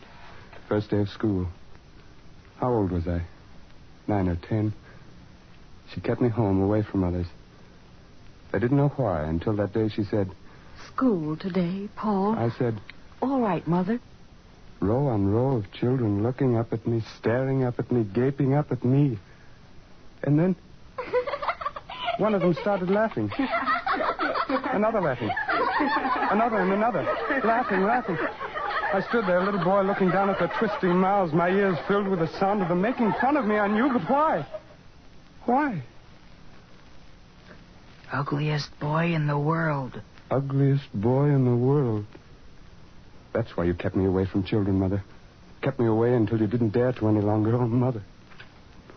Mother, before you let others see me, why didn't you close your hands around my neck, put a knife in my heart, drown me, bury me, put me away where eyes couldn't see me, laughter couldn't reach me? But you didn't. So this was my boyhood. Tears. Tears without end. A boyhood of tears. A boyhood of tears. Took me out of school, kept me away from all the others. What good was it? I knew. There wasn't a mirror in the house. Not a mirror. I didn't dare. You didn't dare. Not a mirror. Until that day you died. Alone. So quiet in the house. I sat down. So quiet.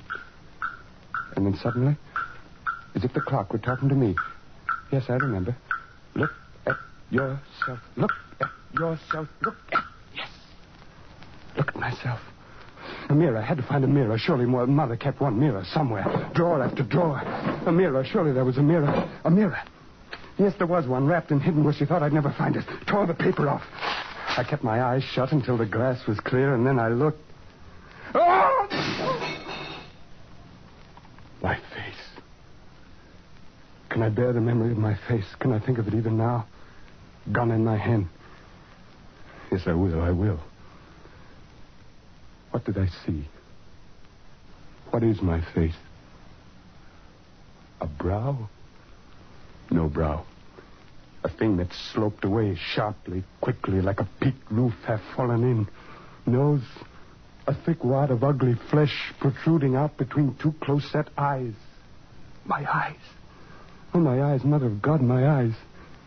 Two tiny red-rimmed, green-flecked globes that stood far out beyond the lids and twinkled like a fat, round pig's. My eyes, that was why they laughed at me, my eyes. Ugliest man in the world. Yes, I was that. No longer boy.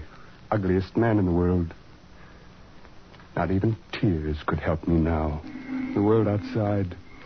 At last I had to go out into it. Make a living. Get a job.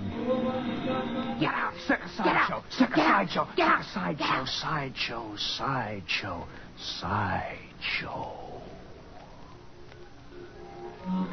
Step up, ladies and gentlemen. Step up. The one and only, ladies and gentlemen. Step right up. Wasn't bad, The one and only ugliest man. That's No. what I said. Come on, ladies and gentlemen. That's what I said. The ugliest man in the world, and only a dime. A very small part of $1. That's it. Step closer. I didn't mind. After a while. Faces looking up at me again, staring, whispering, getting their dimes worth. Spieler talking, faces staring, whispers, snickers. I didn't mind. Why should I? I could get away from them. Yes, stand there in the noise and laughter and leave them far behind. Leave the smell of them and the noise of them and the twisting faces of them. Shut my eyes and leave them quickly.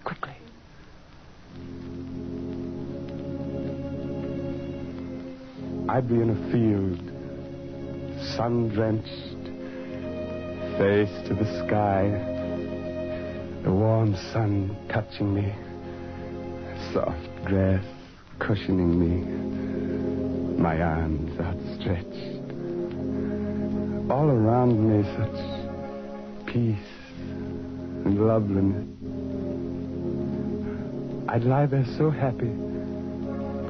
And then a breeze touching my face, and a small white cloud in the sky, and then another,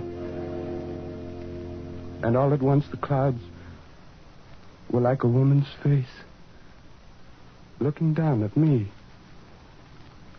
A woman.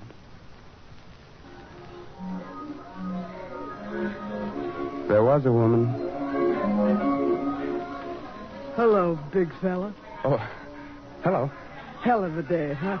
Yes. Sure give you a big play. I mean, the yokels, don't they? Yes? Me, I'm with Sammy Morton. You know, the grind show. Not one of the strippers, you understand. I do a high-class number. You know, semi-classical. Sure been a long, hot day, ain't it? It has. Nice walking out in the dark. I mean, the air's kind of different than on the Midway. Yeah, nice in the dark. Awful nice. Do you like the moon? Moon? Oh, sure. You been working in tent shows long, big fella? So complete, the moon. Boy, you sure pack 'em in. I heard tell you sell more pictures than anybody in the show. Dimes sure add up, don't they? Your face. Did you ever look down from the clouds? You mean have I ever been high? Boy, I'm high now. I like the dark, big fella. There was a woman talking. They were talking. Yeah, sure, Sam. What do you take me for, a chump? Well, what do you think? His face makes me sick just to look at him, but he's got a pocket full of dough. So last week I got a telegram from Mama. Poor Mama and the mortgage. And yesterday, while he was looking at me up in the clouds, I got another handful of bucks, and maybe in a couple of weeks I could... You. All right, so you heard. So what? What are you staring at? I don't like your face. You heard me? I don't like your face. I gave you... You gave me a couple of laughs. Love. Love? Do you hear that? Love. Do you think any woman could love a mug like yours? It ain't a face, it's a mug, a puss, a pan. Go on, beat it. Get out of here. No more walks with me, big fella. I've had a belly full of laughs and I'm through. Hey, what do you... No, stay away from me. Don't... Go on, beat it. Get out. Yeah, I'll get out as far as I could get out. Any place. Anywhere. Any place, anywhere. Get away.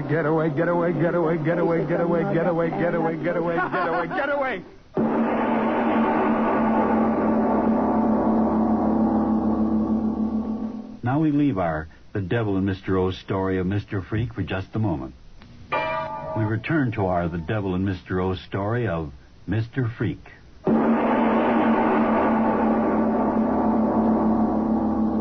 Yeah, got away. Good and far away. Fields, grain, a farm.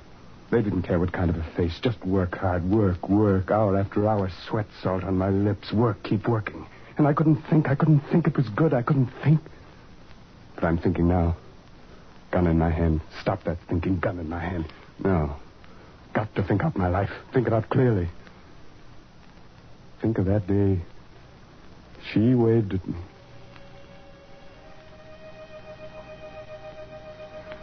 Was working. Bent over. Sun hot on my back. Grain thick around me, filling the world, covering, hiding me. I straightened up. Something moving through the grain on the road. Climbing the hill. So far away, could hardly tell what it was. Shaded my eyes from the sun. I saw a woman on horseback. No, so small. Must be a girl. I saw her arm wave at me. I dropped in the grain. I hid. Leave me alone.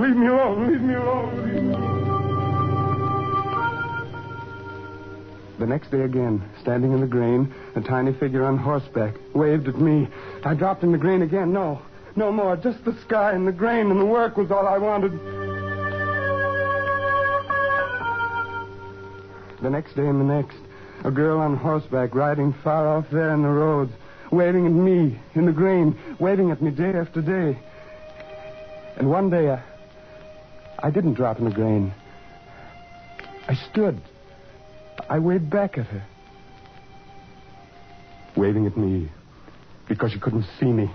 See my... Face, puss, pan, mug. In spite of myself one day, I was hiding in the grain at the edge of the road, waiting for her. Wanted to run, yet I stayed. Wanted to cover my eyes, yet I looked. Looked with eyes as big as all my loneliness. horse knew I was there. She didn't. She started singing a little song as she passed. A song without meaning, but warm as the sun. And I saw her. Young, lovely. The words tumbled over and over in my head as I watched her go by. Young, lovely, young, lovely, young, lovely. I began to see her face everywhere. In the grain, in the sky, and at night in the dark. Ugliest man in the world. Thinking of the loveliest face in the world. I tried to stop it. I couldn't help it. I couldn't. The loneliness in me was a pain I couldn't endure anymore. Again and again, I hid in the grain and watched her go by me. Just a quick moment. And then she was gone. And I was left in loneliness again. If she couldn't see my face. Yes, if she were blind. I read a book like that somewhere. Woman never saw the man she loved. If she couldn't see me, only know me as I am, my voice, my thoughts, my dreams, ambitions. If she couldn't see dangerous daydreams that brought me to a gun in my hand. But I was lonely. I had nothing. So I had dreams of her, blind, not knowing my face. Mother in heaven, if she were only blind, if she were only blind. Wish, Father, to the deed. That day, working in the grain, looked up. She was riding by. So early? Why so early? Her little hand waving at me. Then the rush of an auto. I ran. The grain tearing at me, holding me back. In a moment, she was in my arms. Help me. Please. Help me. I can't see. I can't see. Can't see? I dreamed it, prayed it, and now... I can't see. What have I done? What have I done? Concussion. Nerve block. No, I had nothing to do with it. Just a thought. I'd only thought. But now she couldn't see me as I was. Couldn't see me. You've been very kind to me, Mr. Martin. Paul.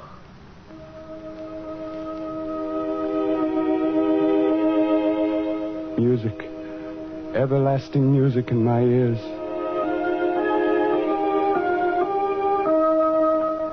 Come here every day, won't you?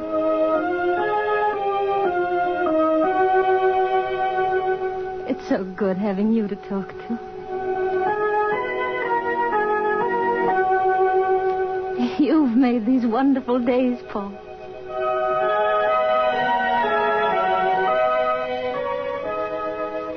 Music, everlasting music, her voice, being with her, knowing her, and she knowing only that of me which had no ugliness.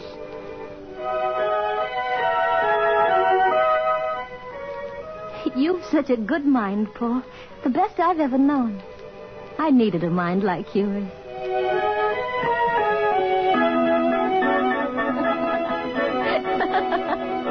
I'm laughing, Paul, because you've made me happy again. You, Paul. And I bless you for it.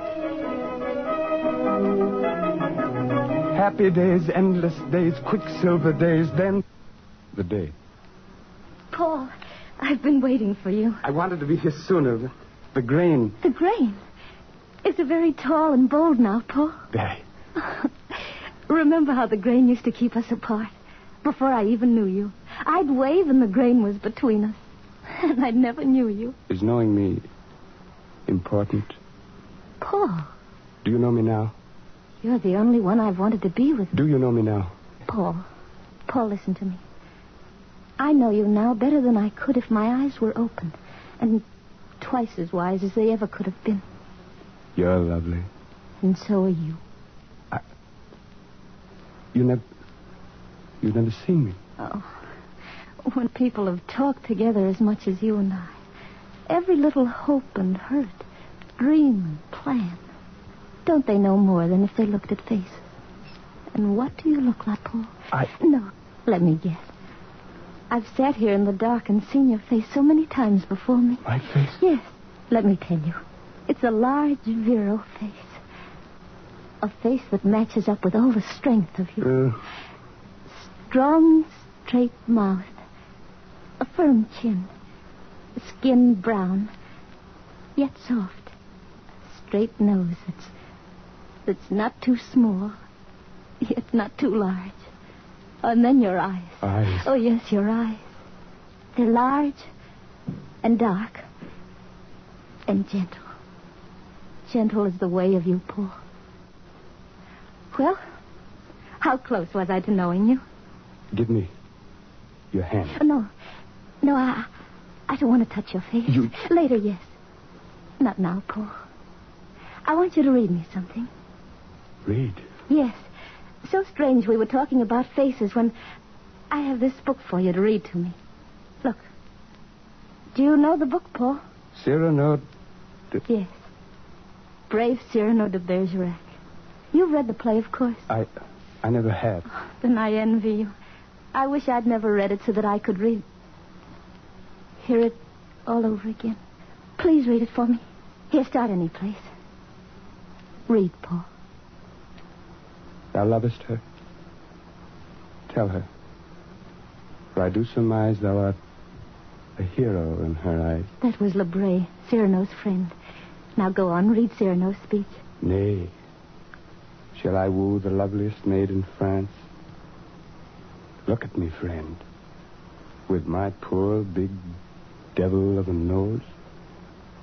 I dream, even I, of walking neath that beam, loving, beloved. You read it with your heart, Paul. He was ugly. Oh, the rest of him was beauty, just his nose. Read Cyrano's lines, and I'll try to remember Roxane's. She was the woman he loved, and he never dared tell her of his love because of his ugliness. Read, Paul. The top of the page. Roxane calls, "Sister, oh, sister." Read, Paul. No. Call no one here. You come back. I should have gone away. I long for harmony to end my day. I love you. Live.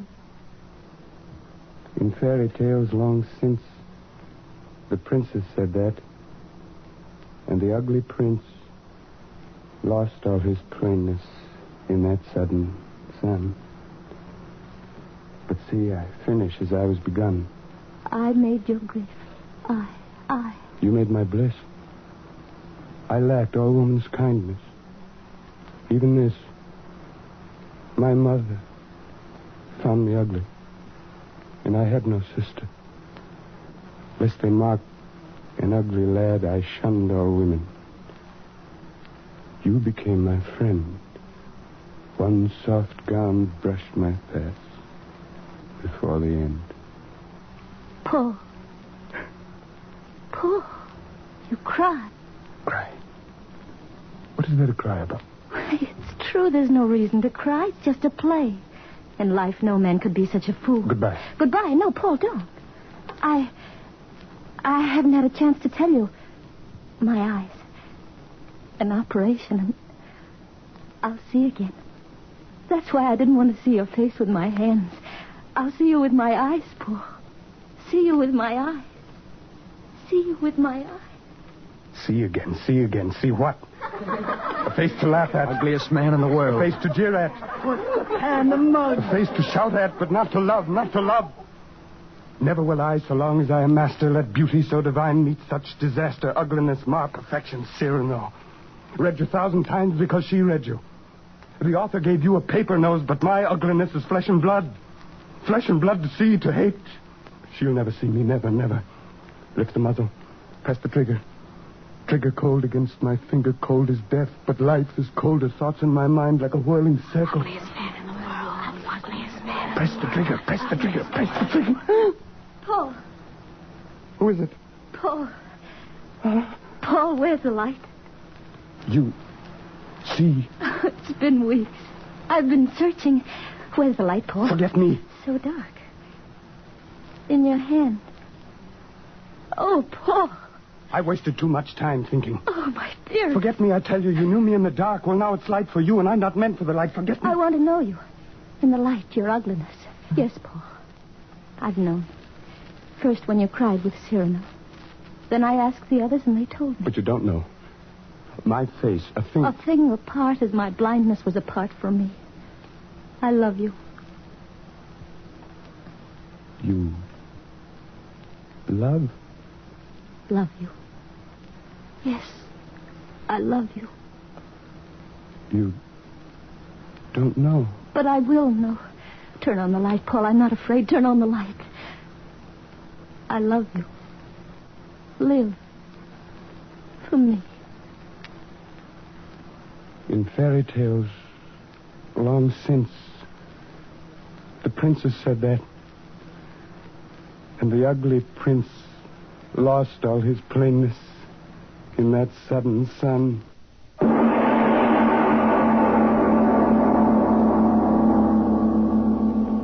The play is ended. The players, Raymond Edward Johnson and Ann Shepard. Speaking of stories, I've written a novel titled House on Fire. You can get it, I hope, at your local bookstore. Its publisher is Bartholomew House. But now let's talk about our next The Devil and Mr. O's story after this word. This is Mr. O again. Has there ever been a poltergeist in your life? I sincerely hope not. You see, poltergeist is supposedly a restless ghost who tears and throws, sometimes right simply gravestone. But that's next time we meet.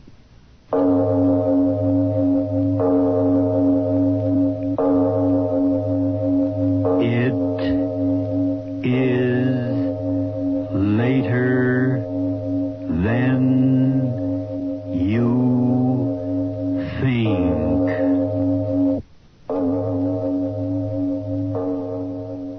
That's our story for tonight. I hope you enjoyed it and will join us again as we travel through the zero dimension in the theater of your own imagination.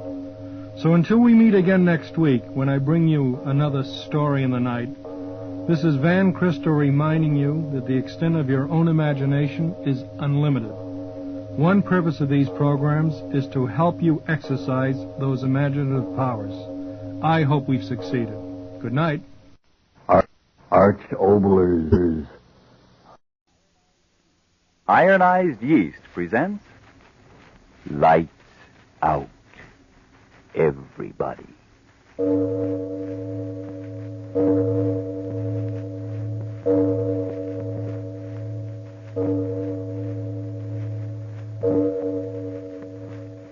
It is later than you think.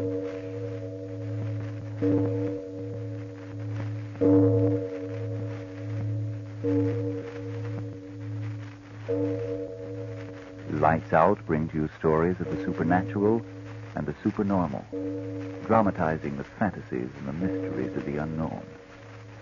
We tell you this frankly. So if you wish to avoid the excitement and tension of these imaginative plays, we urge you calmly, but sincerely, to turn off your radio now.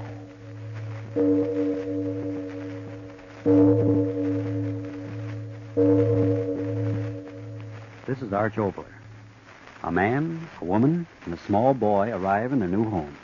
Happy day. And sometimes not so happy. First, a word from Frank Martin. Frankly now, friends, are you asking yourself, why should I be losing weight and feel on edge and worn out? Other people feel good and have fun. Well, if more vitamin B1 and iron is all you need, cheer up. Ironized Yeast supplies both in pleasant-to-take tablet form at a cost of but a few pennies a day. With ironized yeast and its famous two-way help, great numbers of people who were short on these substances have soon regained glorious strength and energy. Today, these people can really enjoy life. Remember that name, Ironized Yeast Tablets. And now, lights out. Everybody.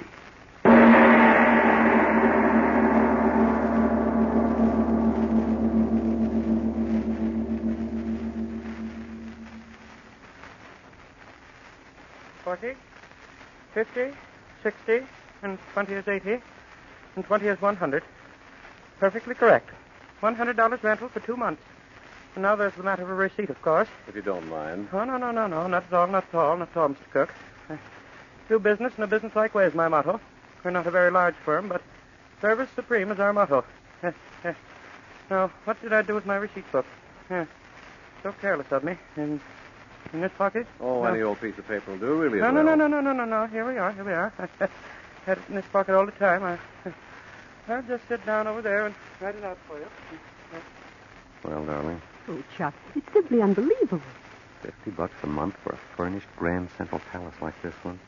Beautiful. There's something wrong in the woodpile someplace.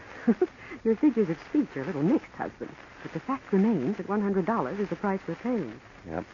Service Supreme over there is making out the receipt with his good left hand, so I suppose it's true.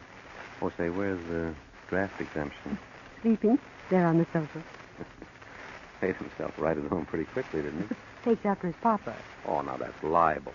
I never curled up in a strange sofa without... Here's Service Supreme. Here we are, folks. Here we are. Money receipted right and proper. I hope you'll be quite satisfied here. Not quite. Oh, I'm sure we will be. As you can see, our boy has made himself at home already. Boy? Oh, yes. A cute little fellow. I do hope he'll be quite all right. Quite all right. Yes. Well, I must be getting along. Business, you know. Moving in at once, aren't you? Well, yes. You told me you were. Yes. Well, good luck, and goodbye, Mrs. Cook. Mr. Cook, goodbye. Bye. Well, wasn't he in a hurry to get out? Service Supreme until the moment the rent's paid, and then it's exit extraordinary. Well, I'd better go get the things in out of the car, huh? Say, I never thought we'd spend the summer in a mid-Victorian mansion, did you, dear? Dear, I'm talking to you. Oh, I'm sorry. Why the pensive look? What are you thinking about? That's what that man said. What man? Oh, you mean Service Supreme? Yes. Well, what pearl of wisdom did he spout? Remember when he looked at Billy sleeping there? Sure. He said, I do hope he'll be all right. Yeah, so he did. So what? The way he said it. Oh. Say, you'll have to get some help in to clean up this place. Looks like my fraternity house used to after we threw a dance and... Chuck! What? What are you staring at? What are you doing here? Phew, fella, you startled us. What are you doing here? Oh, Chuck, he must be the caretaker the real estate man told us about. Oh, yeah. You sure. answer me. Chuck, what's the matter with that man? What? Look here, old man. You don't have to throw any cat fits. We rented this place from Service Supreme. What's his name? Mr. Hawkins, that real estate man up in town. Rented? Sure. Here's the receipt. $100 for the next 2 months. 2 months? Yeah. Well, I know it isn't much, but that's all the fellow wanted, and so that's all he got. Of course, with all due respect to your caretaker. Oh, you are the caretaker, aren't you? Yes, I. Oh, good. Then I can speak freely. Well, as I was saying, the rental doesn't seem like much, but after all, big as it is, this is a pretty crummy old place. Chuck. Well, it is. And that real estate fellow said there hadn't been anyone living here regularly for 20 years since those people, what's their name, all died. So I figured at the price... Reynolds. Huh? What'd you say? What'd you say, Ann? I don't know. I'm frightened. Reynolds, Mr. and Mrs. and Paula. Oh, Reynolds. Yeah, they're the people that lived here, aren't they? Mr. Who's real estate said something about Get out of here. What? Get out of here. Chuck. You hear me? Now, wait a minute. Get out. Wait a minute. Out. You do not belong wait now. here. We rented Get this place, out of you know. here. No one belongs here. Why? No one. It is mine. What do you... Mine, 20 years, Now, mine. stop waving your arms Get around, out. old man. Stop Get it. out. You've got to make go. him stop you. All Wake of up you. Billy. This You'll place wake up the is dead. mine. He's making enough Mine, noise. I tell you. Now, You've look got here, to old get man. out. My house, mine. Nobody. Get the... Chuck, he's sick. Catch him. Old man. Old man. Chuck, he's not... No, just passed out, I guess. Wonder where some water is. We ought to... He's coming to. Thought he popped a valve or something the way it was blowing off. Give me a hand. We'll put him on that other sofa. Take your hands off of me. Huh? Take your hands off Oh, now, of look me. here, old man. We just want to help you. Your hands off of me. Oh, Chuck, help him get up. No. I am all right. I will live longer than anybody. You will have to get out. You will have to get out. Hey, now, wait a minute, old man. Can you imagine that old duck? Running off like that. We did get a bargain. A house and entertainment by a cracked nut, all for $50 a month. But why was he so furious? Don't ask me. I'm no psychiatrist. Oh, well, let's not let the old crackpot spoil things. No. I'll slip him a few bucks in the morning. He'll be all right. Mm-hmm. Now, let's wake up that snoozing son of ours and... Chuck, look. Huh? He is awake. Why, you little rascal, you.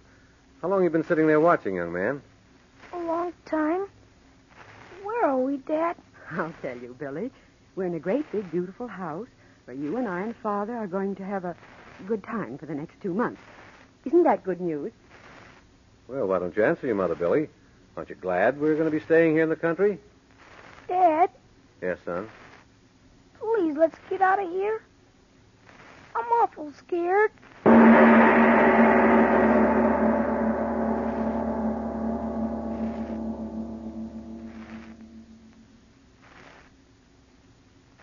I wonder if he's sleeping yet. I'll go see. Be very quiet, Chuck. I will.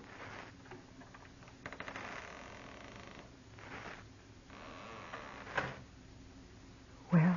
Like the proverbial cherub. Chuck, keep your voice down. Oh, that air of ours is sleeping so deeply it'll take Sousa's band to wake him up. Maybe we should have let him sleep with us this one night. And have him grow up into a lily that falls over the side of his own shadow? Oh, no, Mrs. Cook. He sleeps in that room and likes it.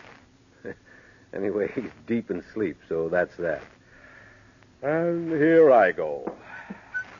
Boy, stretching out feels good. You know, it's going to take at least 2 bands to wake me up tonight. Lock all the doors?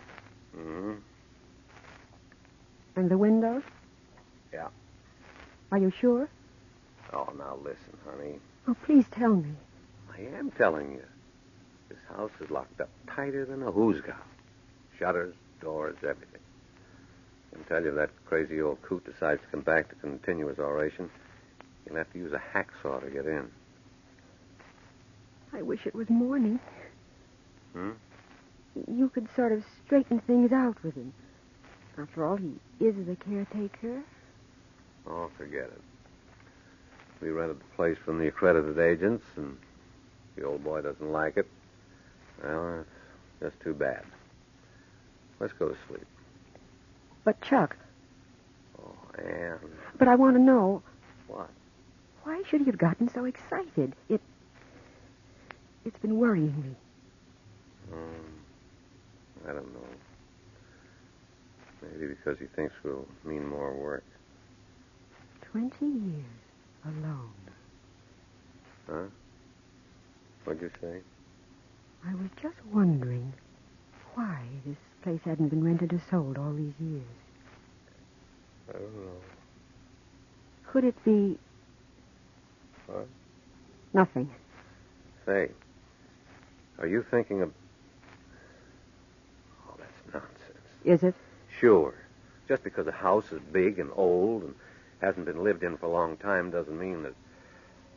Oh, I tell you, that storybook stuff. Chuck. What? Why did Billy say that he was frightened? Oh, he's just a little kid. Well, isn't it possible that young children are closer... To what? To things that aren't of this world? And Cook. I was just thinking... Well, stop thinking things like that. All the screwy ideas you get in the middle of the night, in the middle of nowhere. Now, come on. Go to sleep before you give me the jitters, too. Save the ghost talk for tomorrow morning when the sun's shining. It's a little dark and dismal and weird right now to be talking about ghosts. Chuck, listen.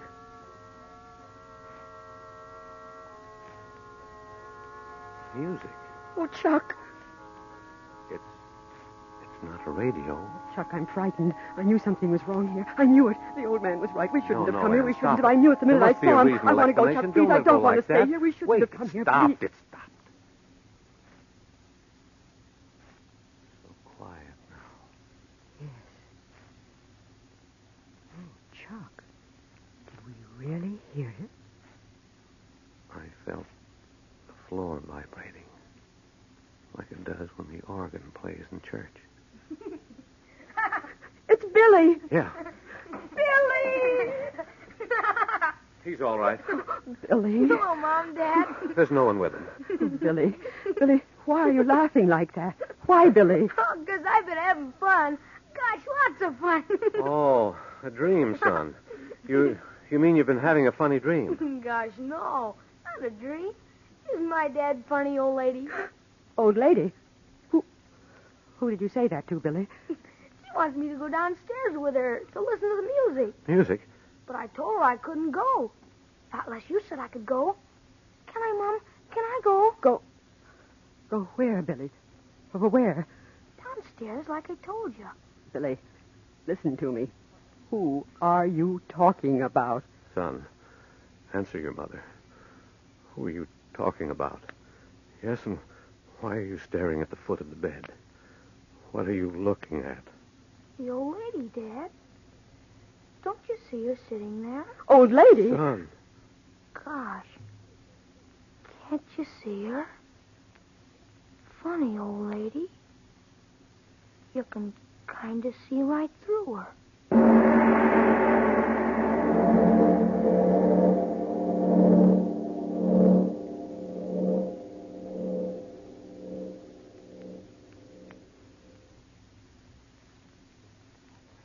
Ladies and gentlemen, we leave our lights-out story of Oregon for just a moment now to look in on a cheerier scene. It's a sparkling, clean American kitchen. And the lady of the house is saying, There. Dishes all done. House all cleaned up. Now I can do my victory garden before time to fix the children's lunch. Where do you get your pep? I'm so worn out these days, it takes me all day just to do my housework. I'm losing weight, I can't eat properly. Even washing the dishes tires me out, and there's no help to be had. No, we have to help ourselves these days. And that's what I did when I felt the way you do. I found out I needed more vitamin B1 and iron. So I took ironized yeast tablets. They supply both vitamin B1 and iron, you know. But how could just those two things make so much difference? That's easily explained. When you don't get enough vitamin B1 from your food, you may lose your appetite, not eat enough to keep up your weight and strength. And when you don't get enough iron from what you eat, you may be weak and pale and all in. And ironized yeast supplies both vitamin B1 and iron? Right. So if you're short on these vital substances, don't wait. Go to your druggist this very night and say, A bottle of ironized yeast tablets, please. And now back to tonight's Lights Out.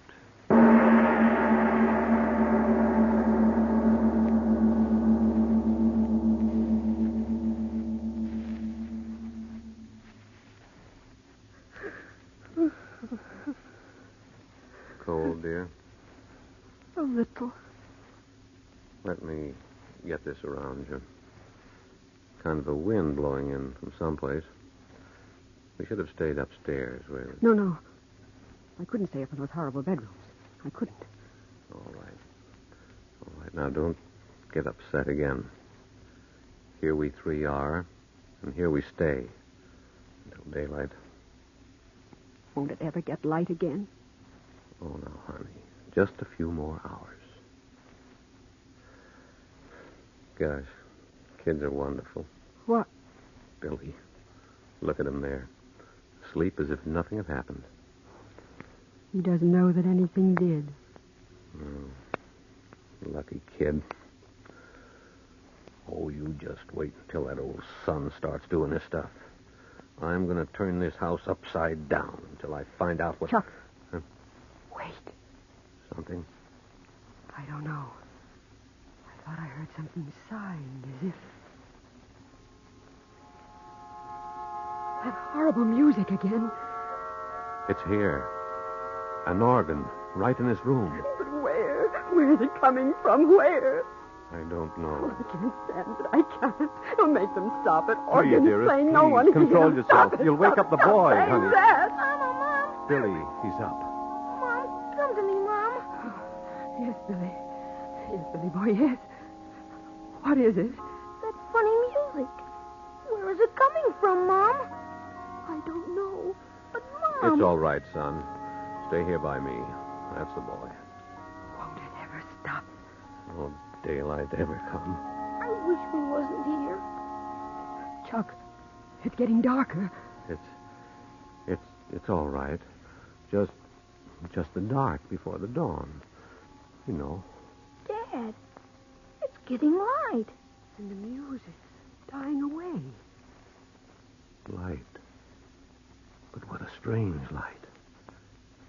Anne, is there something wrong with my eyes? No. I see it, too. Do you? The wall over there. The light growing on it. Oh, Chuck, I'm afraid. We've got to get out of here. Quickly. Yes. No. Wait. That wall. The light's gone through it. Beyond it. There's a room there now. A room. Yes. Yes, I see it, too. Oh, Chuck, what is this? Mommy, what are you afraid of? And there's someone sitting in that room. Yes. It's a girl. I see her so clearly. And yet, somehow it isn't real, is it? Look at the way she's dressed. So strangely. So clear.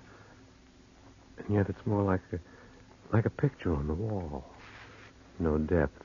The flatness of a picture. Chuck, look. There's a man coming into that terrible light. By George, it's he. What? Don't you recognize him, the old caretaker? Yes. But now he isn't so old. Oh, get me out of here. No, wait. We don't dare go. Not yet. Pictures on the wall, and yet not pictures. He's going closer to her. I see it. Hello, Paula.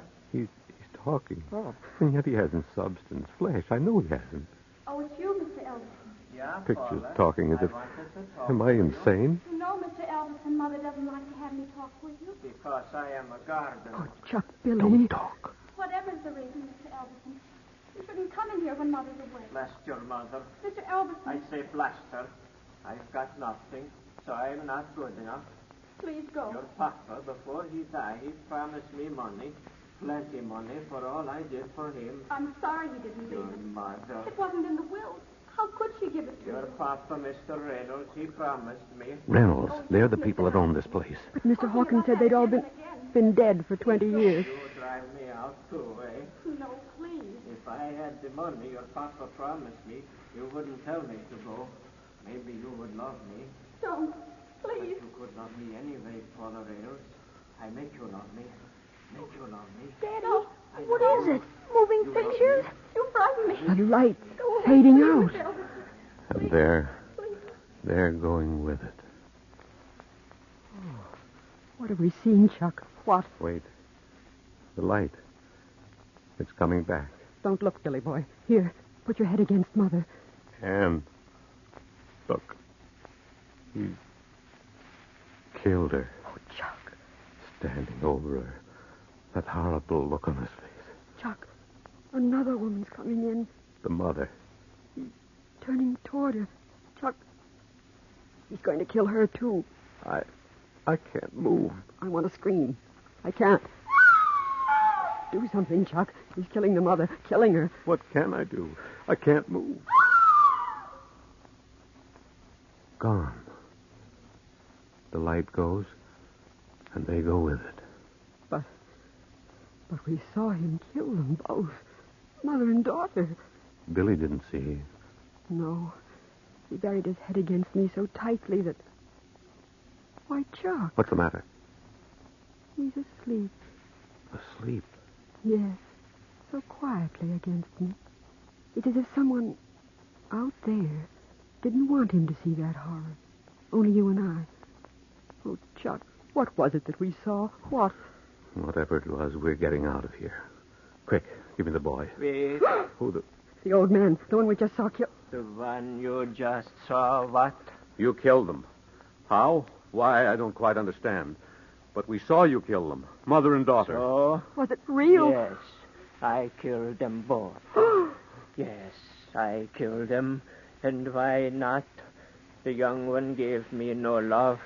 The old one no money.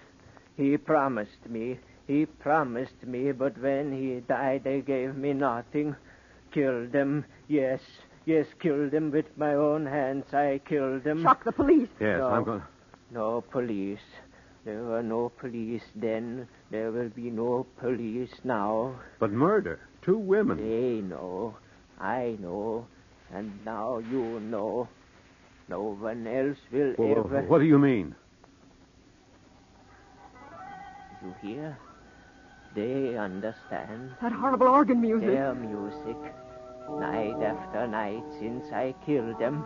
Now you know why I didn't want your hair. Now you know why I must kill you. Kill? That gun! Yes, with the gun. Them 20 years ago with my hands. You with this gun. You crazy... No, Chuck, you'll kill you. Look out! Kill you all. I'll kill you all. Give me that gun. Give it to me, I'll tell you. Give me that. Look out!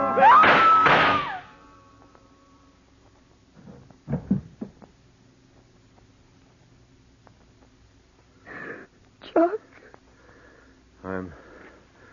I'm all right. Dead. I had my hand on the gun, and then it seemed to turn in my hand toward him. As if someone... I saw. Billy, is he... Still sleeping.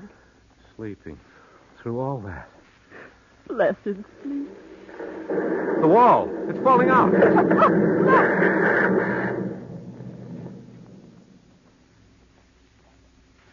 The wall. There's the organ. The organ that was playing. And women. 2 women sitting at the keyboard. No, Chuck. Don't go closer. Oh, no. Chuck, what is it? No. I was wrong, Anne. Wrong. Not women. Not anymore.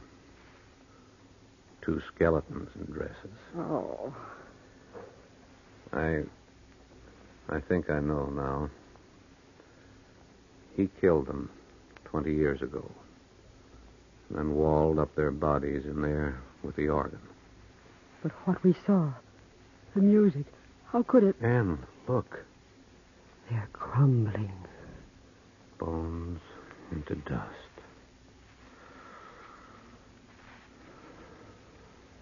He's dead. Now they can have peace.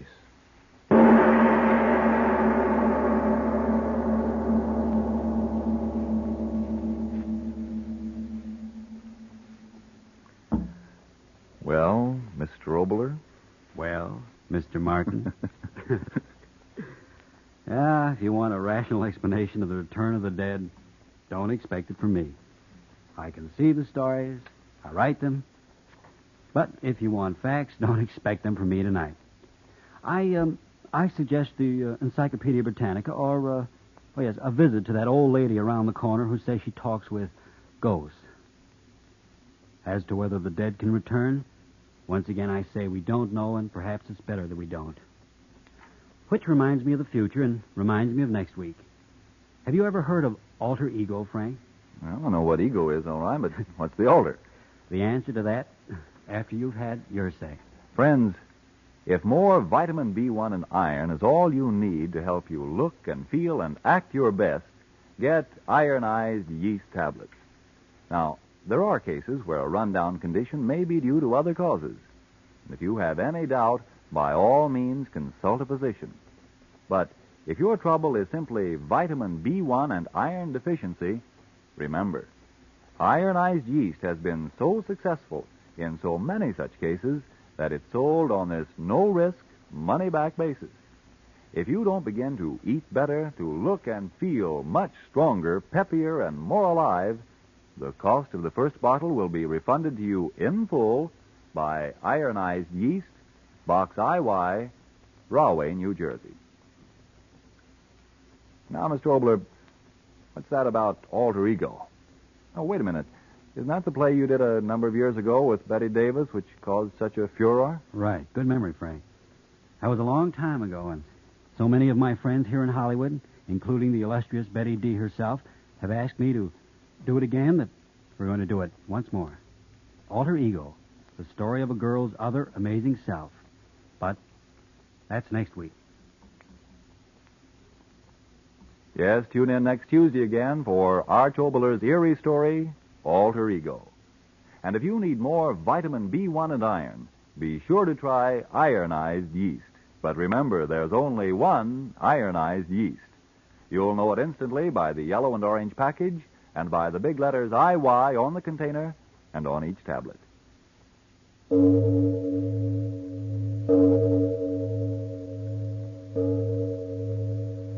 It is later than you think.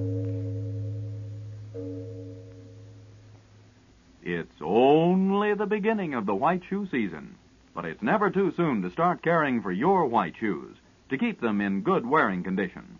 So clean your shoes with Energine Shoe White.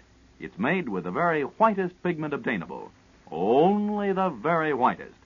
It spreads over shoes easily, dries evenly, helps keep your shoes looking their whitest and best longer. So buy Energine Shoe White. Ironized Yeast presents Lights Out, Everybody.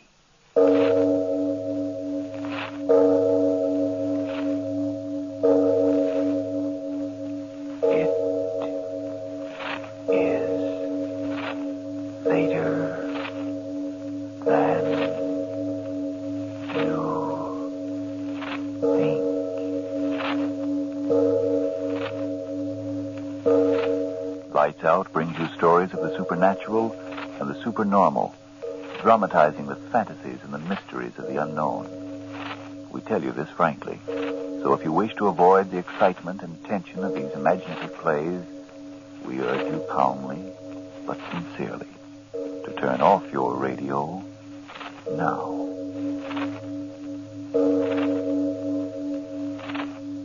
This is Arch Obler. Due to circumstances beyond my control, we're unable to bring you the play Alter Ego as planned. I hope we'll be able to present it soon. You know, someone once said that one disease of mankind would never be visible under a microscope, no matter how powerful. The disease, jealousy. And that's our story for tonight. Prelude to Murder. But first, Frank Martin. What would you give to be able to breeze through your work and really enjoy your fun?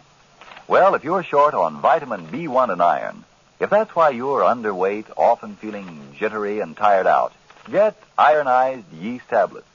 They supply both vitamin B1 and iron. Their famous two-way help has benefited numbers of people who were short on these substances. So if you need more vitamin B1 and iron, don't wait. Get the one and only ironized yeast tablets right away. Start taking them tonight. And now, lights out, everybody.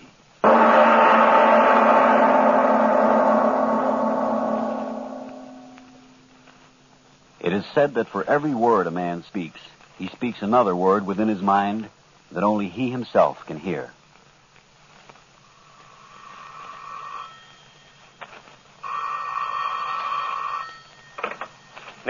Yes, what is it? Oh, it is you. What do you want? No, I have not changed my mind. I said I am not interested. I tell you, I do not care if they offer me $1 million. My orchestra will not play for those stupid pigs. Goodbye. Fools. Money. They think that is all... My Catherine. I wonder if she... Andrews, come here. I beg your pardon, sir? Come here. Well, I didn't hear you, sir. You called? Certainly I called. My wife, has she returned yet? Sweet Catherine. Oh, no, sir. I'm sorry, sir. Madam has not yet returned. Where can she be? The streets, wet, slippery. Didn't she say when she would be back? Well, speak up. Oh, no, sir. She apparently didn't expect you home so early. If I might say so, sir, I heard her mention something about meeting Mr. Smith at the art gallery. Smith, who's he? Smith? What Smith do you mean, Andrews? That young man, sir. That young artist. Young artist. I am old. Oh. That will be all. Very good, sir. Young artist. Catherine is young. Alex, dear, are you home? She's here in a moment. Catherine, I'm here in the library. Oh, Alex, I'm so sorry I was late, but I had no idea you were coming home early. No idea I was coming home early. I hope I haven't kept you waiting long, dearest. No, I have just returned. You had a good time? Oh, yes, but I'm tired. This chair feels good. Her arms outstretched. A young girl. Too young. And can I use some dinner? Oh, dinner can wait. You were alone all day? No. My poor feet. That idiot David. David. She calls him David. Who is David, Catherine? What did you say, dear? David. Who is David? Oh, well, that's Smith, you know, the young artist we met at the Johnsons a few weeks ago. Young. Oh, you have made friends with him? Yes, he was here for tea last week, didn't I tell you? Oh, perhaps you did. I don't remember now. He's such a silly young man. Her face, how it is glowing. Her eyes. Alex, why are you staring at me like that? Oh, I'm sorry. I was thinking of tomorrow's concert. Come, dear. Sit by me. Yes, tomorrow's concert. Oh, Alex, you're all tied up in emotional knots. But you are, dear. What you need is a vacation. Away from box office and orchestra and public. Perhaps even away from me. From you? No. You mean you want to be away from me? Well, of course I don't. I want to be with you, to take care of you and watch over you. Her hand on my face. Daughter's hand, not a wife's. Poor, tired Alex. I beg your pardon. Oh, yes, Andrews, what is it? Something for you, madam. For me? The young man left it, for Mr. Smith. Smith, what does he want? What does he... Don't stand there, you fool. Give it here. Yes, sir. Well, it's my powder compact. How in the world did I ever forget that? She was at his rooms and she left it there. No, it can't be. I must not think. Is Mr. Smith waiting, Andrews? Oh, no, madam. He simply left it with his compliments. His compliments. All right, Andrews, go. Can you imagine that, dear, leaving my compact? I gave it to him to hold for me, and then I forgot about it completely. Why is she explaining? Why is she... Oh, yes, certainly. Those things happen. I really had a good time. It was such fun. Fun. They're young, together. Well, I'm pleased to hear it, my dear. He's a very clever boy, Alex. He tells me he intends to make me like modern art, even if he has to take me to every art gallery in creation. They're going out together again. No. Oh, Catherine, my dear, what you said before, I am very tired. I know it. 3 seasons without a bit of rest. And now all that trouble with your concertmaster. I was thinking perhaps you are right. A little vacation in the South. Oh, Alex, a vacation? I dreamed of that for a long time. Her face glowing. Vacation. I can make it glow, too. We'll be far away from Smith.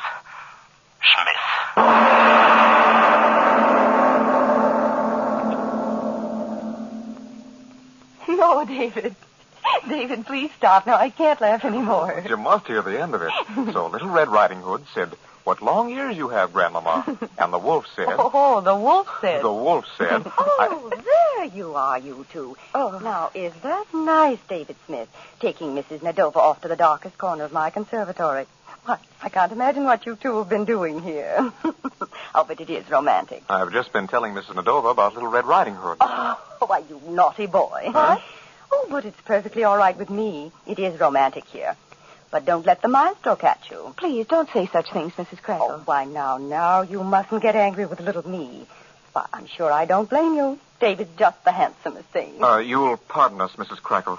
Shall we go, Catherine? Yes, please. Oh, you're not leaving. I'm sorry, Mrs. Crackle, but I'm very tired. Oh, but the maestro, what? Well, he told me he was calling for you. Yes, I know. Will you be so kind as to tell my husband I'll meet him at home? My, I can't imagine what you two are so angry about. Oh, there's Henry signaling to me. That man is simply lost without me when it comes to making a party a success. But I'll be back in a moment. I'm sorry, Catherine. Oh, it's all right, David. Mrs. Crackle's just a very silly woman with a very silly little mind. I'll go get your things. No, wait, David. I'll go with you.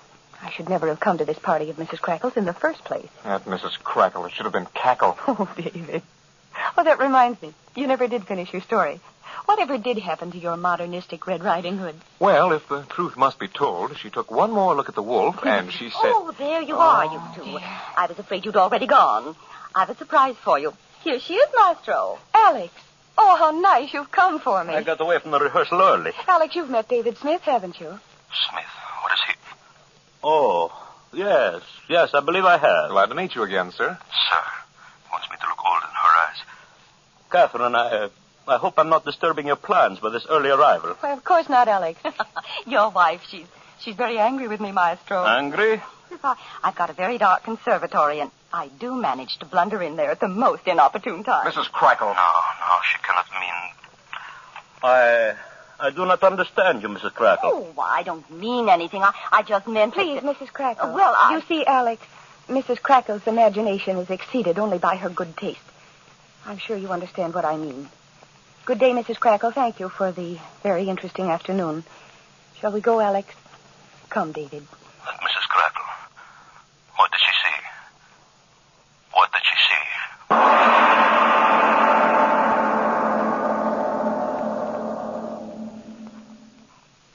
That will be all, Marie. Good night. Oh. Alex? Alex, are you asleep yet? You called me, Catherine? Yes, I was wondering whether you were in bed yet. No, I am not very sleepy tonight. Oh, don't stand there in the doorway, dear. Come on in. You know, I haven't seen much of you in these last few days. Catherine, so lovely, so young. No, it cannot be. Come, Alex. Thank you, my dear. Now, you sit yourself right down here and tell me all that's happened today. Did you hear from Brudnoff? Are you going to do his concerto next week? Alex, you look so distinguished in that dressing gown. You really ought to wear it when you conduct a concert. Wouldn't that be a great sensation for the papers? The great Nadova conducts symphony in dressing gown with purple dragons on the back. Why is she babbling so? What is she hiding? Oh, you look very happy tonight, Catherine. What did you do this morning? Oh, the usual things. Shopping. And then, as you know, I went to that silly Mrs. Crackle's for cocktails this afternoon. Silly Mrs. Crackle. She's trying to discredit. Why do you call Mrs. Crackle silly? You never have before. I never had occasion to. But she really has more money and less brains than anyone we know. I've always enjoyed her silly prattle until today, but somehow I wasn't quite in the mood for her this afternoon. Mrs. Crackle said, I have a very dark conservatory. I do manage to blunder in there at the wrong times. Well, Alex, have you nothing to say? Speaking of Mrs. Crackle, I always thought you liked the woman. Oh, I do like her, but after the foolish thing she said... Thing? Yes, David Smith and I were telling funny stories to each other in the conservatory. And the woman came along and she... Oh, well, it isn't important. It is important. Alex, you're hurting me. Catherine. Oh, Catherine, if I should ever lose you...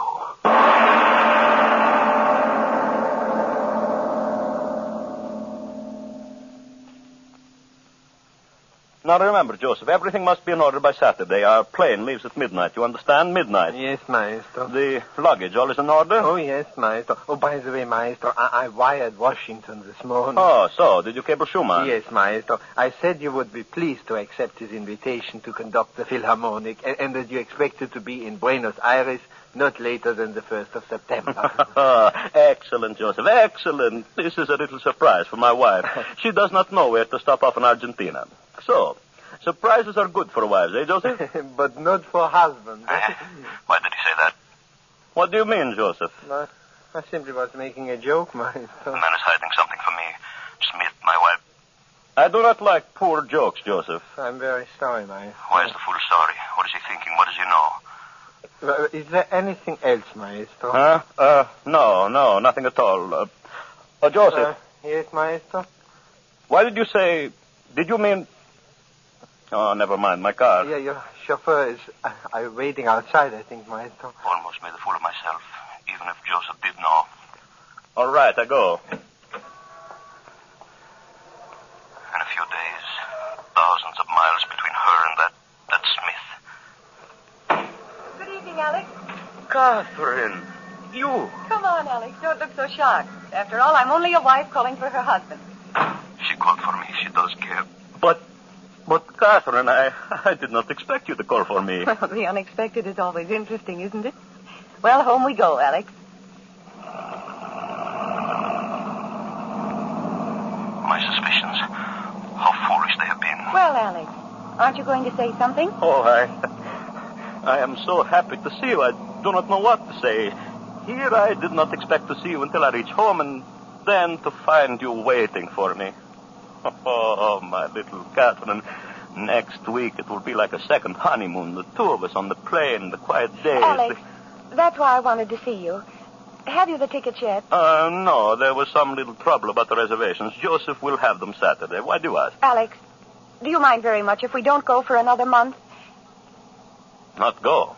I want to stay in town for at least another 30 days. She wants to stay at Smith. That's Smith. I'm sure it won't be too difficult to change the arrangements. You see, Alex, I completely forgot about the orphanage, and I simply must be here for the charity drive. They're depending on me. You do understand, don't you? Orphanage. Smith. Alex, didn't you hear me? Oh, yes, of course. I understand. We will make other arrangements. Oh, you are good to me. Good to you. I'm a good fool. Why don't you say something, Alex? Are you very disappointed? No, it is not important. We will go later. Catherine, I, too, have something I want to tell you. Well, this is a day of surprises. Surprise. Joseph said the husband, too, can be surprised. Well, I'm waiting. What is it, dear?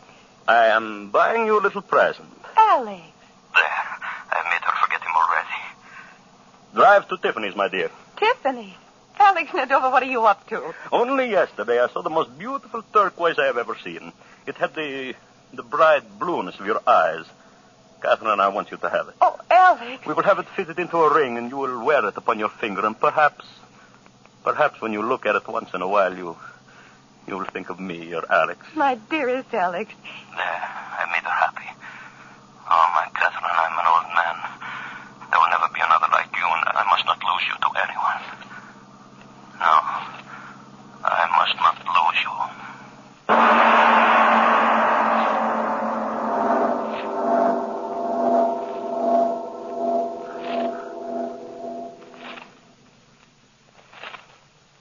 Ladies and gentlemen, suppose we take a brief intermission before we continue with the second half of our Lights Out story. The story of a man consumed with an overpowering jealousy. Let's leave this tale of the mysterious workings of the human mind for just a moment to visit a perfectly normal American family. A husband is returning home from a day at business, and he says, Mildred, is supper ready? I'm as hungry as a bear. Everything's ready, honey. My, it's wonderful to have you with an appetite and full of pep again. You know, I must have needed more vitamin B1 and iron, like you said. Since I've been taking ironized yeast tablets, I'm starting to feel like a new man. Yes, friends, lots of people who, simply because they were deficient in vitamin B1 and iron, were weak and jittery, underweight, and felt all in. Today, thank ironized yeast for helping them gain glorious strength and energy and needed pounds. You see, when you don't get enough vitamin B1 from your food, you may lose your appetite, not eat all you need to keep your normal weight and strength. And when you don't get enough iron from your food, you may be weak and pale, feel only half alive. Pleasant little ironized yeast tablets give you more vitamin B1 plus more iron. So, if you're short on these substances, go to your druggist this very night and say, a bottle of ironized yeast tablets, please. And now back to our Lights Out story of Prelude to Murder.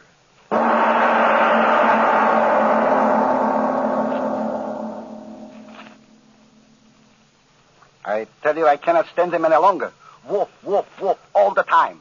He is not a man, he's a bear. My dear Glickstein, you must be patient with the maestro. You know he's not himself these days. Am I to blame if one day he goes on a vacation, then the next day he does not go on a vacation?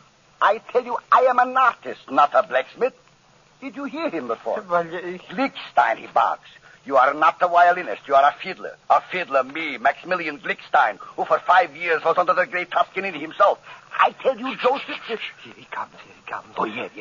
Please, Joseph, don't tell him I was complaining. Please. No, of course not. Good evening, maestro. Good evening, maestro. We thought you had left already. Heads together. What for that? No, gentlemen. No, I'm still here. Go right ahead, Glickstein. Ahead? Yes. Why stop at the very interesting conversation I saw you having with Joseph? I wasn't talking. I mean, nothing important. He's frightened. What was he whispering? Catherine Smith. Speak up, Glickstein. Why are you so nervous? What were you saying?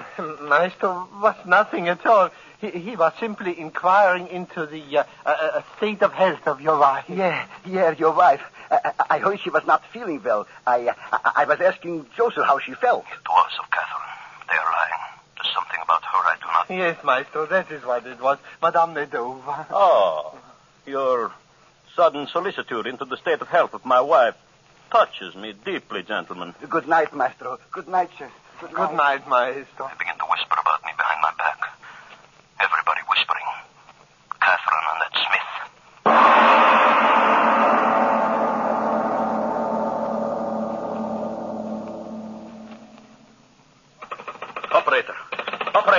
Why do you not give me my number? I do not care if you are ringing it. Someone must be...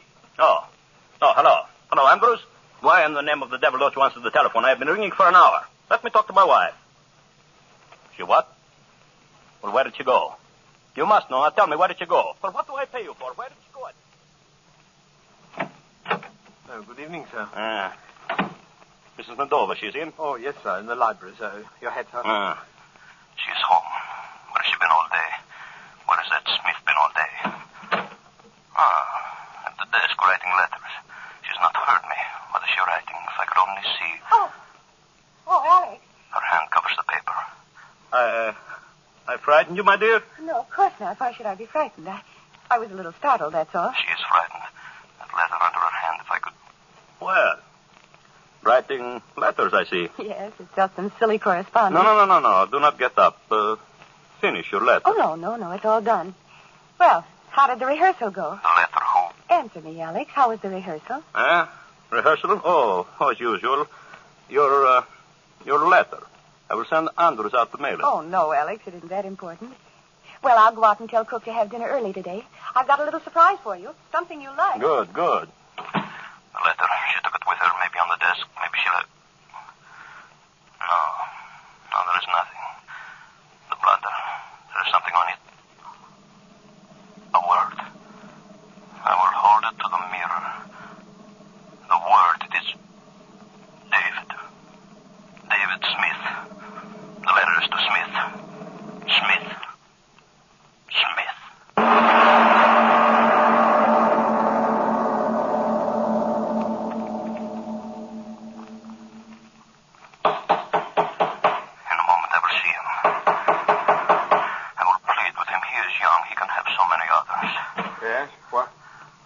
Mr. Nadova. Young. I am sorry to disturb you. Disturb me? Not at all. This is a pleasant surprise. Won't you come in, sir? Let me have your hat and coat. Keep your hands off me. No. I'm only going to stay a few moments. Oh, just as you say, sir. Won't you step into my studio? You'll have to pardon the looks of the place, but you can't expect much better from a man who lives alone. Alone? My wife. Oh, there we are. You know, sir, this is the first time I've ever been alone with you. Of course, I see Mrs. Nadova. You see my wife quite often, I understand. Yes. I don't know why she wastes her time with me, but I guess I amuse her. She laughs at me. How about a drink? I must be sure. The desk there, letters. I said, how about a drink, sir? Yes, that would be fine. Great. Have a chair. I'll be back in a moment. The desk. One letter, and I would know. What is this? A ring. The turquoise ring I gave her. She gave it to him. Oh, God, I've lost her. No, I cannot lose her. Patience, sir. I'll be right out. I must go. Get the revolver. Then I must kill.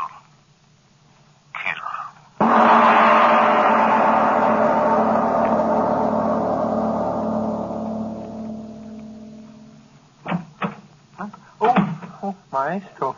What are you doing back here at this hour? Joseph, you have a revolver? Why, You showed it to me once. Remember that Luger, your army revolver? Oh, yes, Maestro. Get it for me. Get it for me, I say. But Maestro, A dog. I have to shoot a dog. I didn't know you had a dog, Maestro. My wife, she has a dog. I understand. And it is sick, huh? Is it a young dog, Maestro? A young dog.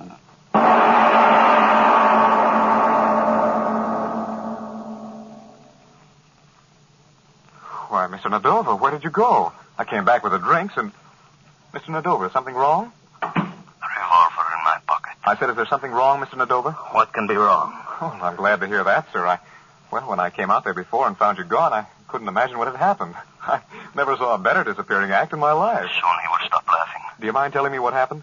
I was called away. Well, you're not going to disappear again without a drink, are you, sir? This time I'm not leaving so quickly. We will finish our business. Business? That word sounds foreboding. Why do I stand here talking to him, the gun in my pocket? I'll take your coat if you don't mind. This time I'll hide it so you won't get away so easily. He is young. Many women would love him. You should have left her to me. What'll it be, sir? A bullet between your eyes. Did you say something? I didn't quite hear you. Drink with him? Why not? It will be his last. Whiskey and soda. Oh, fine. Yeah. Here you are, sir. It's not very good whiskey, but it's all I can afford right now. Next time you call on me, I expect to do better. The ring in that drawer. You expect to do better. Aren't you going to drink it, sir? Drink? Yes. Yes, I shall drink. To death. And I'll drink with you a toast to your beautiful wife. Your glass. I'll kill him now. Mr. Medova, what's wrong? Your face. Open the door. Let her in. Her?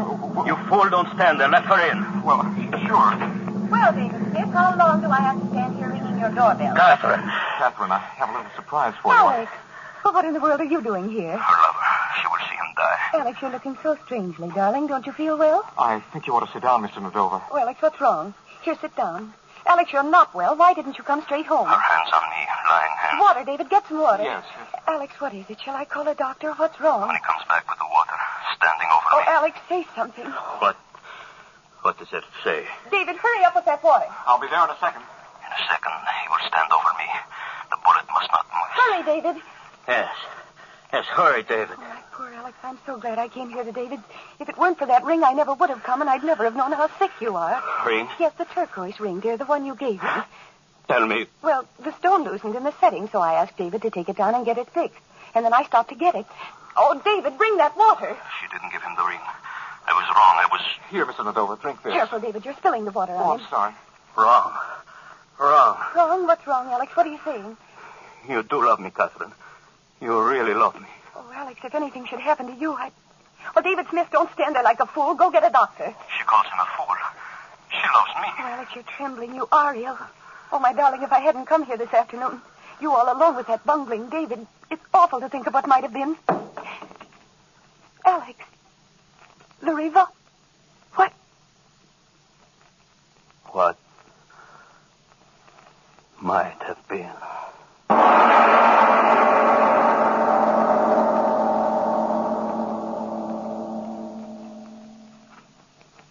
Well, Mr. Obler, what might have been? Potent words, Frank. What might have been. Say, for instance, that someone had given that unhappy little Austrian house painter named Adolf the job of painting a roof. And he'd fallen off and landed right in... Yes, I see what you mean. Frank, would you like to hear about the bees and the flowers? Well. All right. In just a moment. Friends, if you're underweight, run down, unable to eat as you should, and if vitamin B1 and iron shortage is all that's to blame, try ironized yeast. Now, there are cases where these conditions may be due to other causes. If in doubt, consult a doctor. But if you simply need more vitamin B1 and iron, remember ironized yeast tablets cost but a few pennies a day. And you don't risk even those few pennies. For ironized yeast is sold on this money-back basis. If you don't begin to eat better, to look and feel stronger, peppier, and more alive, the cost of the first bottle will be refunded to you in full by ironized yeast, Box IY, Rahway, New Jersey. And now, what's this, Mr. Obler, about the bees and the flowers? Well, once upon a time, there was an old man whose greatest pleasure in life was to take his neighbors on a pleasant little Sunday trip to the woods nearby. He'd explain to them all about the bees and the flowers and the birds. But one day on his course in nature study, the birds and the bees were forgotten. But, as usual, that's next week. Yes, tune in next Tuesday again for Arch Obler's story, Nature Study. And if you need more vitamin B1 and iron, be sure to try ironized yeast. You'll know it instantly by the yellow and orange package and by the big letters IY on the container and on each tablet.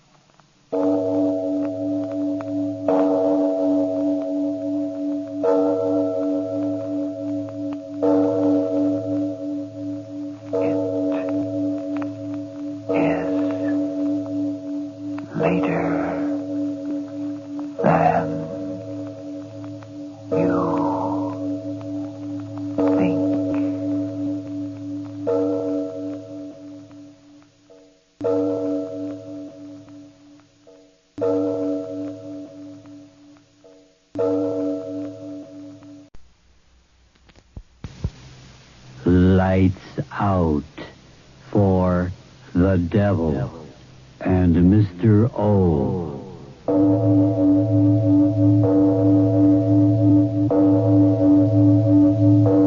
It is later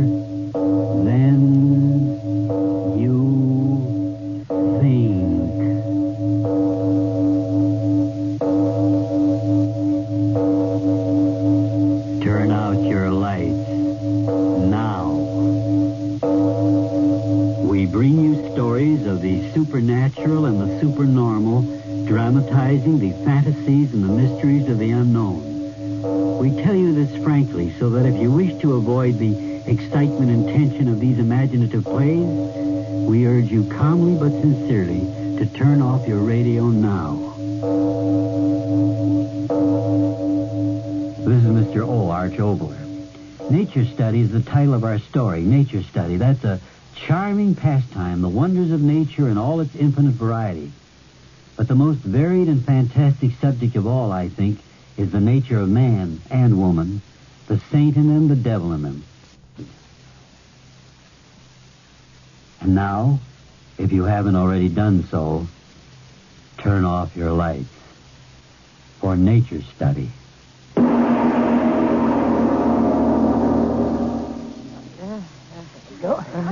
There we are. There we are where? Look about you. Oh, my goodness, it is beautiful, isn't it? I did not know this is where we were going. It's like a canyon, isn't it? It is a canyon. A cleft in the rocks few people in this part of the country know about. Well, I'm sitting down to rest my poor No, Miss Guard, we must go on. Oh, no. Where are we going? Come now, come.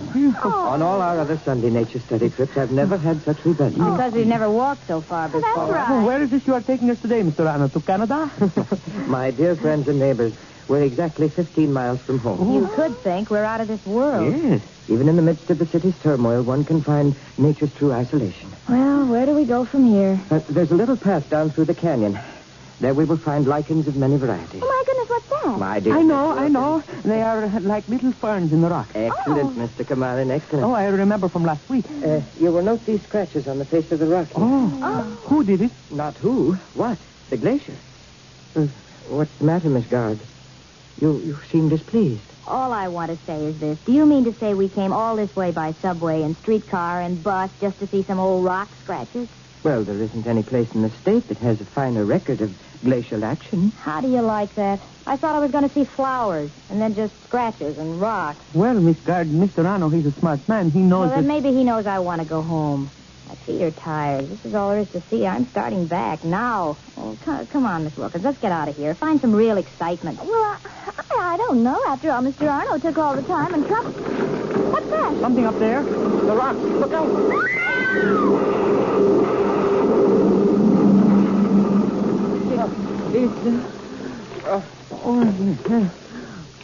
Miss Wilkins.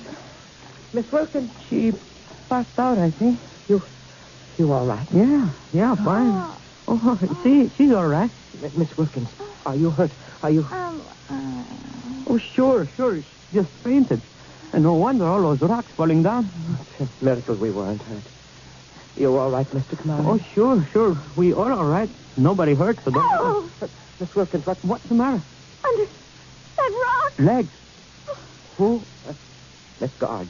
It's Miss Guard. The rock. Oh, get him off. Get her out. The rock. No. Get her out. No, Miss Wilkins. Get her out. Stay back. We'll get her out. Yeah, we'll do it. Come on.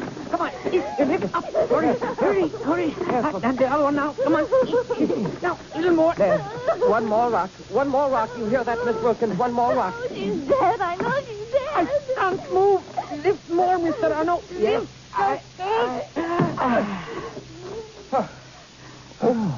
Oh, good. Oh, Miss Guard. No, wait. Look. Miss Wilkins, be quiet. Miss Guard, she's still alive. Alive? But how can... She's trying to talk. Yes, Miss Guard, I'm here. I'm listening. Yes, what is it? I don't know. I'm sorry, I can't understand you, Miss Guard. What are you trying to tell us? Yes, what, Miss Guard, what? I can't die without telling. Telling what? My husband didn't die. Hard to say. I killed him. Poison. I killed him. Guard. Guard! She's dead.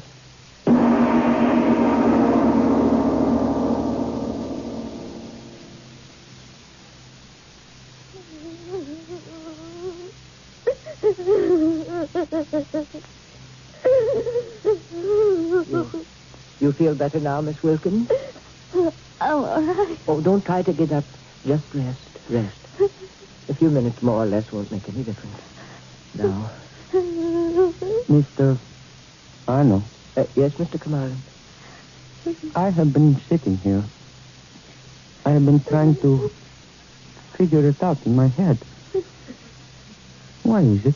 Well, there must have been a fissure in the rocks. The action of frost and rain loosened them, and perhaps the vibration of our horses. No, I'm thinking, why should it hurt her, not us?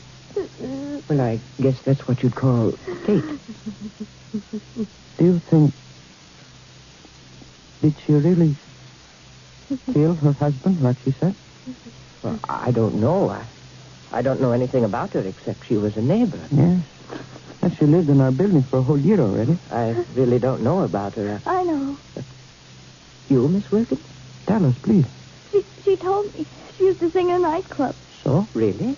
One morning she wasn't feeling good. She came down to my apartment. I guess she felt like talking. She told me she used to work in this nightclub, and then she married this rich fellow, lots older than she was, lots of money, and she married him, and she didn't like him very much, and all of a sudden he died. Oh. Did she tell you that there was anything unusual about his death? No. She just said all of a sudden he died. Like poison? Oh, what are we sitting here for? Let's get out of here. Quick, let's get out of here. Yes, Mr. Arno, why do you sit there? Lead us the way out. Mr. Arno, what's the matter with you? Why do you sit there looking at us? I didn't want to say anything before. Say what? Say what? I went over there, the only way out of the canyon. The rocks have blocked it off. I'm very much afraid we can't get out.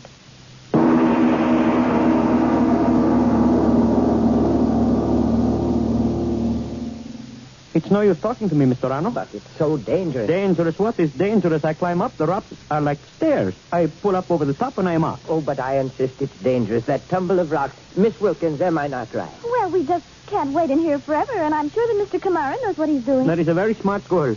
Look at that wall. It is nothing. Oh, but you don't worry, Mr. Arno. I told you the rocks along here like steps. I climb up and I go and get help, and soon I have you out of here. All you do is to help me up that first rock. Well, all right, if you insist. Sure. Put your hands together in a grip. Like that? That is right. I put my foot in your hand and you push up and give a boost, right? Yes. All right.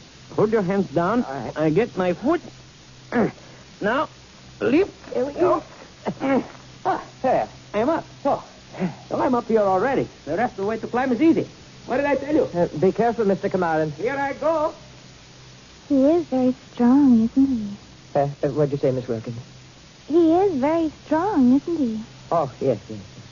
Careful of loose rocks, Mr. Kamaran. I'm all right. Test every handhold. Those rocks are loose. He'll get us out of here. I know he will. Yes, he will. He's up so high. Oh, yes.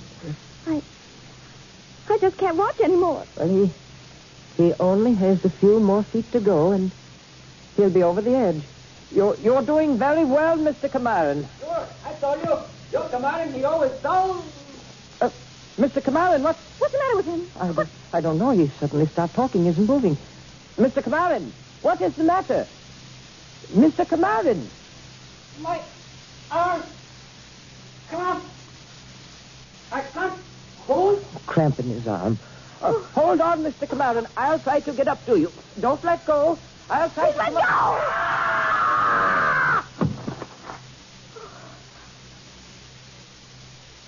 Mr. Kamaran. Mr. Kamaran. He's dead. No, I don't think so. He lifted up his head. Oh. Mr. Kamaran, what? I couldn't hold on. Don't move. No. Listen. Don't tell you. Yes, I'm listening. All broken. We'll be dead. We'll be dead. Can't die without telling. When I was boy, Syria, went hunting with my brother. He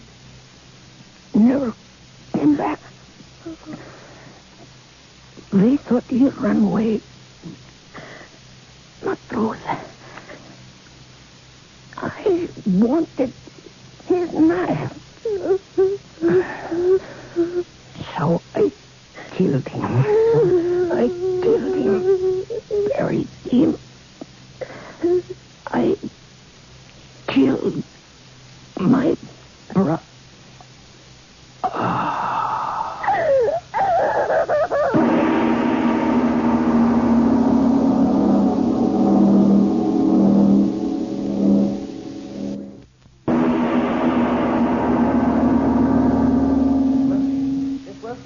Where are you? Miss Wilkins, are you hiding? Miss Wilkins, you shouldn't have run away like that. You shouldn't. We'll work something out together. We'll get out of here. Oh, there you are. Why did you hide back here? Nothing's going to hurt you. Nothing. You're wrong. What? I'll never get out. Never. But why should you say that? This canyon is well known. Sooner or later, any moment, someone will come along and see us down here. No, never. Now, that's no way to talk, Miss Wilkins. They are dead, aren't they? Aren't they? Don't think of them. I gotta think of them. They're me. What are you talking about? You think I haven't got a brain in my head? You think I don't know what I'm talking about? Well, I do. I always do.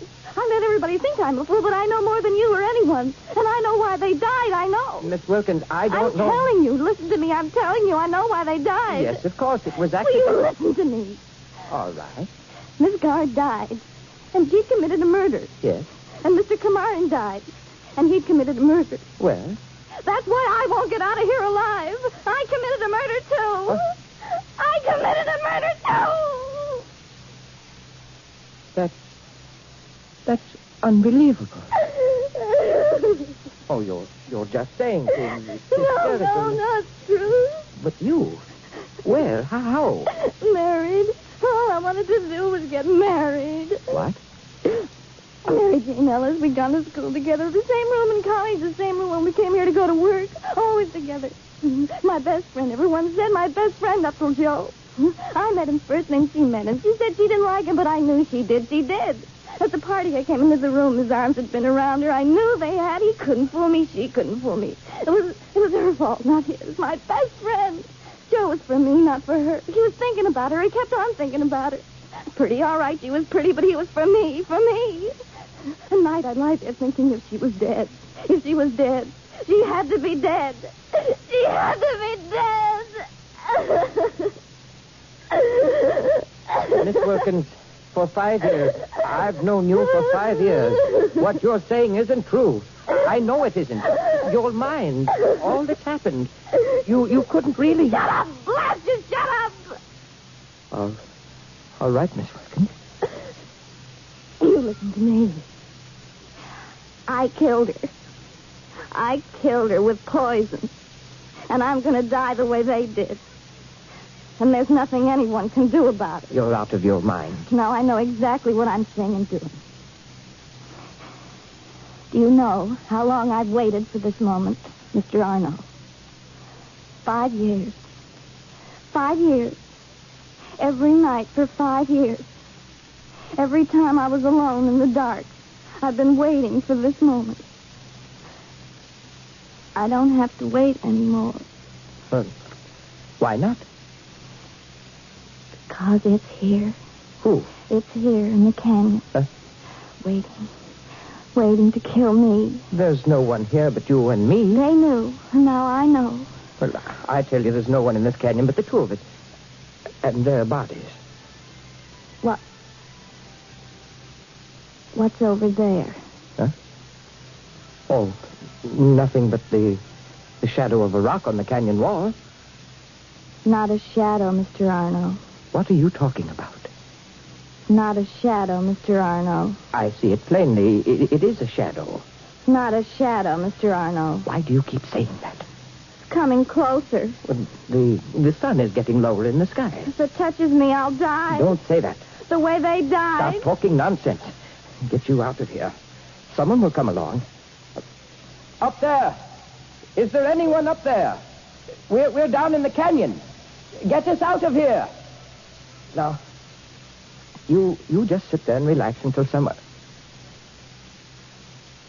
Miss Wilkins. Miss Wilkins. Dead? Bottle? What? Poison. You killed yourself. Why? The shadow. Yes. Touching you. Only a shadow. But is it? Someone get me out of here. Get me out of here.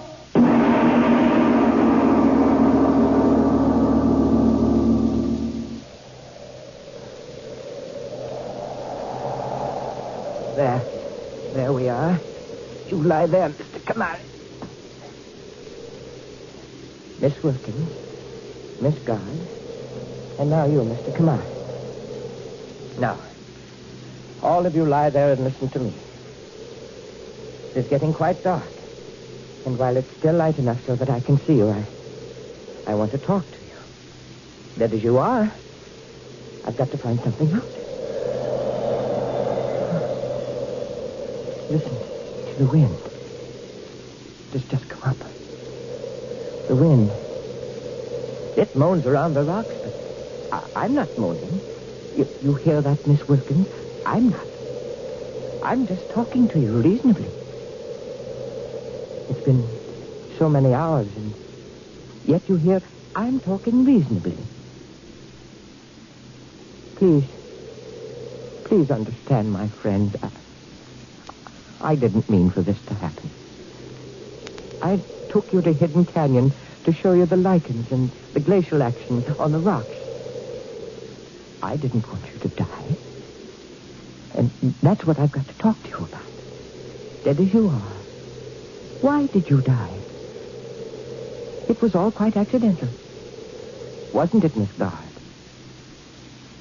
Answer me, Miss Guard.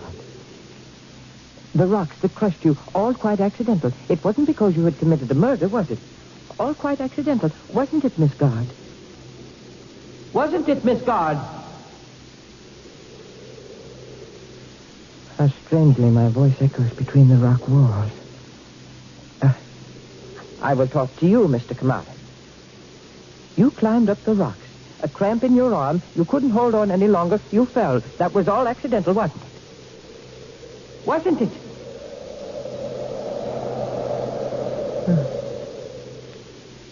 There's no reason for me to shout like that, is there? Oh, how quiet it is. And dark. For years, I've never been in the dark.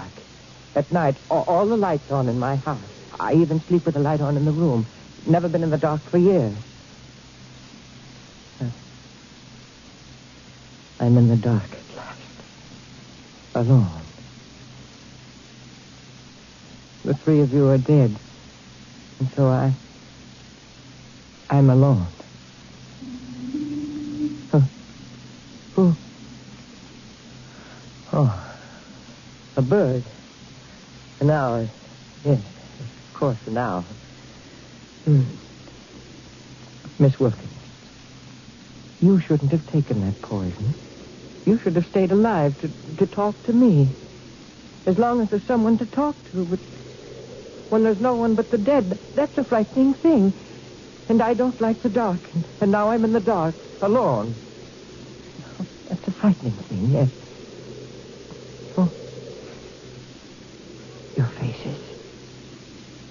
Why do I see your faces? Oh. It's the moonlight. How quickly the moon lighting your faces. Yes. I don't think I'm going to look at you. I'm going to sit here all through the night, my eyes closed. Yes. I will. I will.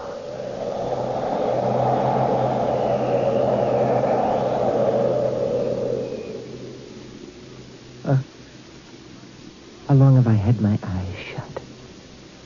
All night? There's is light against my eyes. I know it. All right. I will open my eyes. Moonlight. So bright. Filling the canyon. The walls. So very bright. Shadow. Shadow on the wall. What? Moving along the wall. Shadow of what? Miss Wilkins. You said a shadow, Miss Wilkins. You're smiling. Mr. Kamarin, you too. Miss Guard. All of you smiling. Is it the moonlight, or are you really smiling? Why are you smiling? Why? All right. I know. You know. All right. My eyes are opened. And when the shadow touches me,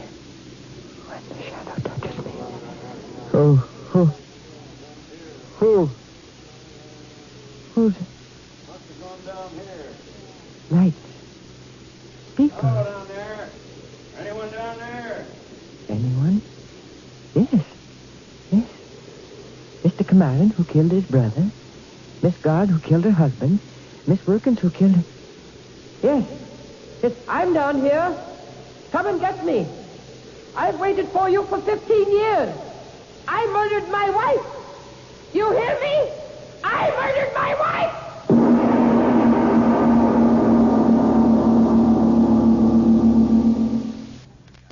This is Mr. O once more.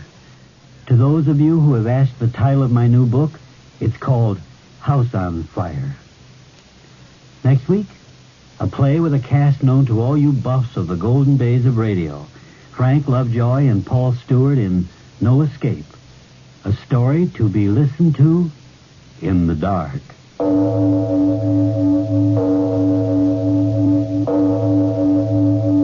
It is later than you think.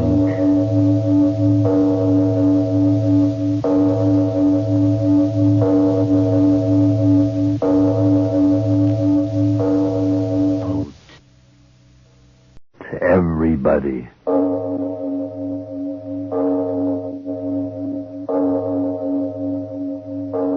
It is later than you think.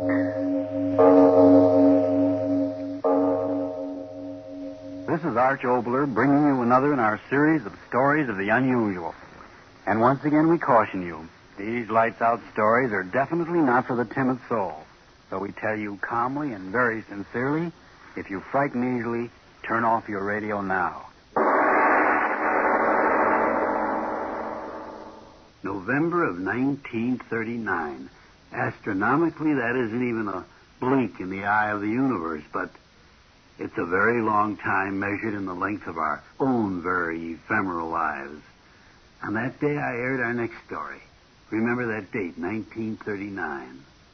A lot of heartbeats before we went to war against the madness of Adolf Hitler and his friend Benito. Listen to Bathysphere.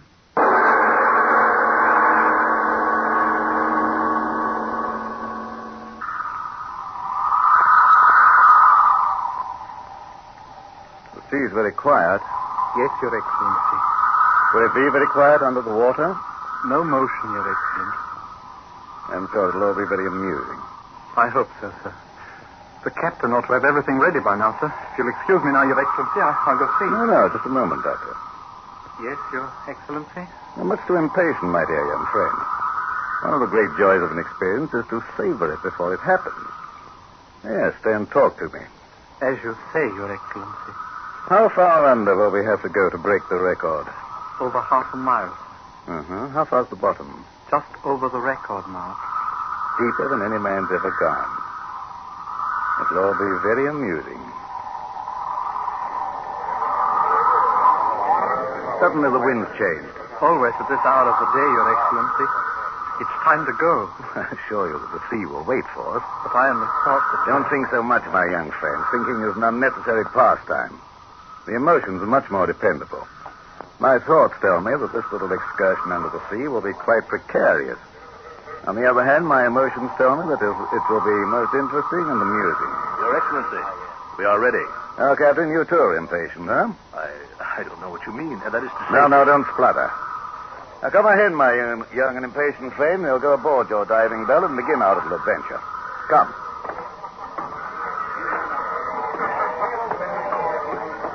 Attention! You see, Your Excellency, we are quite ready. Oh, Doctor, is everything to your satisfaction? Did you put in an extra oxygen tank, Captain? Yes, sir. Everything just as you said, Doctor. The telephone communication been tested? 20 times. Searchlight? I assure you everything has been tested, Doctor. The winch goes smoothly now. Why, yes, I believe... I don't want you to believe. I want you to know. But I assure you... Go and test it at once. Yes, Doctor. At once, Doctor. All right, men. Test number one. Aye, aye, sir. Aye, aye. Test number one. Slowly. Slowly there. Well, your thoroughness is most commendable, Doctor. We are going half a mile below the sea, sir. Nothing can be left to chance. The pressures down there are almost beyond imagination. Yes, I know. Particularly on this dive, everything must be perfection. You mean the record? I mean, Your Excellency, that your life is precious to the state. Yes. The press of the world has known me only as a record breaker in the world of what they so quaintly term power politics. By nightfall, they'll herald me as a record breaker in the world of science, eh, Doctor? If all goes well, Your Excellency. Yes. You have doubts? No one can predict the ways of the sea. What are you talking about? You'll be quite apart from the sea inside of this steel ball, this bathysphere, oxygen to breathe, telephones with which to communicate, lights with which to see. Why should there be any question? Question of the human factor, Your Excellency. If you're as cautious as they said, I like that. I, too, am a cautious man. Oh, yes, indeed. My success has been based upon determining that the unpredictable cannot occur before I, shall I say, embark upon my bold adventure. I'm talking quite frankly with you, eh, Doctor? Well, it pleases me to do so.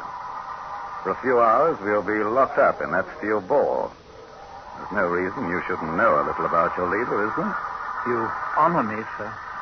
For example, I know beyond the shadow of a doubt the steel cable which will drop us down beneath the ocean has strength enough to hold 50 such steel spheres as the one we'll be in.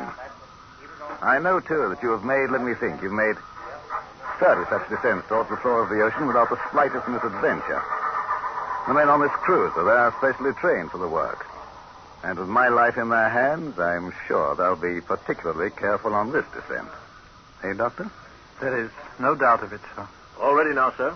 Shall we go now, Your Excellency? Yes, of course. Careful, Your Excellency. The deck is quite wet here. Well, thank you, Captain. You're very thoughtful. Thank you, sir. Attention! No formalities. Let the men go about their business so we can get started. Yes, Your Excellency. At your work, men.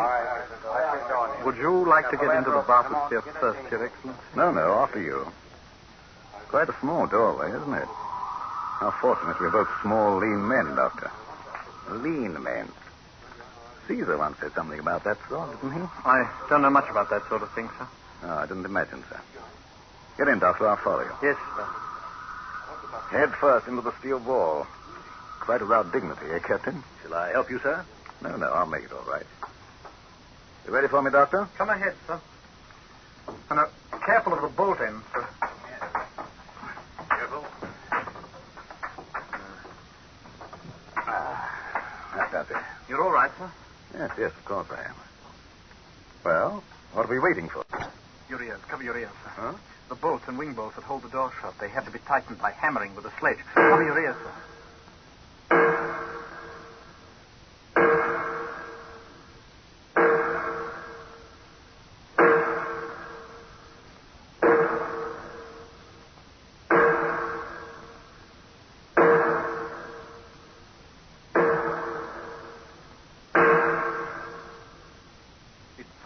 light now, so they've done. But what an infernal din.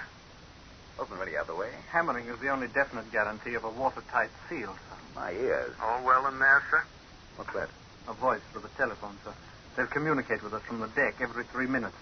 If one of us doesn't answer within half a minute, the orders are to pull us up. An excellent safety precaution. Yes, indeed. All well in there, Doctor? All well. We're moving. Yes. Lifting us out to the end of the boom, and then down we go. Look, sir, you can see the deck down there through the windows. Glass, so clear. Clearest in the world. Quartz glass to stand the pressure. Letting us down in the water, aren't they? Yes, sir, in a moment.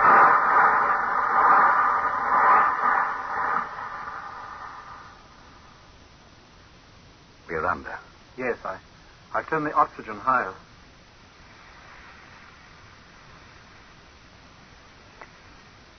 The light. So green. Yes. Soon it'll be blue. Then a darker blue until at around 2,000 feet we'll be in a darkness that goes beyond dark.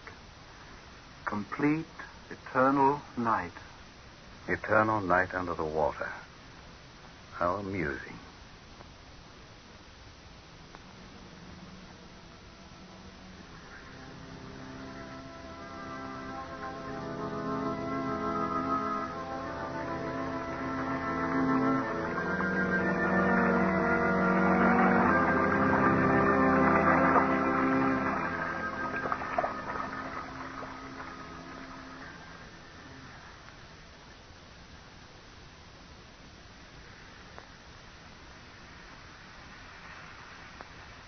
All well down there, sir? All well. How far down are we? About 1,100 feet, sir. It's hard to believe it. There is almost a quarter of a mile of water crushing down upon us. The word crushing is most inappropriate at this time, my young friend. My apologies, Your Excellency. I've been watching the water. You said it would be as night. Yet it isn't black, it's blue. Strangest blue. A few more 100 feet and there will be no more color in the water, sir. The light out there. What? I can't quite make it out, sir.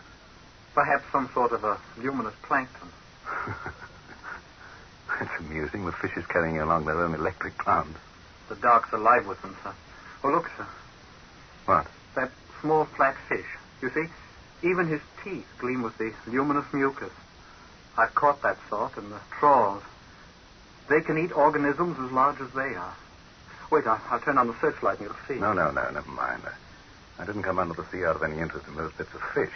As you say, sir. They'll light up like a train in the dark.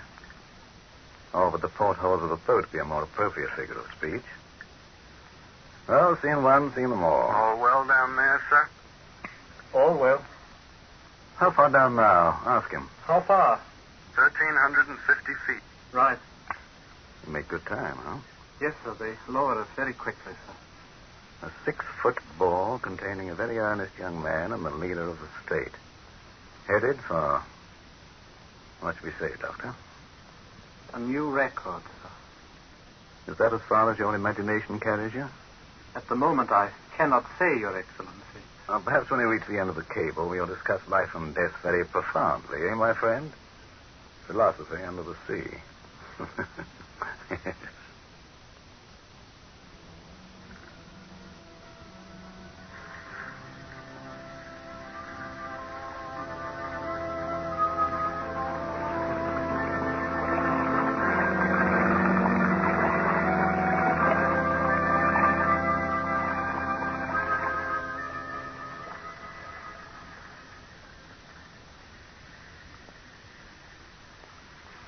All well down there, sir? All well. 2,200 feet. Right. How much further? We've 4,000 feet of cable, sir. You were right. There's a darkness out there now that's darker than any night that man has ever seen. It's amusing.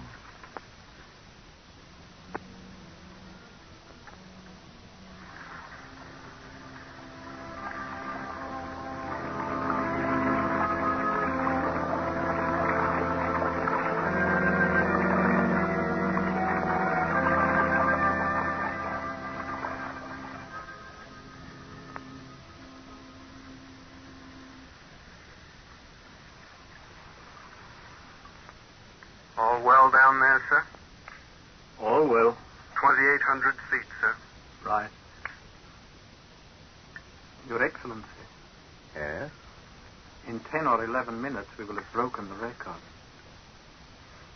You keep your eyes so close to that window. Might I ask why? I thought I saw something out there. What, sir? Something huge. It gave off a pale green light and then was gone so quickly I'm not quite sure. I'll send on the search. No. No, this infernal darkness amuses me. Tell me, Doctor, in your other trips, have you seen anything out there? So vague, huge, you know what I mean. Yes, sir. Several times. Well? Shadowy and indistinct. I couldn't say what, sir. Can't you guess? I have no answer. All well down there, sir? Oh, tell him yes, and stop annoying us. All well, and John Palmer. Compliments, sir. You've reached 3,028 feet, sir. That was Beebe's record. Huh? The old one. 3,030. Broken it. 3,100. Doctor, that's quite enough. 3,150. Doctor, did you hear me? Broken the record on a few feet to spare. Order them to hold us up. 3,200. Doctor, you out of your head? I gave you orders.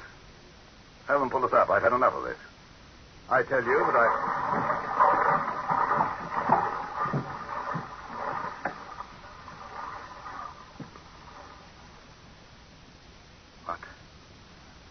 What happened? Happened? We just landed at the bottom of the sea, that's all. Why did you ignore my orders? I said to go up. What was that lever that you threw? Answer me. Yes, I'll answer. Haven't you forgotten something, Doctor? What? To say, sir, Your Excellency. Excellency?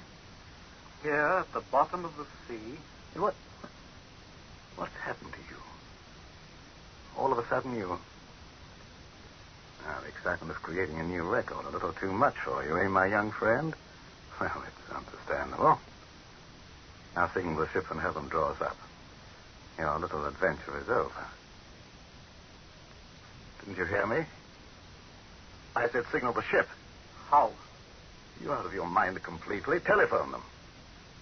At once, you hear me? The telephone consists of a carbon transmitter, receiver, actuating battery, and connecting wire. We have no telephone. Get to one side. Hello. Hello up there. Hello. Hello, answer me. Hello. Hello, blast you, answer me. Hello. But they don't do it. The wire's torn loose. Would you know how to fix it, Your Excellency? What? Oh, I see it. Happened when we bumped on the bottom, didn't it? Well, can't you fix it? I can, but I won't, Your Excellency. What is this? It's taken you a great number of moments longer than I expected to ask that question. You notice that I've called you Your Excellency a couple of times, but that was the end of that. From now on, I will call you Your Infernal Excellency. How amusing. Still amusing? Yes. I don't believe it. You think it's some kind of madness on my part, but you'll do something about it. Not I, you. I? You have an emergency way of signaling. Yes, I know you have. You flashed the searchlight on and off 3 times, and the flow of current registers up on deck. And they know that it's an emergency. I'll go ahead and do it, and perhaps I'll forget your little... Shall we call it... joke? I am quite content to stay down here. Turn on the searchlight. All right, I'll do it myself. Why waste your time? You've so little of it left. What do you mean by that? The searchlight, too, is disconnected. Why? There's no need of it. It will be best to die in the dark. Die? Yes. This is impossible. I investigated you, your record, your family, your associates. Clearest record in the state. You have no reason or the will to kill me. Kill me? It's really funny. A young, empty-headed fool killed me. It's very amusing. You'll be afraid soon. Is it possible that you've forgotten the final emergency signal, you fool? Yes, I said signal. The signal of silence. I'll try the telephone as scheduled, and when we don't answer, they'll pull us up. Have you forgotten that? It's been more than 3 minutes since the last signal. If what you say is true, why aren't we moving? We are. For all I know, we are. Are we? The darkness, who can tell if there's enough motion? You know we're motionless. As quiet as in a tomb. Appropriate, that. And we'll stay here. I know that. Huh? That lever up on the roof that I pulled. Well? It threw the end of the steel cable free. Yes, severed the cord between ourselves and the ship and the world. No. We are here, Your Infernal Excellency. Down here to stay. No. You lie. I don't believe you. They'll pull us up. The telephone, here. Here, you up there, listen. Get me up. Get me up. You up there, hear me. It's your leader. Get me out of here. Get me out of here. You hear me? Get me out of here. Out of here. Out of here.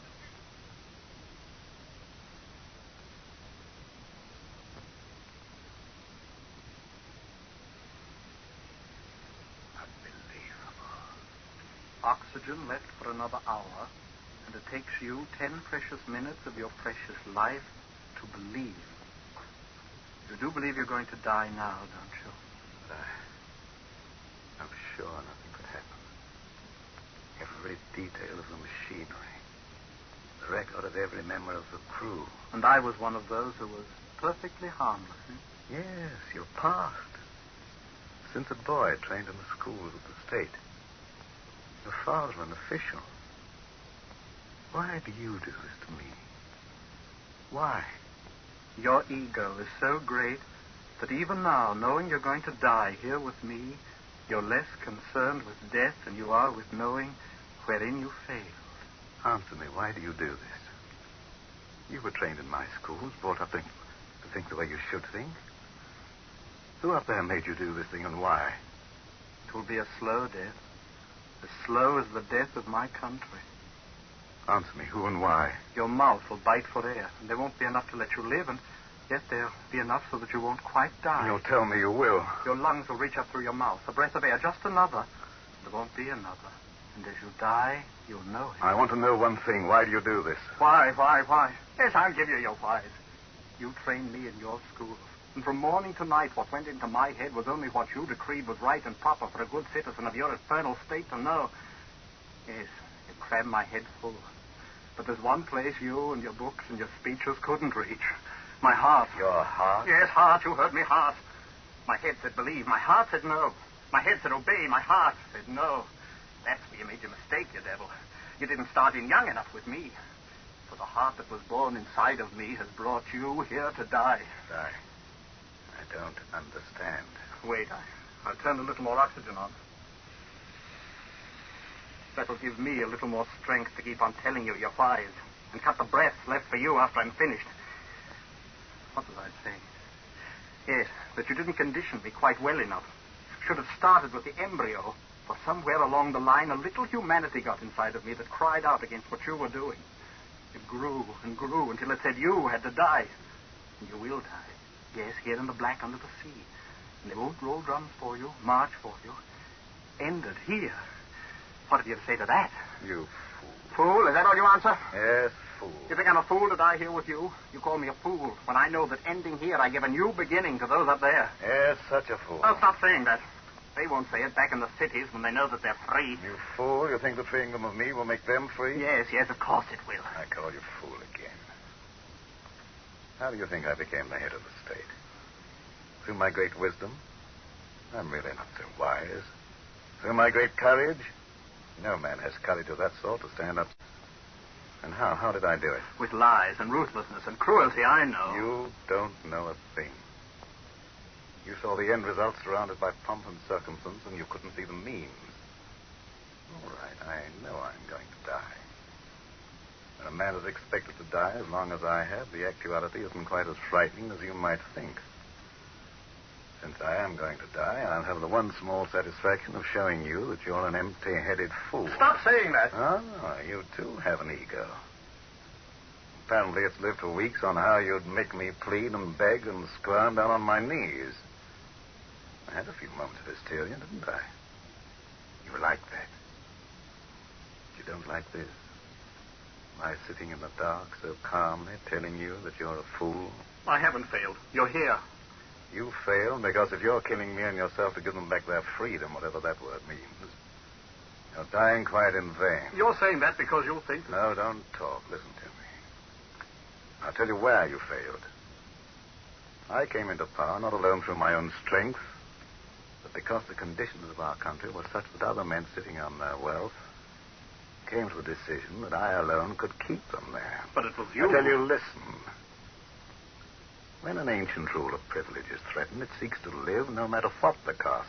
The cost to them was me, and they found me worth it. For I threw to the mass none of the wealth I'd worked to build, but only fighting phrases of prejudice and hate that cost the men who made me nothing but the rent of the halls for the simple to hear my opiates. And so I call you fool. Fool to die and fool to kill me. Well, the conditions that made me will still exist when I'm dead. You free them of me. But what of hunger? What of ruthless exploitation? These will still be free up there to put hate and desperation into men. And so the ones who gave me power will find a new leader to stop the rumblings of rebellion with all the tricks that I taught them. A new leader. You hear me, fool? A new leader. No, it isn't true. It can't be true. So dark. If I could see your face, to see the fool discovering he's a fool. They will be free. They will. What magic do you think will come into the air when I'm dead? Will men forget their greed and say, oh, we've quite enough. That's enough for everyone. Let each share according to his needs. No, fool.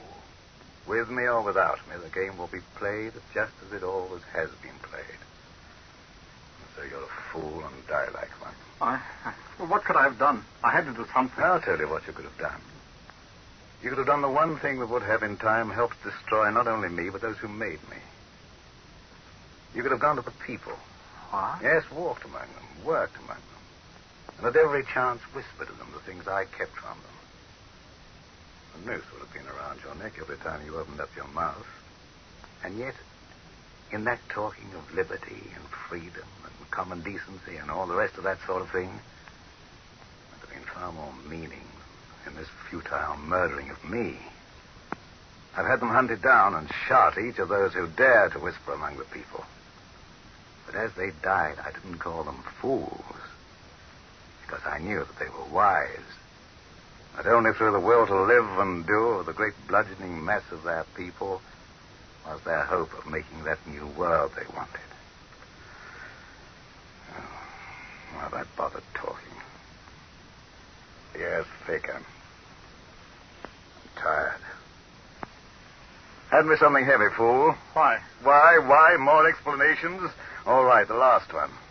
You think I'm going to sit here and wait and count my every breath until the dark's crawling with horrors and I'm No. I'll end it now, quickly.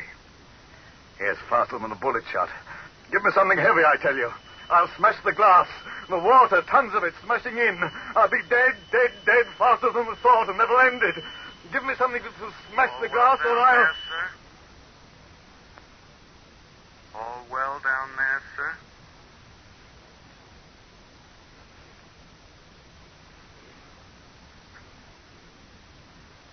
Voice. Telephone. All well.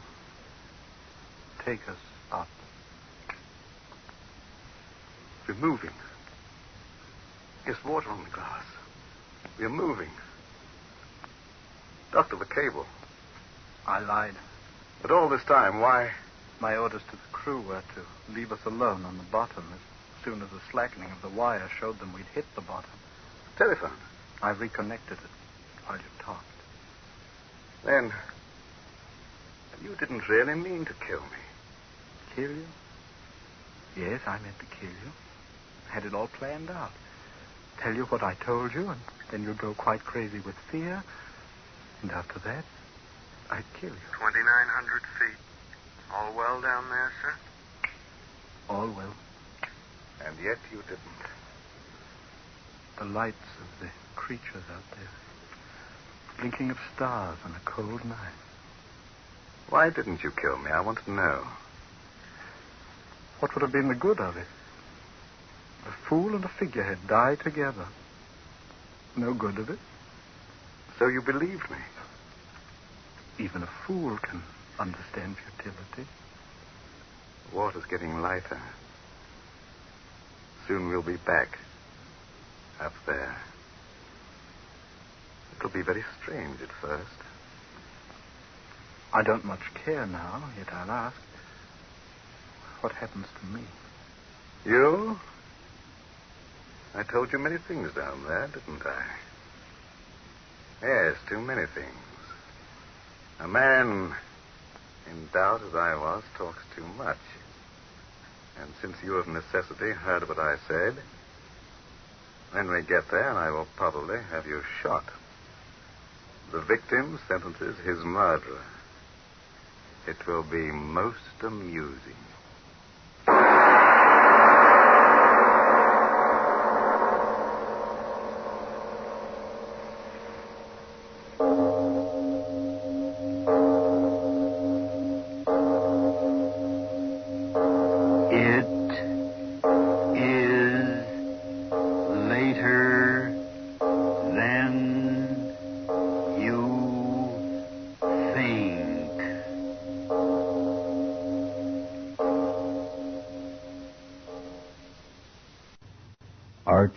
Arch Oboler's Lights Out, everybody.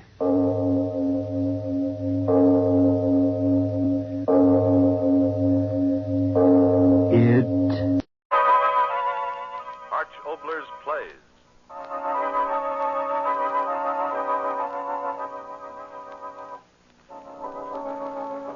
On the winds of the night, we bring you a story whispered in the night.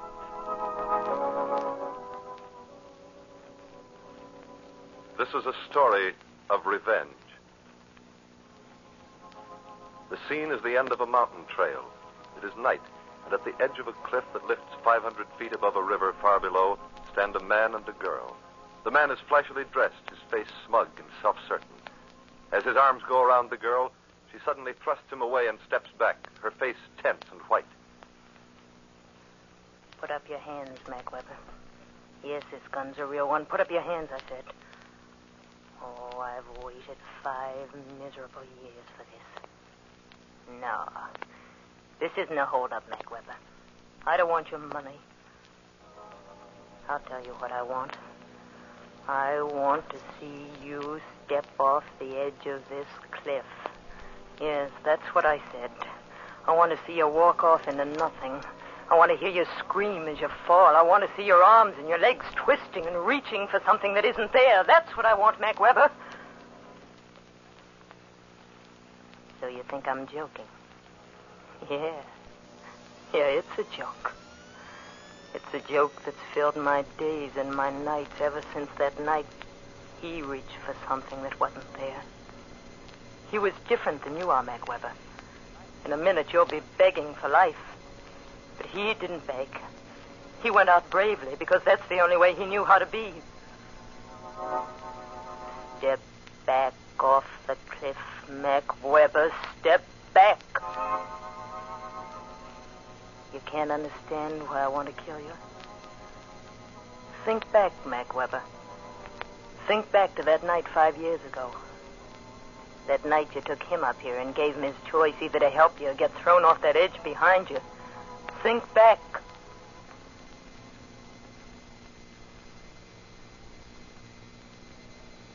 Scared, kid. I know, Mr. Weber. Why should I be afraid? Oh, I don't know. Some people can't stand being up in high places. I don't mind. You know, it's 500 feet down to that river. Back home, we kids used to go swimming in the quarry. Dive 30 or 40 feet. matter, kid? You're having plenty fun. Mr. Weber, I want to talk to you. No, ain't that funny? I've been wanting to talk to you too, Joe. Yeah. That's why I brought you up here to the cliff tonight. I like to talk up here. I come up here lots of times at night. Sit here. Look down at the city. But I'm talking and you want to talk. Well, what's on your mind? Mr. Weber, what kind of a business are you in? What kind of talk is that? I've got to know. You giving orders now, Joe? I don't want you to get sore, Mr. Weber, but I've got to know. Believe me, I've got to. I don't like people that ask too many questions. It's a legitimate business, isn't it, Mr. Weber? Maybe I should get sore. Maybe I won't. Hey, you're just a big dumb punk from the farm, that's all. So let's forget it and go back to town. Come on. Wait, Mr. Weber. Maybe I ought to get sore. Please, I'd like to know right away. It's all right. The business, isn't it? Making dough, ain't you? But things happen. I don't understand them. You understand the dough, don't you? Yes, but... Well, so it's all right. Make it every week. Put it in your pocket and shut your mouth. Don't be trying to think so much. You'll hurt your head. Now, are you riding back with me or are you walking back? Why don't you answer me, Mr. Weber? 3 weeks working for me. And I didn't know you had such a big mouth. But I only want to know what... You want to know too much. Well, maybe I better find myself another job. All right, kid. Maybe I better tell you all about it. What do you want to know? What's bothering you? It's the money. Huh? Well, I thought I was delivering that money to a private bank all this time. Yesterday I heard the fellas talking, and they said those other people sell the money I bring to them. Yeah, sell it. It doesn't make sense. Don't it? No, because why should they be selling money? What would be the point of selling $1 for less than $1 unless the money wasn't any good, unless the money wasn't any... Maybe you're answering yourself, huh, Joe? It's true. Come on, I'll buy you a drink. Take your hands off Listen. me. I don't like punks that raise their voices to me. I don't care what you like. I'm through. I'm quitting. What did you say, kid? Gun?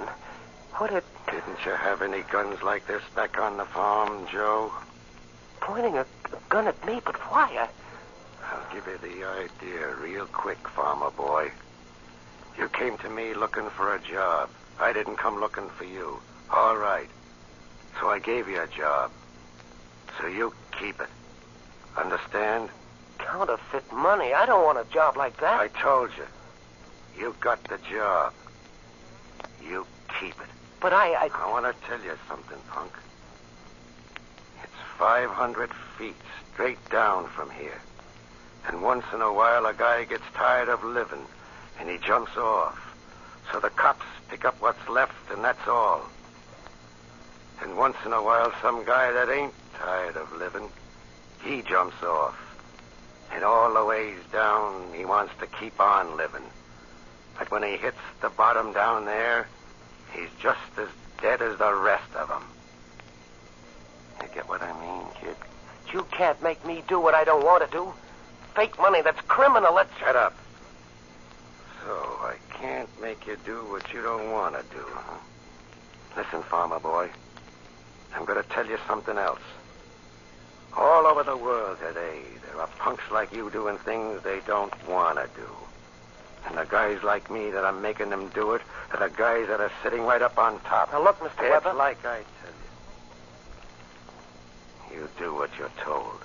The way I tell you to do it. Because if you don't, on a night like this, you're going to be flying out over the edge. And when you hit the bottom, there may be a couple of questions asked, but you won't be asking them. Now get going, punk. So now you remember, Mac Weber. Joe Warner. That's right. No, I wasn't his girl. I was his wife. Wife.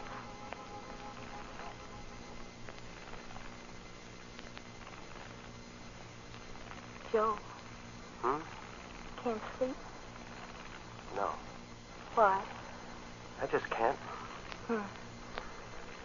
Blasted town, doesn't it ever stop? I'll get up and shut the window. No, don't. Gotta get some air in the place. What's the matter, dear? Nothing. All these hours I've been lying here knowing you were awake. Tell me what's the matter, Joe. Let's get out of here. What? This town, let's get out. Back to the farm. But Joe. What good is it here for either of us? Joe, you're not serious. I am. I'm asking you, what good is it for you or me? Joe, you're talking crazy. You asked me, and I'm telling you. You mean these weeks you haven't been happy? With you, yes. Just that I want to go back to the farm. I don't know what to say. We talked that out, I thought, so long ago. Julie, I'm not made for the city. I'm not fitted, I tell you. My hands, they're for hard work. My head, I haven't got the right kind of brain. Need a brain like a rat to get along in this town. Joe, what's come over you? You've been doing so well. You got such a fine job. Making so much money. Why, my father never made in a month what you make in a week. I've been so proud of you. Julie. Oh, don't spoil everything now. All my life I've had nothing. For the first time I'm beginning to live the way I've wanted to. Don't spoil that, Joe. Just because the night is so hot and it's hard to sleep. And you're tired and want to talk crazy. Let me stay here where I'm alive and happy. All right. All right. He wanted me to be happy. So he didn't say anything more about anything that was troubling him, about you.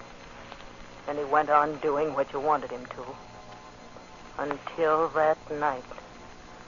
Remember that night, Mac Weber?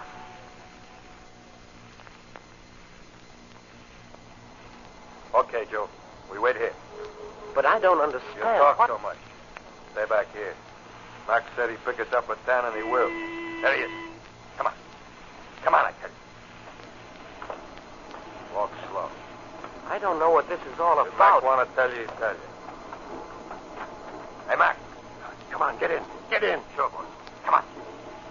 Mr. Weber, what Get are up. Where is he, Lizelli? That thin fellow by the lamppost. Making off he's reading the paper. Sure? Yeah. Joe dropped the bundle off at Mike's like you tell him. Then this fella started tailing him. He's been with us ever since. Okay. Mr. Weber, why don't you tell me what's going on? I told you to shut your mouth. Here. Close your hand on this gun. What? Do it, I tell you. Close your hand on the gun. Okay. Now, give it back to me. Hey, mister. Talking to me? Yeah. I got something for you, copper. Shot him. You shot him. Throw him out. Okay. No, don't. Let me go. Let me be. No! The gun. Throw the gun in, Mikey. Okay. Let's go. Joe died for what happened that night, Miss Weber. But the gun was your gun, and the finger that pressed the trigger was your finger. But he died for that. With a rope around his neck, his legs twisting and reaching for ground that wasn't there the way yours are going to twist and reach. Step back, Mac Weber. No, I don't want to listen to you. Joe wanted to live, too, the night the state took him away to die. We'd been together such a little time. 5 months. And now he's been dead. 5 years. But I remember every day of those 5 months. Every day. From the very first one.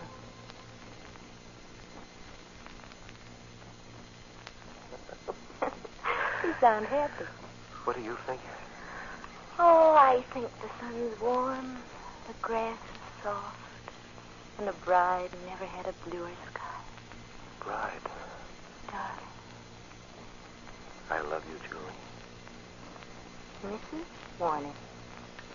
Mrs. Warner. What? I was just thinking of Reverend Wilson. His collar was so tight. I want to hold you. Joe, everybody's watching. Everybody? There's a whole row of crows on the fence wire over there. Oh, let them watch. You're my wife now, Julie. My wife. My wife. A wife. But not for long, Mac Weber. You thought of that.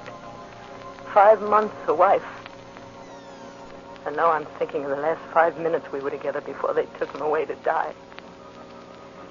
He put his arms around me, and our cheeks were close together. And his tears were my tears. He didn't cry because he was afraid like you are. He cried because of me. Because I was going to be all alone.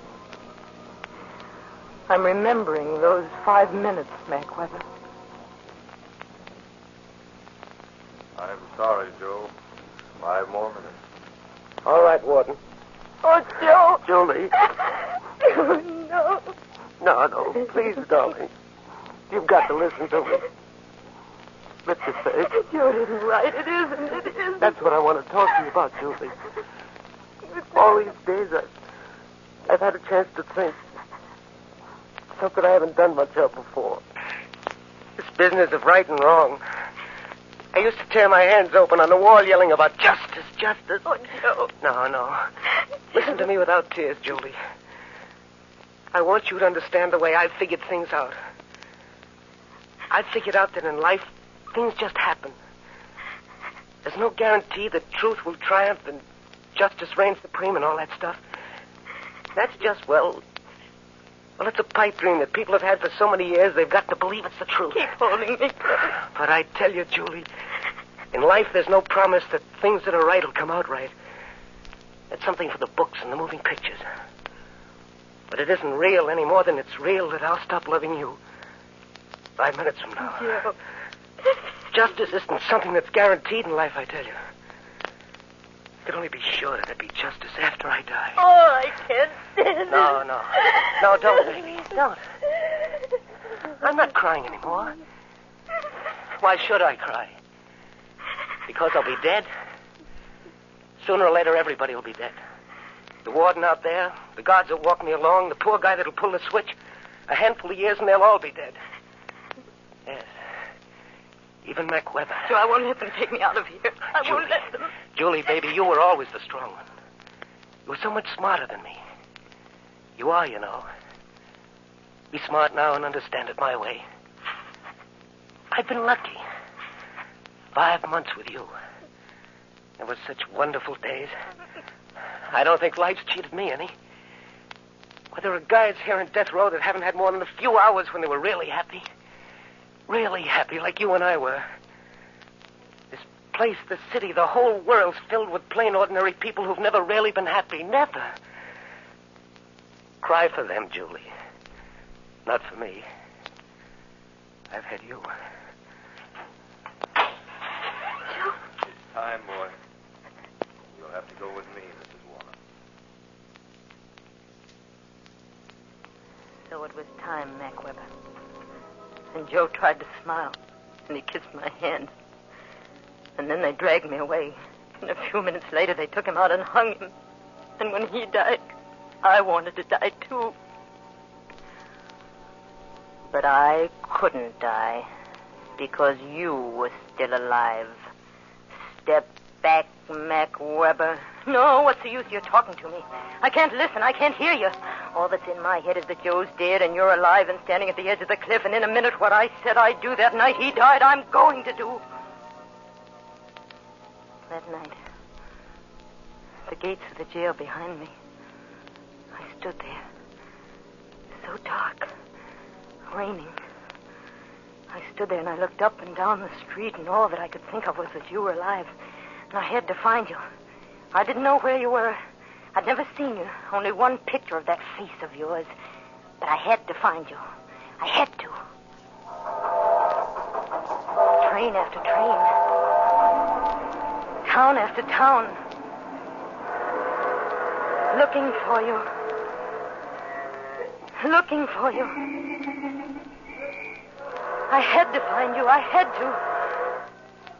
Mac Weber. Mac Weber. Where was Mac Weber? Until at last my money was gone. I found myself back in this town where I'd started from. But you hadn't come back. And so I waited. Waited. 5 years. And then, tonight. I'd gone to Molly so many times because they told me it was your money that paid for her place. And so I went again and again, hoping, until tonight.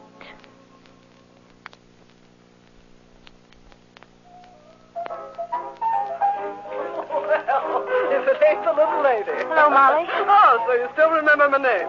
Where you been? I figured you'd gone high-hat or married or something. Oh, I've been away. Oh, away, huh? Yeah, well, I bet you found out there ain't no place like the old town. I says old places like old friends, like old shoes. Nothing like them. Speaking of shoes, mind if I sit down? Got a new pair of pumps and they're killing me. I got small feet, but that dirty little drifter over on 2nd Avenue. What he don't know about fitting shoes on a lady? Oh, say, here I'm blowing off. I bet you're dying for a drink. No, I just came into Oh, that's okay, little lady. It's on the house. Hey, Sam, couple of big ones. Coming up, Molly. And I don't mean on the slow plate. Say, what was your name again? Julie. Oh, yeah. Boy, have I got a fit. Well, when you stopped coming in here, I says to myself, Molly, the little lady's got herself a friend, I says. And you won't. So what are you staring at? That man. At the bar. Man? Oh, no. Oh, no, that's not your friend. That's mine. Who is he? You know, the only one that's found out there's nothing like the old place. Hey, big fella. Mac. Come on over. Friend of mine I want you to meet. He used to have this town right in his pocket, Mac did. But he had to go away. A right guy. Well, Molly, what's on your mind? Well, can't you see? Julie, I want you to meet my friend. Mac, this is Julie. She's a nice kid. Yeah. So I see. How are you, baby? How do you do, Mr. Weber? Weber? Say, you two know each other? Never saw her before in my life. Listen, baby. How did you know my last name? Why? I knew it because I heard about you. A long time ago. Yeah? You were important here. I saw your picture in the papers. You are Mac Weber, aren't you?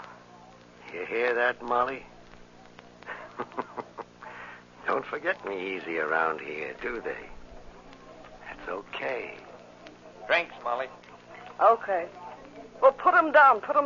Hey, I think I'll join you, ladies. Hey, bring me the bottle, Sam. Okay, Mac. You two been kidding me. What are you talking about? I think you've been around together. The look she gives you. Can you blame her? Say, what's your name, baby? Julie.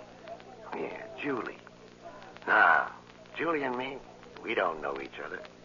Do we, Julie? I never met you before. But that ain't saying we don't know each other from now on.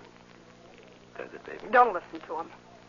That's an old line, and he hangs it up every time he's in reaching distance of anything under 50. Why don't you take care of the customers, Molly? Why, I ought to bust this glass in half and take care of you. I said take care of the customers, Molly. Okay, big shot. See you later. Funny dame, that Molly. 5 years. She still thinks she's queen of the hen house. But a fella's mind can change. Yeah. It's a free country. Why not? Mac Weber. Oh, you seem to like the name. Well, you're going to get a chance to like the guy that's tied up to the handle. You're going to get a lot of chances, baby. A lot of chances. So we met at last, Mac Weber, and you couldn't understand why I didn't say much. How could I? You opposite me. I'd waited so long. What was there to say? Over and over you kept asking me, what do you know, baby? What do you know? And what I did know, I couldn't tell you. All the time I was thinking, the cliff. The cliff. Then you wanted me to go with you. And I went with you. Hey, slow up. trying to do? Commit suicide?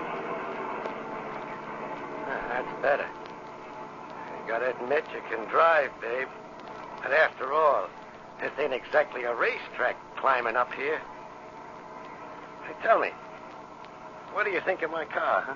It's a fine car. You're telling me? You got any idea what this boat cost me? No. 15 grand. Cash on the line. But that's how I am.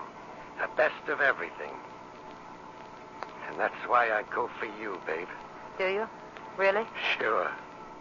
The minute I laid eyes on you, I says to myself, Mac, I says, there she is. It's getting very dark. Here, I says to myself, Mac, there's the kind of baby you could do things for.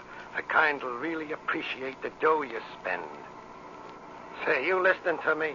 Yes. Yes, I'm listening. Well, you wasn't looking at me. I can't. The winding road. You know, I can't figure you dames out at all. Here I got a swell place to go to. 40 grand it cost me to fix it up 5 years ago, not counting the furniture. But no, it ain't what you want. You gotta go driving up to the cliff. The cliff? Hey, what's the matter? What do you say the cliff like that? I only mean that, well, up there we'll be all alone, won't we? Now you're talking. Baby, you sure got me nuts about you. Have I? Really? Yeah.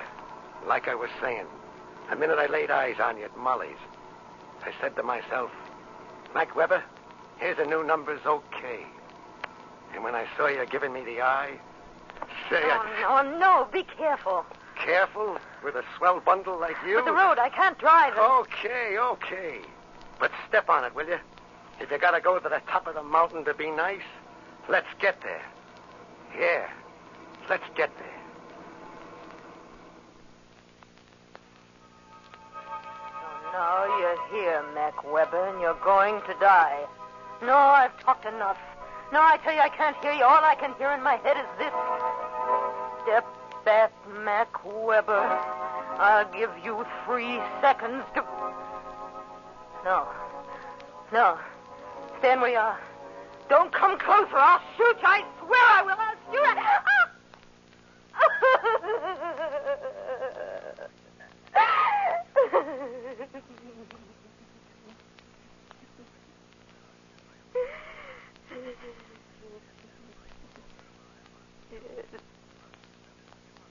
Laugh at me.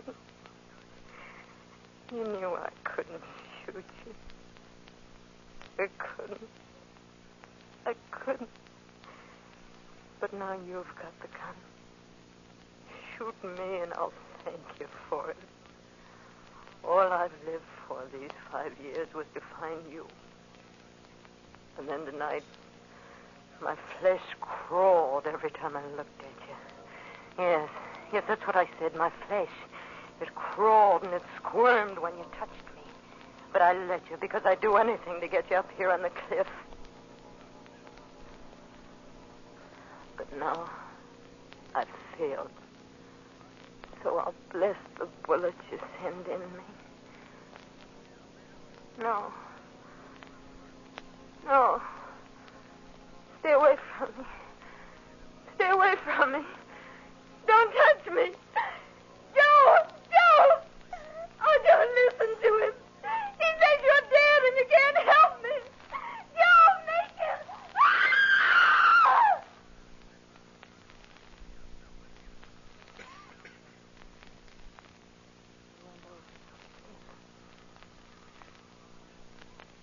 500 feet down. Oh, Joe. My dearest. I saw you. It was your hand that pushed him over. It was your hand.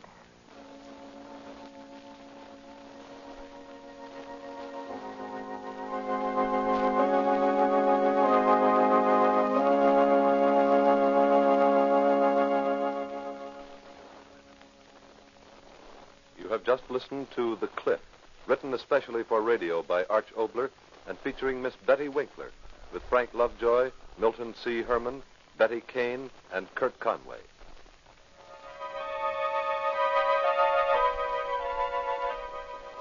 Arch Obler's Plays.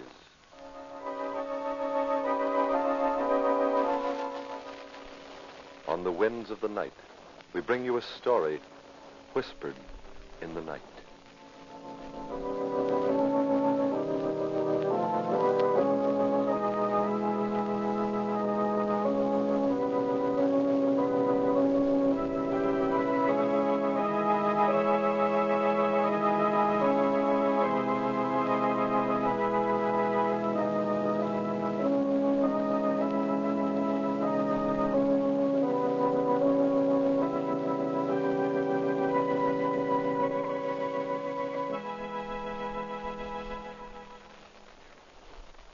Arch Obler's Plays are presentations of the National Broadcasting Company, RCA Building, Radio City, New York.